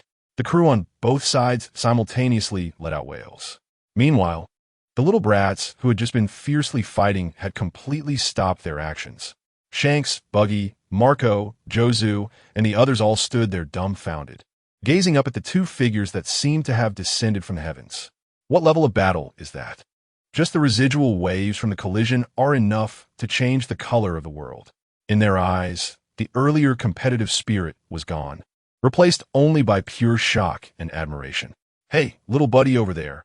Kyle's voice floated over leisurely. He had somehow appeared in front of Vista, gently rotating the black gold naginata in his hand, the blade tracing a smooth arc in the sunlight. Would you like a glass of orange juice? Vista's pride would not allow him to be so underestimated, even if facing the well-known Wave King, Kyle, with a bounty of several billion. A flame ignited in the sharp eyes belonging to the future great swordsman, and without uttering another word, the thin sword, White Fish, was instantly drawn, transforming into a silver flash, stabbing directly at Kyle's throat. The speed of the sword was extremely fast, the tip of the sword producing a faint hum in the air, stirring up several falling rose petals. This was an inherent phenomenon of his swordsmanship, and also the embryonic form of the name Flower Sword. Good. What kind of young person is unrestrained? Facing this swift and magnificent sword, Kyle didn't even move his feet, merely raising the orange juice cup slightly. Clang! Vista's determined sword tip was steadily blocked by the seemingly fragile wooden cup. The orange juice in the cup didn't even ripple. Here it is, the supreme orange juice. Your wrist is too stiff. Kyle patiently advised, seeking speed in his strike, but lacking variation. That's not good. Vista's pupils suddenly constricted, his wrist flicking, the sword edge twisting like a serpent, bypassing the cup's mouth and diagonally slicing toward Kyle's wrist holding the cup, the trajectory of the sword becoming masterfully intricate. However, Kyle simply lowered the cup, his wrist turning lightly. Clang! Another crisp sound rang out. Vista's blade was deflected again by the bottom of the cup. Kyle even had the leisure to bring the cup to his mouth, preparing to take a sip through the swirling sword light. Bastard! The young Vista was utterly enraged, the momentum of his sword suddenly becoming violent. In an instant, countless silver sword lights enveloped Kyle like a torrential storm, the shadows of swords intertwining, resembling a metal rose that bloomed and withered in an instant, each petal a lethal sharpness. Rose Dance. This was his yet-to-be-perfected proud sword technique, now unleashed with power that surpassed its limits under the impetus of rage. On the deck, a member of the Whitebeard pirates who was clashing with Jabba using dual axes saw this scene and couldn't help but cheer. Well done, Vista. Take down that pretentious guy. However, Kyle, at the center of the sword storm, remained unmoved. The orange juice cup in his hand seemed to come alive, tapping lightly at times, blocking at others, and drawing circles, always able to intercept Bista's sword at the most unexpected angles and the most opportune moments. Ding, ding, clang, clang, ding. Amidst the dense sounds of collision like raindrops, Kyle walked leisurely, even managing to comment. This move is not bad, quite interesting. Too bad the power is too scattered. Flashy but not practical. Oh, attacking the lower 3 routes is not gentlemanly. Hey, don't use so much force, you'll dirty my cup. Finally, after a series of rapid exchanges, Kyle seemed a bit impatient. He sidestepped a deadly slash, and the orange juice in his hand lightly tapped Bista's wrist at an incredible speed. With a light sound, Bista felt a numbness in his wrist. A strange vibration frequency traveled up the sword handle, causing him to instantly lose control of the white fish. The rapier slipped from his hand, drawing an arc in the air before precisely embedding itself into a nearby mast, the sword hilt vibrating. Everyone around stared in shock at this scene. The man with black hair and golden eyes had hardly moved his feet, yet with just a wooden cup filled with orange juice, he effortlessly defeated their exceptionally talented young swordsman. Kyle casually retrieved his cup, looking at the stunned Bista with a hint of an apologetic smile. Sorry. I got a little serious. He shook the cup in his hand, the orange juice still intact, mainly because I couldn't find a smaller cup than this. Hawkeye, he is saying all my words. Bista felt his face warm, turning red from his ears to his neck, realizing the opponent's strength had surpassed his current comprehension. Just as this pre-dinner exercise came to an end, another battle on the other side was also nearing its conclusion. God S avoidance. Roger S. figure appeared like a ghost behind Whitebeard, and Ace, wrapped in black-red lightning, swept out. What is this? One move can conquer all. Gula-la-la-la. Whitebeard didn't even look back, his left hand clenched into a fist, the muscles in his arm bulging, and he struck fiercely at the air behind him. Crack! A pure white vibration halo spread from his fist, shattering the space like a mirror. 2 invisible destructive forces collided in midair, the shockwave causing both massive pirate ships to groan under the strain. Hey, you 2 bastards. If you're gonna fight, take it to the sky. Rayleigh shouted angrily while fending off an attack from a captain with his sword. Kuahaha. Newgate, impressive fruit ability. Roger leaped high using the rebound from his failed attack, and in midair, Ace raised his weapon above his head again. Stop the chatter, Roger.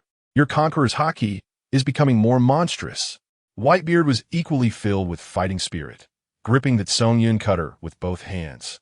The vibrating white halo on the blade becoming more condensed, as if it could tear apart everything in the world. The 2 no longer held back, unleashing their powers without reservation. The clash of blade light and shock waves intertwined, Conqueror's Haki clashing against Conqueror's Haki. The entire sea trembled.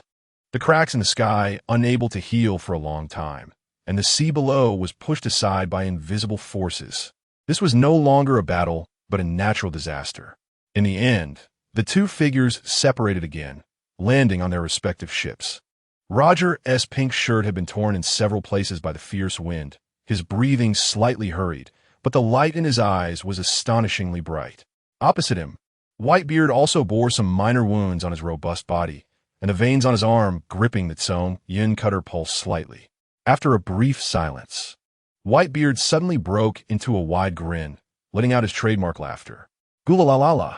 He hoisted the mountain-like Tsongyun cutter onto his shoulder, looking at Roger across from him, his gaze devoid of any resentment of a loser, only the exhilaration of meeting a worthy opponent. Roger, this time you won, he admitted calmly, his voice still booming. However, you only surpassed me by a tiny bit. Guaita. Roger laughed to the sky, pointing Ace's sword hilt at Whitebeard, saying next time it's hard to say Newgate. The legendary duel concluded in the most pirate-like manner. Kyle leaned against the ship's railing, sipping the last drop of orange juice, the sweet taste melting on his tongue. He looked at the 2 men laughing and facing each other, then glanced at the mess on the deck and the dazed little ones shaken by the shock, his smile growing more joyful. Chapter 53. The meaning of Whitebeard's departure to see the scars left by the clash of Conqueror's Haki in the sky had not fully healed, and the decks of the 2 legendary pirate ships were already devoid of any tense atmosphere. A plank was set up between the 2 ships, and crew members moved back and forth like they were visiting each other. The bonfire burned brightly, the huge sea king meat sizzling over the flames, fat dripping down, the aroma mingling with the scent of alcohol filling the air. Hey, Rednose, that's my roasted leg. You idiot Shanks. Whoever grabs it first gets it. In a corner of the deck, Shanks and Buggy were fighting over a roasted leg, while Marco, the pineapples-headed man, rested his chin on his hand watching them, seeming to find these two clowns much more entertaining than the previous battle. Not far away, Jozu was arm wrestling with a burly man from Roger's crew, his diamond-dyed arm shining under the firelight, causing Buggy to glance over frequently, nearly drooling. Kyle leisurely leaned against the mast, holding a fresh glass of orange juice. He saw Bista, surrounded by several Whitebeard Pirates crew members, blushing and flustered, and kindly raised his cup. Bista felt even more embarrassed, suddenly turning his head away, pretending to admire the scenery. This sea really is the sea. At the center of the banquet, two monstrous men sat cross-legged opposite each other, with two bowls of liquor bigger than buckets in front of them. Guaita? Newgate, your crew is full of spirit. Roger lifted his bowl, drinking it down like water. Gulalalala, your ship is also filled with interesting little brats. Whitebeard similarly drank a large gulp, his gaze sweeping over his sons, his imposing face softening a bit. After 3 rounds of drinks, the atmosphere was lively. Roger suddenly elbowed Whitebeard's arm, unreservedly asking, "Speaking of which, Newgate, I've always wondered why a man like you would stay on rock ship back then." The noisy banquet seemed to be pressed with a mute button at that moment.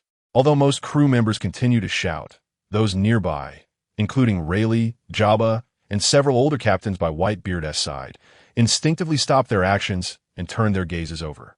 Whitebeard's drinking motion paused slightly, a complex and inscrutable emotion flashing his eyes. He didn't answer immediately, but finished the remaining strong liquor in his bowl with a satisfied sigh. Gula-la-la. He set down the bowl, and his deep laughter sounded less bold than usual, more self-deprecating, because I was defeated by him. This answer stunned even Roger for a moment. At that time, I was still wandering the seas. Whitebeard recounted, "Rocks found me, and without a word, he attacked. I lost convincingly. Then, he invited me onto the ship." Whitebeard paused, his gaze becoming somewhat distant. I said I was searching for the meaning of going to sea.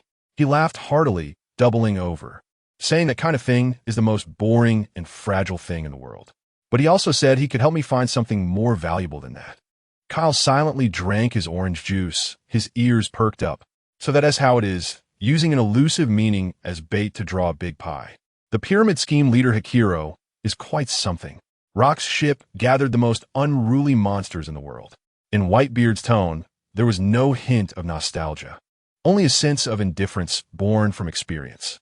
Everyone harbored their own ambitions. Everyone wanted to step on others' heads to climb higher. So-called companions were merely tools that could be utilized or discarded at any moment. You never knew if the guy drinking behind your back would stab you in the heart the next second. His description sent a chill through the surrounding young people. The longer I stayed there, the more I understood that the meaning of what Rox had said was nothing but fodder for his own ambition. What I wanted had never changed from the beginning. At this point, Whitebeard's voice paused. He no longer looked at Roger, but turned his head to gaze into the distance. Marco was being pulled by a crew member from the Roger Pirates, insisting on a contest to see who could drink a barrel of wine in one go. Joza lost an arm wrestling match to Jabba and was stubbornly demanding a rematch. Vista finally mustered the courage to exchange swordsmanship insights with Spencer. They were either noisy, simple-minded, or proud. Each person was so vibrant and so real. In that moment, Whitebeard's gaze was tender beyond words. It was not the gaze of a strong man looking down on others, but that of a father watching over his most precious treasure. Waha, he laughed again. This time his laughter was filled with heartfelt satisfaction and pride. But now, I have found it. He raised his wine bowl, toasting to his sons from afar. Roger looked at him and grinned, revealing his signature smile. He did not say any grand principles, just raised his wine bowl and clinked it heavily against Whitebeard's. Kuhaha, it's good to have found it. That is something more precious than any treasure. Roger laughed heartily and downed his drink. As for me, Newgate, my purpose for going to sea is also very simple. He stood up, facing the sea breeze, arms wide open as if to embrace the whole world. I want to see what is at the end of this ocean. The hidden history, the truth of the world. I want to witness it all with my own eyes. So, we are ready to retrace the great route and head to that final island that no one has ever reached. His voice was filled with unparalleled infectiousness, as if he were not proclaiming an unattainable dream, but stating a fact that was about to happen. The crew members on the Oro Jackson, regardless of age, showed the same desire for adventure and excitement as their captain. Whitebeard listened quietly to Roger's bold words, a smile of approval appearing on his face. Gwaha, that is more like you, Roger. However, the place we're going next might be the opposite of what you think. Oh, Roger turned back curiously. We are going to closed-off country called Wano. Whitebeard said, I heard there's good wine there and some interesting characters. Wano. Kyle's eyelids twitched, no way. Kazuki Odin. No matter how you say it, Fenghua accent. Momonosuk must go west. The banquet continued late into the night, and when the eastern sky began to brighten, the grand party finally drew to a close. Hey, Roger, next time we meet, I won't lose again. Whitebeard stood at the bow of the Moby Dick, his voice booming. Kuhaha, anytime, but remember to bring some good wine from Wano next time. Roger responded loudly, hands on his hips. The two giant ships slowly parted, and the crew waved goodbye to each other, a mixture of shouts and blessings filling the air. Red Nose, if you dare to steal my meat next time, I will not let you go. Just wait and see, Pineapple Head. Next time we meet, I will definitely pry a diamond from Jozu. Flower Sword Kid, next time we compete, I won't hold back. Flower Sword? What good title.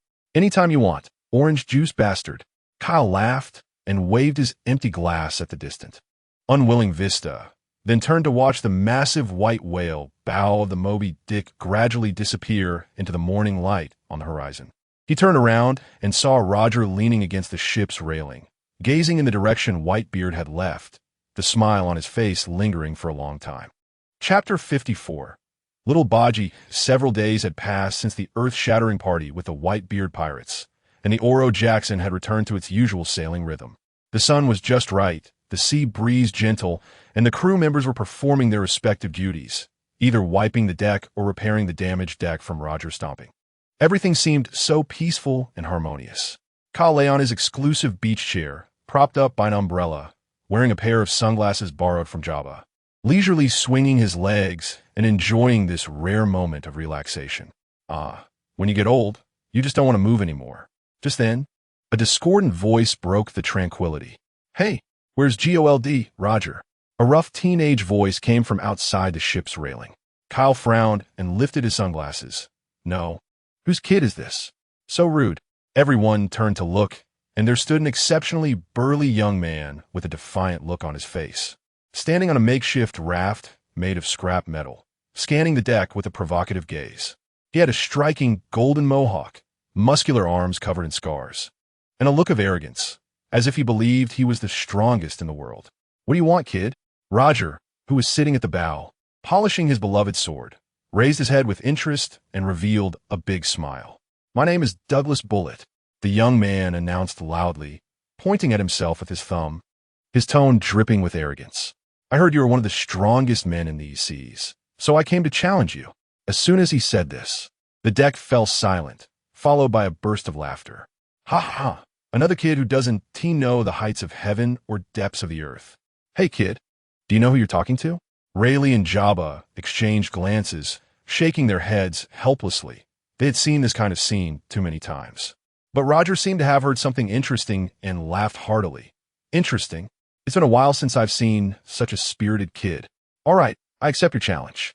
Bullet's fighting spirit surged even more. He leaped onto the deck of the Oro Jackson, landing heavily with a thud. He did not use any weapons, merely crossed his arms over his chest, and a peculiar aura emanated from him. Combined with a low roar, several spare cannons on the deck, iron barrels piled nearby. The ship's anchor chain, and even some metal plates for repairs seemed to be attracted by an invisible force, all moving with a clanging sound towards Bullet. In the blink of an eye, countless metal parts rapidly combined, transformed, and assembled around Bullet, forming a giant robot towering over 10 meters tall, casting a shadow over the entire deck. This giant made of scrap iron was rugged in form, yet filled with a sense of oppression, its chest cannon facing forward. Arms constructed from metal joints thicker than the masts. Kyle was already mentally prepared and couldn't help but brighten his eyes. Wow. Armor combined. Gundam fruit. So cool. I need to sit up to watch. Oh. Amazing. Shanks and Buggy watched with shining eyes. A fruit user who can combine. Rayleigh pushed up his glasses. Deep in thought. Come on, Roger. Let me see your caliber. A deep and fervent roar came from inside the robot's chest, and a massive metal fist, accompanied by a gust of wind that tore through the air, swung down towards Roger. Cool, ha ha ha. What amazing ability. Roger praised, his smile unchanged. Facing that overshadowing iron fist, he didn't even move his feet, slowly bringing his sword ace in front of him. In the next moment, black-red lightning coiled around the blade like a dragon or snake. God-S avoidance. Roger simply made a casual horizontal slash. The strike swept through, and the massive robot didn't even have time to react. Its iron fist was still in mid-air when a smooth crack appeared in the middle of its enormous body. The crack silently widened, quickly spreading from the cut to the top of its head and the soles of its feet. Boom! The gigantic robot split in two, collapsing to the sides with a thunderous crash, countless parts scattering all over the ground, clanging against the deck. As the dust settled, Barrett knelt in the center of the wreckage, gasping for breath, drenched in sweat, his eyes filled with disbelief and shock. The power he prided himself on seemed so fragile before this man. Kyle, no way, little Barrett. When I first challenged Roger back in the day, it was an exhilarating fight. Rayleigh, exhilarating fight? You mean you took a punch from Roger and then fell into a baby-like sleep? Kyle, Roger sheathed his sword as if he had merely done something trivial. He walked up to Barrett, looked down at him, and still wore that smile. After a brief silence, Barrett suddenly lifted his head, the shock in his eyes transforming into a more fervent flame. He shouted with all his might, "Let me on your ship. Roger, I will keep challenging you until I surpass you." Roger paused for a moment, then scratched his head, revealing a troubled expression. How troublesome. He turned his head, looking to Rayleigh and Jabba for help.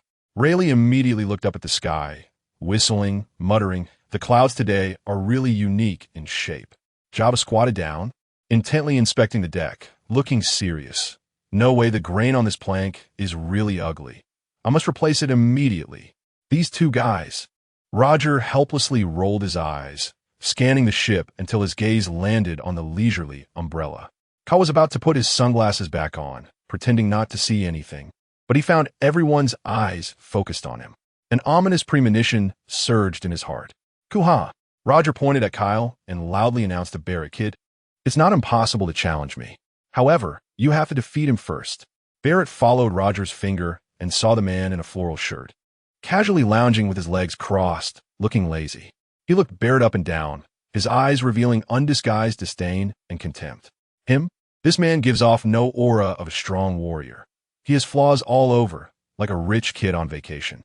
I already have 1,396 ways to defeat him. Roger actually wants me to defeat this guy first? Is this a humiliation? Kyle sighed deeply in his heart. Without me, this crew will fall apart. What? You look down on him? Roger smiled like a fox. I'm telling you, he's quite strong.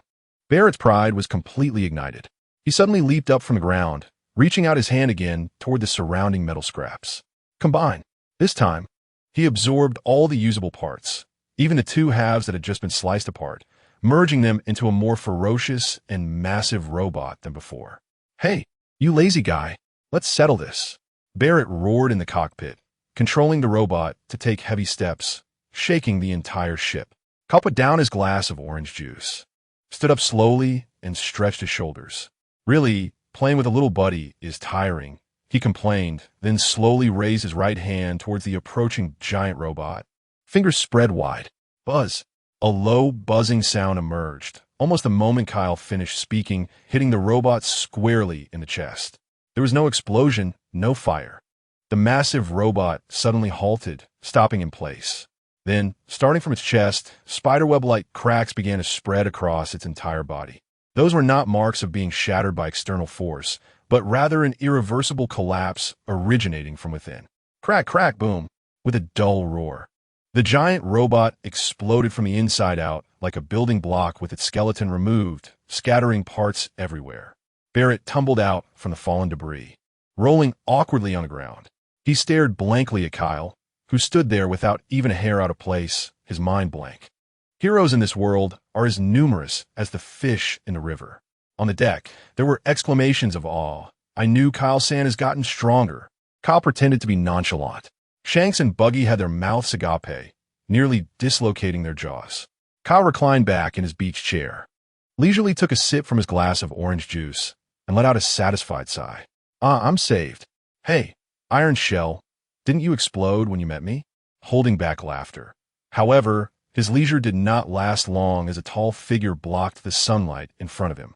Barrett had somehow stood in front of him, his deep red eyes no longer filled with obsession for Roger, replaced instead with a new, more fervent fighting spirit.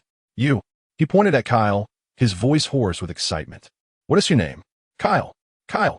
Barrett clenched his fists. Let's do it again. No. From today on, I will challenge you every day until I defeat you. Kyle's hand holding the orange juice cup froze in midair. He slowly turned his head to look at Roger, who was grinning and making faces at him not far away, then glanced at Rayleigh and Jabba, who were desperately holding back their laughter, and finally looked at the battle-crazed man in front of him, whose eyes were burning with intensity. Kyle tilted his head back, letting out the deepest, most helpless sigh since he boarded the ship, My Laid-Back Life. Chapter 55. Welcome to the mini-documentary A Day in the Life of a Pirate. Welcome to the mini-documentary A Day in the Life of a Pirate. The morning sunlight filtered through the porthole, casting dappled light on Kyle's face. He let out a long yawn and slowly shuffled out of the cabin. The deck was a mess, with wine barrels from last night's feast toppled over, and a faint aroma of alcohol lingering in the air. Jabba was sleeping soundly, using an empty wine barrel as a pillow, while Rayleigh leaned against the wall, his glasses askew, a peaceful smile on his face. Oh, the smile of Monolier. Several young crew members were sprawled all over the deck, their sleeping positions bizarre, as if they had just been through a fierce battle rather than a feast. Kyle carefully navigated around these corpses, afraid of accidentally stepping on someone's head. Once on deck, Kyle? A voice filled with fighting spirit shouted from behind him. Kyle didn't even raise his eyelids, continuing forward. Douglas Barrett, shirtless and muscular, was doing bench presses with a massive ship anchor. Upon seeing Kyle, he immediately dropped the anchor with a loud clang that startled a few hung-over crew members. Let us settle this. Barrett's eyes burned with fierce flames as he assumed a fighting stance. Kyle merely turned his back to him, weakly waving his hand as if swatting away an annoying fly. Ever since that day, this battle maniac had been like a broken record, daily reminding him to settle the score, more punctual than the ship's timekeeping bird. Ignoring the scorching gaze that almost felt like it would burn through his back, Kyle walked to the bow of the ship. Oh, I do. Kyle, bro. Shanks was swinging a wooden sword, trying hard to replicate Roger's swordsmanship, sweat soaking his fiery red hair.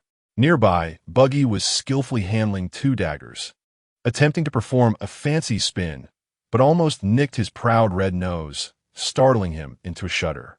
Your center of gravity is too high, Shanks, Kyle lazily spoke up. A sword isn't just swung with your arms. You need to use your waist to drive your whole body strength. Right now, you're just using your arms to exert force, and you won't be able to kill the enemy like that. He glanced again at the still trembling Buggy. And you, Buggy, a weapon is an extension of your body. Can't you even control your own hands? The tip of your sword is almost poking your nose. How do you expect to poke the enemy? What does it matter to you? Buggy flushed red, refusing to admit defeat verbally, but his movements became much more honest. Shanks' eyes lit up, and he thoughtfully put away his wooden sword, starting to adjust his posture. Kyle said no more and walked directly to the wooden barrel prepared for him, filled with orange juice, and skillfully filled a cup. The cold, sweet liquid slid down his throat, making him comfortably squint his eyes. He returned to his exclusive beach chair, sprawled out, adjusted his sunglasses on his nose, and gently swung his legs. The sea breeze caressed him, the sunshine was warm, and the distant calls of seagulls sounded like a lullaby. Kyle sighed contentedly and sincerely exclaimed, "What a plain and boring day." Just as he finished speaking, whoosh, a sharp sound of something cutting through the air approached rapidly, almost instantly appearing before him. Boom! A pitch-black cannonball exploded on the sea surface less than 10 meters in front of him, raising towering waves. The cold seawater poured down on Kyle like a waterfall, soaking him from head to toe. His precious orange juice, which he had just taken a sip of, was also washed away by the spray. The contentment on Kyle's face instantly froze. He sat stiffly in the drenched beach chair, his wet hair sticking to his forehead, water droplets dripping from his chin, looking just like a vengeful water ghost from urban legends. He could feel his beloved floral shirt clinging tightly to him. What the hell? Where did that cannonball come from? Kyle's voice was low, as if it came from hell. The huge commotion also woke up everyone on the ship. What is going on? Enemy attack? The hungover crew members climbed up one by one, fully awake. What happened? Is there going to be a banquet again? Roger poked his head out from the captain's cabin. His messy hair topped with a silly tuft, but his face showed a hint of excitement. Before anyone could answer, a hearty, booming laugh echoed from afar. Ha! Roger, I see your ship. This time, you can't run away. Everyone turned to look, and they saw a massive dog-headed warship cutting through the waves, charging fiercely towards the Oro Jackson. At the bow of the warship stood a man dressed in a white justice coat, his muscular build resembling a mountain. With his hands on his hips, grinning broadly at them. It's Garp, Shanks exclaimed. The naval hero Barrett's eyes sharpened, igniting his fighting spirit again, though this time the target had changed. TCH, it's that crazy old man. Jabba adjusted his sunglasses, sighing helplessly. Roger's excitement grew even more upon seeing the newcomer. He flipped over and jumped onto the ship's railing, hands on his hips, and retorted, Yo, Garp, you really are like a ghost that won't go away. Miss me? Less nonsense. I'm here to arrest you, Roger. Garp shouted, casually picking up a cannonball from the side, flexing his arm muscles, and hurling it over. Kuhaha. This little thing is nothing to worry about. Roger laughed heartily, not dodging at all. Buzz. An invisible wave of energy erupted from his center. At the same time, Garp also emanated a similarly terrifying momentum. Black and red lightning appeared out of thin air between the two, colliding fiercely, splattering, dyeing the sky with an ominous darkness. The sea surface between the two ships was torn apart by an invisible pressure, and the surging seawater retreated to both sides, as if even the ocean was trembling at the legendary encounter. The young people on the ship, including Shanks and Buggy, felt a pang of anxiety under this overwhelming aura. Struggling to breathe. Kuahaha! Garp, you bastard. Every time you show up, there's such a commotion. Are you afraid others won't know you're here? Roger stood on the ship's railing, laughing loudly. Stop jabbering, Roger. I've been chasing you for half the Grand Line. Garp retorted with a big grin, using his iconic loud voice. Come back with me to impel down. Kuaha! That depends on whether you have the ability. The two exchanged playful banter across the tens of meters of sea, their overwhelming presence transforming into a unique greeting. Hey, Garp. Jabba adjusted his sunglasses and shouted at Garp. Since we've run into each other, according to the old rules, you two should fight, and shouldn't we start the banquet? I can smell the barbecue from your ship. Upon hearing the word banquet, Shanks and Buggy's eyes instantly lit up, and even the crew members who had just been on guard showed expressions of anticipation. Oh, banquet. After all, it wasn't the first time they had a banquet with a naval hero Garp. But Garp's smile froze upon hearing this, and he unusually scratched his head, showing a slightly embarrassed expression. Well, he stammered, sorry, the last few times we had a banquet, that guy kind of found out, and he said that if I keep letting you guys off easy, he would cancel my whole year's supply of sunbae. As soon as these words came out, both the Navy and the Roger pirates collectively froze. Rayleigh's mouth twitched, nearly losing his balance. Jabba's sunglasses slid down from his nose. Shanks and Buggy's mouths dropped open, as if they could fit an egg inside. For the sake of sunbae, the noble naval hero was actually going to get serious with them? Kuahaha! After a brief silence, Roger laughed until he was doubled over, almost in tears. Garp, you really haven't changed at all. Good. In that case, let's have a proper fight. Just what I wanted. Garp shouted, no longer wasting words, and with a powerful push of his legs, he launched himself like a cannonball from the warship, crossing the sea valley torn by his aura. Men, go. Capture them. We'll have extra food tonight.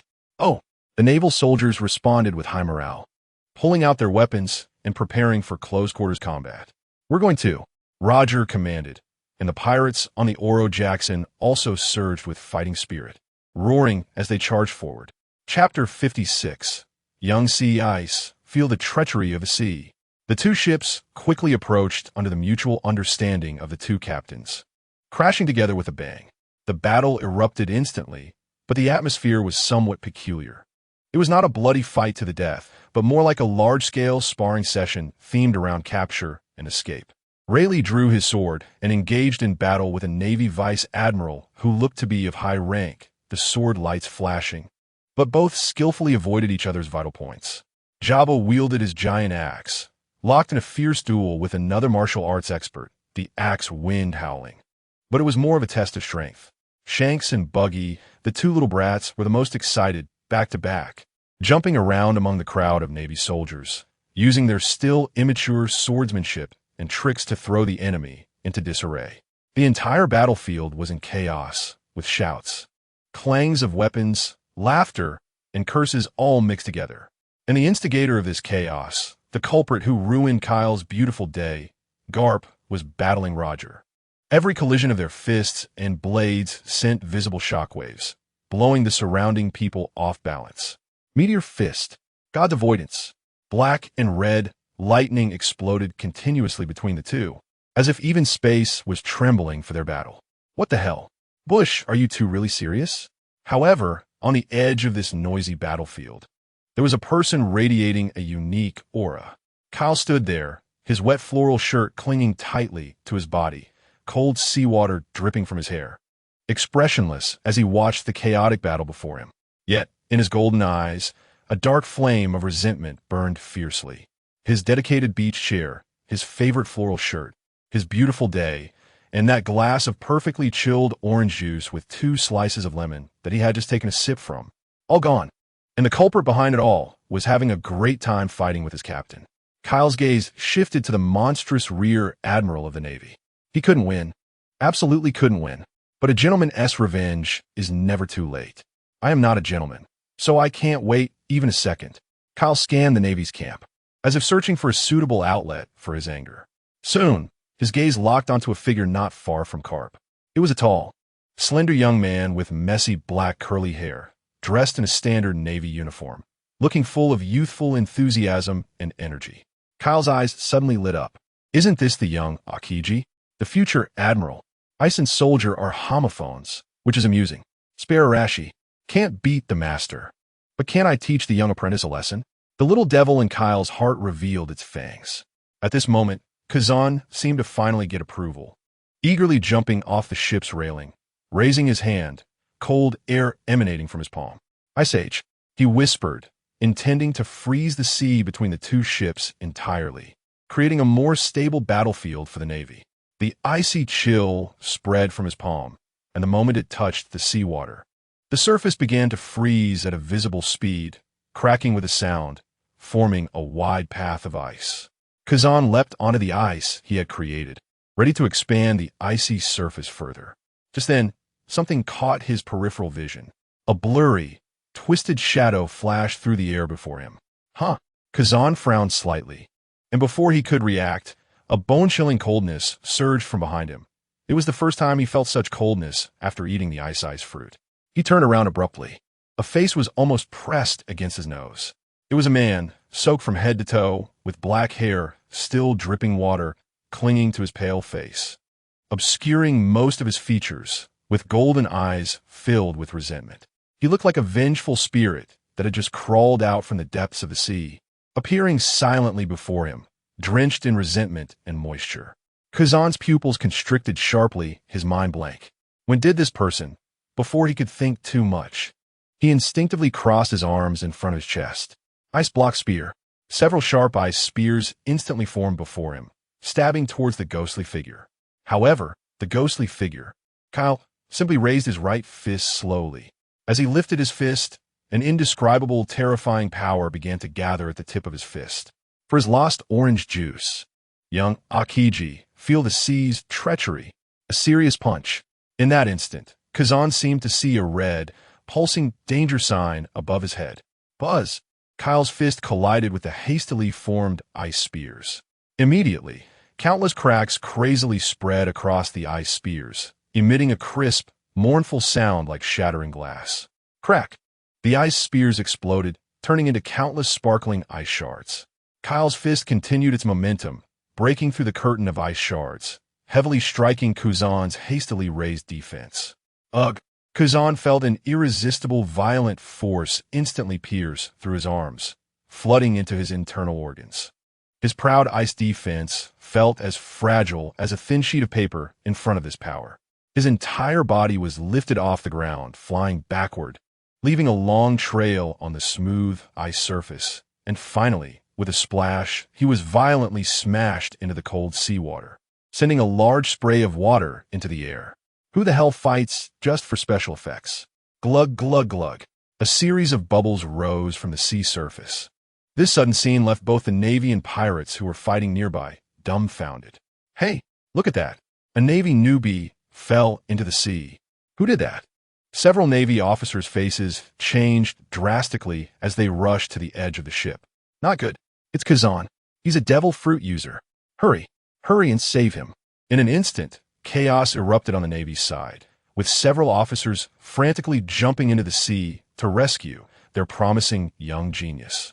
Meanwhile, the instigator of all this, Kyle, as if nothing had happened, after landing a punch, his figure became blurry again, silently blending into the chaotic crowd.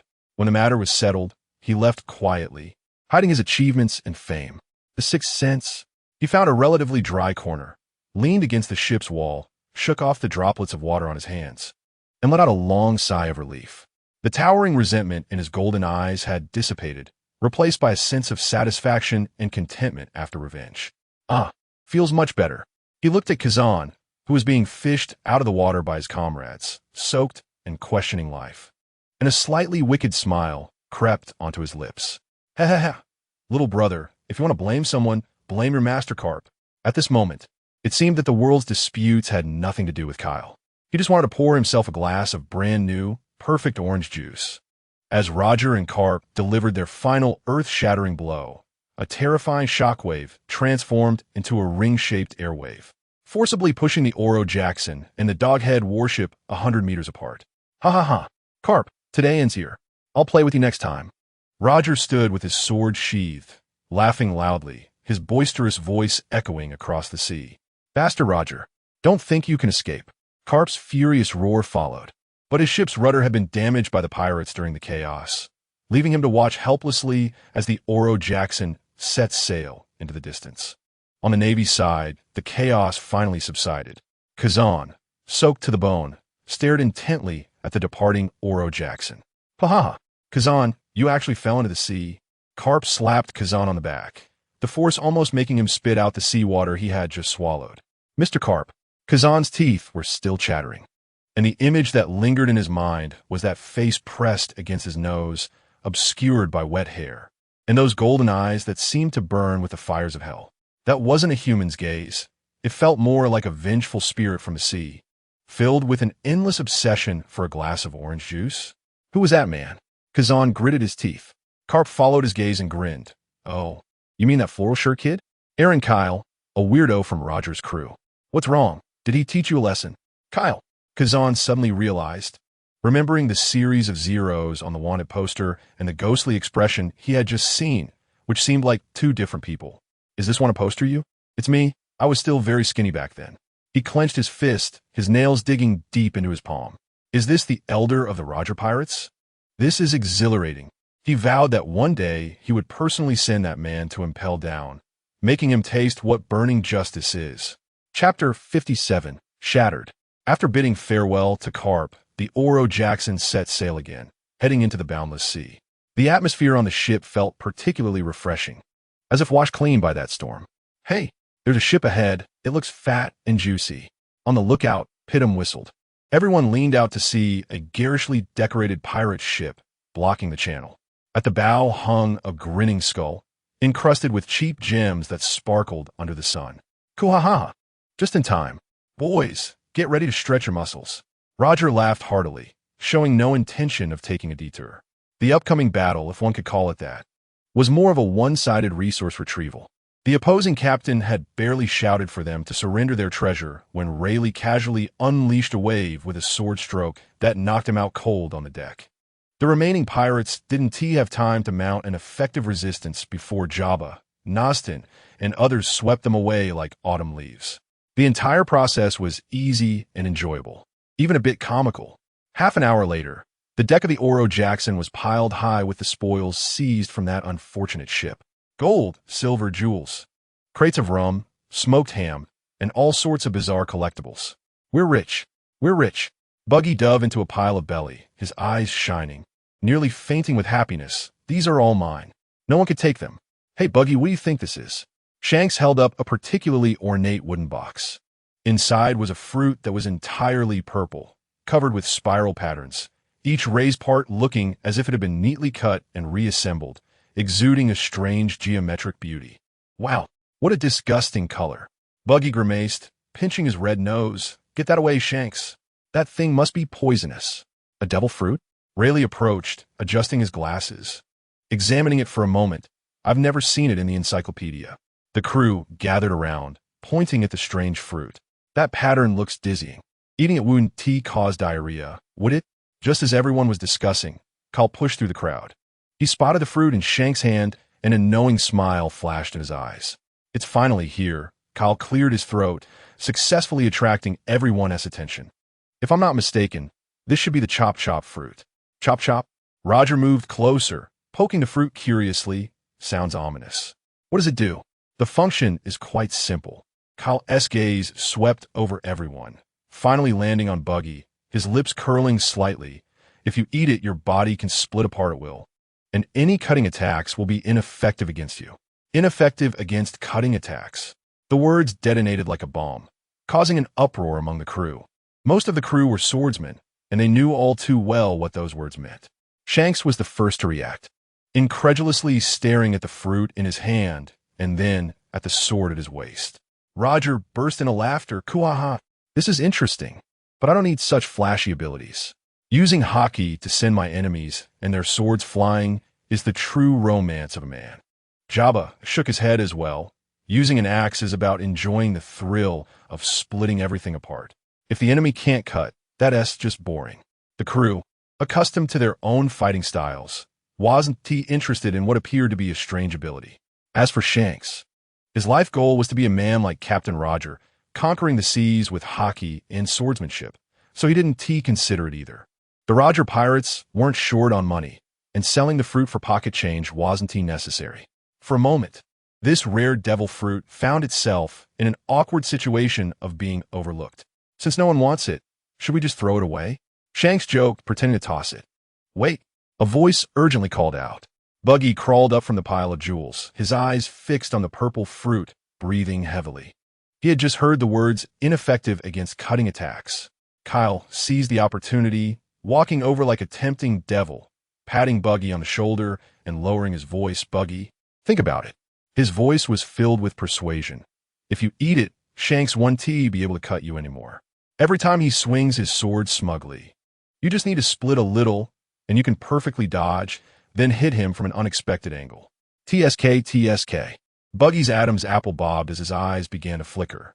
Kyle continued to pile on. And think about it when treasure hunting.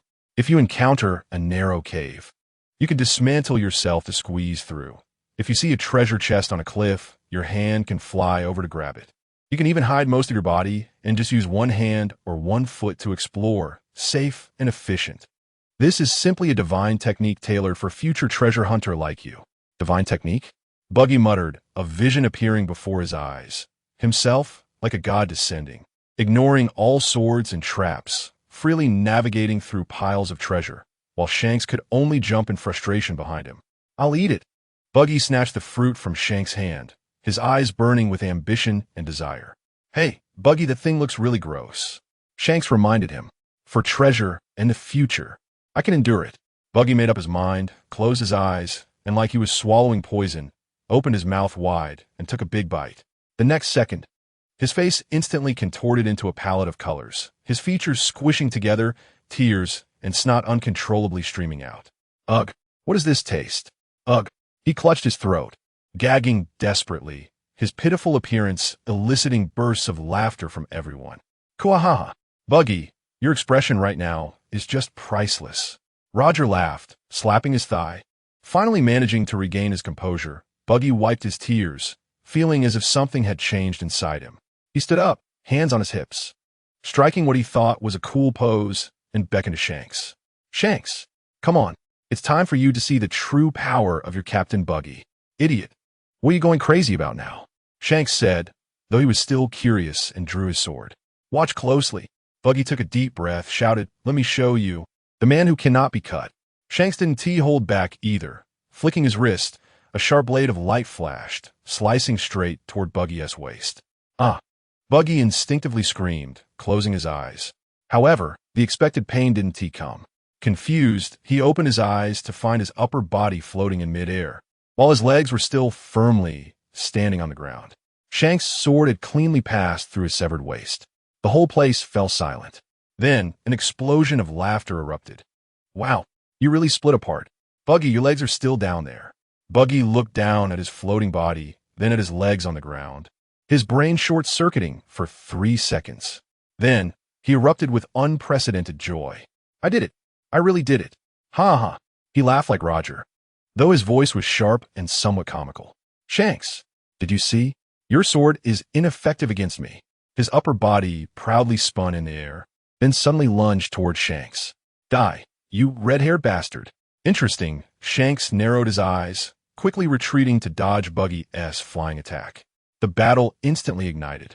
With his new ability, Buggy felt like a tiger with wings. He disassembled his body into pieces, his hands transforming into flying fists, and his feet moving rapidly on the deck, coordinating with his floating torso to unleash a dazzling 3-dimensional attack. Look out! 4-part flying fists. 4-part carnival. For a moment, the deck was filled with flying body parts of Buggy, and the clinking forks and knives were thrown out as hidden weapons, creating chaos. At first, Shanks was indeed caught off guard by this unprecedented attack style. Several times, he nearly got grabbed from behind by Buggy's hands. How's it going, Shanks? Surrender. Buggy's head floated in the air, shouting triumphantly, in front of my fruit ability, your proud swordsmanship is nothing but a joke. Is that so? Shanks's breathing gradually steadied, and his gaze became focused and sharp again. Your moves may be flashy, but they have too many flaws, Buggy. Just as he finished speaking, Shanks suddenly accelerated, no longer paying attention to the flailing hands and feet, but charging straight towards the pair of striped-socked feet standing still as a command tower. What? Buggy in the air was shocked. He forgot that his feet couldn't fly. Shanks approached and didn't use his sword. He simply extended his foot and gently tripped Buggy at the ankle. Thud! A light sound. The stationary feet lost their balance and fell forward. This action seemed to be a signal, instantly cutting off all control over the airborne parts. Thus, everyone on the deck witnessed an extremely comical scene. Buggy's head, torso, arms, and thighs, which were showing off in the air, suddenly lost all power like a toy that had run out of batteries, falling from the sky and rolling into a heap on the deck. The entire place fell into an eerie silence once again. A second later, ha ha, I can't take it anymore. My stomach hurts, ha ha. Buggy, you just fell apart. Roger laughed until tears flowed, squatting on the ground, unable to get up. Rayleigh couldn't help but chuckle, his shoulders shaking. Shanks walked over to the pile of parts, lightly touched the tip of his sword to Buggy's still smoldering nose, with an uncontrollable smile on his face. Hey, Buggy, you lost. Damn it. Buggy's roar came from the pile of parts, filled with unwillingness and humiliation. He clearly felt that he was about to win, that he had pushed Shanks into a corner. How could he lose because he tripped himself? How wonderful. The future Emperor Red-Haired and the future Warlord of the Sea, their lifelong, both adversarial and comical friendship, turn a new page today on this ship named Oro Jackson. Although, the opening seemed still so hilarious. Chapter 58. Bad news on the Oro Jackson. The smell of gunpowder from battle was quickly replaced by cheers of victory and the aroma of wine. The crew sang off-key shanties loudly, boasting about how they had just toyed with the Navy. Yes, Carp, equipped with Roger radar, came over again for a friendly meeting. Kyle leaned against the mast, holding a fresh glass of orange juice, taking a gentle sip. Perfect. Exactly this taste. His gaze inadvertently fell on Roger. Roger was standing with his hands on his hips, arm around Jabba's shoulder, laughing heartily. But the arm that wasn't holding a sword was wrapped in thick bandages, dark red blood slowly spreading. Although it was Carp who broke through the defense, under normal circumstances, such a wound for the monstrous Roger would heal immediately without timely treatment. But Kyle keenly noticed that although Roger's laughter was loud, his breath seemed slightly shorter than usual. He paused slightly while holding the cup. No way, is it coming again? Kyle's heart sank. The sweet orange juice tasted somewhat bitter at this moment. As night fell, the banquet began as scheduled. The aroma of roasted meat filled the deck, and the huge bonfire cast a red glow on everyone's faces. Roger changed into clean clothes, holding a wine cup larger than his face, competing with Jabba in drinking. Cheers! Oh, Shanks and Buggy, the two little rascals, were the most rambunctious, each holding a large piece of meat, chasing and playing on the deck, recounting how they had bravely repelled 3 Navy soldiers today, causing everyone to burst into laughter. The entire pirate crew was immersed in the banquet, the atmosphere lively and boisterous. Only Kyle seemed a bit out of place. He sat in the shadows of a corner, a cup of orange juice in front of him, not touching any food or drink near the bonfire, quietly watching his cheerful companions. His gaze swept across each person's face, finally settling on Roger's spirited, smiling face. No, I have to do something. In a lull between drinking competitions, everyone temporarily quieted down, leaving only the crackling sound of the bonfire. Kyle stood up and walked to the bonfire. I say, everyone. His voice wasn't loud, but clearly reached everyone's ears. Everyone looked over. Even Roger blinked curiously. I have a proposal. Kyle's expression was exceptionally serious. It's time we found a ship doctor. The air fell silent for a moment. Jabba sprayed out a mouthful of wine. Cough, cough, Kyle, are you sick? A ship doctor? What do we need that for? Exactly. Nosden patted his solid chest. As long as your head is still on your neck, everything else is a minor injury. Ha ha ha. That's right. What doctor can compare to Rome? The crew burst into laughter, thinking Kyle was telling some cold joke. Kyle forced a wry smile. He scanned the crowd. His golden eyes under the firelight appeared exceptionally serious, gradually silencing the noisy laughter. Think about it, Kyle slowly began. Every time we fight, we are restrained, afraid of getting seriously injured, afraid of losing an arm or leg. But what if we had a highly skilled ship doctor? He paused and threw out an enticing idea. Imagine, we could charge into the enemy ranks without hesitation. Even if we lose our hands and feet, as long as we pick up the parts, the doctor can reattach them. You could fight stronger enemies at the cost of your life. Anyway, there's a doctor behind to back you up. Battles could become more reckless, more exhilarating. The mockery on the crew's faces gradually faded, replaced by a hint of interest. For these combative monsters, this proposal was simply scratching their itch. Seeing the atmosphere was just right, Kyle revealed a kind smile and threw out his final trump card. Moreover, more importantly, his voice lowered, filled with devilish temptation. Don't you think it's a waste of time to sleep a whole day after drinking to your heart's content at every banquet? If they're S.A. ship doctor, he can concoct the best hangover remedy. We hold a banquet tonight, drink until we're out of our minds. Then each of us takes a dose of hangover medicine. And tomorrow morning, we can wake up refreshed for the next banquet. We could even hold 3 banquets in one day. Breakfast is a banquet. Lunch is a banquet. Dinner is still a banquet. The deck fell into deathly silence. Everyone was stunned, including Roger. Their brains seemed to be processing the explosive information of this proposal. 3 banquets in one day? Oh, genius. Kyle, you are simply a genius. Buggy's eyes lit up, as if he could already see endless refills of juice and a never-ending party. That's right. A ship doctor is great. We need a ship doctor. I want to drink myself into a stupor every day. The crew's emotions were instantly ignited. Just moments ago, they were teasing Kyle, but now they had made finding a ship's doctor their top priority. The entire deck erupted once more. But this time the topic shifted from battle to beautiful fantasies of endless feasts in the future. Kuhahaha. Roger laughed until tears streamed down his face, throwing his arms around Kyle's neck and shaking him vigorously. Kyle, what on earth is going on in that head of yours? All right, it's settled. Let's find the best doctor in the world to come aboard. For the feast. For the feast. Everyone shouted in unison. Amidst the fervent cheers, only Rayleigh did not join in the ruckus. He leaned against the side of the ship, quietly sipping his drink, his gaze crossing the noisy crowd to rest on Kyle. Although Kyle wore a smile on his face, echoing everyone's cheers, deep within his golden eyes lay little joy. What was hidden, there was a heavy worry that clashed with the celebration. Rayleigh said nothing, merely raised his glass in Kyle's direction, giving a light nod. Kyle sensed his gaze and raised his wooden cup in return, toasting him from afar. Both understood each other without words. Some bad news could not prematurely end this grand feast. Chapter 59. Kurokus the next morning, when the first ray of sunlight pierced through the sea mist. The deck of the Oro Jackson was filled with the lively sounds of groans. Ugh, my head hurts. Someone get me some water. Where's the hangover remedy Kyle mentioned? Hurry up. Nozdormu held his splitting head, feeling as if the rum he had downed last night was throwing a party in his brain.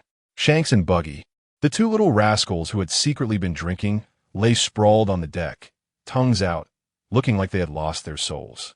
Kyle leaned against the side of the ship, watching this group of hung-over monsters with a slight twitch of his mouth.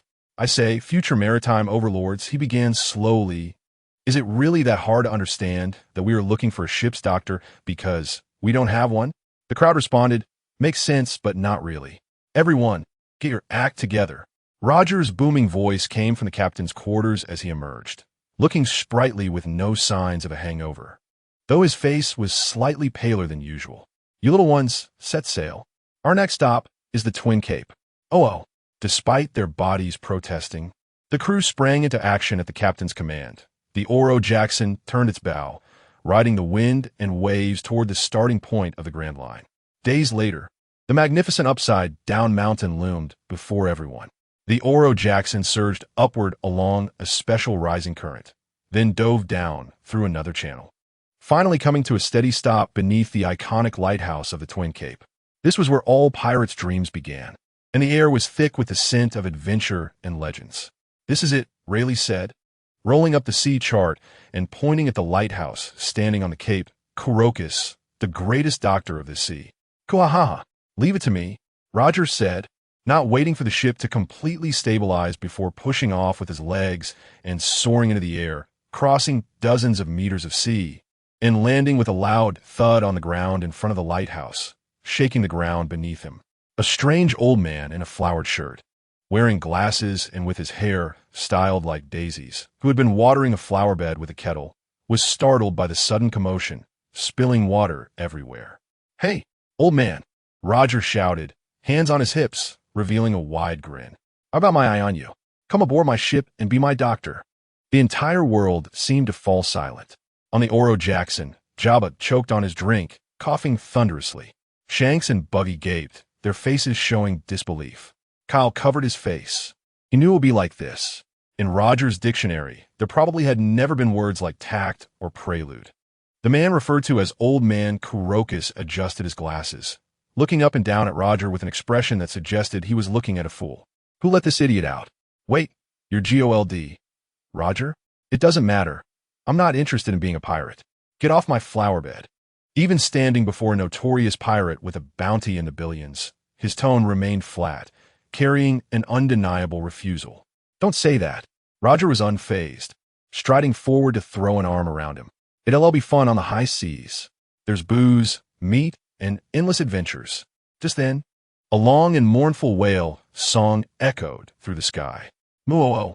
Accompanying this cry, a massive shadow slowly surfaced beneath the sea next to the lighthouse. Then a gigantic head, covered in countless scars and resembling an island, broke through the surface, creating towering waves. It was a whale of unimaginable size. Wow, what kind of monster is that? Buggy exclaimed in fright, his eyes nearly popping out. The crew looked on in astonishment. Only Kurokus's expression softened. He set down the watering can, walked to the edge, and gently stroked the whale's scarred skin, murmuring, Laboon, you're right on time again. Just wait a bit. They'll be back soon. Laboon let out a low, mournful sound, gently nudging Kurokus's palm with its head, as if seeking comfort. Roger was also drawn to the massive whale, temporarily forgetting about the invitation. Meanwhile, taking advantage of everyone's attention being captivated by Laboon, Kyle slipped away from the deck. He quietly snuck around to the other side of the lighthouse, leaning against the wall in silence, waiting. Moments later, after calming Laboon, Kurokis brushed off Roger with a few perfunctory words and turned to head back into the lighthouse. Upon looking back, he saw a young man with black hair and golden eyes watching him with a smirk. Kurokis frowned. When did this kid arrive? He was sure there had been no one there just moments ago. What do you want? I told you, I'm not interested in pirates. His tone remained unfriendly. No pity, Kyle said, his gaze drifting over Kurokis's shoulder toward the massive figure in the sea. It's just a persistent whale, isn't it? It's waiting for its companion, right? Kurokis's body stiffened ever so slightly, his eyes behind the glasses sharpening. That's none of your business. Of course, it's not my business, Kyle smiled, the expression carrying a hint of mystery. I just happen to know some stories about a group of joyful musicians. They seem to be called the Rumbar Pirates. Kurokis suddenly turned around, staring intently at Kyle, his previously calm face now showing a tempest of emotion for the first time. How do you know? This name had not crossed his ears from anyone else for decades. The sea carries many things. Kyle raised his hand, fingers swirling with an invisible ripple. Sound, light, memory, if you know how to listen. Kyle was indeed rambling, but with his seemingly all-seeing golden eyes, Kurokis was still shaken to his core. Yamato, Gomen, what happened to them? Kurokis's voice trembled uncontrollably. He had waited too long and guessed too much, spending countless days and nights imagining the misfortunes that might have befallen his companions. I don't know everything. Kyle shook his head calmly. This was the most critical step in his plan. I only heard some fragmented snippets. I know they entered the Grand Line and faced many difficulties, but they have always been moving toward a promised place. He looked at Kurokis, casting out the bait that was impossible for the other to refuse. Our captain, as you can see, is a hopeless fool, but he is also a man destined to sail to the ends of the world. Come aboard our ship, Mr. Kurokis. We need your medical skills, and in exchange, we will take you along this route. Kyle's voice was full of persuasion. Only by reaching the destination can you find the complete answer about the Rumbar Pirates. For yourself, and for that big fellow who is still foolishly waiting. Kurokis fell silent. The sea breeze brushed against his pink scarf as he turned to look at Laboon on the surface of the sea. That child was still banging his head against the red earth continent, making a dull sound as if venting endless longing and sorrow. On one side was a promise he had kept for decades, and on the other was a possible chance to unravel all the mysteries and free both Laboon and himself. After a long time, he sighed deeply, as if unloading a heavy burden. The condition, he looked back at Kyle, his gaze becoming incredibly firm. I want your captain to promise me in person that he will help me find the whereabouts of the Rumbar Pirates. Deal. A smirk of cunning appeared at the corner of Kyle's mouth. When Kurokis was carrying the medical box and following Kyle back to the ship, Roger was still there, battling wits with the air. Hey, Roger, Kyle shouted. Roger turned around, and upon seeing Kurokis, his eyes lit up. Oh, old man, have you finally come to your senses? Kurokis ignored his address and walked straight up to him, saying in a deep voice, I can board your ship and become your ship's doctor, but you must agree to one condition. Let us hear it. Help me find the final whereabouts of the Rumbar Pirates. Roger was taken aback for a moment, then burst into a hearty laugh, punching his chest. Is that all? I promise you, as long as it happened on this sea, there's nothing my brother Gol D. Roger can't find. His laughter was bold, filled with undeniable confidence. Welcome aboard, Kurokis. Under Roger's hearty promise, Kurokis took one last look back at the still soaring Laboon, his eyes complex. Wait for me, Laboon. This time, I will definitely bring back the answer. Kurokis bid farewell to Laboon and resolutely stepped onto the deck of the Oro Jackson. Chapter 60. The weight of a promise 3 months after Kurokis boarded. The Oro Jackson had just finished a friendly exchange with the kingdom's fleet. On the deck, a long line had formed at the door of the medical room, filled with pirate-themed whales. Mr. Kurokis, hurry, a bullet got stuck in my tooth. Noston opened his abyss-like mouth, with a smoking blank bullet lodged between his molars, looking both ridiculous and horrifying. Bastard, who told you to catch bullets with your teeth? Kurokis's forehead bulged with veins, his tweezers creaked in his grip, but his movements were as steady as a rock, quickly prying out the dangerous decayed tooth. Next, Taro, with a frown, presented his limp right arm. Doctor, it seems to be dislocated and also broke in 3 places. During a battle, he found his weapon inconvenient and directly used his arm as a flail. Kuroka's eyelids twitched violently, almost roaring as he pushed him into the medical room. Do you guys treat your bodies as consumables? One day, I will take you all apart and replace you with iron. Shanks and Buggy, the 2 little rascals, were peeking from the side. Buggy pointed to an almost invisible blood spot on his nose, dramatically yelling, "Dr. Kuroka's! Me! Here! I was scratched by the enemy's murderous aura. I feel like I'm dying." Shanks, holding his stomach, looked serious. "It's all Buggy's fault. I laughed too hard. Now my stomach is cramping. Get the hell out of here and scrub the deck." Kuroka's roared, scaring the 2 little rascals away in an instant. Kyle leaned against the nearby railing, watching this chaotic yet orderly scene, and couldn't help but smile. Once upon a time, such injuries would have kept the crew resting for several days, and feasts would have to be canceled. But now, under Kuroka's skilled hands and roars, everyone could be fully revitalized the next day. He had become the ship's anchor, second only to Rom. Roger, with his hands on his hips, watched Kuroka's busy at work. What a reliable partner. Kuroka's shot him an annoyed glance, especially seeing Roger trying to lift a barrel with his freshly bandaged hand, causing his blood pressure to rise again, gripping the harpoon tightly. At night, as the clamor faded, the waves still rolled on the sea. The crew did not hold a feast as usual. After an afternoon of repairs, everyone carried a scent of medicine, rare to enjoy a moment of peace. By the campfire, Roger suddenly looked at Kuroka's, who was cleaning medical tools, and put away his usual playful expression, asking seriously, "Kuroka's, tell us about Laboon and the Rumbar pirates." The laughter of the crew gradually stopped, and all eyes focused on the ship's doctor, whose combat strength was not inferior to that of the fighting crew. Kuroka's paused, the dim firelight reflecting on his glasses, obscuring his eyes. He remained silent for a long time, as if sorting through that long-buried memory. Kuroka's voice was somewhat hoarse, filled with nostalgia, "And you, like us, are a group of hopeless optimists, a group of happy musicians." He began to tell the story about music and promises. A little whale that fell in love with music followed a pirate ship full of musicians' dreams. Captain York and his companions promised the young Laboon that after sailing a circle before entering the Grand Line, they would definitely return to Twin Cape to pick it up. They entrusted Laboon to me, believing that I could take good care of it, and believing that they would certainly come back. Kuroka's looked down at his rough hands. This wait had lasted over 20 years. 20 years. This phrase weighed heavily on everyone's heart like a giant stone. That child Laboon, at first, was very obedient. But after several years, it realized that its partners would not return easily. Kuroka's voice contained a hint of helplessness and pain. It began to bang its head against the red Earth continent, trying to break through that barrier to find its companions. Day after day, year after year, it banged until its head bled, covered in scars, but never stopped. The deck fell silent.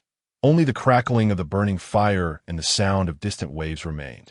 Buggy's red nose twitched, and his eyes turned red as he rubbed them hard, stubbornly saying, "Damn it, the smoke is too thick."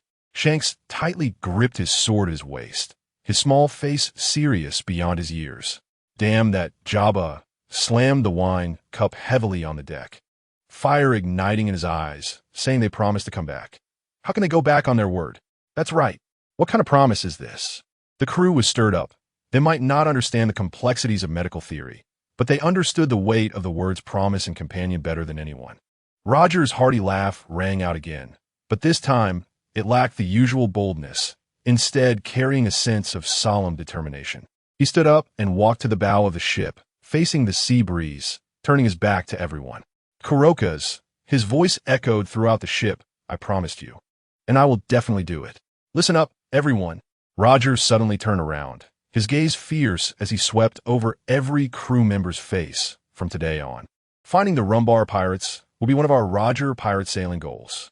We will find them, whether dead or alive, and then grab them by the collar and ask clearly why they made their companion wait for decades. Oh, let's beat them up. The crew's blood was ignited in an instant, sweeping away the earlier gloom, shouting loudly. Amidst the passionate pledges, Kyle said nothing.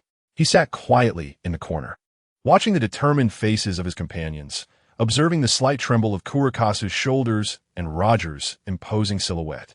He understood better than anyone the fate of the Rumbar pirates. It was not a conclusion that could be questioned. It was a slow and desperate annihilation brought on by enemy attacks and plague in the Devil's Triangle of the Doldrums. There was no betrayal, no forgetfulness. There was only unwavering loyalty and a farewell song played with their last strength to fulfill their promises before death arrived.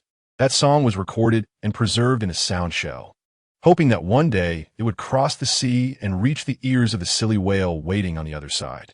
And that group of joyful musicians was now reduced to a skeleton revived by the Yomi Yomi fruit, playing solo day after day on the ghost ship in that foggy sea. It was a never-ending solo concert held for the souls of the departed. Kyle raised the orange juice in front of him and drank it in one gulp. A bitter taste that was hard to describe spread from his tongue to his heart. He looked at the group of companions in front of him, who swore to seek justice for Laboon, and for the first time felt the weight of omniscience. This cruel truth he could not bring himself to speak. It would shatter Kurakasu's last glimmer of hope and turn the fervent vows of his companions into a cold, hellish joke. Kyle silently clenched his fists. Chapter 61, Count Down the Night, was deep, the warmth of the vows from last night still lingering. As the Oro Jackson sailed on the tranquil sea, most of the crew was asleep, nursing a slight hangover and filled with passion, leaving only the sound of the night watch's footsteps and the whispers of the waves on the deck. Kyle did not sleep. He leaned against the ship's railing outside the infirmary, watching the moonlight scatter like shimmering silver on the sea. With a creak, the infirmary door opened, and Kurakasu stepped out with an oil lamp, seemingly wanting to feel the sea breeze. He was not surprised to see Kyle. He walked straight to his side and gazed into the vast darkness. "Can't sleep?" Kurakasu's voice was particularly clear in the night. Kyle responded without turning, lost in thoughts of things that needed to be done. They were silent for a moment. "I understand your request," Kurakasu suddenly said, referring to the message Kyle had conveyed to him through his eyes and subtle gestures during the day. "I checked Roger when he first boarded. That guy's body is as strong as a monster. Aside from some old injuries, there's nothing wrong. Are you worrying too much? Monsters can get sick too." Kyle turned his head, his golden eyes shining remarkably in the dim light. "Please, Mr. Kurakasu, check him again in the most precise and thorough way possible. Consider it a personal, unreasonable request from me." Kurakasu looked at him, his golden eyes devoid of any hint of jest, instead holding an almost prophetic weight. He finally nodded. "All right, for the sake of you tricking me onto this ship." The next day, as Roger laughed heartily and arm-wrestled with Job on the deck, Kurakasu approached with a medical kit. "Roger, come here." Roger paused, then pointed to himself with his empty hand, his face wearing an exaggerated smile. "Again? Kurakasu, you aren't falling for my strong muscles, are you? I'm not into that." The crew burst into laughter. "Huh, Kyle, this is your idea again, right?" After winning the arm wrestling match, Roger stood up and patted Kyle on the shoulder with enough force to make him sway. "I told you I'm fine. My body is sturdier than a sea king." Since the last checkup, Roger had teased Kyle about it, saying he was worrying like an old man at such a young age. Roger considered a routine checkup. Kyle's expression was calm, but those who knew him could see the determination in his eyes. All right, I can't do anything about you." Roger casually sat on the box, rolled up his sleeves. "Come on, let our ship's doctor see what treasures my body hides." Kurakasu ignored his jokes, donning a stethoscope with a serious expression. The surrounding crew gathered around, grinning as they prepared to watch their captain's performance. Listening, tapping, and checking the eyes, Kurakasu went through the entire process, his expression remaining unchanged. "See, I told you there's nothing wrong." Roger laughed proudly. Kurakasu did not speak. He took out a strange instrument that resembled a combination of a compass and a magnifying glass, carefully placing it on Roger's chest. Everyone curiously watched the gadget. Even Buggy leaned in to get a better look at the complicated scales on the device. Time passed second by second. The doctor did not smile. Life and death were unpredictable. The noise on the deck gradually quieted down. Everyone noticed that beads of sweat had formed on Kurakasu's forehead. His hand that held the instrument remained still, as if petrified. The expression on his face shifted from initial professionalism and calmness to confusion, then disbelief. and finally settled into an unmistakable gravity. The air seemed to freeze. Even the most boisterous Jabba had lost his smile, nervously swallowing. "Hey, Kurikasu, what's wrong?" Rayleigh's voice broke the silence. He sensed the seriousness of the situation. Kurikasu slowly raised his head, removing his glasses to wipe them, as if trying to confirm he hadn't seen incorrectly. We put his glasses back on and looked at Roger. His gaze was complex. He put away the instrument, every movement appearing extraordinarily heavy. "Roger," his voice was hoarse, "you have a terminal illness that I've never seen in any medical text in my decades of practice." Boom! This sentence detonated like a bomb in everyone's minds. The world fell silent. Shanks and Buggy gaped, the color draining from their faces. Jabba's jug of liquor fell to the deck with a clatter, the liquid spilling everywhere without him noticing. Taro, Naztin, Spencer, and Pittum all froze, as if they had heard the most absurd joke in the world. Only Roger's smile did not change. He paused for a moment, then erupted into laughter. Ha ha! The earth-shattering laughter echoed through the skies again, but this time it held a wildness that tightened the hearts of those who heard it. "So that's it." Roger slammed his fist into his palm, realizing, "No wonder I've been coughing my lungs out lately. I thought it was from drinking too much." He stood up, patted Kurikasu on the shoulder with a steady and powerful force. "So, how long can I live?" Kurikasu looked at the man before him, who seemed to be discussing the weather, and felt a tremendous shock in his heart. He took a deep breath to calm himself. "If left untreated, at most 3 to 4 years. If I use all my medical skills to delay, perhaps I can extend it to 5 years. But a cure is impossible." 5 years? Roger rubbed his chin as if calculating a business deal. That is a bit tight, but it's enough." "Enough? What do you mean enough?" The crew had not yet recovered from the shock, and Roger's carefree reaction left them even more bewildered. Captain Shank's voice trembled with tears welling in his eyes. "What kind of joke are you making?" Jabba suddenly rushed up, grabbing Roger's collar with reddened eyes. "This is not funny. Not funny at all. I'm not joking." Roger allowed him to grab him, the smile on his face finally fading somewhat. He looked at Jabba, at each of his companions, his gaze unprecedentedly serious. "How can I die from your illness? If I'm to die, it must be an end of my choosing." Kyle stood quietly on the edge of the crowd, silently watching all of this.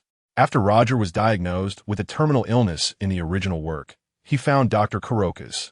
Now, even with Kurokas boarding the ship early due to his intervention, can he still not save Roger? He needs the world's top doctor, not to treat superficial wounds, but to borrow a little time from death for his captain. Although he was mentally prepared, when this cruel truth was revealed, and he saw Roger's laughter that seemed capable of shattering the sky, an indescribable pain surged in his throat. It was not fear nor escape. It was a roar of a man declaring war on fate upon learning the endpoint of his life. Kyle silently clenched his fists, his nails digging deep into his palms. Kurokas looked at the group of people before him, especially at the towering captain, and suddenly understood the true meaning of boarding this ship. Searching for the whereabouts of the Rumbar pirates was a promise, but prolonging this man's life and witnessing his final brilliance would become the most important and cruel battle of his medical career. "Everyone, get your spirits up." Roger pushed Jabba aside, standing at the bow with his hands on his hips, raising his arms and shouting, "It's just 5 years, right? I'm going to live these 5 years more splendidly than others could in 50. He suddenly turned around, his gaze fierce, sweeping over every face that was sad, angry, or confused. "Listen up, everyone." His voice drowned out the waves. "We don't have time to dawdle on boring islands. Wipe those sorrowful faces away. Our journey is about to accelerate. Starting now. Set sail. Full speed ahead. We will use the remaining time to find the final island and turn this world upside down." Oh. After a brief silence, there was an eruption of shouts like a volcanic explosion. The crew shouted with all their might, as if they wanted to roar out all their grief and resentment, transforming it into the fierce wind that propelled the ship forward. Sadness did not disappear. It was transformed into something even hotter and more resolute. The sails of the Oro Jackson filled instantly, the bow cutting through the azure waves at unprecedented speed, racing towards the depths of the Grand Line filled with unknowns and storms. The destination of a journey had not changed, but everyone knew that from this moment on, The countdown had already begun to spin rapidly. Chapter 62. The Battle of Ed War since Roger announced the acceleration. The Oro Jackson had become a beast that had broken free from all shackles. The crew no longer deliberately avoided the Navy's patrol areas, did not linger on islands for supplies, and even held parties more urgently and wildly than before. Grief was buried deep in their hearts, fermenting into a boiling fuel that propelled this legendary ship toward the endpoint of destiny. New World, Ed War Sea. The weather was clear, with not a cloud in the sky, seagulls chasing the waves at the ship's stern. Everything appeared peaceful and serene. Hey, Kyle, the weather is nice today. How about a fishing competition? Shanks ran over with a fishing rod taller than himself, full of enthusiasm. Buggy followed behind, holding a luxurious bait box, disdainfully saying, Kyle isn't as childish as you. He is definitely thinking about some great grand line strategy. Right, Kyle? Kyle leaned against the ship's railing, carving wood with a small knife, and simply smiled without saying anything. Just then, a crew member on the lookout tower let out a changed pitch cry above. Everyone, look at the sky. The laughter on the deck abruptly stopped. Everyone looked up in confusion, and in the next second, all their pupils suddenly constricted. A massive shadow loomed over the Oro Jackson, as if an entire continent was floating above them. It was not a cloud, but a fleet consisting of at least 25 giant pirate ships, blocking out the sun.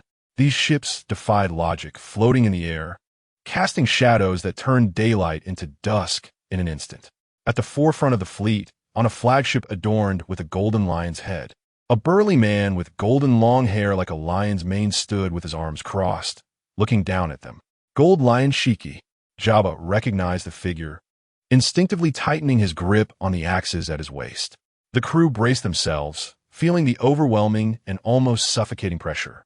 The Oro Jackson felt as tiny as a helpless toy. Yo, Roger. Gold Lion's voice rolled like thunder, carrying a domineering arrogance. Long time no see. You look like you're in a hurry. Have you found something good?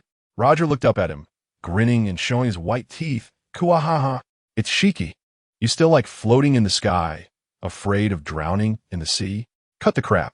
Gold Lion waved his hand, and the fleet hovered at the same height as the main mast of the Oro Jackson. Roger, I have a plan that could change the world, and I just need a man like you.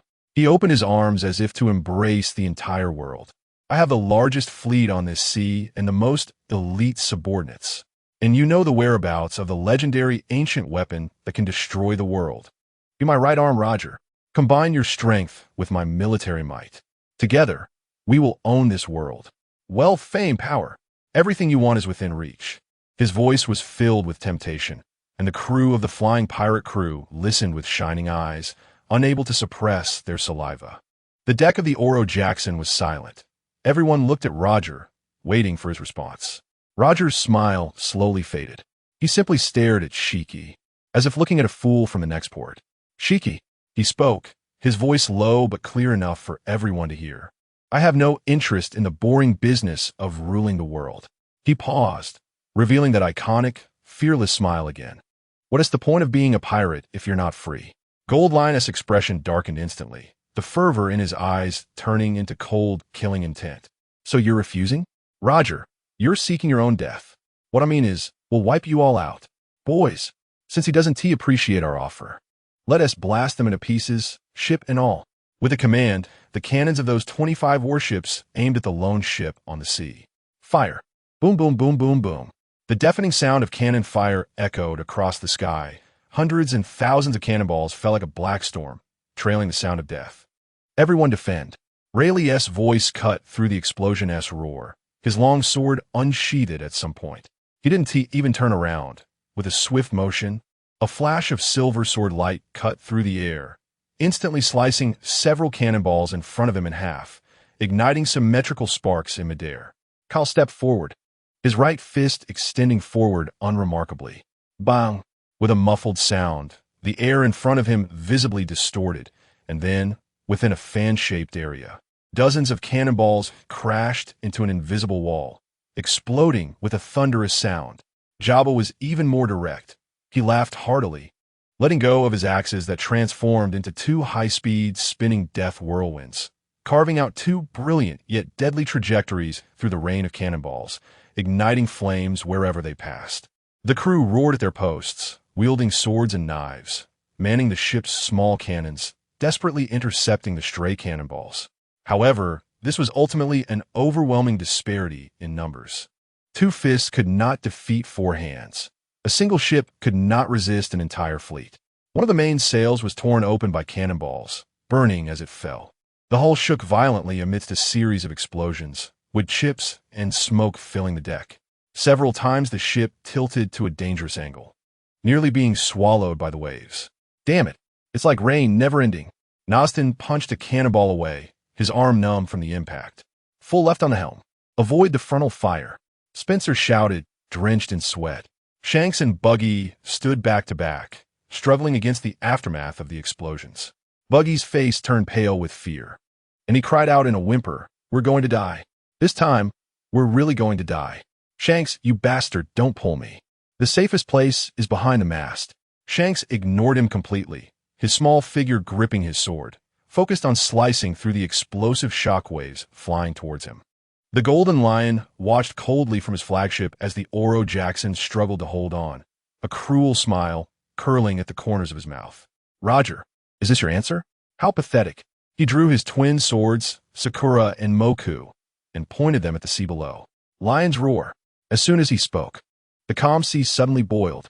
Two massive torrents of water were forcibly drawn from the ocean by an invisible force, swirling and roaring in the air, ultimately transforming into two fierce sea lions, opening their massive jaws and pouncing ferociously towards the Oro Jackson.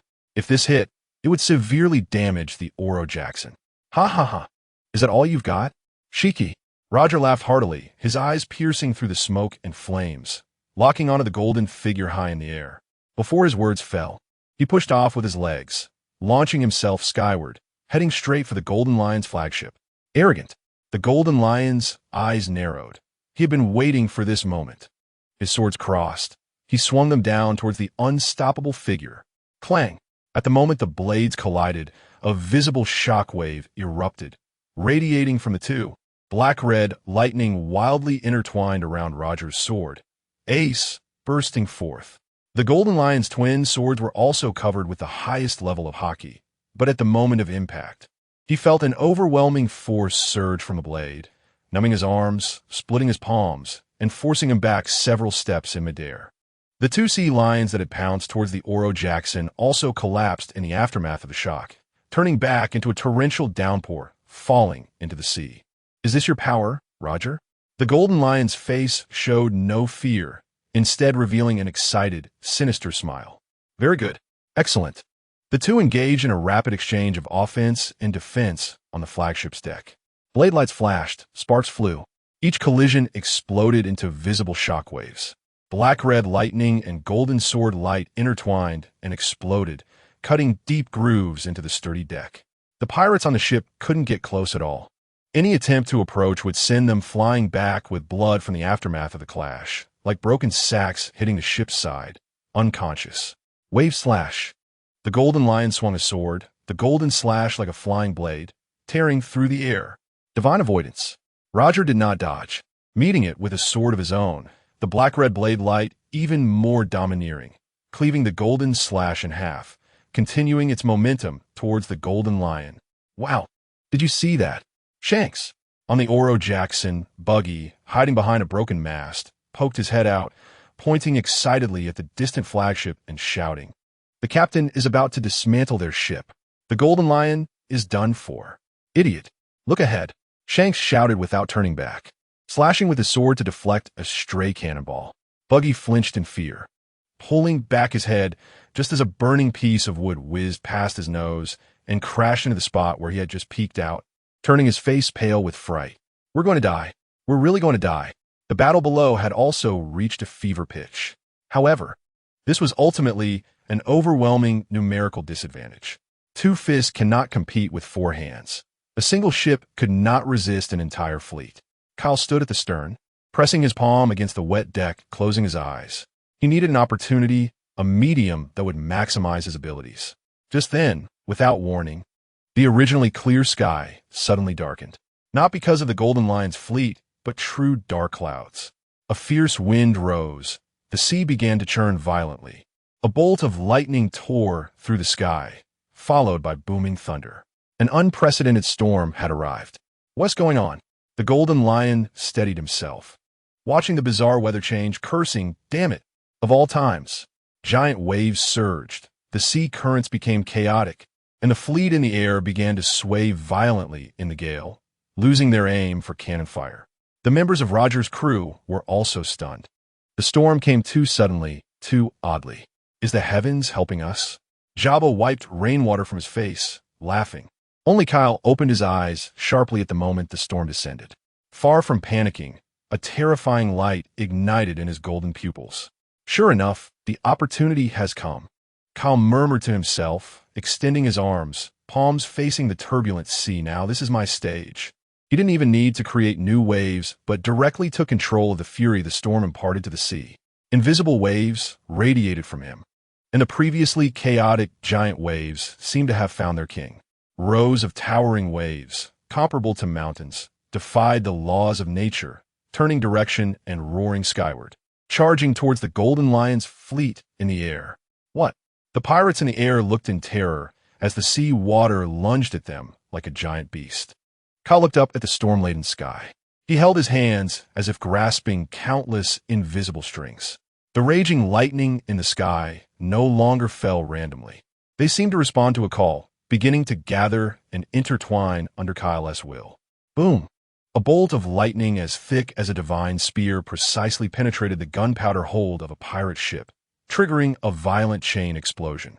Flames and lightning danced in the air, sounding the melody of destruction. Boom! Boom! Lightning struck accurately, severing masts, igniting sails, and even splitting entire ships in half. The giant waves in the sea and the thunder in the sky, under Kyle's control, turned into a three-dimensional assault against the airborne pirate fleet. It's Kyle doing this. Buggy pointed at Kyle, his voice trembling with fear and shock. That guy is not human. He is the storm itself.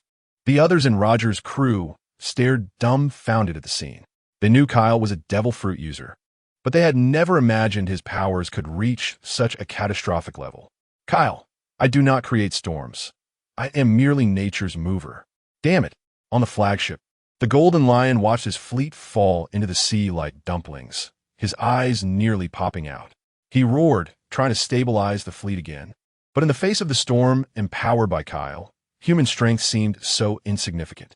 Just as he was distracted by his angry shouts, an unprecedented giant wave, like an invisible giant hand, crashed down on the pirate ship he was on. Boom! The entire flagship was flipped over, and the pirates on board were thrown into the raging sea. The Golden Lion was also lifted by this immense force, tumbling through the air. Amid the chaos, the ship's helm, broken by the waves, was swept up by the gale, spinning like a javelin as it flew back. Thud! A muffled sound. In the midst of the torrential rain and lightning, the rapidly spinning helm struck true, piercing down onto the Golden Lion's head. The supreme ship's helm. Time seemed to freeze for a moment. The Golden Lion hung in midair, his eyes wide open, his expression frozen in the moment of shock and pain. Blood flowed down the ship's wheel and his golden hair, looking bizarre and comical. He was not dead, but this battle was over for him. As the Golden Lion suffered heavy injuries, the storm seemed to have exhausted its strength, gradually calming down. The dark clouds dispersed, sunlight poured down again, and only over 20 burning and sinking shipwrecks remained on the sea surface. Although the Oro Jackson was also battered, it still stubbornly floated on the water. The value of Adam, the treasure tree. The crew looked at the devastated battlefield, then at Kyle, who was standing at the stern with a pale face, unable to speak for a long time. Roger sheathed his sword, walked over to Kyle, and punched him on the shoulder, laughing loudly. Huh, well done, Kyle. Chapter 63. Little bizarre, you're playing with fire. The aftermath of the Edward Sea battle spread faster than the storm itself. A few days later, a news bird dropped the latest newspaper onto the deck of the Oro Jackson. The headline, in bold font capable of shattering eyes, read, Century's Great Naval Battle. The Golden Lion's fleet annihilated. Gol D, Roger, the unbeatable legend of the seas. The newspaper detailed the thrilling encounter. depicting the massive formation of the Golden Lion Shiki's 25 flying warships as if they were deities descending from the heavens, while portraying the Oro Jackson's lone struggle as an epic hero's lament. At the end of the article, the tone shifted to one of awe and confusion, vividly describing the bizarre, seemingly controlled superstorm. The sea and thunder appeared to become Roger's allies, and the natural disaster transformed into a hammer of judgment, smashing the once mighty aerial pirate crew into the abyss. The Golden Lion himself was pierced through the head by a broken ship's wheel, fleeing in a disheveled manner, uncertain of life or death. This battle marked the end of an era of strong men and the complete apotheosis of another legend. What allies of the sea? The guy who writes this newspaper really knows how to boast. Jabba laughed until tears came out, clearly attributing all the credit to Kyle, while the weather took the blame. Bucky, hiding aside, nervously touched his nearly burnt red nose, muttering softly, "Don't say that. I get weak in the legs just seeing dark clouds." Kyle that day was scarier than a devil. Kyle simply leaned against the railing, wiping his sword, deaf to the praises in the newspaper and his companion's discussions. The joy of victory came quickly, like the retreating tide, and left just as fast. What lingered in his mind was only Kuroka's verdict of no more than 3 to 4 years. No matter how glorious the victory, it could not extend a second of Roger's life. This sense of powerlessness felt like an invisible thorn stabbing at his heart. The Oro Jackson was severely damaged in this battle, and the crew found a remote island where the shipyard, though simple, was quiet. The shipwrights were busy hammering away, while crew members went in 2s and 3s to the town to replenish supplies or drink and have fun, trying to wash away the fatigue brought by the great battle with noise. Kyle did not go. He stayed alone in a corner of the shipyard where discarded lumber was piled up, from where he could see the entire Oro Jackson clearly. He sat quietly, like a statue. A tall and sturdy figure blocked the sunlight in front of him. "Hey!" Kyle looked up and saw Douglas Barrett's rock-hard face. This man, known as the Devil's Descendant, exuded danger and pure strength from every pore. Barrett did not beat around the bush. He got straight to the point. "The storm in the Edward Sea battle was caused by you. Your strength is far beyond what we see." Kyle did not respond, just calmly looked at him.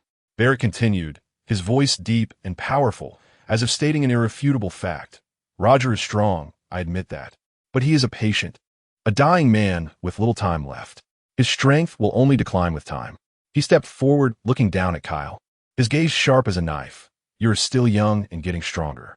Why follow a sun that is destined to set, wasting your strength on a sinking ship? Don't you find it ridiculous?"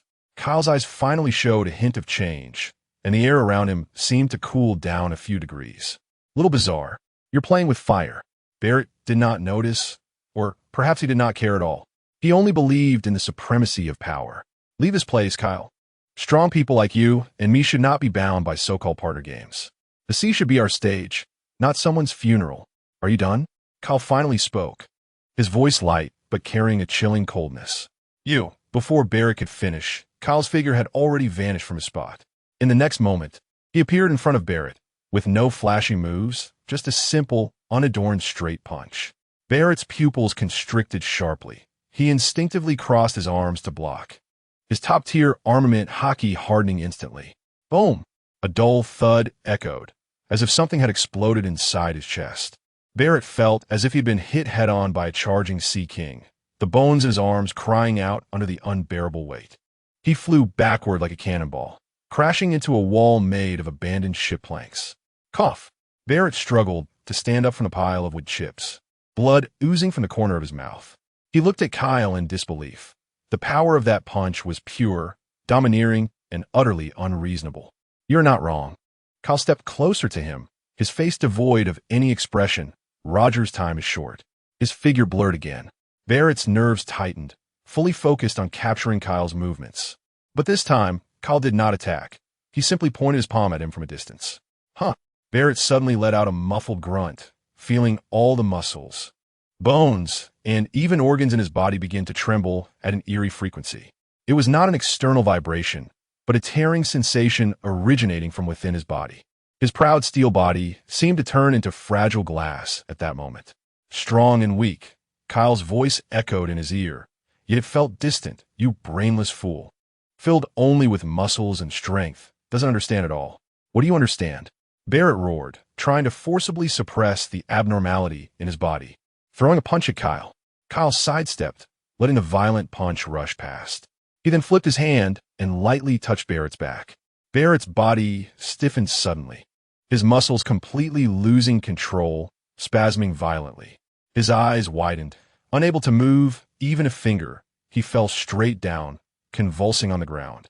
Kyle looked down at him, his golden eyes devoid of anger, only a cold indifference. Everyone on this ship is using their lives to follow that man's shadow. We are not burying him. We are witnessing the birth of an era. Do you think Captain Rogers' strength lies in his power? No, it is his charm that makes everyone smile and follow him to death. This point, you will never understand. Kyle withdrew his ability. Barrett lay on the ground, gasping for breath, the numbness in his body gradually fading, but the soul-deep shudder lingered. He had lost, though he had not used the ability of the combined fruit. He lost cleanly, without even touching the opponent's clothes.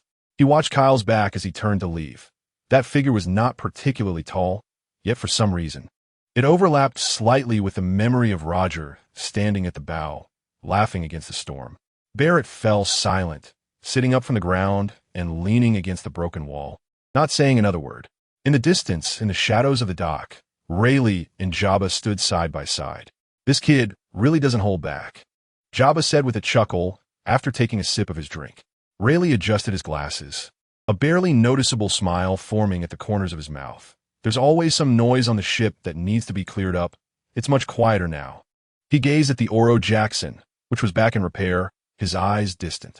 Yes, their time was running out. That is why there could be no hesitation or wavering. Chapter 64. The last note. The sounds of hammering in the dock continued for days and nights, as the scars on the Oro Jackson gradually healed under the skilled hands of the shipwrights. The crew's life returned to its familiar rhythm, drinking, playing cards, boasting, almost as if that earth-shattering naval battle was just a vague memory after a hangover. There was only one exception. Douglas Barrett, the man who radiated an aura of keep your distance, had become even more silent than before. He no longer provoked anyone. Most of the time, he sat alone in the shadow of the ship's bow, like a lurking beast. The crew intentionally or unintentionally avoided him, and that shadow became an invisible no-go zone. Kyle leaned against the railing on the second deck, the sea breeze lifting the corners of his clothes. He looked down at Barrett and sighed softly. Damn, is he going to end up depressed? In truth, he couldn't entirely blame Barrett. In that man's world, there were only the strong and the stronger, adhering to the most primal laws of power. Captain Rogers' time was short, and to Barrett, that signaled the imminent fall of the strong, the beginning of the team's decline. He couldn't understand a bond on this ship that transcended life and death, just as a landlubber couldn't grasp the allure of the sea. What about Kyle? He had been sailing with Roger on these seas for over 20 years. From a naive youth to now being a core pillar of the pirate crew, this ship carried all his youth and memories. After more than 20 years of weathering storms together, even a stubborn rock should have warmed up. For him, Roger, Rayleigh, and Jabba had long become irreplaceable family. But Barrett had come aboard too late. The emotional foundation was too weak. All he saw was Roger's strength, but he couldn't see the unique leadership charm that made everyone willingly follow him to the end of life with smiles. Kyle, brother. A timid voice interrupted Kyle's thoughts. He turned to see Buggy and Shanks. Buggy, placing himself protectively in front of Shanks, poked his head out. Hey, Kyle, that move you used the other day, what's the principle behind making Barrett spasm on the ground? Can you teach me? That way I won't be scared next time I encounter a sea king. Shanks slapped Buggy on the back of his head. Idiot. That is Kyle's ability from the Bobo fruit. How can you learn it with your chop fruit? He turned to Kyle, scratching his head, his eyes filled with pure curiosity and admiration. But seriously, Kyle, the way you controlled the storm that day was so cool. Cooler than the captain. Hey, Shanks, are you saying the captain isn't cool? Buggy immediately forgot his fear and jumped up to argue with Shanks. Watching these two clowns, the tension on Kyle's face softened, and he playfully gave each of them a light smack on the head. Stop thinking useless thoughts. If you have that kind of free time, you might as well swing your swords a bit more and practice your hockey properly. Ouch. Buggy covered his head. not forgetting to make a face at Shanks. It's all your fault. Shanks ignored him, rubbing his head and grinning foolishly, while the two little rascals raced away, filling the deck with noise again. Although Kyle scolded them, he felt a warmth in his heart. It was this pure and simple trust that formed the backbone of the ship. Don't be too harsh on them. They're still just kids. Rayleigh had appeared behind him at some point, tossing a bottle of unopened rum, which landed with a clink. Kyle reached out to catch it steadily, biting the cap open and taking a large swig. The spicy liquor burned like a fire line from his throat to his stomach, dispersing some of the gloom that lingered in his heart. I was just thinking, after all the effort we put into replacing the mast, is it really necessary for a ship about to reach its destination? His voice was somewhat low, his gaze falling on the distant dock where the craftsmen were laboriously hoisting a huge main mast onto the ship. Was a question about the ship or the people? Rayleigh leaned against the railing, silently gazing into the distance, the sunset stretching his shadow long. Because this is the final voyage, we should present ourselves in the best possible way, right? He adjusted his glasses, the lenses reflecting a sharp light. You did a great job with Barrett. Some things aren't suitable for me, as the first mate to say, but you're different, Kyle. You're one of the parents on this ship. Family words carry more weight than commands. Family? Kyle mulled over the word, his gaze involuntarily drifting back to the shadow beneath the bow. Ha ha, you two old geezers. Sneaking around sharing something good. A booming laugh approached, shaking the deck as if it were vibrating. Roger strode over, his large hands wrapping around Kyle and Rayleigh's shoulders with such force that it nearly took their breath away. He snatched a rum bottle from Kyle's hand and began chugging it down, making Kyle's eyelids twitch. Burp. Good drink. Roger wiped his mouth. He showed no signs of illness, instead radiating a sun-like vitality. I heard Kyle gave our devil descendant a good lesson. Well done. That kid needs a good beating. Always bragging about being the strongest. He doesn't even understand what true strength is. If being the strongest means hiding in a corner and growing mold, I don't give a damn about that kind of strength. Roger didn't mention anything about comforting Barrett, as if it were just a trivial splash in the voyage. He released the two, pointing with vigor at the new main mast that was slowly being positioned, his eyes shining brighter than the sunset. Look, our ship is almost repaired. Next comes the final voyage. Watching Roger's infectious smile, the last remnants of gloom in Kyle's heart dissipated. Captain Roger's greatest strength was never his conqueror's hockey or his swordsmanship. It was his ability to make all his followers forget their anxiety and fear, willingly laughing with him until the end, burning their lives out. Clearing the noise, guarding this unique innocence until the journey's end. Perhaps that was what he should be doing now. Hey, Roger, drinking so much. Do you want to die even sooner? Kyle snatched back the rum and gulped it down, tossing the empty bottle far into the sea with a crisp sound. It was like setting the final note for a piece of music. Chapter 65. The gods avoid me. Not avoiding you, the massive whale ship, the Moby Dick, broke through the azure waves, and on the deck, the members of the Whitebeard pirates were enjoying a grand feast. Beer barrels were used as benches, and the massive roasted meat sizzled over the bonfire, with hearty laughter blending with the sound of the waves, a typical scene of Kings of the Sea. Captains, let us have another arm wrestling match. Jozu, you've gotten even stronger. Hey, look, a lookout suddenly pointed at the distant sea, shouting. The fish in the water seemed to have gone mad. As the crowd gathered by the ship's edge, they saw in the waters ahead thousands of fish frantically fleeing in all directions, as if they had been startled by something, shimmering silver beneath the surface.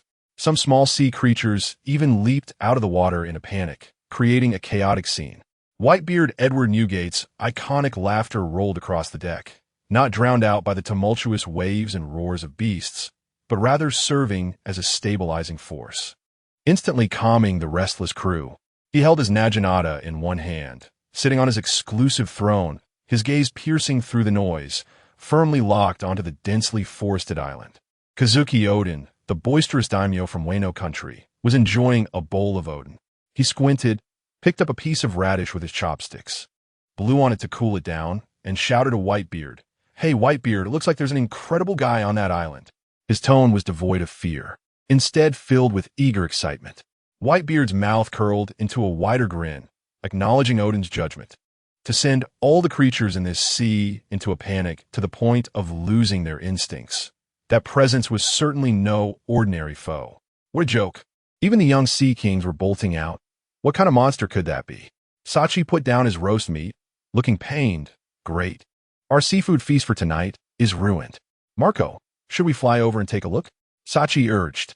Marco hung upside down from the mast, his blue flame wings gently flapping, lazily shaking his head. That would be boring. As the Moby Dick approached, the scene on the island became clearer. In the island's jungle, countless large beasts were roaring in terror, fleeing from the depths of the island as if something more terrifying than a natural enemy was pursuing them. They scrambled towards the beach, some even jumping directly into the sea. Thud! Whitebeard set down his massive wine bowl, the bottom clashing against the deck with a dull sound that instantly drowned out all the noise. You guys get to shore. He issued a brief command, his eyes filled with the king's intense interest in an equal presence. Oh, prepare to land. Pull that hiding guy out for a drink. Meanwhile, on the other side of the island, several Navy warships, belching black smoke, were awkwardly beached on the sand, their masts broken, and their hulls riddled with gaping holes.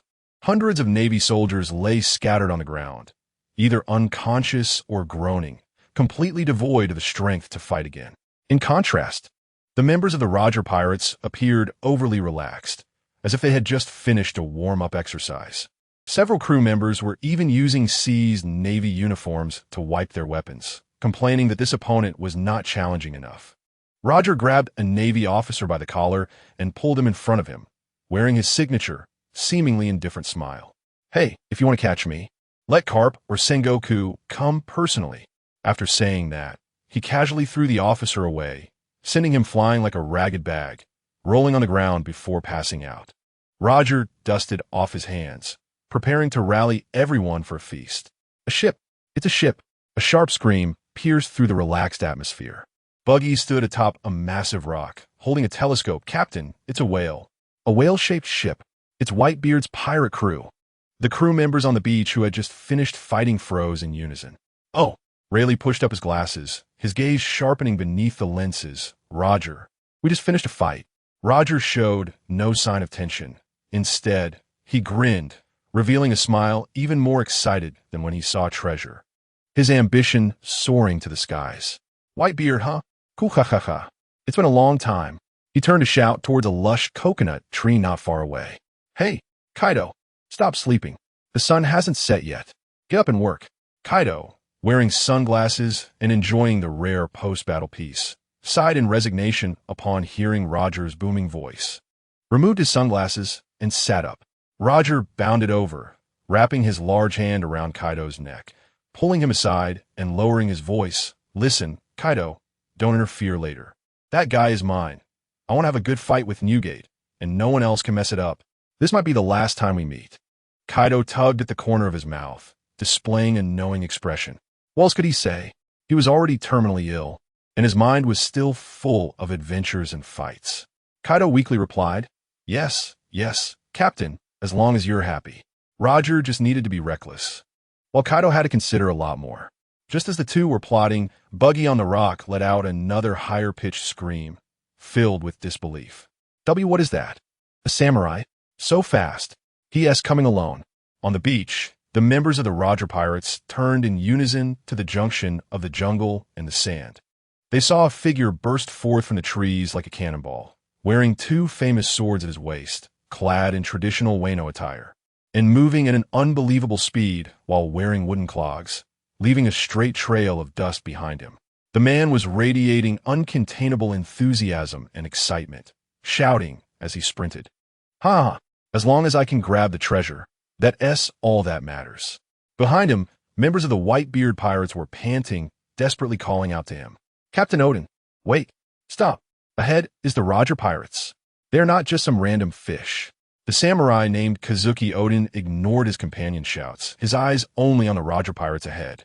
He drew his twin swords, aimed no Habakiri and Enma, and pushed himself to go even faster. Chapter 66. Leave all your belongings behind. Kazuki Odin charged like a rampaging bull, his eyes burning with pure battle intent, completely disregarding the horrified expressions of the Roger Pirates.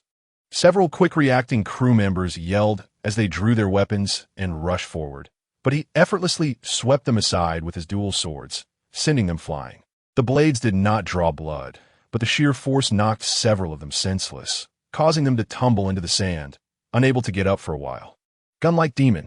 Odin laughed heartily, wielding his twin swords like two streaks of black lightning, not even glancing at the faces of those before him. He simply aimed to crush everything in front of him and seize the treasure. Is this guy a monster? Buggy hid behind the rock, his red nose turning pale with fear. Jabba picked up his dual axes, looking at Rayleigh beside him. Hurry, stop him, Rayleigh. If he keeps causing a ruckus, someone will get hurt. That's true. Rayleigh adjusted his glasses, his right hand already resting on the hilt of his sword, a glint of cold light flashing beneath the lenses. Just as the two were preparing to team up and subdue this intruder, a figure shot past them at an even faster speed, creating a whirlwind. Rayleigh, Jabba, let me handle this. Roger excitedly positioned himself in front of the two, turning back with a bright smile that was almost blinding. I can't let you get hurt. Rayleigh's hand on the sword hilt slackened instantly, and the corner of his mouth twitched slightly. You just want to fight, don't you, Roger? He silently criticized in his heart. Stepping back, seeing another tall figure block his path, Odin's excitement grew rather than diminished. He raised his twin swords again, his momentum climbing as he prepared to cut down this seemingly strongest opponent in front of him. Hello, samurai. In the next moment, Roger drew ace and swung it forward with force. God of Void, a visible strike, entwined with black and red conqueror's hockey lightning, swept out at a speed that transcended cognition. It was not just a strike. It was a pure, distilled torrent of domineering aura. The fervent smile on Odin's face instantly froze, and his pupils constricted sharply. He didn't even have time to cross his twin swords to block. That devastating force slammed solidly into his chest. Boom! Odin was like a kite with its string cut, flying backward as if struck by an invisible giant hammer.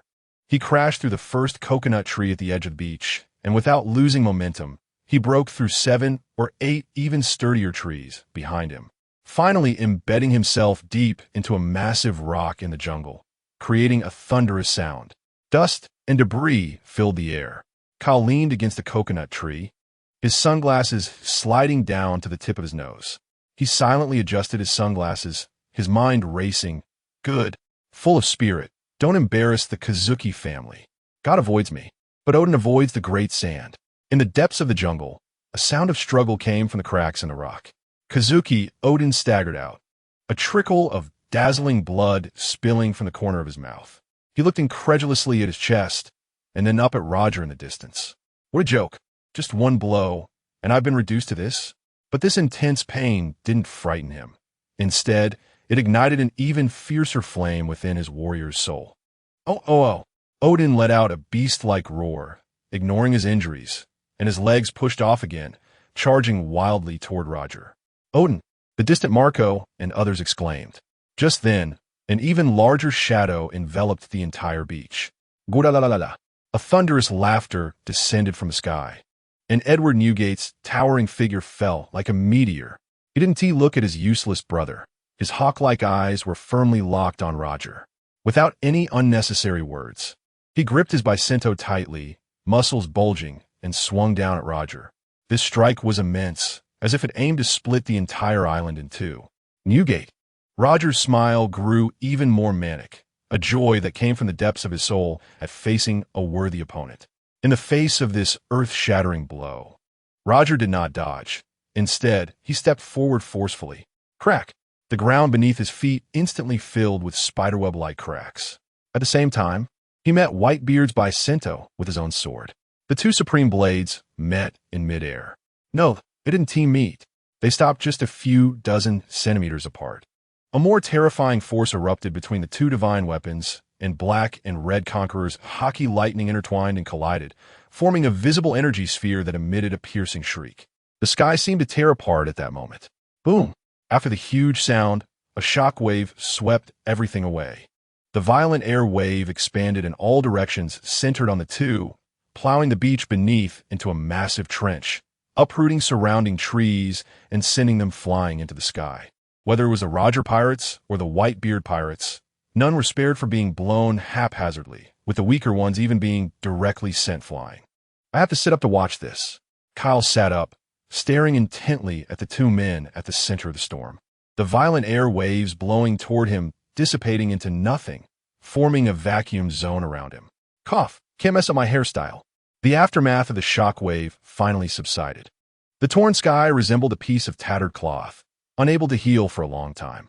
The ground looked as if a giant had scooped out a huge chunk with a spoon, leaving a shocking, massive pit.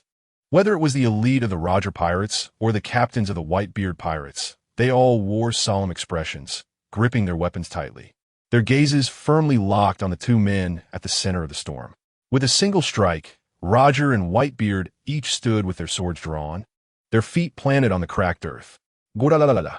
Whitebeard grinned, his iconic crescent-shaped mustache lifting, looking quite spirited. Roger hoisted Ace onto his shoulder, wearing a similarly wild smile. How many years has it been, Newgate?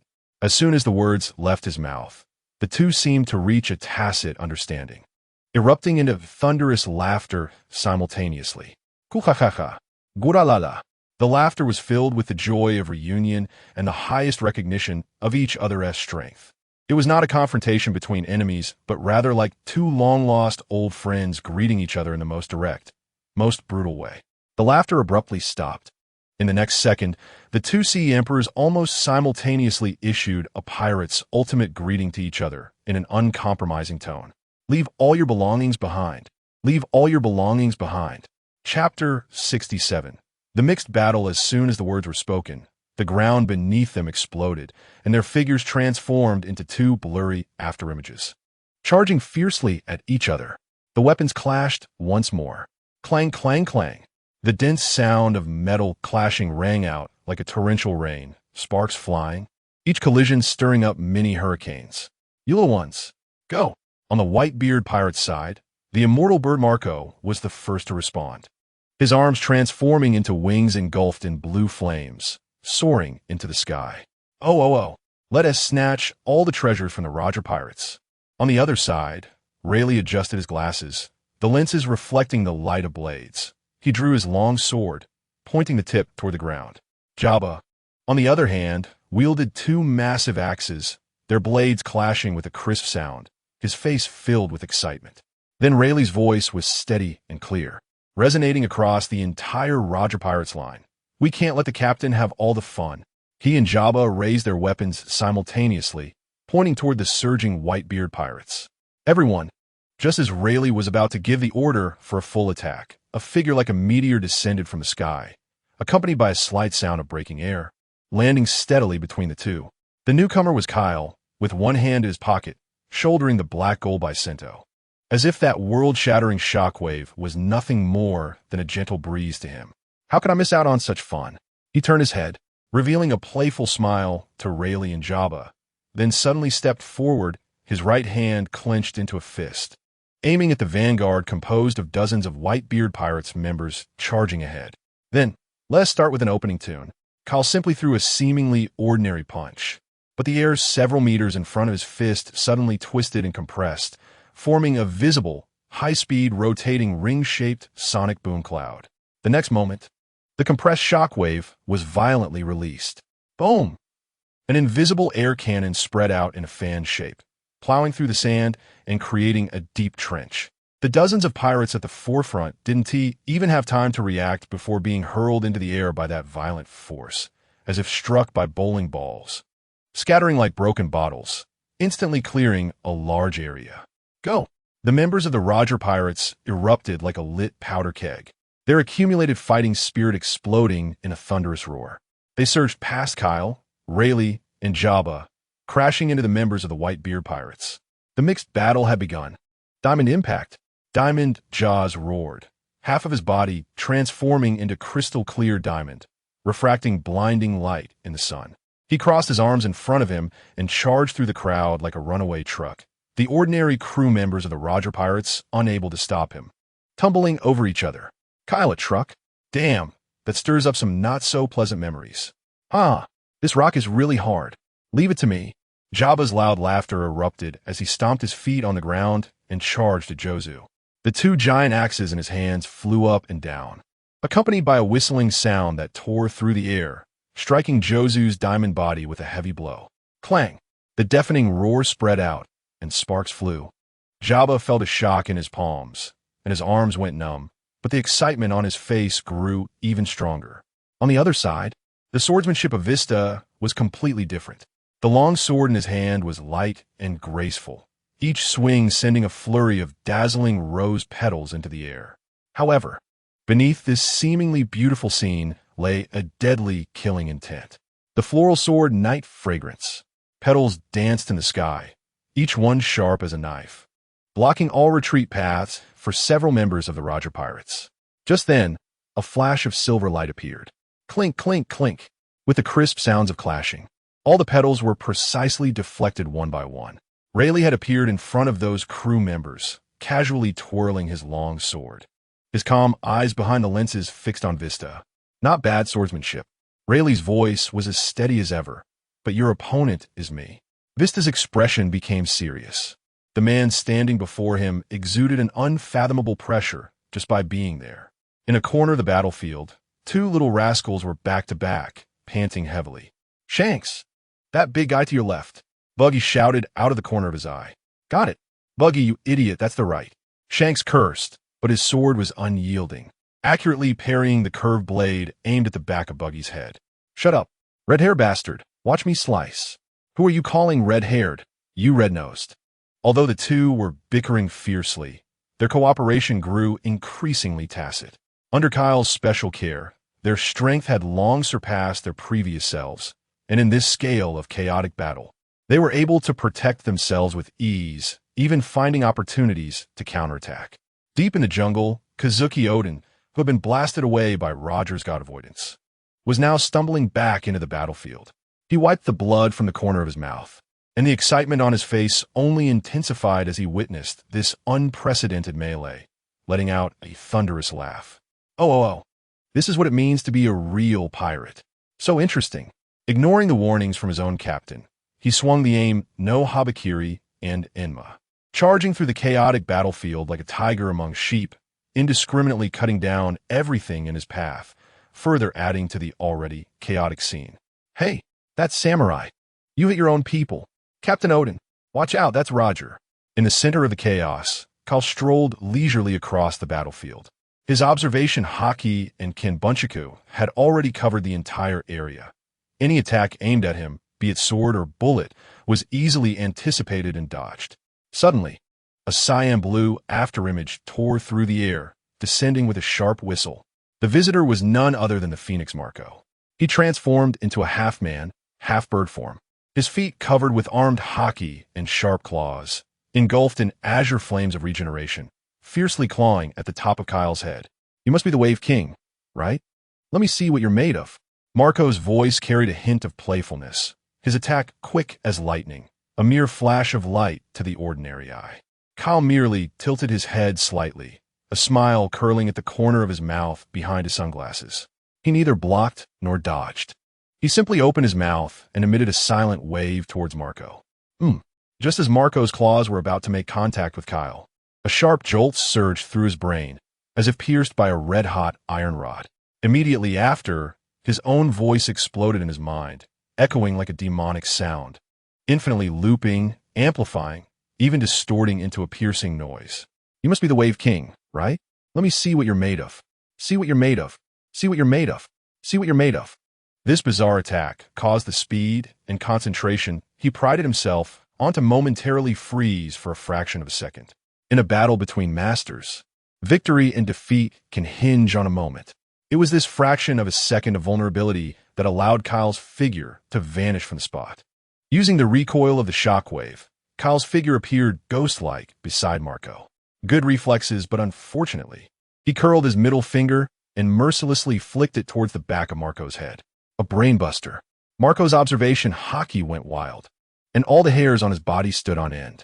He had no time to think at the last moment. He forcefully twisted his body and blocked with his wings covered in armed haki. Bang! A muffled sound of impact rang out, and Marco was struck back several meters, carving two deep grooves in the ground. He shook his slightly numbed wings and looked at Kyle with a newfound seriousness. Mental attack? What a troublesome ability. Kyle did not pursue the advantage. He merely adjusted his collar, which had been ruffled by the wind. Same to you. Kyle grinned, extending his right hand, the tips of his index finger and thumb slightly touching, leaving only a nearly invisible gap. The gap between us is only this much, right? Here it comes. The fingertip universe. Marco's eyes twitched violently. Is this guy insulting me? He took a deep breath, and the azure flames on his body surged dramatically, his aura more astonishing than before. Is that so? Then I'll burn that finger of yours, along with your arrogance, to ashes. Hey, getting anxious. Chapter 68. Changing faces. This legendary duel, embellished by countless historians and journalists in later years, lasted for 3 days and 3 nights. During the day, 2 pirate crews representing the highest combat power of the sea engaged in the most primitive and pure clash of strength on the island. Roger's god avoidance and Whitebeard's tremor fruit abilities stood their ground against each other. Rayleigh's swordlight and Marco's azure flames complemented each other, while Jabba's giant axes and Josu's diamond body played a symphony of clashing metal. The residual waves of haki plowed through the center of the island repeatedly, each collision making the sky change color. However, every time night fell, an unwritten tacit understanding would quietly take effect. The fighting would abruptly stop, both sides retreating to their camps, lighting bonfires. Enemies who had fought fiercely during the day now raised their glasses across a huge pit. Hey, Newgate, do you have any booze left over there? Roger shouted loudly. Gulalalala. If you want some, come over and get it yourself, Roger. Whitebeard responded generously. Thus, a miraculous scene unfolded. A member of the Roger Pirates, nursing an injury on his arm, grumbled as he walked towards the Whitebeard Pirates camp, not seeking revenge, but to exchange for a roll of clean bandages. Meanwhile, on the Whitebeard Pirates' side, Sachi swaggered into enemy territory holding a plate of deliciously roasted sea beast meat, just to exchange for a bottle of unique strong liquor from Roger's ship, produced in the West Sea. By the 3rd day's dusk, when Roger and Whitebeard clashed again, both were knocked back and then burst into laughter simultaneously. This chaotic war finally evolved into an even more absurd feast. What was supposed to be leaving behind all possessions ultimately turned into a gift exchange party. 666. Changing faces without losing beans. Ha ha ha. Newgate. I'll take this broken gun you stole from the Navy without hesitation. Roger hoisted an extravagant flintlock pistol, its muzzle adorned with ridiculous jewels. Gulalalala. This hat is nice. Just right for Odin to use as a bowl. Whitebeard placed a confiscated Navy officer's hat on Kazuki Odin's head, eliciting a strange oh from him. The crew members, bruised and bandaged, wore genuine smiles on their faces. They linked arms, exchanging food, fine wine, and even their respective spoils borrowed from each other's ships, boasting about their daytime achievements, only to be ruthlessly exposed by one another, eventually grappling together, only to be pulled apart by their comrades and down a large gulp of liquor. The noise and chaos were filled with a wonderful harmony. Kyle sat on a sturdy branch high above, leisurely swinging his legs. He held an apple, which he had somehow acquired, and was curiously overlooking the bizarre scene below, as if enjoying a splendid play. This is what pirates are. Powerful, free, doing as they please, colliding in the purest way, and reconciling in the purest way. Roger's charm lies in this. He attracts equally pure monsters, like Whitebeard. Kyle shifted his gaze from Roger and Whitebeard, who were sitting high up and laughing wildly, to a few small kids at the edge of the banquet. It was a silent confrontation. Oh, I didn't notice earlier. Isn't that Blackbeard? Marshal Teach stood at the edge of Whitebeard's crew, arms crossed, with a serious expression. His gaze crossed the campfire and the crowd, firmly locking onto the 2 figures across from him, Shanks and Buggy. Marco. Teach lowered his voice, but his eyes never left the other side. Those 2 on Roger's ship, the red-haired and the red-nosed. Are they trainee crew members? Marco lazily yawned, following his gaze. Ah, that's Shanks and Buggy. They boarded the ship a long time ago. They're considered veterans. Really? Teach squinted. They don't look very strong. Meanwhile, the atmosphere on the other side was entirely different. Hey, Shanks, Buggy whispered conspiratorially into Shanks's ear. lowering his voice as if sharing a monumental secret. "Did you see that guy with the hat over there?" Shanks replied ambiguously, "Yeah, I saw him." "What's up?" Buggy's expression turned fearful, and even his red nose seemed to glow brighter. "I haven't slept a wink in 3 nights."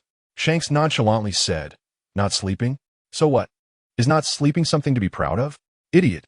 Buggy jumped up in frustration, his voice turning high-pitched. "That's not the point. I secretly heard someone from Whitebeard's ship say that guy. He's never slept a day in his life. His life is twice as long as ours." He paused, looking at Teach with a gaze of a monster, trembling as he concluded, "That is a monster, Shanks." Shanks was momentarily stunned, scratching his head, seemingly unable to comprehend the horror of this matter. However, what they didn't know was that on the other side of the confrontation, the future Yonko Blackbeard, though verbally ruthless, was currently under immense psychological pressure. Marshal Teach, arms crossed, beads of cold sweat forming on his forehead. His gaze was fixed on Buggy, and an internal storm was brewing.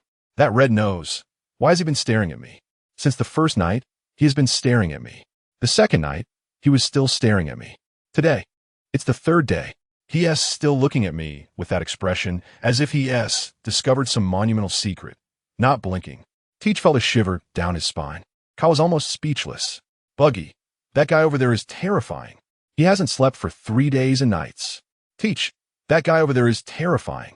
He has been staring at me for 3 days and nights." Chapter 69. Roger's request. Kyle's smile grew more pronounced. This century-long confrontation involving 3 future Yonko was truly chaotic.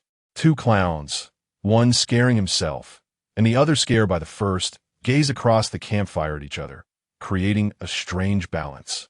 Just as Kyle was preparing to enjoy this rare scene a little longer, his observation hockey caught a hint of an unusual atmosphere. Above the raucous banquet, 3 figures converged atop the giant mushroom that had survived the clash of hockey at the center of the island. Roger, Whitebeard, and Kazuki Odin.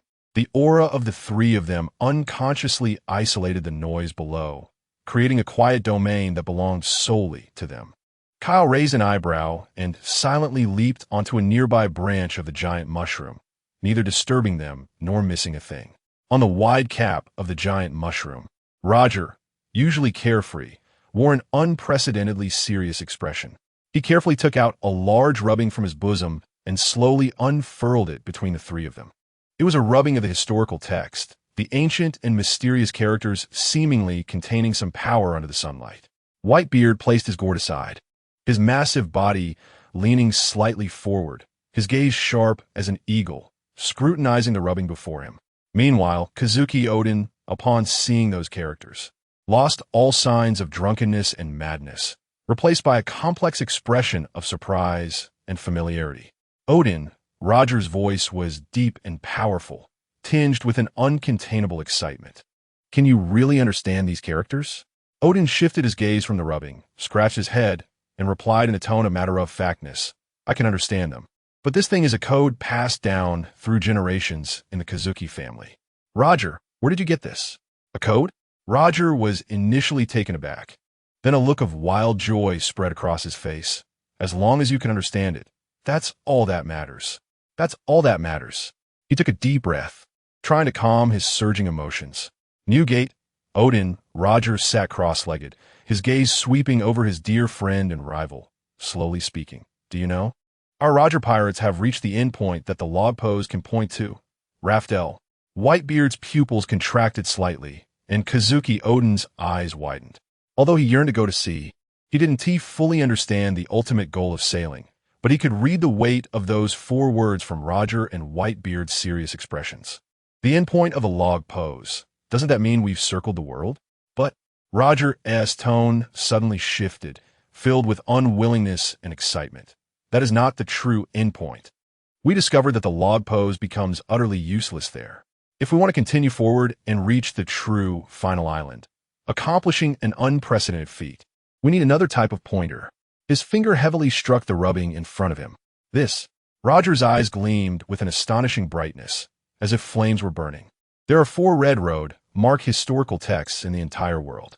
As long as we find them, decipher the information on them, and connect the 4 locations on the sea chart, The center of convergence will be the location of the legendary Final Island.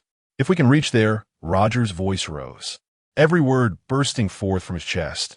We will be the undisputed #1 pirate crew in the world.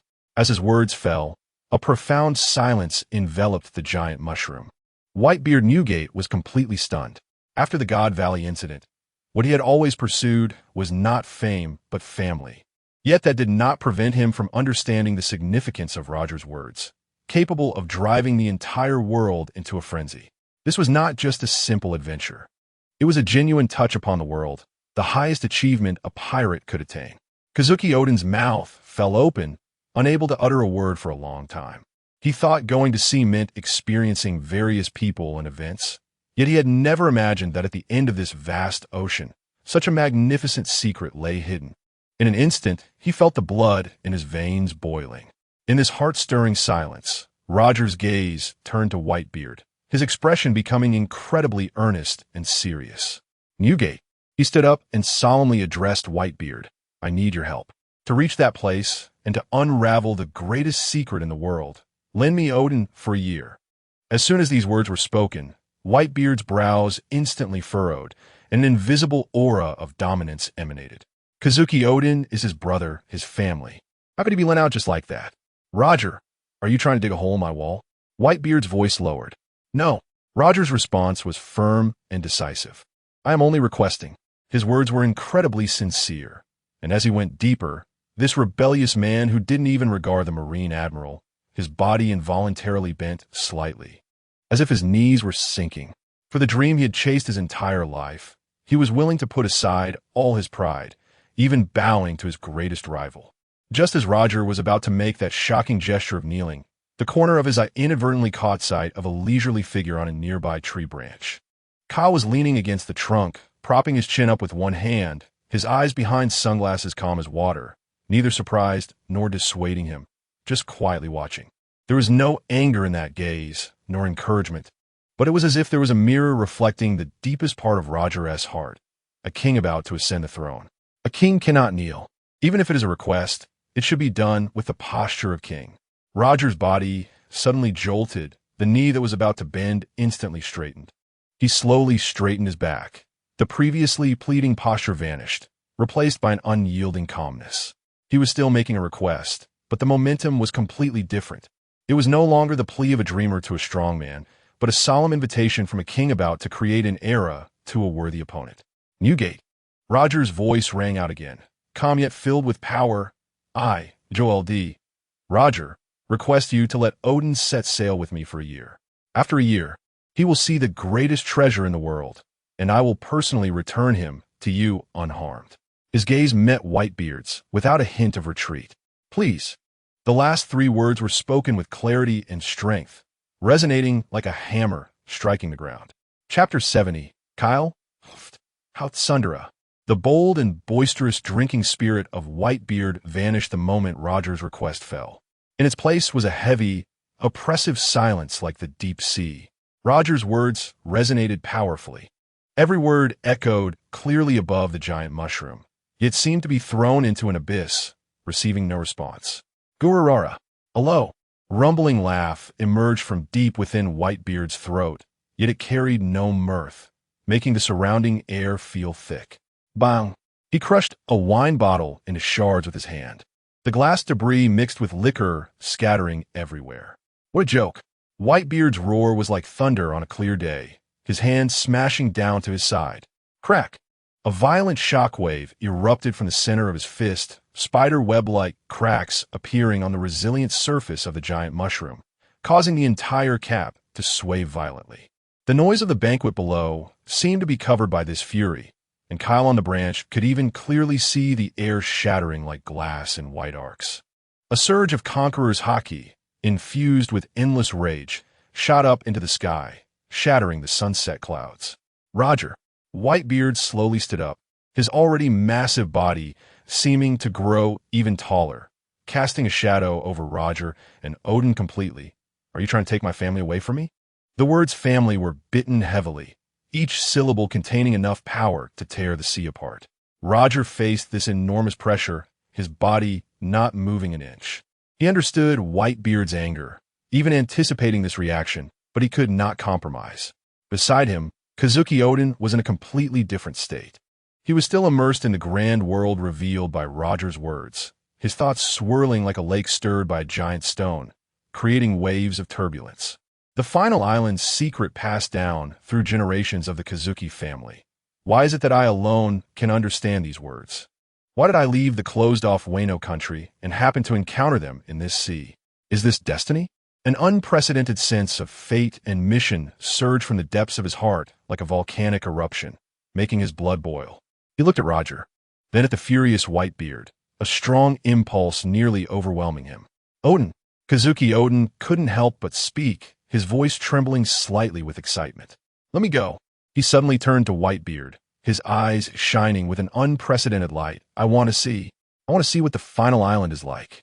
Whitebeard's massive body stiffened suddenly. He slowly turned his head, looking down at his brother with obvious reluctance, his golden pupils burning with anger. Yet the corners of his mouth unconsciously turned down, revealing a hint of betrayal-like hurt. That is out of the question. His voice was deep and suppressed, Odin. We are brothers. Odin met his gaze without backing down. Just for a year, Whitebeard. Not even for a year. Whitebeard clenched his fists, suddenly swinging them to his side, creating two shock waves that tore through the air with a dull explosion. He turned his head away, seemingly unwilling to look at his brother's eager face. My ship has no family members getting off halfway. The atmosphere reached a breaking point. Roger remained silent, simply watching. This was a family matter between Newgate and Odin, and outsiders had no right to interfere. All he could do was wait for a result. Odin looked at Whitebeard's solid back like a mountain, took a deep breath, and suddenly knelt down, his forehead heavily striking the cracked surface of the mushroom. Bang! Please, Whitebeard. This plea carried all of Odin's sincerity and longing, along with guilt and reluctance towards his brother. The sturdy figure of Whitebeard visibly trembled. He did not turn back. Time passed second by second. Above the giant mushroom, only the sound of the wind blew by. The noisy sounds of the banquet below gradually returned, accentuating the suffocating silence here. After a long time, the rage within Whitebeard that could change the color of the heavens and earth slowly dissipated like a receding tide. He did not say a word, neither agreeing nor refusing, but simply took heavy steps and leaped down from the other side of the giant mushroom, crashing back into his camp. His actions spoke volumes. Roger let out a long sigh of relief, a genuine smile appearing on his face. He stepped forward and patted the shoulder of Odin, who was still kneeling on the ground. Let's go, Odin. Don't keep Newgate waiting too long. Odin raised his head, his eyes slightly red, and nodded heavily. Kyle, Houtsundera. Soon after, the news that Kazuki Odin would set sail with the Roger pirates for a year caused a huge stir within the Whitebeard pirates. The farewell scene was not as sorrowful as imagined, but rather resembled a grand send-off. Captain Odin, don't you dare die out there. You bastard. If you don't come back, we'll tie you up and bring you back from Roger's ship. Marco, with his hands in his pockets, handed him a small package. This is a special healing medicine from the ship's doctor. It works great, so use it sparingly. Jozu clapped Odin on the back, saying in a deep voice, make sure to record your observations and tell us later. Sachi forcibly stuffed a huge food box in his hands. This is freshly grilled sea king leg meat. It's enough for you to eat for 2 days. Odin smiled and joked, fist bumping every brother who hugged him, remembering their concerns one by one. Finally, carrying the Tengu Yuki and Enma, he walked step by step towards the Oro Jackson, surrounded by everyone. He turned back to look, but among the crowd, he couldn't see the most familiar and imposing figure. Hey, where's old man Whitebeard? Someone whispered. He's sitting over there, came the reply. Following the gaze, they saw Whitebeard sitting alone on a specially made seat in the center of the camp, facing away from the direction where everyone was bidding farewell. He said nothing, merely pouring alcohol into his mouth, as if everything around him was irrelevant. He was still sulking. Yuden hesitated for a moment, a hint of melancholy flashing across his face, but it was quickly replaced by a smile. He bowed deeply to that back, then resolutely turned and stepped onto the deck of the Oro Jackson. Watching Yuden's figure disappear into the cabin, the crew of the Whitebeard pirates gathered around their captain. Old man, aren't you going to see Captain Yuden off? Oomph. Whitebeard snorted coldly from his nose and took a big gulp of alcohol. Just then, a crew member ran over excitedly, holding a huge treasure chest in his arms. Old man, look quickly. He opened the chest like a treasure offering, revealing a dazzling array of countless berries and jewels. That guy Roger, to thank us, gave us so many incredible treasures, and lots of food and fine wine. The surrounding crew members gasped and cheered. Whitebeard abruptly stopped drinking. He suddenly shouted angrily at the crew member who had brought the news, his voice so loud that it made people's ears buzz. What are you standing there for? The crew member trembled at the shout, not understanding what was happening. Whitebeard snatched up a large wooden barrel filled with roasted meat and fruit next to him, pointed forcefully toward the port, and scolded, "Quickly take the food back. How do those bastards know how to take care of people? What if he gets hungry?" Yes. Chapter 71. Odin's Night. Of Odin, the sails of the Oro Jackson billowed with wind, carrying a group of crew members with various thoughts and one exuberant guest, bidding farewell to the Whitebeard pirates. Kazuki Odin was like a rare beast just released from its cage, filled with boundless curiosity about everything on board. He ran to the bow, feeling the sea breeze blowing through his long hair. Then he hurried over to the helmsman, pointing at the complex ship's wheel and sea charts, exclaiming in awe. The socially awkward Odin's enthusiasm was like a fire, but the crew members of the Roger Pirates avoided him like a group of drenched hockey mitts. "Hey, Shanks, is that guy really going to venture with us for a year?" Buggy whispered from behind the main mast, secretly pointing at Kazuki Odin not far away. Shanks, with a straw in his mouth and hands behind his head, never took his eyes off the samurai. The captain personally asked for him. How could it be fake? What he doesn't really look like a pirate? He seems more like a simpleton who hasn't traveled far. He asked the captain on Whitebeard's ship. Anyone recognized as a brother by a figure like Whitebeard must be extraordinary. Jabba leaned against the rail, polishing his double-headed axe with a calm tone, but his sharp gaze scrutinized every movement of Odin like a hawk. As a veteran on the ship, he had seen countless strong individuals, but Odin's pure and almost naive aura did not fit with the identity of a fierce warrior under Whitebeard. Honestly, he looks like a fool. Kyle lounged leisurely in a deck chair, sunglasses covering most of his face, the corners of his mouth hinting at a barely noticeable smile. He seemed like an outsider, taking an interest in this silent observation of a new employee's initiation. The crew's rejection and Odin's obliviousness formed a rather comical picture. This subtle confrontation reached a turning point when the Oro Jackson docked at a bustling commercial island. "Oh, what a lively town!" Odin was the first to jump off the ship, the Tengu and Enma at his waist clinking with his movements, making crisp sounds. He looked around with shining eyes, and then turned back to shout at everyone on the ship, "Everyone, to celebrate my boarding. Today I'll let you taste the supreme delicacies of my homeland, Wayno's Odin." Without waiting for anyone to react, he dashed into the bustling streets like a gust of wind. "Odin?" Buggy and Shanks exchanged puzzled looks.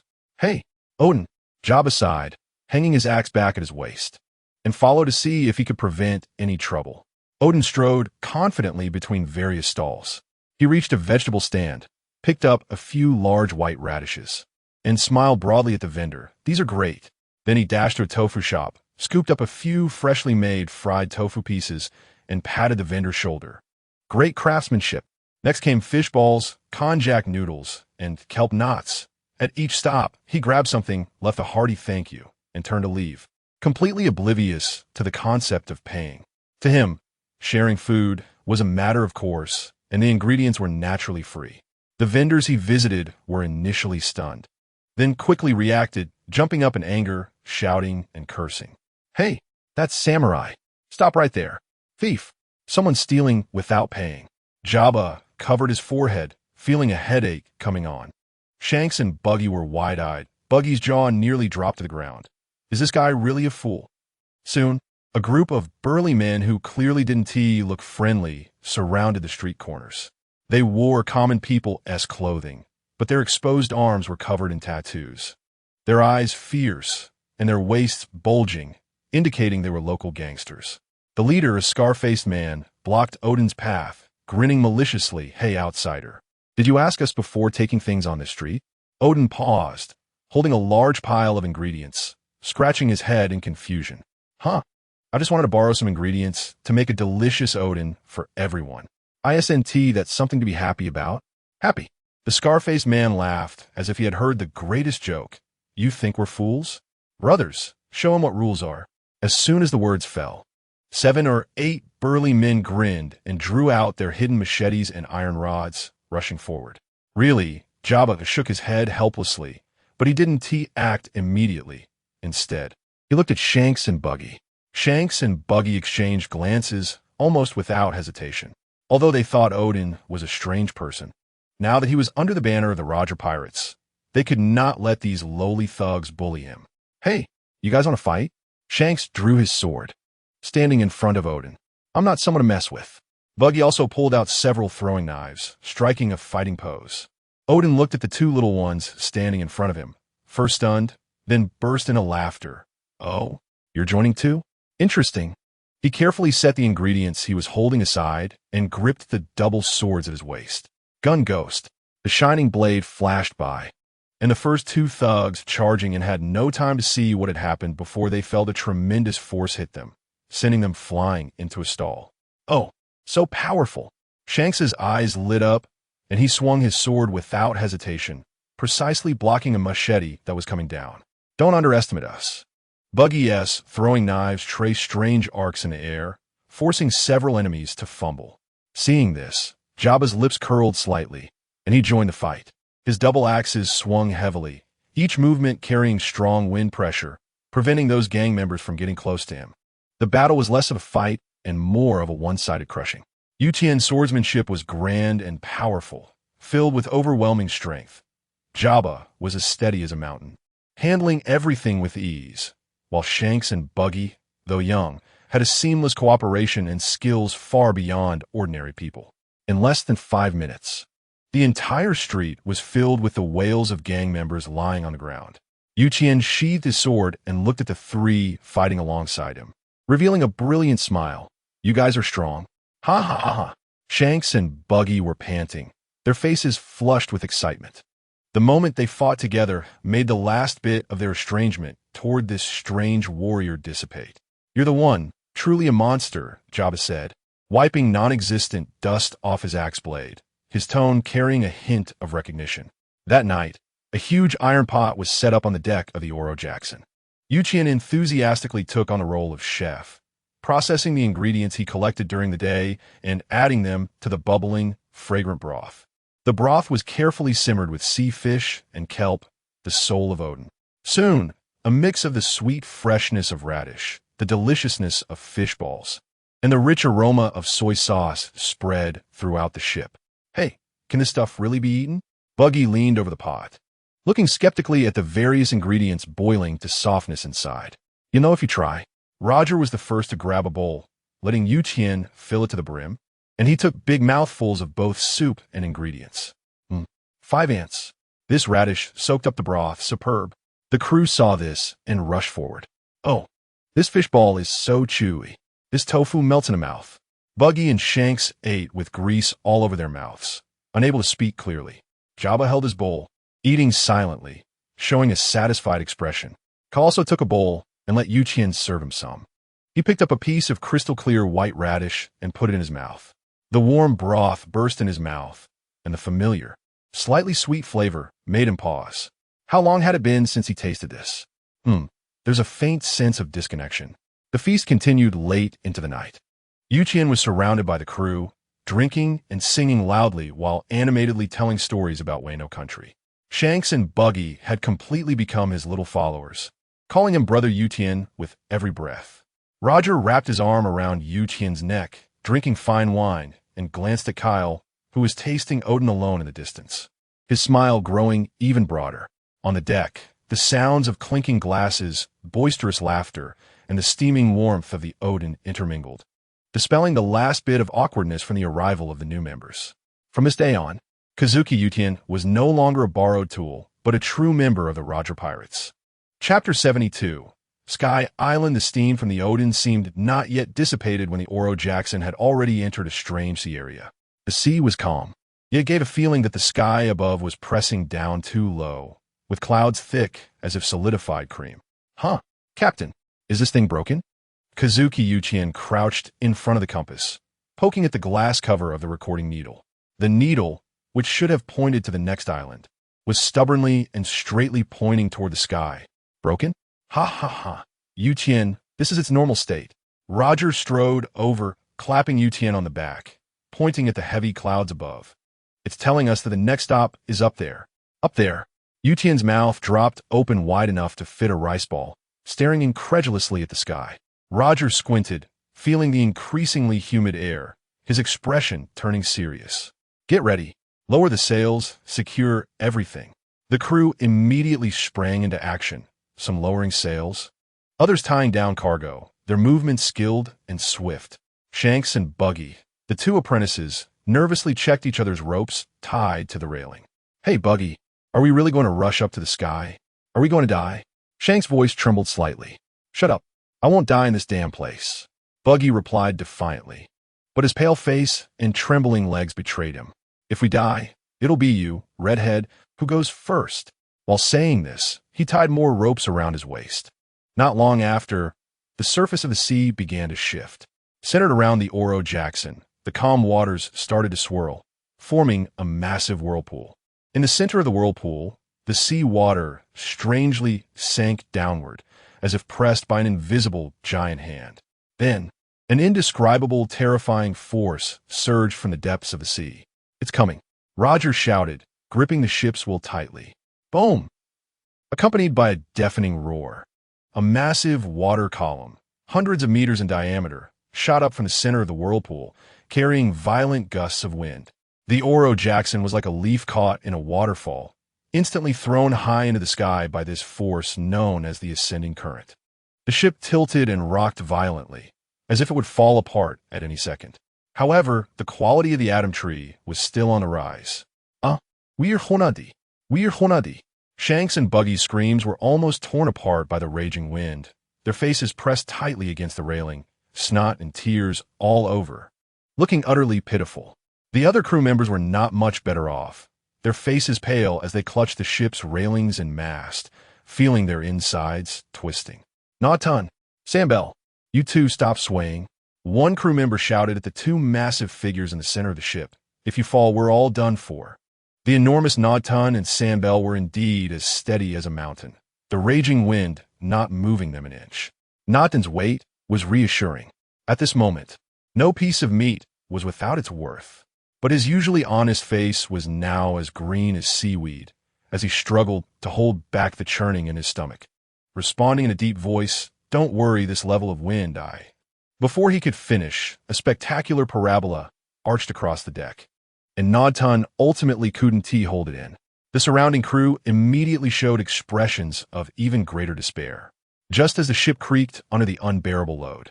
Seemingly on the verge of breaking apart, a figure moved across the swaying deck as if walking on flat ground, quickly leaping up to the bow of the ship where the dragon head was located.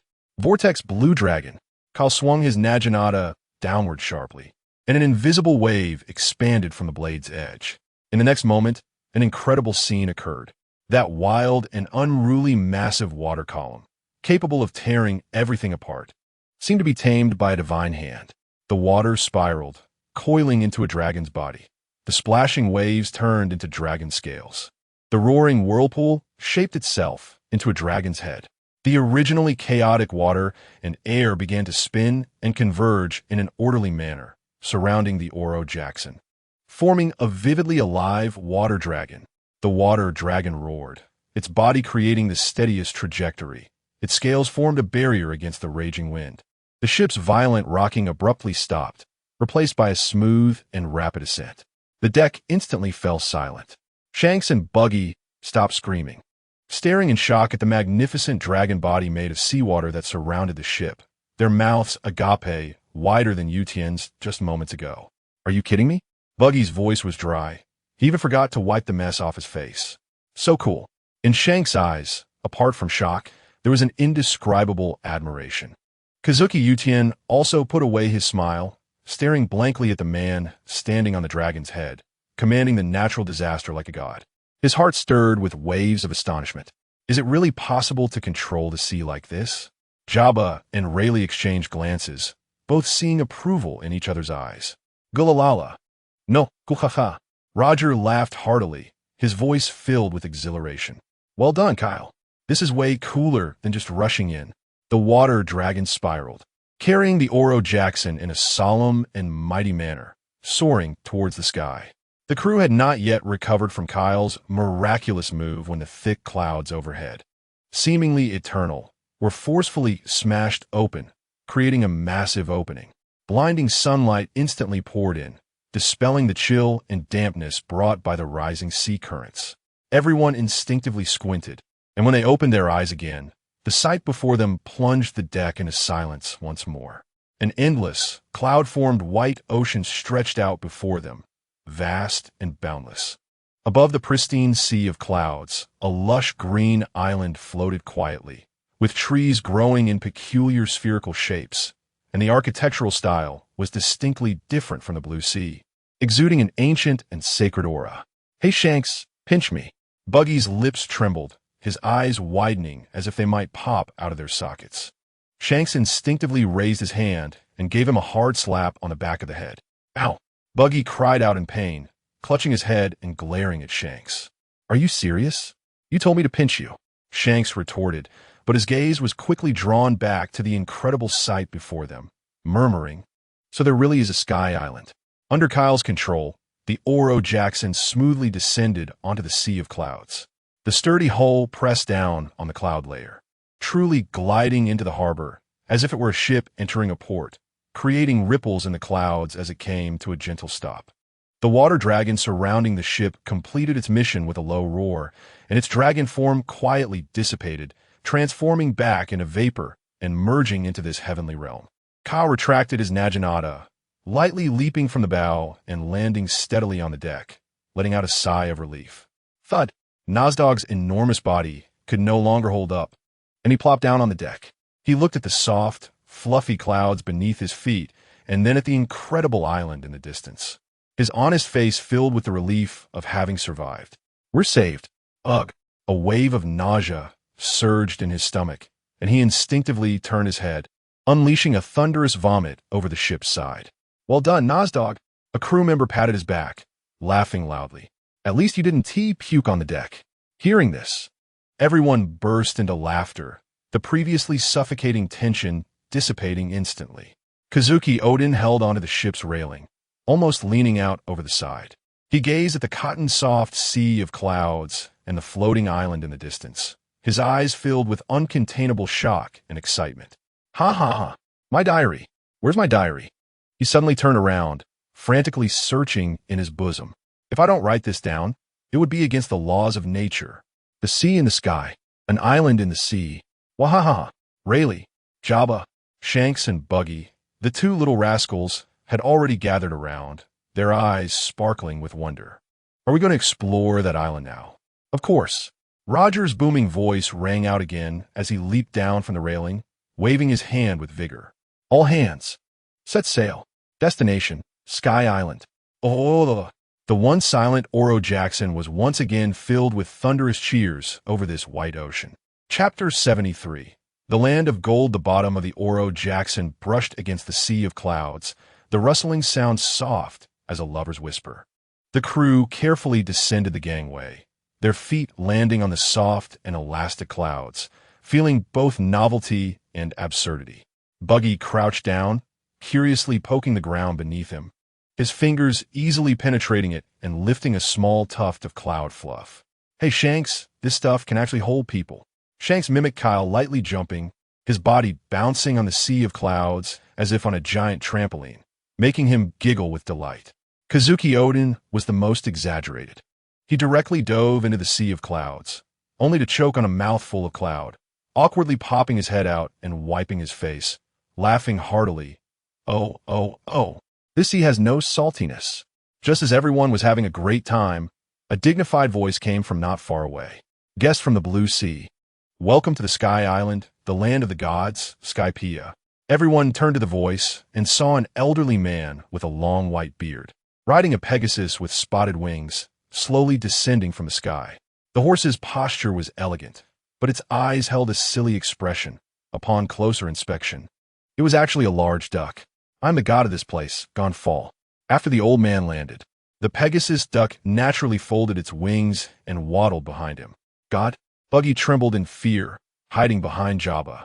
Roger, however, was completely unconcerned, laughing as he stepped forward, enthusiastically extending his hand. Yo. Hello, God. We are pirates. I'm Roger. Thank you for your welcome. Gonfall looked at this man, who showed no signs of reverence, with a hint of surprise in his eyes, but still politely shook his hand. Pirates are indeed a rare sight. Since you have made it here, it is the guidance of fate. Please, follow me, and let me entertain the warriors who have come from far. Under Gonfall's lead, everyone entered Angel Island. The architectural style here was unique, with many domed buildings adorned with pure white angel wing decorations. The island's residents mostly had small, cute wings on their backs, curiously and shyly observing this group of wingless blue sea people. What amazed the crew the most was the Sky Island's specialty, shells. Oh, what is this? Buggy picked up a shell from a stall and shouted into it.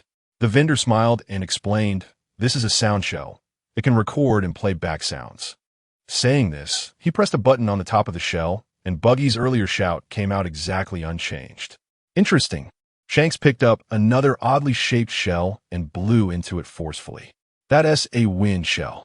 Before the vendor finished speaking, a powerful gust of wind shot out from the shell's mouth, knocking Shanks backward, his red hair becoming a tangled mess. Ha! Buggy laughed so hard he doubled over, accidentally bumping into a nearby shelf, causing an inconspicuous shell to fall into his arms, which suddenly shrank. Bang! An invisible shockwave struck Buggy's abdomen, his eyes bulged, and he curled up like a shrimp, foaming at the mouth. What is this shell?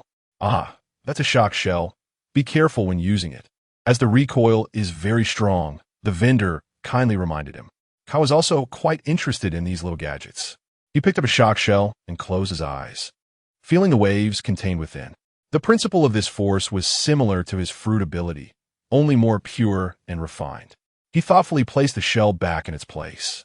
It seemed that the technology of the Sky Island was closely related to the manipulation of waves. At the banquet, Gonfall treated everyone to the Sky Island's unique sky fish and cloud vegetables. After a few rounds of drinks, Roger inquired about the island's legends. Gonfall, I've heard that above this sea of clouds, there's a city made of gold. Gonfall put down his wine cup, his expression becoming somewhat complex. Have you heard that legend as well?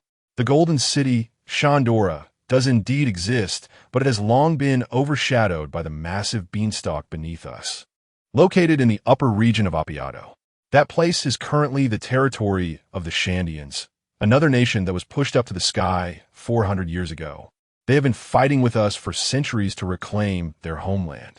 The Golden City? Buggy's ears perked up instantly, his face, which had just turned green from the shock shell, now glowing with greedy excitement. Roger's eyes also lit up, but not with greed for gold, rather with the thrill of an explorer discovering a new coordinate. Shandians? That sounds interesting. We've decided. Let's go check out that Appiato. Gonfouer wanted to dissuade them, but looking at Roger's undeniable gaze, he could only sigh helplessly and pointed out the route to the upper God Island Appiato. The next day, the Oro Jackson set sail again, ascending along the enormous vines that seemed to lead to the divine realm, eventually reaching the vast island of Appiato, covered in primeval forests. As they stepped onto solid ground, an ancient, desolate aura rushed toward them. Roars of unknown beasts echoed through the forest, and the air was thick with a sense of danger. Mina, I think I heard something. Roger suddenly stopped, listening intently. Rayleigh and Kale also stiffened. Although they couldn't hear it, they sensed that Roger's unique aura was resonating with the depths of this land. This way. Roger pointed in a direction and was the first to push through the underbrush, striding forward. The others followed closely, navigating through the dense jungle for several hours until they emerged into a clearing. A breathtakingly grand city ruin appeared before them. The crumbling walls, ancient temples, and wide streets were all made of pure gold. Under the sunlight, the entire city radiated a dazzling and dreamlike glow, as if it were the dwelling place of the sun god. Bucky's mouth dropped open wide enough to fit a shock shell, saliva dripping from the corner of his mouth. his eyes turning into two spinning berry symbols. Shanks was also stunned into silence by the sight before him. Oh, this is the land of gold, Kazuki Odin shouted excitedly. In the center of the ruins, a massive golden clock tower soared into the clouds. The clock tower's design was ancient and solemn, with a huge golden bell quietly hanging there, as if it had been asleep for hundreds of years, waiting to be awakened. It's it. Bucky let out a strange cry, unable to contain his greed any longer. He transformed into a flurry of flying body parts and charged toward the golden bell, a few throwing knives already in his hands, aimed at the corner of the bell. All I need is to knock off a small piece. Just a small piece. Bucky. Roger's voice was not loud, but it felt like a bucket of cold water splashed onto Bucky's head. He froze in midair, turning stiffly to look back, seeing Roger crossing his arms, a half smile on his face. Captain, I just wanted to see if it's sturdy. This bell is not just gold. He paused, grinning widely, revealing a set of white teeth. When you have your own pirate crew, flying your own flag, if you still can't forget about it, then come back and take it with your own strength. Bucky was stunned, looking at Roger's smiling face, then at the magnificent golden bell, the throwing knives in his hands unknowingly falling back to his waist. He silently flew back to the ground, reassembling into his complete body, lowering his head and saying nothing. Shanks walked over and patted his shoulder. Roger ignored the two boys and walked around to the base of the golden bell, stopping in front of a huge square pedestal. It was a stone tablet engraved with mysterious text, contrasting sharply with the surrounding opulence, yet emitting an aura of eternal immortality. Historical text. Kazuki Odin stepped forward, lightly brushing his fingers over the cold stone surface, beginning to interpret the text. On Fishman Island, Poseidon, her command is enough to sink the world. The name of the ancient weapon, Poseidon, made everyone present feel a suffocating pressure.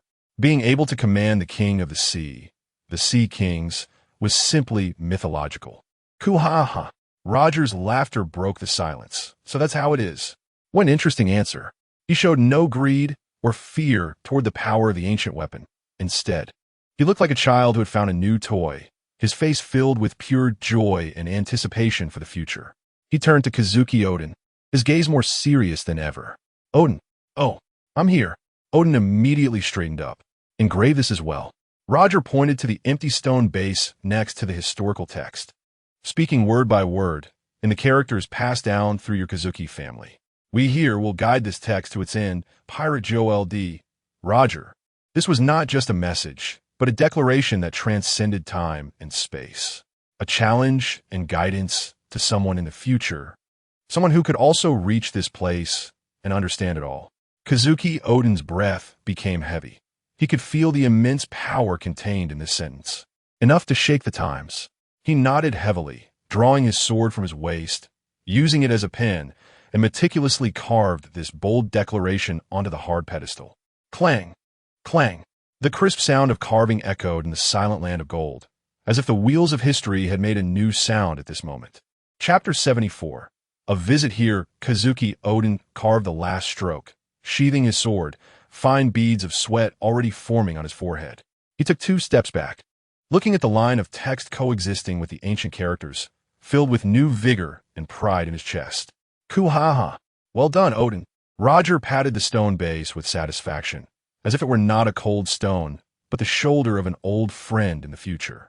Shanks and Bucky, though they could not fully understand the complete meaning of this line, were also infected by the atmosphere, straightening their small chests, as if they too were participating in a great deed worthy of being recorded in history. The entire ruins of the Land of Gold seemed to become even more profound because of this declaration. The air was filled with a sense of the intertwining of history and the future, sacred and solemn. Kale stood slightly outside the crowd, arms crossed, quietly watching all of this. A faint smile hung on his lips, both for the captain's grandeur and for the wonder of this journey. However, a peculiar thought quietly took root in his heart like a vine. Since I've come here, in such a magnificent era, in such a legendary place, Roger has left a king's declaration. Odin has left the mark of a witness. What about me? Should I just watch? Once this thought appeared, it cannot be shaken off. He was not the type to be content as a mere background figure. Of course, He had no interest in competing for the spotlight with Roger. It would be foolish to carve another line next to him. He needed a more unique approach. His gaze wandered across the massive pedestal, eventually locking onto an inconspicuous corner at the rear side of the pedestal, shrouded in the shadow of a collapsed stone pillar. It was unremarkable, covered in weathered marks, and even if someone went around to the back, they might not notice it. Perfect. Kale strolled over casually, moving into the shadow. He turned his back to the crowd, pretending to study the texture of the gold, while his right index finger quietly lifted. A wave imperceptible to the naked eye gathered at his fingertip. The air slightly distorted, and the surface of the ancient gold began to silently warm. He planned to use a miniature version of the heat wave, with infrared as his chisel, to leave his mark. What should I carve? A thought flashed through his mind. He intended to be a riddle maker. His fingertip moved, and a line of extremely fine characters began to emerge. Listen to the tides. Watch the light and shadows. All things speak. This sounded vague and pretentious. If someone saw it hundreds of years later, they would probably curse the riddle maker. He shook his head, extending the heat from his fingertip, and the line of text was erased by the high temperature, returning to its original state. No, too pretentious. How about a poem? To showcase some cultural depth? He brewed his emotions, moving his pen again. The golden bell is silent. The blue sea waves sing, waiting for the new king. He hadn't finished carving the word king when he stopped again. It felt too sentimental, not at all like a sea warrior, more like a lovesick poet. Besides, he knew very well how much knowledge he truly had. He erased it once more. Or should I learn from Odin's hometown and come up with a succinct phrase? Simple, with meaning. He frowned, deep in thought, repeatedly pondering in his mind. In the depths of the empty island clouds, the golden land entered his dreams, and the wanderer left his name. After muttering it twice, Cal felt it was awkward. He irritably raked his hair, feeling like his brain cells were about to be fried. Forget it. Suddenly, Cal felt relieved. He thought he was overthinking it. Why complicate things? The tips of his fingers glowed with a faint red light again, and this time, he acted without hesitation, his movements flowing smoothly, completing the task in one go. For square, unadorned characters were clearly stamped in the corner of the golden bell's base. Visited here. Mission accomplished.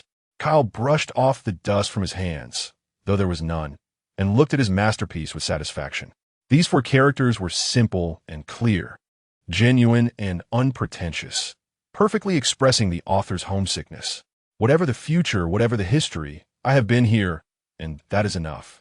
He hummed a tune and stepped out from the shadows, confidently rejoining the crowd. Hey, Kyle, what are you dazing about? Rayleigh noticed him and casually asked.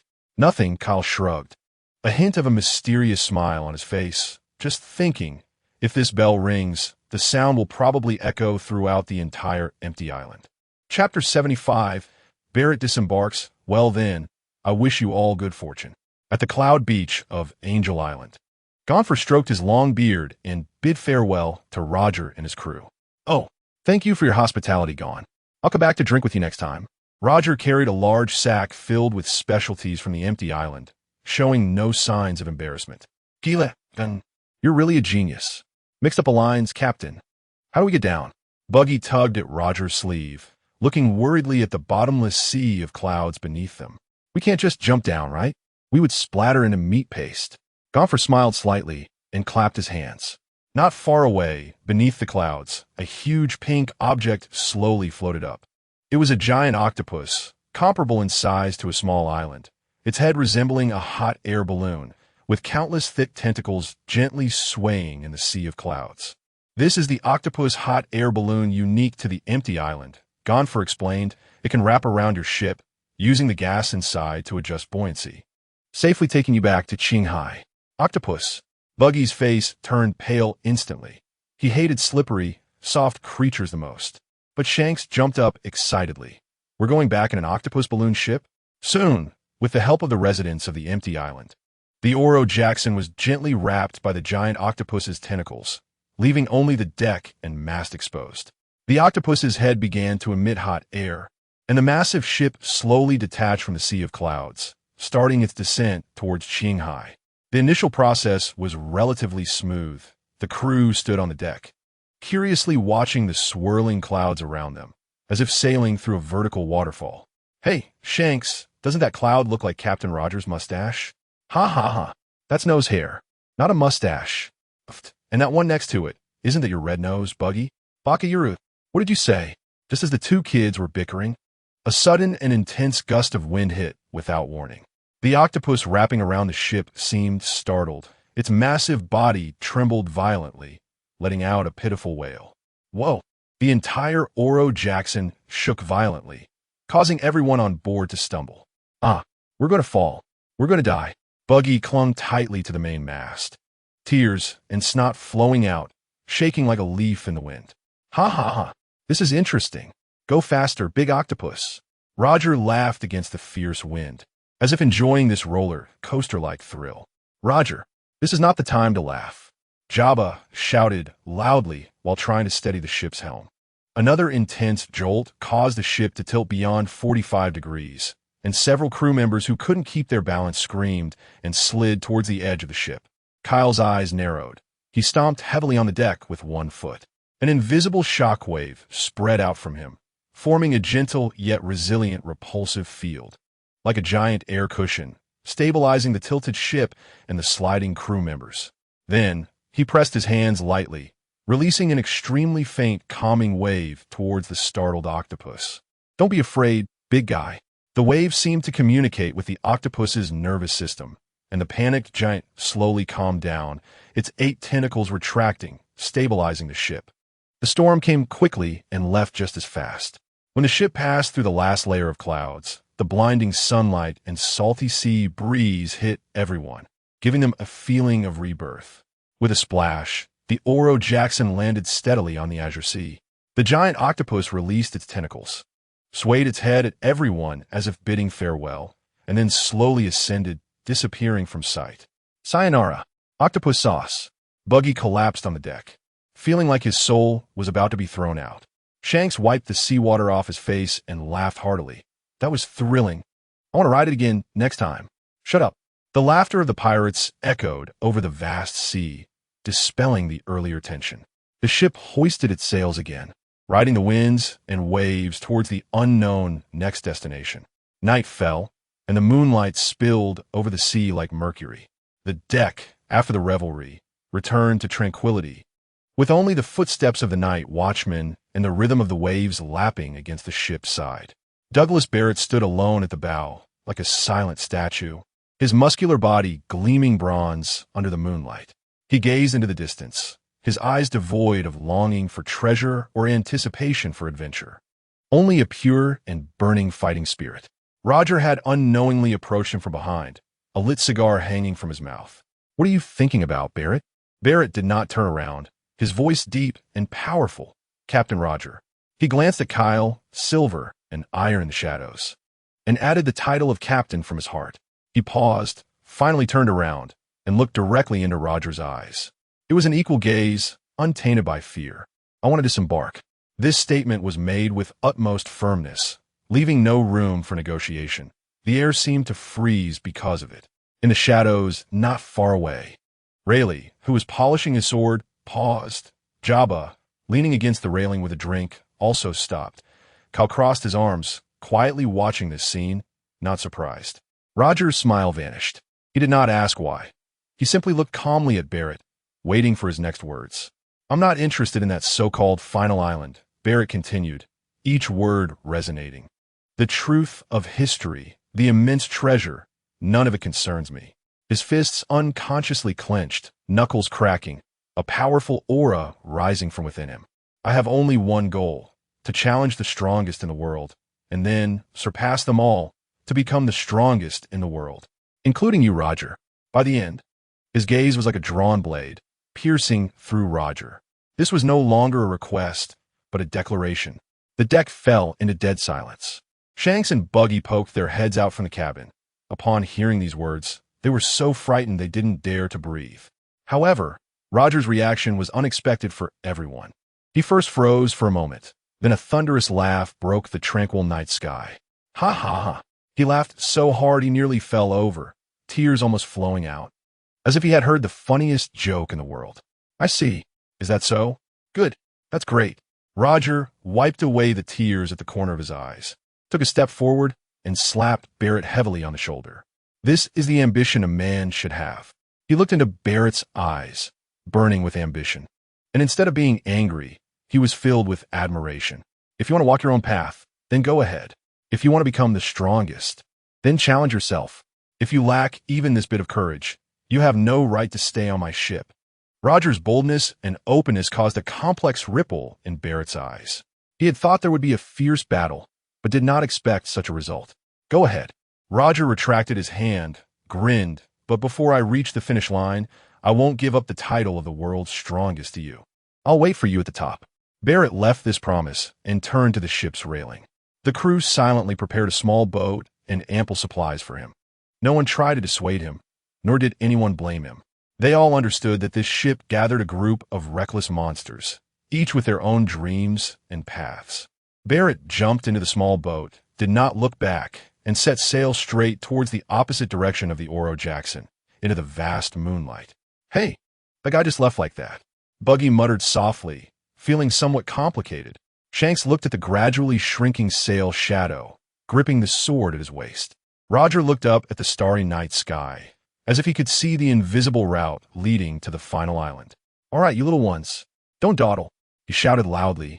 Our adventure isn't over yet. Chapter 76, The Million Tuner. Barrett's departure was like a stone thrown into a lake, creating a brief ripple on the Oro Jackson, which was soon swallowed by the vastness of the sea and the crew's passion. This ship never stops for anyone's departure. It carries too many and too heavy dreams. A few days later, sailing on the calm Grand Line, the day's hustle and bustle gradually turned to a lazy golden hue in the sunset's afterglow. Seagulls chased the waves at the ship's stern, and everything seemed tranquil and peaceful. But for a group of over-energetic pirates, tranquility equated to boredom. Hey, you little ones, since we have nothing to do, let's sing. Breaking the silence was Roger's booming voice. He stepped onto the ship's railing, holding a bottle of rum, his face adorned with his trademark bright smile, completely undisturbed by the solemnity of bidding farewell to his companion a few days prior. Oh, singing. Shanks and Buggy were the first to respond, sliding down from the lookout tower. The crew also put down their tasks and gathered in groups, wearing smiles that showed they were here for the spectacle. What a sing, Captain? Jabba leaned against the main mast, wiping his giant axe. What else is there to ask? Roger took a big swig of rum, wiped his mouth boldly, and said, Of course it's Bink Sake. Yo-ho-ho, yo-ho-ho. Roger started, the tune filled with a sense of wild power. But the precision was akin to using cannonballs to hit mosquitoes, relying solely on momentum to hold it together. Soon, the crew's wailing voices joined in this pirate anthem. Bringing the fine wine to your side, we are pirates, riding the winds and waves. Kazuki Oden's voice was the loudest, filled with the dramatic flair unique to Wano, with every modulation resembling a kabuki performance, rich in exotic charm and humor. Buggy strained his voice, trying to overpower everyone with high notes, but ended up sounding as sharp as a seabird scream. Shanks wanted to keep up with the rhythm, but with noise pollution all around, he quickly got off track, laughing at himself as he sang. Rayleigh held a wine glass, his lips twitching, trying to maintain the dignity of the first mate. But his tightly furrowed brows revealed the mental torment he was enduring. This is not a chorus. It's a disaster of sound. A group of tone-deaf ruffians, expressing their utmost respect for music at the loudest volume. The Sea Kings would be rolling over in laughter, and the clouds above would take a detour. Kyle leaned against the ship's railing, fiddling with a sound snail he brought back from Skypiea, his expression difficult to describe. His Bomu fruit power made his sensitivity to sound waves 100 times sharper than normal, and at this moment, the crew's singing in his ears was akin to countless steel needles piercing his eardrums. Master, the medicine is being read again. I said Kyle Cohen. Spencer approached, a mournful look on his face. ISNT your fruit able to control waves? Sound waves are waves too, right? Can you think of a way? Spencer, from a noble background, was naturally used to courtly elegance. And although the pirate's music was bold and free, it was clearly a mental torture at this moment. He pointed to Roger, who was in full swing, saying if the captain continues to sing like this, I'm afraid the Sea Kings will think we are abusing animals here and will come and tear our ship apart. Upon hearing this, Kyle was first taken aback. Then a brilliant idea sparked at his mind. That's right, sound waves are also waves. Although it might be overkill, I really can't listen to this. He looked at this group of trainees who had been practicing for less than 2.5 months, but were brimming with top-level confidence. A playful smile appearing on his face. Well, this could work. He cleared his throat, stood up straight, and closed his eyes amidst the curious gazes of the crowd. The next second, an invisible wave centered on him silently spread out, enveloping the entire deck. The crew's singing continued. Farewell to the harbor, never looking back, sail high, with the skull as our mark. However, a miracle happened. The originally chaotic and sporadic noise seemed to be instantly organized by an invisible hand. Roger's rough tenor was corrected to be deep and magnetic. Kazuki Oden's peculiar singing style transformed into a narrative-filled Japanese-style aria. Buggy's shrill screams became a clear and beautiful child's voice. Each person's voice was accurately captured, tuned, and then perfectly blended together. Even more incredible, an accompaniment suddenly resonated in the air. Boom, da, boom boom de ya. It was a steady, powerful drumbeat formed by the compression and release of air, as if striking at everyone's heartbeat. Whoa, that was a melodious and graceful sound of a wind instrument, generated by the high-speed rotation and friction of air, carrying a hint of salty sea breeze and freedom. Soon, deep bass, crisp guitar, and magnificent piano sounds of various instruments appeared out of nowhere, intertwining into a grand and magnificent symphony. Kyle stood there, not moving a finger, yet it was as if he had transformed into a maestro conducting the entire orchestra. The entire Oro Jackson had turned into a moving golden Vienna hall. As the crew sang, they all felt something was off. Huh? Buggy stopped, pointing at his throat. His face filled with disbelief. My voice just now? He tentatively sang a line, bringing the fine wine to your side. That voice, smooth, full, with just the right amount of vibrato, sounded so good it sent chills down his spine. No way. I'm actually a musical genius. Buggy instantly fell into self-absorption. Hands on his hips, laughing to the sky. Not only am I a genius in battle, but I'm also a singer. Shanks also noticed the anomaly, looking at Kyle with excitement in his eyes. Kyle, bro, did you do this? Spencer, coo-ha-ha. Roger's laughter was louder than the singing. This is too interesting. Kyle, you're a genius. He not only didn't stop, but sang even more passionately. With Kyle's million-tuner support, he could unleash all his passion without restraint. Waves splashed. Ship songs rang out, fearless onward, heading into the distance, under the perfect accompaniment and harmony. This song, Bingsake, was sung by this group of pirates with an unprecedented epic feeling.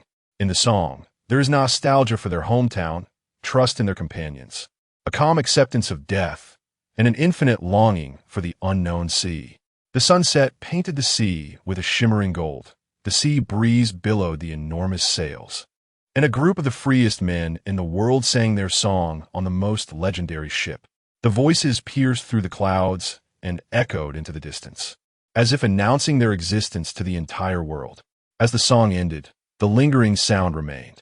A brief silence fell on the deck, and everyone was immersed in the perfect chorus they just performed, some still in a daze.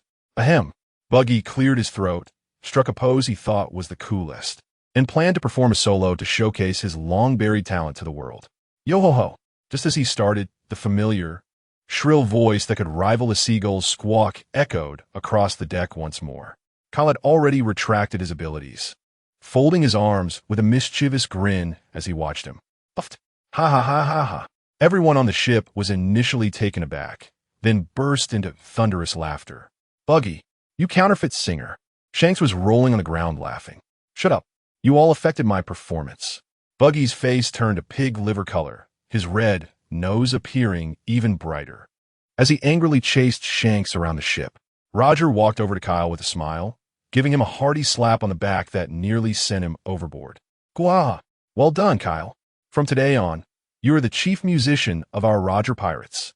Kyle rubbed his sore back and smiled helplessly, looking at his noisy companions. Bathed in moonlight and sea breeze, the Oro Jackson continued to sail through the waves. Chapter 77. The King of Women at Sabaody. The title of chief musician did not bring Kyle any real benefits. except when Roger whimsically dragged him along to tune a group of tone-deaf drunks. Half a month later, when an archipelago made up of countless giant red trees appeared on the horizon, the commotion on the Oro Jackson finally subsided. Dreamy bubbles floated in the air, and sunlight filtered through the massive treetops, casting mottled shadows on the sea surface. Sabeti Archipelago, the endpoint of the first half of the Grand Line. A necessary route to the New World. Oh, we finally arrived. Roger stood at the bow, arms wide open as if to embrace the peculiar island. Everyone, prepare to coat the ship. We are going to Fishman Island. Coat. Buggy and Shanks asked in unison, their faces full of curiosity. That's right. Rayleigh leaned against the ship's railing and explained, to reach Fishman Island at a depth of 10,000 meters, we must cover the ship with a special coating. Otherwise, the deep-sea pressure will crush it to pieces. With the task clear, the crew each took on their roles. Roger naturally became the carefree captain, dragging Kazuki Odin along while shouting about finding some fun on the island. The task of finding a coating craftsman, which required patience and intellect, naturally fell on the first mate Rayleigh. Rayleigh had no complaints. He straightened his collar and stepped off the ship alone, heading toward the uninhabited areas. However, as soon as he left, 3 sneaky heads peeked out from behind the ship's railing. Hey, are we really going to follow Mr. Rayleigh? Shanks whispered, looking somewhat excited.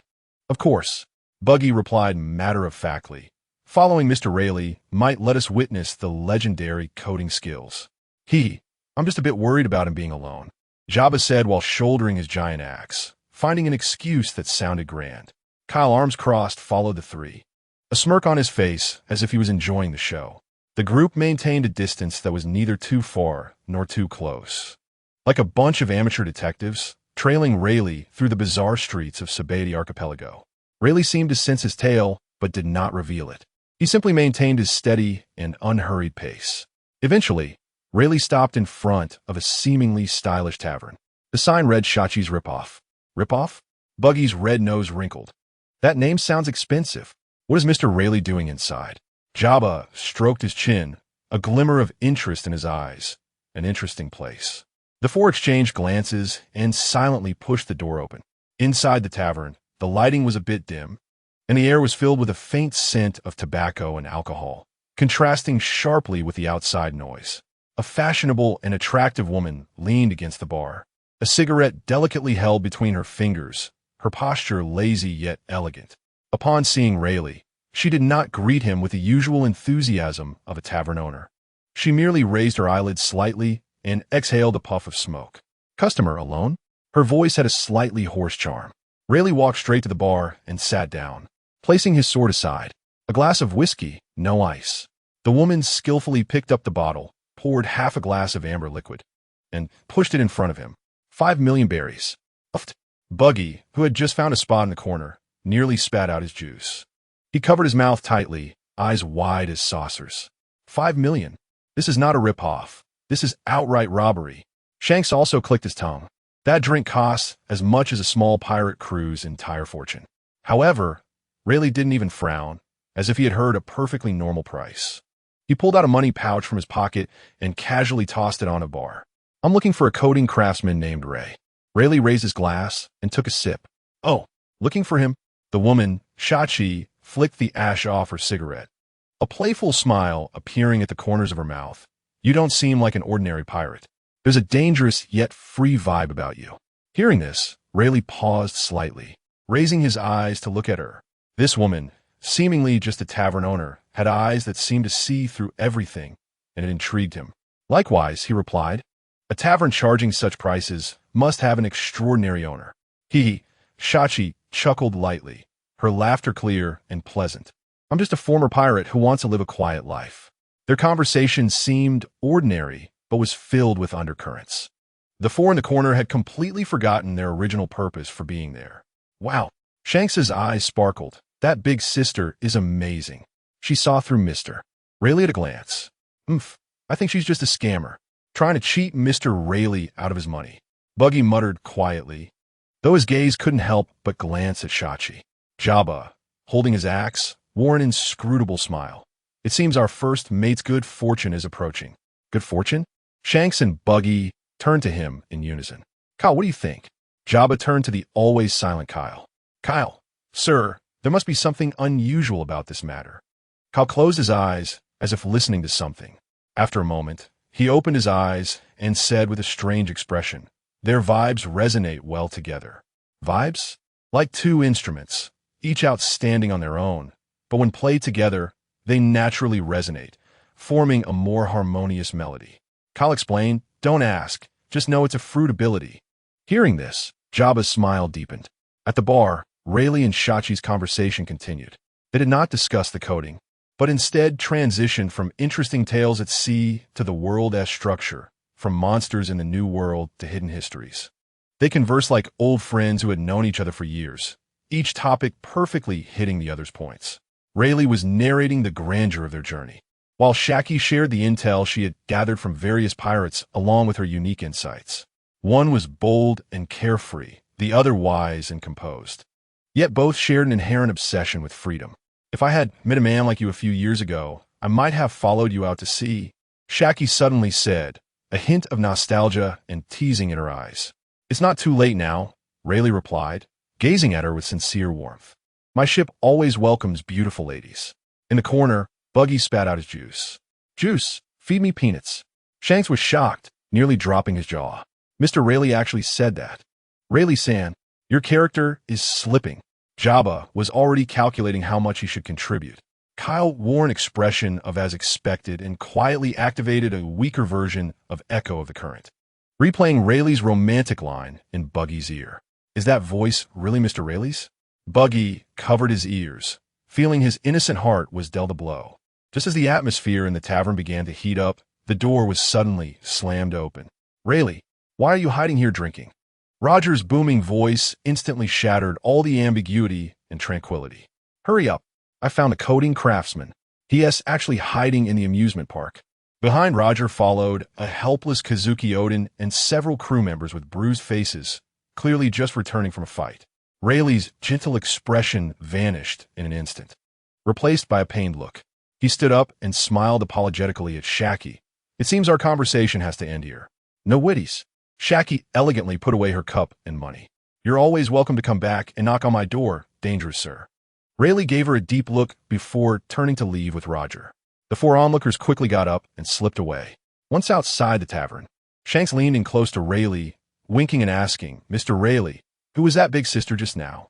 Rayleigh didn't answer, simply gazing at the bubbles floating above the Sabidi archipelago, a smile unconsciously forming at the corner of his mouth, one he didn't even notice himself. Chapter 78. Fishman Island. The coding craftsman Roger found was a scruffy, drunken old man who was sound asleep on a carousel in the amusement park.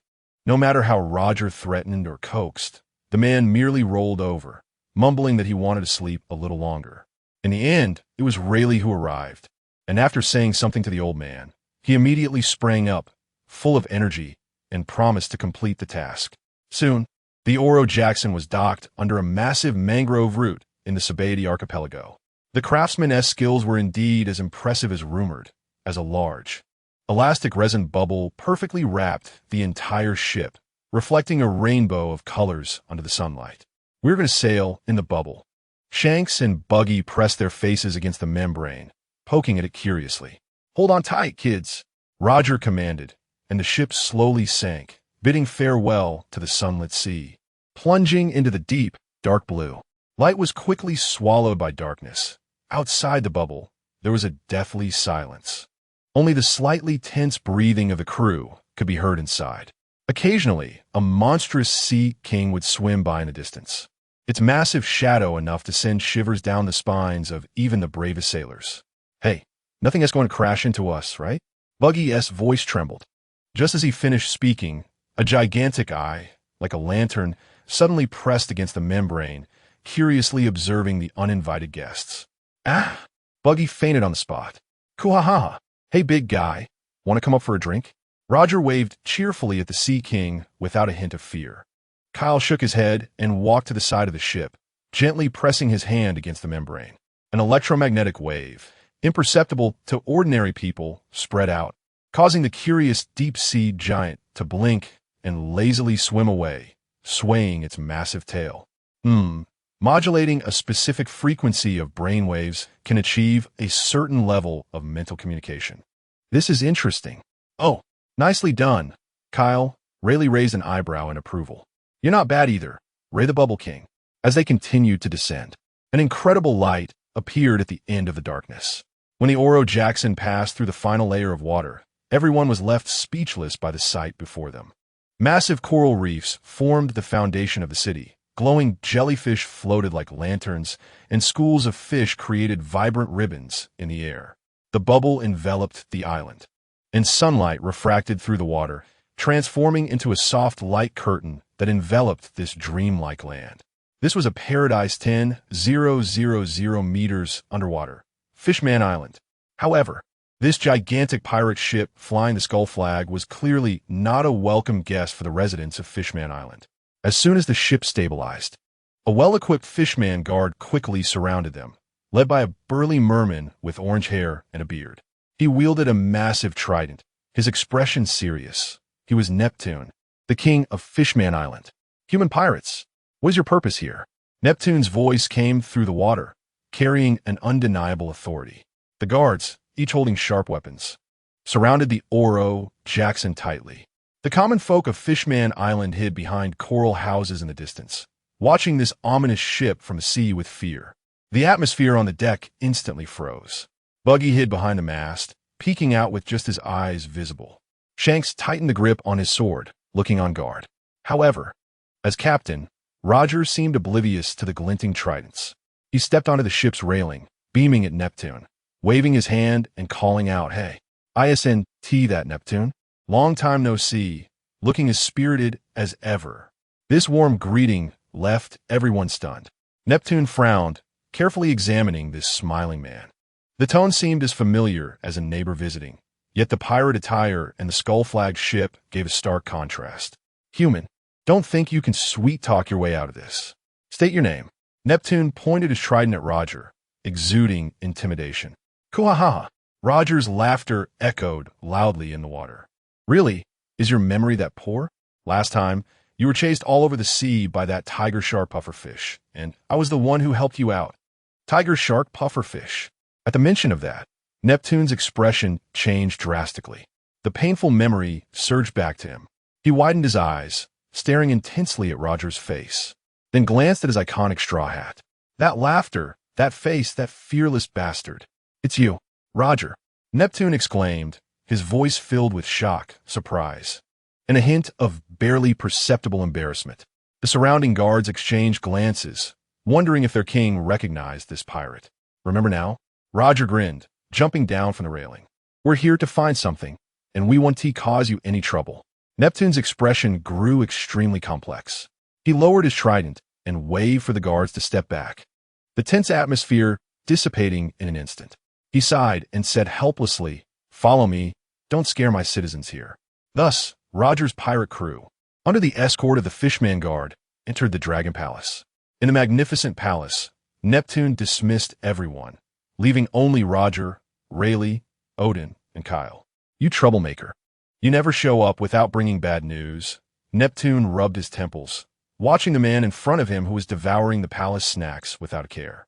"Don't say that," Roger said vaguely. "I'm here to explore history. This is a big deal." Kazuki Odin excitedly nodded in agreement beside him. Neptune's gaze grew deep. "Are you going to the sea forest?" "Oh, you know." Roger stopped moving. "The sea forest is the most sacred place of Fishman Island, where fragments of history lie asleep." Neptune stood up. "I could take you there. Consider it a favor for the last time." The sea forest is located in a tranquil area deep within Fishman Island. It is a graveyard for ships, with countless sunken vessels quietly lying on the seabed, covered by coral and seaweed, as if telling ancient stories.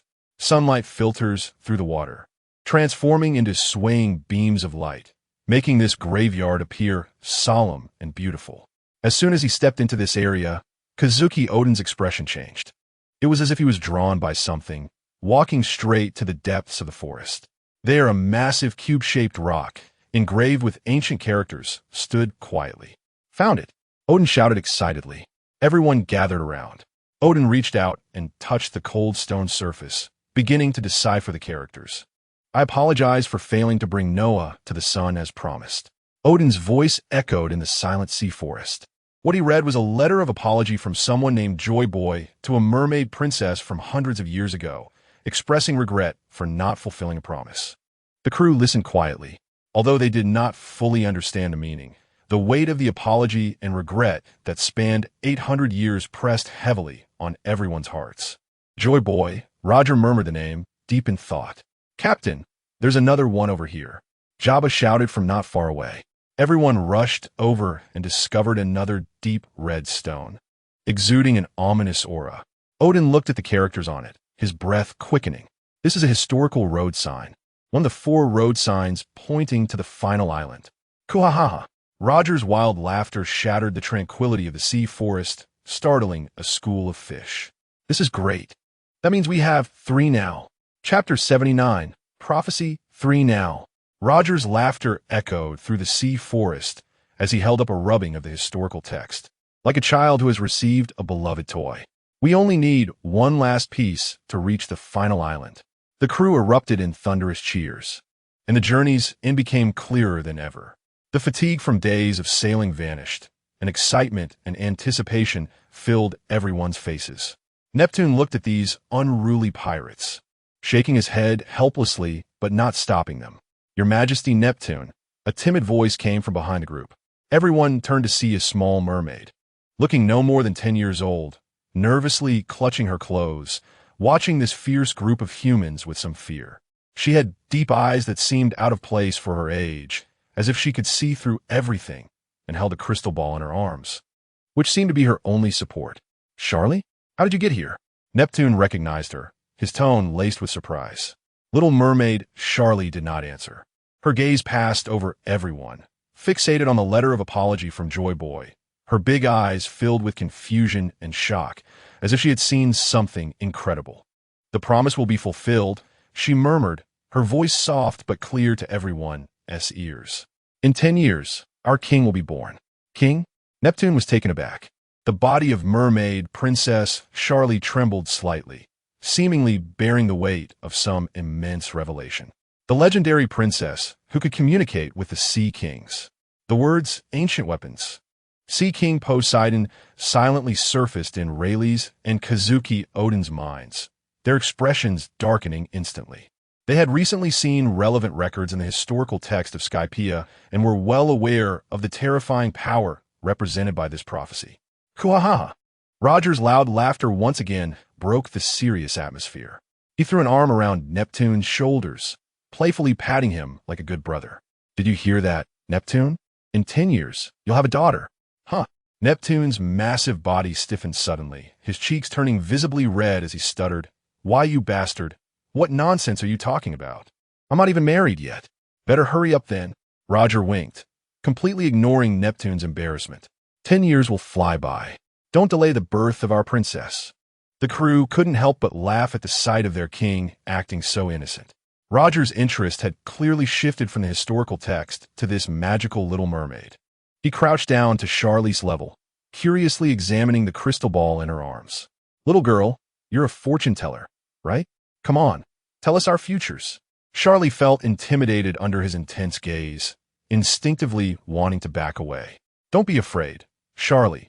They're not bad people, Neptune said, his tone carrying a hint of helplessness he himself was unaware of. With the king's assurance, Charlie calmed down a little. She cautiously lifted her head to look at Roger, then slowly closed her eyes, placing her hands on the crystal ball. In an instant, her pupils contracted sharply, as if her vision pierced through Roger's body and saw a distant future. I see grand cheers and a lonely finale. Charlie's voice was filled with confusion. But that's not the end. It's the beginning. The sea is boiling. Oh, that sounds interesting. Roger grinned, completely unfazed. What about him? He said, pulling Rayleigh forward. Charlie turned to Rayleigh, her expression becoming strange.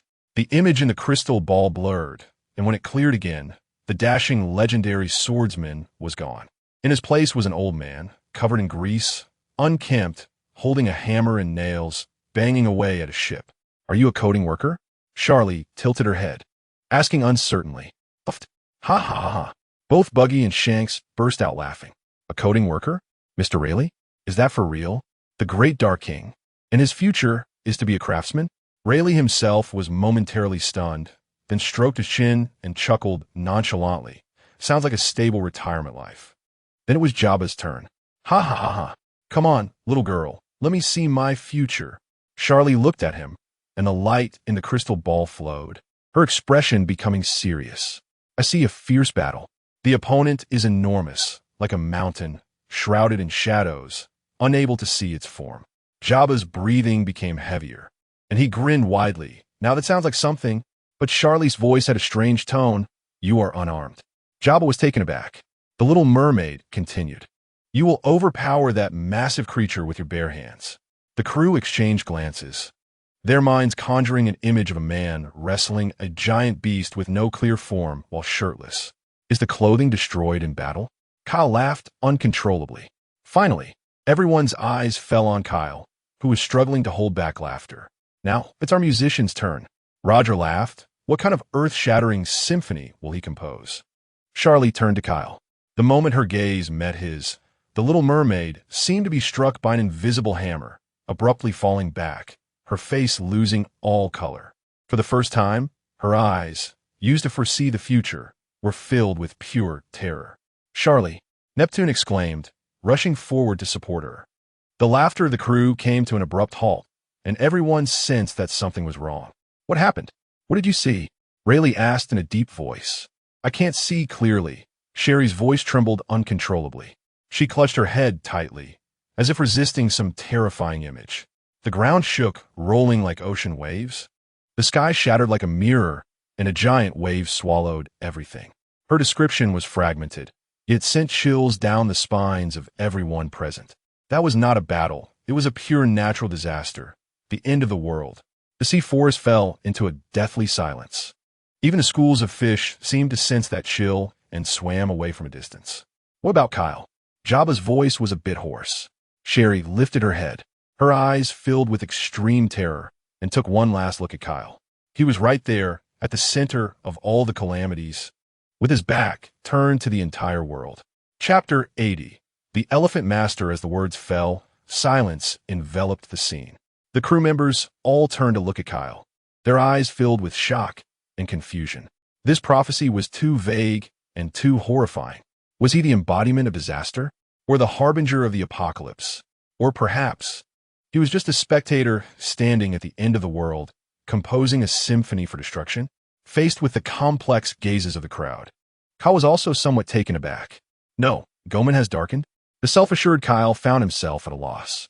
However, the apocalyptic scene that Sherry saw might not necessarily be his doing. It was that posture of turning his back to all living beings that made him think. Not part of me. What a performance. Just as the atmosphere was about to spiral into an uncontrollable abyss, a booming laugh erupted unexpectedly. Koo-ha-ha. Roger slapped his thigh, laughing so hard that tears almost burst forth. Hey, what are you all looking like that for? Isn't it cool? He threw his arm around Kyle's neck, exerting so much force it seemed he might choke him, yet his face bore a beaming smile as he winked at the others, turning his back on the entire world. Listen, so domineering. Much better than that old man who can only become a coding craftsman after retirement, right? Rayleigh? Puffed. The laughter that Shanks and Buggy had just managed to suppress erupted once more. Rayleigh, who had been stroking his chin seriously, couldn't help but twitch his mouth at those words, rolling his eyes helplessly. Captain, my peaceful life after retirement can't withstand such comparisons. That's more like it, Jabba said in a deep voice, looking at Kyle with a strange fighting spirit ignited in his eyes. Who cares about the end of the world? We can just have a fight when the time comes. Everyone, is this guy's focus somewhat problematic? The crew's laughter completely shattered the tense atmosphere. They were the Roger Pirates, accustomed to disregarding life and death, madmen who sought pleasure on the edge of a knife. A vague prophecy, no matter how terrifying, could never shake their bonds as companions, nor could it alter the course of the ship. Kyle was also being choked by Roger to the point of rolling his eyes, finally managing to break free. He looked at the crew who had returned to their usual demeanor, and the surprise in his heart turned into a smile. He turned to the still frightened Sherry and gave her a gentle smile. Sherry stared blankly at him, There was no shadow in this man's eyes, clear as the waters above Fishman Island. The fear gradually faded, leaving only deep confusion. All right. Roger clapped his hands, pulling everyone's attention back. We've got the text of history, and we've finished the prophecy. It's time to take our leave. Neptune, thank you for your hospitality. Neptune looked at the suddenly revitalized pirates and felt his head throb even more than before. He sighed deeply and waved his hand. I'll see you off. Before they left, Roger once again hooked his arm around Neptune's shoulder, as if confiding some national affairs, and lowered his voice. Hey, Neptune, I'm telling you, 10 years will pass in a flash. You better hurry. Neptune's burly body stiffened again. His cheeks turned red to the base of his neck, and he pushed Roger away, shouting angrily, you guy, get back on the ship. Cool ha ha ha. Accompanied by Roger's hearty laughter, huge bubbles wrapped around the Oro Jackson and began to slowly rise. The crew stood on the deck, waving goodbye to the Dragon Palace city below. The residents of Fishman Island no longer looked as fearful as when they first met. Instead, many brave children curiously waved their little hands from a distance. The light gradually brightened, and the deep azure was replaced by warm sunlight.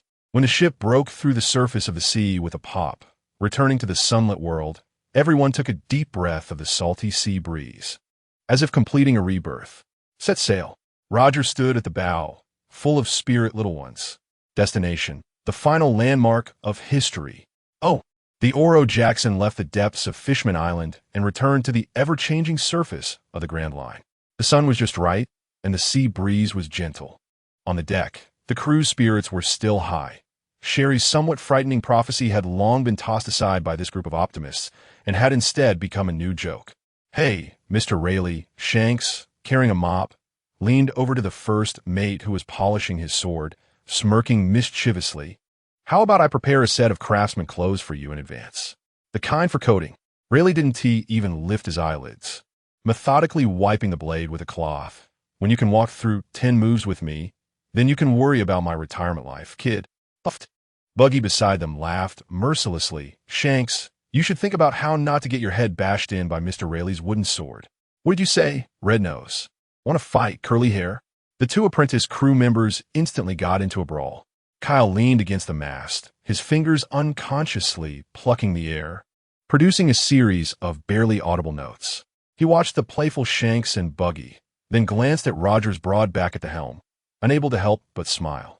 Days of sailing passed, and the Oro Jackson entered an uncharted sea area. Without warning, a dense milky fog surged from all directions, like giant cotton candy, enveloping the entire sea and sky. Just a second ago, it had been clear skies, and now visibility was less than 10 meters. The air became humid and sticky.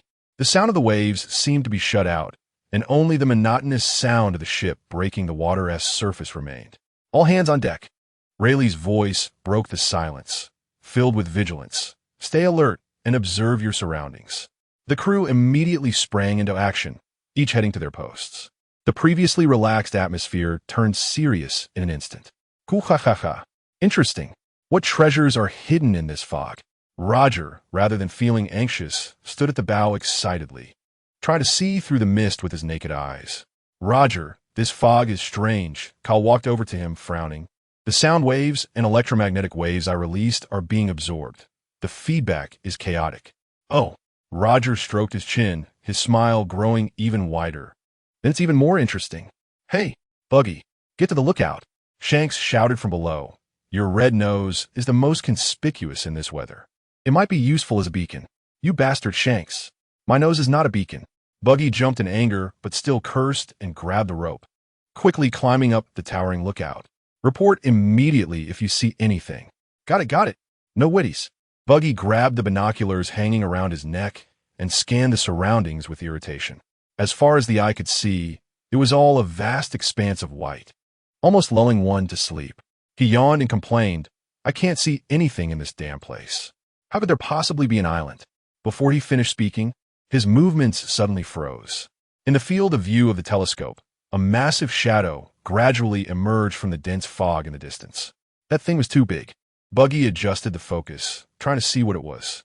The shadow gradually became clearer, revealing a huge, almost cylindrical outline. A pillar? He muttered to himself. How could there be such a large pillar in the sea? A rock column from an underwater volcano. He instinctively raised the telescope slowly, wanting to see just how tall this pillar was. As his gaze followed the rough, deeply wrinkled gray rock wall upward, he thought, wait, this texture seems off. This doesn't look like rock.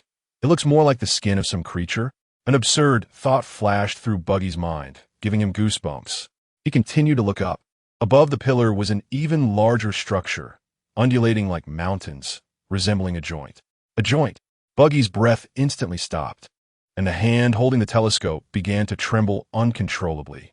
He suddenly raised the lens higher, crossing over that giant knee and continuing upward. The end of his view was still the unfathomable fog. This is not a pillar at all. This is a leg of a giant beast that stands on the seabed of 10,000 meters deep, yet reaches into the clouds. And their ship, in front of this leg, was as small as a speck of dust. Wah-wah. Buggy's throat emitted an incomprehensible sound, his face pale as paper, his mouth agape. Hey, Buggy, what do you see? Is it an island? Shanks urged impatiently from below. The response was a heart-wrenching scream that echoed through the sky. That's not a pillar. It's an elephant. An elephant walking in the sea. Chapter 81. The Furry Kingdom. Buggy's pitch-altered scream struck like thunder on the deck of the Oro Jackson. An elephant. An elephant walking in the sea? The crew exchanged glances, their first reaction not fear, but absurdity. Hey, that guy Buggy must be hallucinating from the mist, right? It's possible. His mind was never quite right. What did you say, Shanks? Buggy's furious roar came from the lookout. However, two people could not laugh. Kazuki Odin's expression changed instantly. He rushed to the edge of the ship, staring intently into the depths of the fog. Meanwhile, Inu Arisher and Nico Mamushi, who had been playing with the crew on the deck, also stopped, their faces showing incredible excitement. It's so. Inu Arashi's voice trembled. It can't be wrong. Nico Mamushi's eyes widened. It's our homeland. We're back. Just as everyone was puzzled, Roger's laughter rang out again. Kuhahaha. It really is an elephant. How interesting. So interesting. He stood at the bow, his eyes sparkling, his excitement stronger than finding treasure. Under Roger's monster-like vision, the towering outline in the fog had become clear. At that moment, a deep, distant call, as if from ancient times, pierced through the fog, echoing between heaven and earth. Moo, what sound do elephants make? The sound was not loud, but it carried an unbeatable vitality, causing the entire Oro Jackson to tremble gently. The fog seemed to be startled by this call, beginning to churn violently and retreat. Sunlight tore through the clouds, once again spilling onto the sea surface. An indescribably enormous creature finally revealed itself completely to everyone. It was a giant elephant, a giant so large it seemed to carry the whole world.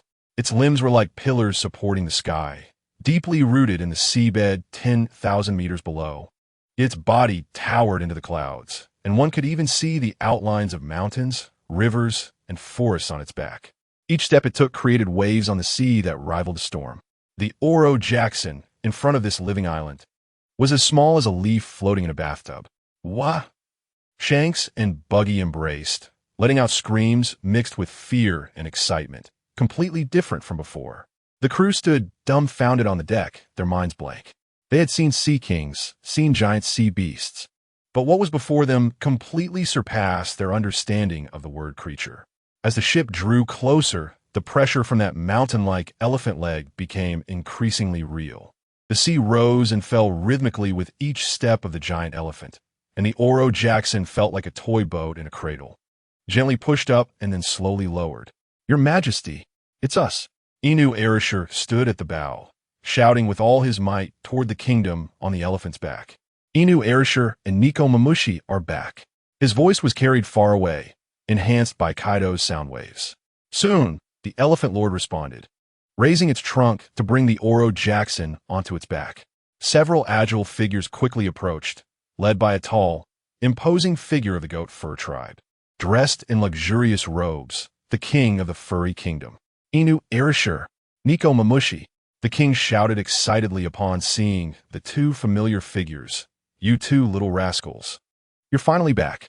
The king and a group of furry guards jumped onto the deck, turning the scene into a reunion celebration.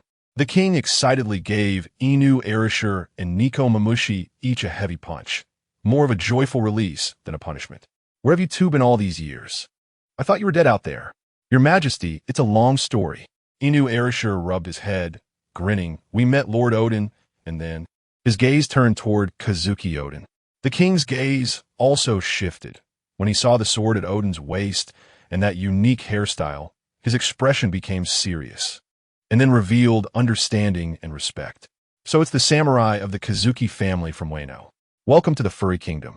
Immediately, his gaze swept over Roger, Rayleigh, Jabba, and the others. Sensing the undeniable, powerful aura emanating from this group, he understood. To have Inu Erishur and Nico Mamushi follow and accompany the heir of the Kazuki family was no ordinary matter. I am Goat Shirhan of the furry kingdom.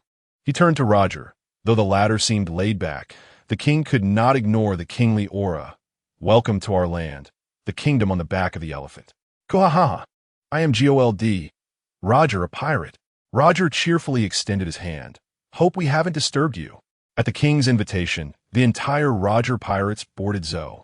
As soon as they set foot on this land, everyone was captivated by its unique customs and culture. The furry tribe was naturally hospitable, filled with curiosity about this group of outsiders, especially toward the never-before-seen Kazuki Odin and the human crew. Galatu! A cute rabbit furry girl rushed over, giving Shanks a big hug and affectionately rubbing her cheek against his. Wow, so soft. Shanks exclaimed in surprise. Damn, why not me? Buggy stomped his feet in jealousy. Where's Furrier? Goat Shirhan hosted everyone with a banquet in the giant whale forest. During the feast, Inu Erishur and Nico Mamushi vividly recounted their adventures at sea following Odin and later joining the Roger Pirates. The furry tribe listened entranced, bursting into cheers and applause from time to time. After several rounds of drinks, Roger straightforwardly stated his purpose. Your Majesty, we have come for the poneglyph. We heard there is a red poneglyph on this island. Upon hearing the poneglyph, the king's expression became serious. He was silent for a moment and nodded. That's right. That stone has been guarded by our fur tribe for generations. Since it is a guest brought by the Kazuki family, we have no reason to refuse. He stood up and personally led Roger, Rayleigh, and Kazuki Odin deep into the whale tree.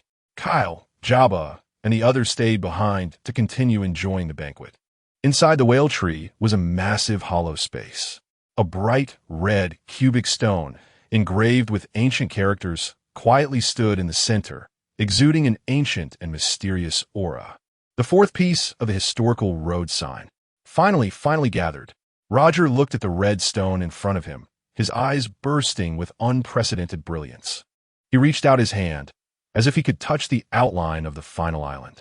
Kazuki Odin was also extremely excited. He stepped forward quickly and began to decipher the characters on it. Just then, Odin suddenly saw a familiar pattern on the wall next to the stone tablet. This is the crest of the Kazuki family. Odin exclaimed in shock. The king stepped forward, a proud smile on his face. That's right.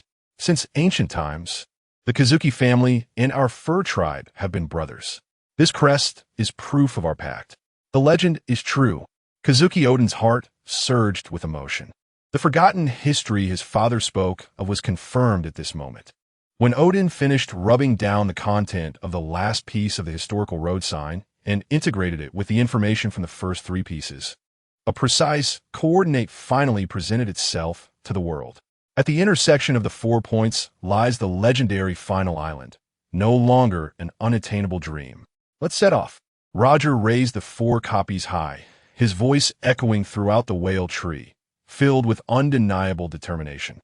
Kids, celebrate the banquet, then go find the last treasure of this world. Oh, the cheers of the crew seemed to even shake the enormous Elephant Lord. Chapter 82. Old Sand and Little Ba Kai in the Alabasta Kingdom. The desert city of Alyabarna. The scorching sun baked the golden sand dunes, creating waves of heat. In stark contrast to this intense heat was a cool underground casino. The casino was filled with smoke and bustling with noise, the shouts of gamblers intermingling with the crisp sound of coins clashing, forming a symphony of greed and desire. In a luxurious room deep inside the casino, the atmosphere was heavy as ice. A tall man stood with his back to the door, gazing out from the enormous floor-to-ceiling window at the noisy gambling scene below. He wore a luxurious black fur coat, which was out of place in Alabas's hot climate. It showed no signs of sweat. A golden cross earring hung from his left ear, and he held a cigar in his mouth, the rising smoke obscuring his young and cold profile. He was none other than the new king of this underground world, Crocodile.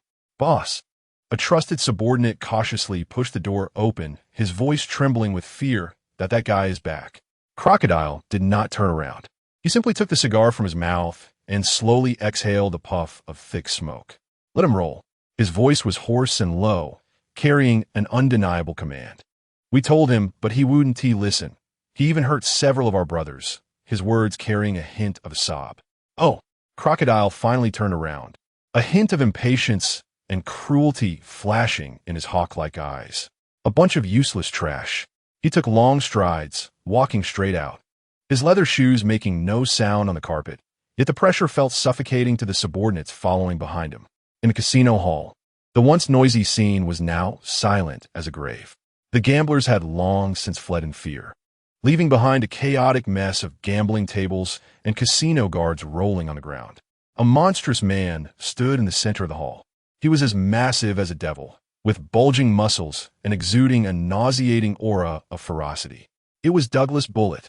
Crocodile Bullet grinned, revealing a bloodthirsty smile, his voice like two giant stones grinding against each other. "Your subordinates are too weak." Crocodile walked up to him, standing firm, calmly examining this uninvited guest. "I'll say it one last time, I'm not interested in fighting a mad dog like you. Get out of my territory." "Mad dog?" Bullet's smile grew even more ferocious. "That S right? I am a mad dog eager to fight strong opponents. And you, Crocodile, your reputation has spread throughout this desert. They say you are the strongest here. So what?" A hint of mockery dripped from Crocodile's tone.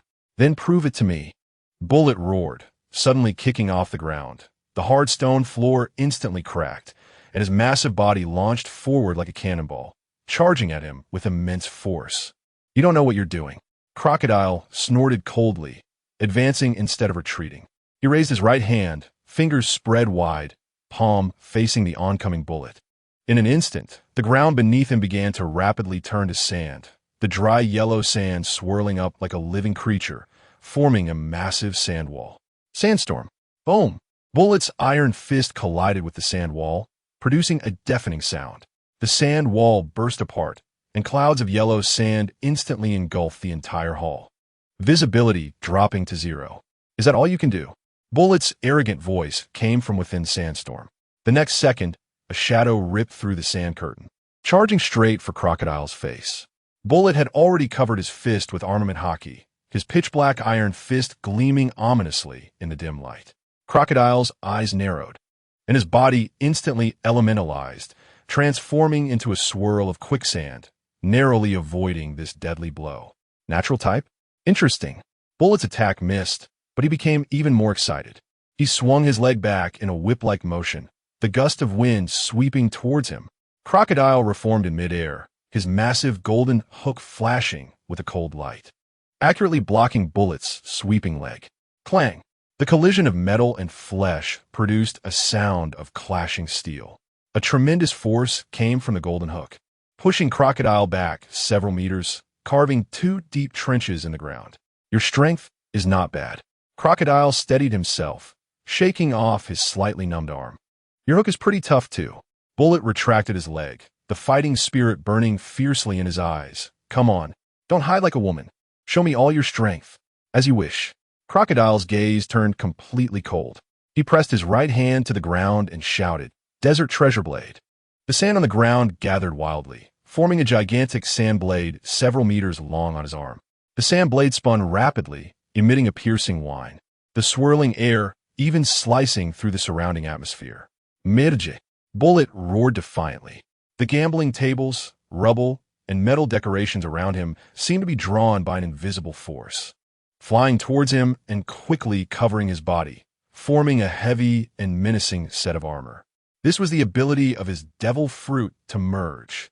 Two monsters, one transformed into a blade of sand, the other into a steel behemoth, crashed fiercely into each other once again. Boom, boom, boom. The entire underground casino shook violently under their fierce battle, as if it would collapse at any moment. Each collision of the sand blade and iron fist released destructive shockwaves, tearing everything around them to shreds. Walls crumbled, large chunks of debris fell from the ceiling, and the once luxurious casino had now turned into a wasteland. This battle lasted from dusk until deep night, and then from deep night until dawn, when the first rays of morning light shone through the holes in the rubble. Both men were battered and panting. The merged armor on Bullet had long been beaten to pieces, revealing the equally bruised body beneath. Crocodile's fur coat had become tattered, and new wounds had appeared on his face, blood sliding down his cheeks. Yet he still clenched a cigar in his mouth, his eyes wild and defiant. Ha-Ha Barrett panted heavily, his chest rising and falling violently, but the smile on his face was unprecedentedly satisfied, exhilarating, truly exhilarating. Crocodile, you are strong. Crocodile did not respond, merely watching him silently. This battle was a draw. Barrett wiped the blood from the corner of his mouth, put away his fighting stance, and said, "When I become stronger, I will come find you again. Next time, I will completely defeat you." With that, he turned around, dragging his weary and heavy steps, laughing heartily as he left the ruins. Crocodile stood in place until Barrett's figure completely disappeared. Then he finally could not hold on anymore, kneeling on one knee and suddenly coughing up a mouthful of blood. "Boss!" The surviving subordinates rushed up in panic. "Get away!" Crocodile pushed them aside, struggling to stand up, his gaze directed towards the direction Barrett had left, his expression complex. He felt Barrett's pure will to exist solely for strength. In contrast, the power he pursued seemed to be mixed with too many things. He recalled Barrett, and suddenly the shadow of Roger's pirate ship flashed in his mind, along with that man's wild and unrestrained smile. "Heh!" Crocodile chuckled softly, his laughter growing louder until it turned into reckless guffaws. "Ha ha ha! Interesting." He slowly stood up straight, brushed off his tattered fur coat, the scars on his face appearing even more hideous in the morning light. Chapter 83. Against the current, the sound of the elephant's trumpet in Zoe gradually faded behind him, eventually vanishing into the endless sound of the waves. On the deck of the Oro Jackson, the raucous feast continued. The root wine gifted by the fur tribe, enough to drink for a month, was brought out, mixed with the aroma of roasted sea beasts, pushing the atmosphere of the entire ship to its peak. "Gwa, you little ones. Cheers!" Roger raised a huge wine glass, his face flushed, his voice booming as if it could overturn the sky. He took a big gulp, the liquid flowing freely down his beard or nose hair, that overwhelming bravado igniting the blood of every crew member. "Oh!" Everyone shouted in unison, clinking their glasses, laughter blending with the sea breeze. "Hey, Shanks, do you think that girl from the fur tribe just now was looking at me? She must be enchanted by my handsome nose." "Huh, you must be out of your mind, idiot. That ridiculous red nose of yours only scares the ladies away." Shanks and Buggy were at it again, fighting over trivial matters, their faces flushed. Rayleigh leaned against the ship's rail, watching the raucous group with a smile, cleaning his sword with his usual steady movements. But his gaze often inadvertently drifted toward the captain standing in the center of the crowd, laughing the hardest. Just as Roger laughed again, a violent cough erupted from deep within his throat. The laughter abruptly stopped, and he quickly covered his mouth with his hand, his body uncontrollably bending over. The festive deck fell silent for a moment. "Captain?" Jabba asked in a deep voice, his smile frozen. "Cough, cough, cough." Roger waved his other hand vigorously, managing to calm his breath. He released his hand, his palm empty, and a carefree, radiant smile returned to his face. "Cool, ha ha ha ha. I choked on the wine. This stuff is really strong." The crew members, seeing this, although doubtful, were still infected by Roger's laughter and returned to their noisy revelry. Rayleigh tightened his grip on the hilt of his sword, the light in his eyes dimming somewhat beneath his glasses. Meanwhile, in the shadow of the mast, Kyle's brow furrowed deeply. In that brief moment, he had heard it. He sensed a moment of extremely intense and chaotic decay in the life wave within Roger's body, like a broken and ominous note suddenly inserted into an impassioned melody. Although it was quickly suppressed, and smoothed over by Roger's powerful will, that crack still existed. This was not just a cough. It was a mournful wail from within his body, on the brink of collapse. Night fell, and the commotion dissipated. Inside the navigation room, the lights were bright, for copies of historical route markers were solemnly laid out on a huge nautical chart. With trembling hands, Roger marked the locations recorded on the 4 copies on the nautical chart. 4 points formed a massive diamond shape, and at the intersection of the diamond was a blank area that had never been marked on any nautical chart. That was the final island. The coordinates of the final island were presented to the world for the first time in 800 years so clearly. Right here, Roger's finger slowly traced over that coordinate, his eyes burning with an unprecedented light. He took a deep breath and slammed his fist on the table. Brothers, his voice echoed in the small navigation room, filled with undeniable determination. Everyone rest up, get the ship in optimal condition. 3 days from now, we set sail to the final island. Oh, the uncontrollable cheers nearly blew the roof off. Shanks and Buggy embraced excitedly, laughing and crying, Jabba's fists cracking, and even Rayleigh's face revealed a relieved smile. This was their moment. The Roger pirates were about to reach the most glorious peak. However, in this fervent sea, Kyle felt like a silent island. He stared at the nautical chart, at that final coordinate, but his heart was submerged in a tide of coldness. No more waiting. Given Roger's condition, even if they reached the final island, then what? How much time would he have left?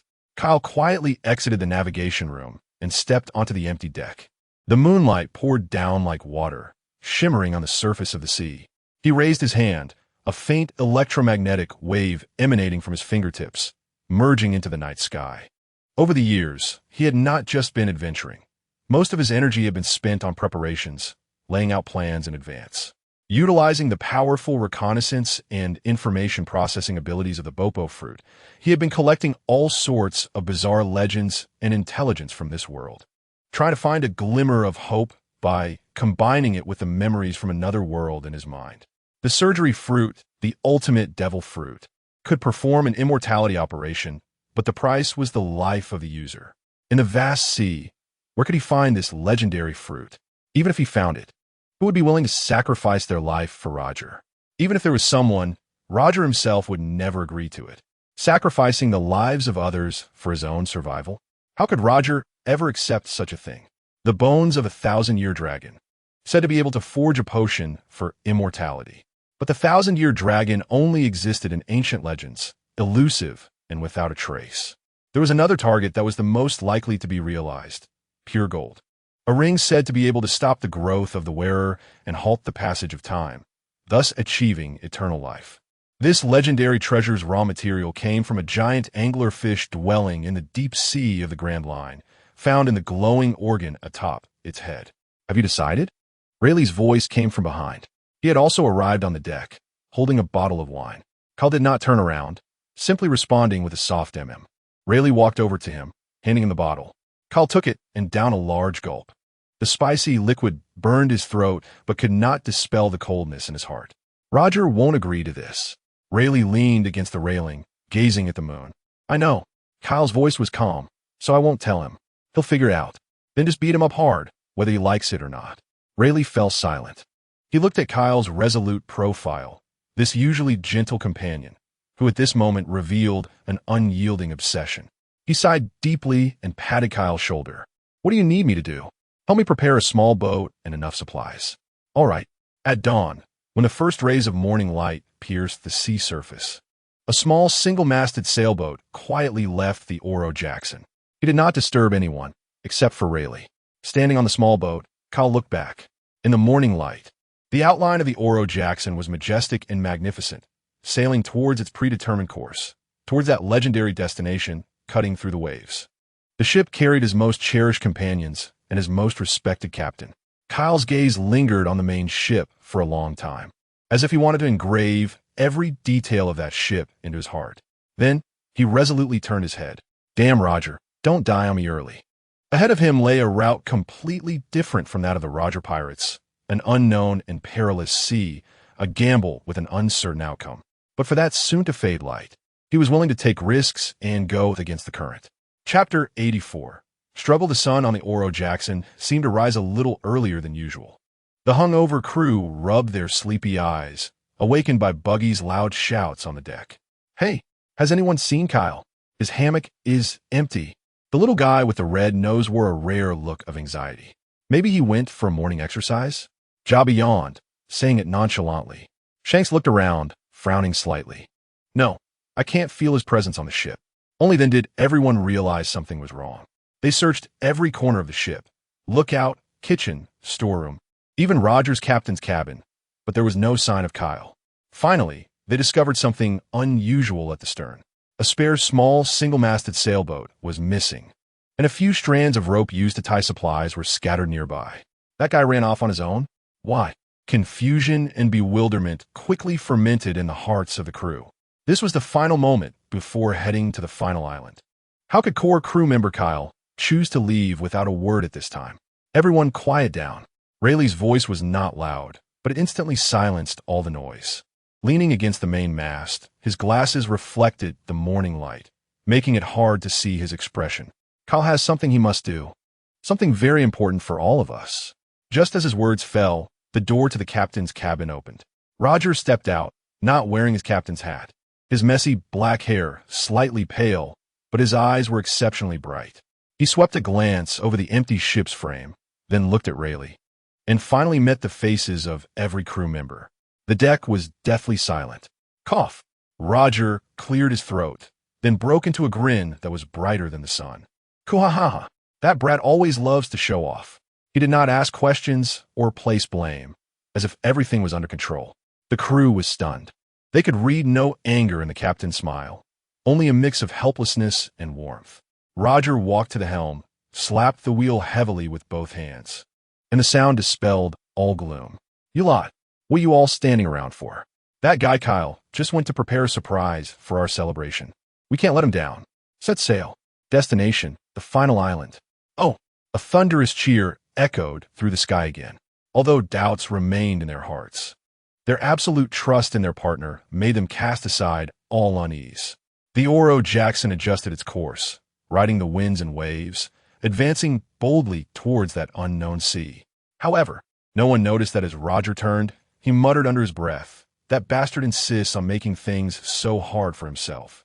The journey to the final island was far longer and more treacherous than imagined. This area forgotten by the world had unpredictable weather, chaotic currents, and filled with unforeseen dangers.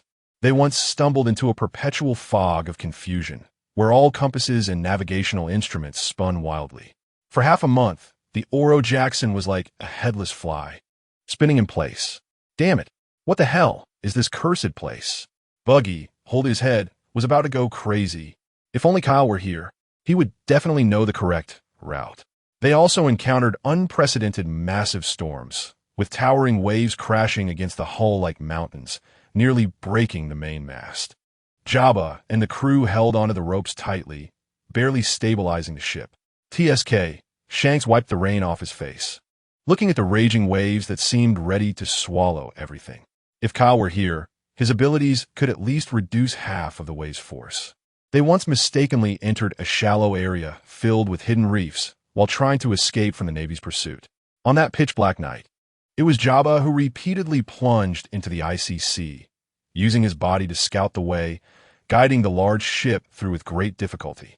When he was pulled back onto the deck, he was covered in injuries, his lips turning purple from the cold. If Kyle were here, Jabba shivered as he sipped hot soup, laughing bitterly. He could probably draw this seabed clearer than the nautical charts. This phrase became the crew's catchphrase in the nearly year-long journey that followed. Every time they encountered tricky troubles, every time they fell into difficulties, they would unconsciously think of that departed companion. He was not present, but his presence was more intense than ever. Kyle had not completely severed ties with them. About 2 months after his departure, one day, a newsbird circled above the Oro Jackson and dropped a small box tightly wrapped in tarpaulin. Inside the box was a piece of deep-sea coral emitting a strange smell, along with a note written in strong handwriting. "Roger, grind it into powder and swallow it with high-concentration alcohol. No nonsense. Kyle, what the hell is this? It smells like the captain's socks haven't been washed in 100 years. Buggy pinched his nose, looking disgusted. However, Roger picked up the piece of coral, turning it over and over, a smile on his face that had a few more genuine warmth than usual. He could imagine that stubborn guy fighting with some monster in the deep sea to get this thing. Kuahaha. This is a special medicine sent by Kyle. He laughed exaggeratedly, tossing the coral to Kurokas. Unable to resist the unquestionable tone of the letter, and to reassure the worried crew, Roger obediently drank the bowl of medicine that tasted hellish. From then on, every month or two, such surprises would fall from the sky. Sometimes it was the bark of the legendary Gilly-Gully tree that could cure all diseases. Sometimes it was the flower of life used as a sacrifice in some isolated tribe. And even once, it was a suspicious-looking crystal said to be the tears of a giant dragon. Each time, Roger would laugh and curse that fool who had been tricked again, unhesitatingly consuming it all. Unfortunately, these legendary elixirs did not bring any miracles. Roger's body, under the erosion of time, was irreversibly weakening. He coughed more and more often, sometimes even coughing up blood in the dead of night. He tried to cover it up with louder laughter and more heroic postures. But that deep-rooted fatigue was like barnacles on the hull, accumulating thicker and thicker, and could no longer be completely scraped away. The crew tacitly cooperated with him, holding feasts more frequently, drinking more fiercely, and laughing and making noise even louder. They used the warmest methods to fight against the quietly approaching silence called death. Chapter 85. Home. After nearly a year of wandering, time had left new marks on the Oro Jackson. They had finally arrived at the last supply station before the legendary route's end, an unnamed small town. The air in the town was filled with sea salt, rum, and a faint, peculiar scent belonging to the destination. In the only tavern in town, the Roger Pirates had once again taken over the entire place. Another barrel, boss. Jabba's sturdy arms slammed an empty barrel onto the bar, causing the cups and plates to clatter. Shanks, you bastard, did you steal my drink again? You drank too slowly. You red-nosed fool. The daily brawl between Shanks and Buggy erupted once more, the two rolling into a heap, drawing raucous laughter from the surrounding crew. The whole tavern was lively and vibrant, as if it wanted to shout out all the fatigue and repression accumulated during the year-long voyage in the loudest way possible. Roger did not join in. He sat alone in a corner booth, with only a glass of water in front of him. He watched his crew, observing their flushed faces and shining eyes, a gentle smile on his lips. Along the way, they had encountered many moments where they wished Kyle was there, but they had still made it here. Each of them had become more reliable and stronger than a year ago. Roger felt proud, but that pride always seemed to be missing a piece, like a nearly completed masterpiece, only to find that the most crucial puzzle piece was still lost in the distance. He lifted the glass, a tickle in his throat forcing him to swallow hard. Time was running out, both for himself and for this journey. It was time. Roger stood up, smiling and waving his hand as the crew cheered for another round, and walked out of the tavern alone. He didn't return to the ship, but walked along the dock to the empty end of the breakwater. The sea breeze tousled his messy black hair as he pulled out a small snail from his pocket. This was left by Kyle, a snail specifically for the two of them to communicate. In nearly a year, it had only rung once, when Kyle informed Rayleigh that he was safe, to reassure everyone. After that, only a few letters exchanged, and it fell into a long silence. Roger flicked the switch. Bloop, bloop, bloop, bloop. The snail mimicked the sound of dialing, its eyes lifelessly scanning. Click. The Grand Line, in some unknown deep sea. This was a forbidden zone of light, a graveyard of sound. Silence and darkness were eternal rulers. A giant lanternfish, large enough to swallow a small island, floated silently in this dead sea. Its once alluring tentacles were now extinguished, hanging dimly like withered branches. The stench of decay and rot silently permeated the surrounding seawater. A figure sat alone atop the massive corpse. Kyle's clothes were stained with the monster's slime and blood, corroded with several holes. He stood there, having stood for a very long time. His golden eyes were somewhat dim, hollowly gazing at the lanternfish's once glorious, now lifeless light organ. Inside, there was nothing. No pure gold that could supposedly stop the flow of time. Nothing at all. It had been a year. Based on the vast amount of information gathered in previous years, he had pursued various ancient legends, traversed countless perilous seas, and fought innumerable monsters. He sent those legendary elixirs, those things that sounded like scams, to Roger again and again. His greatest hope was pinned on this legendary creature. The result, however, was empty. A tremendous sense of disappointment and helplessness pressed in on him like the deep sea, almost crushing his bones. Just then, a sudden ringing broke the silence. Bloop, bloop, bloop, bloop. The snail in his arms rang, its eyes mimicking Roger's, anxiously blinking. Kyle's body trembled suddenly, as if hit by an electric current, stiffly pulling out the snail and connecting the call. Roger. His voice was hoarse, as if it had been sanded down. Ha ha ha, you bastard, you're still alive. From the other end of the snail came Roger's characteristic hearty laugh, sounding as vibrant as ever. I thought some sea creature had eaten you as a snack. Hearing that voice, the tightly strung cord in Kyle's heart suddenly snapped. An uncontrollable urgency and panic surged within him, and he almost rushed to speak. His words tumbling out faster than he could think. Roger. I found it. The legendary giant lanternfish. The source of pure gold. I found it. He gasped for breath, his voice trembling with an excitement he hadn't even realized. But this cannot be the only one. Legends can't be wrong. Just give me a little more time. I can definitely find the next one. I can definitely find pure gold. Then you, Kyle. Roger's gentle voice, like a warm hand, lightly pressed down on his frantic tone. Kyle's words halted abruptly. Enough. Roger's voice on the other end was light, but carried an undeniable weight. There was no blame, no disappointment, only a deep, reassuring calm. What do you mean, enough? Kyle instinctively retorted, feeling his heart pounding. I haven't found what can cure you. I haven't given up, you idiot. Roger chuckled lightly from the other end. We've arrived. The final island is right in front of us. The final island. Those 4 words struck like thunder in Kyle's chaotic mind, and he froze. Yes, it had been a year. While he was chasing these elusive legends, his companions were braving the winds and waves, about to reach the destination of their dreams. This journey has truly been tough. Roger's tone carried a hint of sentiment, and a barely perceptible fatigue, that fog that feels like a maze, and that storm capable of flipping the sky. Those guys have been talking about you every day. Roger paused, laughingly scolding. Those bastards have almost turned you into a god. Kyle listened in silence, his fingers gripping the snail tightly enough to turn pale. He could even imagine those scenes, picturing his companions calling out his name in times of difficulty. So Kyle, Roger's voice softened again, come back. But your illness, that's my own problem. Roger interrupted him, his tone becoming unprecedentedly serious. My own journey must be completed by myself. Do you understand? Kyle fell silent. I'm about to become the Pirate King. Roger's voice regained that familiar, unparalleled grandeur. If you miss such an important moment, I won't forgive you. Besides, if you're not there, Buggy will definitely boast everywhere that he found the final island. You have to come back to keep an eye on him. Ha ha ha. The familiar joking words hit Kyle's heart like a heavy hammer. We'll wait for you at the last island.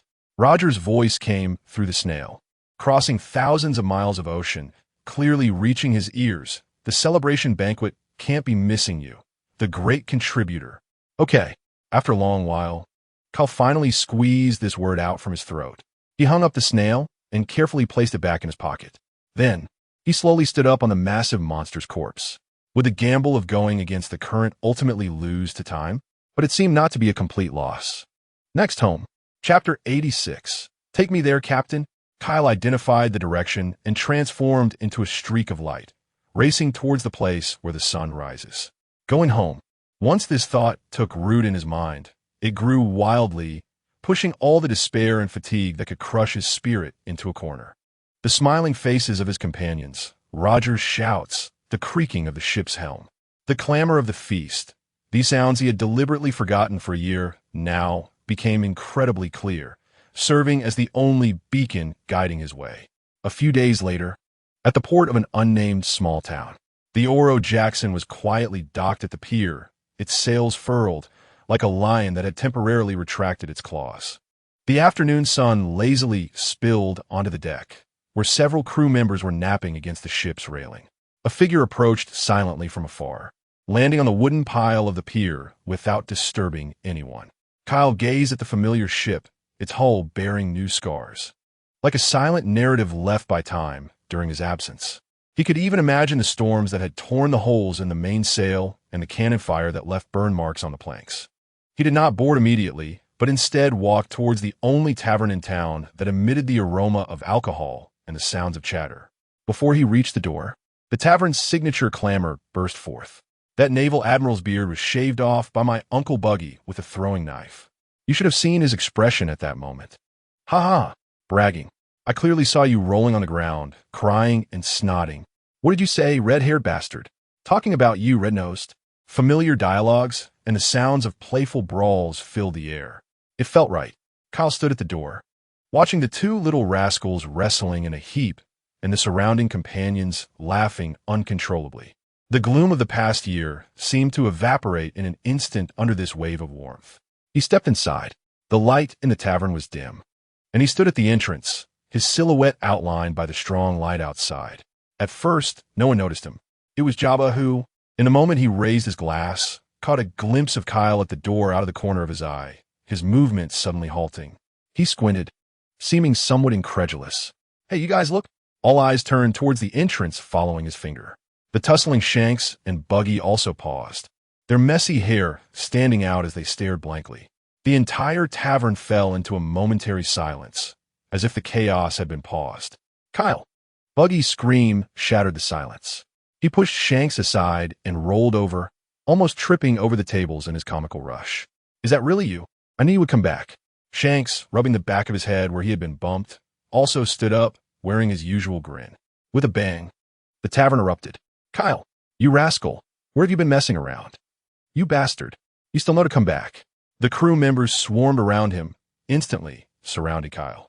Strong arms patted heavily on his shoulders and back. The force so great it felt as if they were trying to confirm he wasn't an illusion. We thought you were kidnapped by some princess on island. Look at your ragged clothes. You must have been tricked into working as a miner. Ha ha ha ha. You've lost weight. Kyle, did you run out of money for meals? One after another, their rugged teasing, filled with concern, washed over Kyle like a warm tide, completely engulfing him. He was pushed to a table, a cup filled with orange juice thrust into his hand. He looked at the familiar faces before him, their joy unmasked. Pure like the orange juice in his cup, a strange metaphor. Sorry for coming back late. Late? What late? The celebration feast hasn't even started. Jabba slapped him on the back, nearly making him spill his drink. If you hadn't come back, Buggy here would have stolen all the glory. Exactly. Buggy puffed out his chest smugly. I have information about the last island. Before he could finish, Shanks kicked him in the butt. Kyle smiled, the first genuine smile he had in a year. Just then, the crowd parted to make way. Rayleigh and Roger approached. Rayleigh leaned against the bar, his gaze behind his glasses as calm as ever. He simply looked Kyle up and down, nodding, everything unspoken. Roger strode up to him, grinning widely, showing off his white teeth. Kuha, you finally decided to come back. He didn't ask where Kyle had been, what he had done, or if he had found what he was looking for. He simply extended his fist and punched Kyle's chest hard. The party can't start without me. Kyle also extended his fist, meeting Roger's. Of course, Roger withdrew his fist, turned to face everyone, and raised his arm high. Everyone, the last partner is back. He scanned his crew, Shanks, Buggy, Jabba, Kalokas, finally letting his gaze fall back on Kyle. Set sail. Roger's voice rang throughout the tavern, filled with undeniable boldness and joy. Let's conquer this world. Oh, the thunderous cheers nearly lifted the roof off the tavern. That night, the Oro Jackson was brightly lit, and the long-awaited full crew feast was held once again. The aroma of roasted meat mixed with the rich scent of rum wafted far in the sea breeze. Kyle was poured drink after drink, listening to his companions excitedly recounting their adventures over the past year. In each story, there was a line wishing Kyle had been there, but their tones held no complaints. Instead, they brimmed with pride, as if to say to Kyle, look, even without you, we managed just fine. Kyle just smiled, listened, and drank cup after cup. The warmth of the feast had not yet dissipated, and the horn for departure seemed to have sounded in everyone's ears. Hey, Shanks, have you seen that guy Buggy? Jabba shouted, without turning as he checked the tightness of the ropes. We're setting sail tomorrow. Who knows? He is probably hiding in some corner plotting his treasure map, Shanks replied while leaning against the ship's railing, cleaning his sword. Though he said that, he still got up and walked towards the cabin of the trainee crew members. Kyle stood under the main mast, watching all of this. The crew members performed their duties, moving skillfully and in sync. Roger stood at the bow, gazing into the distance, his back like an immovable mountain. Everything was orderly, filled with a solemn sense of witnessing history about to unfold. However, this solemnity was soon shattered by a scream. "Hey, Buggy, what is wrong with you?" Everyone turned towards the voice, seeing Shanks peering half out of the room, his face a rare mix of disdain and worry. Kyle exchanged glances with Rayleigh, and they both walked over. Inside the room, Buggy was wrapped in blankets, his face flushed, breathing heavily, and covered in cold sweat. Kaloka stepped forward to check his forehead, immediately frowning. High fever, very serious. Shanks crossed his arms, looking down at the person in bed with his usual teasing tone. "Getting sick on the eve of such a grand adventure. Are you a child? Your face is so red, it's obvious you have a fever. Be honest." Buggy seemed to be awakened by his voice, squinting open one eye, his gaze dazed, clearly delirious from the fever. He stared at Shanks's striking red hair and shouted defiantly, "Shut up." It was a big red nose. The veins on Shanks's forehead bulged instantly. "Huh, you idiot, you're talking nonsense because you're delirious. I'm talking about your face. Fight, fight." Roger and Kazuki Odin, who rushed over upon hearing the news, blocked the door, fanning the flames of chaos. "Captain, don't join the ruckus." Shanks shouted back in anger, then turned to try to hold down Buggy, who was struggling wildly on the bed. "Lie still, you sickly patient. Let me go, red-haired bastard." Buggy twisted violently under the covers, a high fever making him obsessed with the idea of treasure hunting. "The treasure on the final island is waiting for me." Shanks firmly held his shoulder, trying to calm him down. In the next moment, the upper half of Buggy flew out of the bed like a basketball, accurately hugging Roger's thigh, while his legs and lower body remained on the bed. Kyle watched this comical and bizarre scene, unsure of how to react. "The treasure is waiting for me," Buggy cried, tears streaming down his face as he clung to Roger's leg, shouting with all his might, completely unaware that his body was in two parts. Roger looked down at this attachment on his leg and laughed even louder, lifting Buggy by the back of his collar, as if he were picking up a cat. "Cool, ha-ha. If you want to go, you have to wait until you're better, you little brat." The whole room was a mess. Some crew members laughed, while others frantically tried to dig Buggy's lower half out from under the covers. After a while of struggling, and after Kuroka's forcefully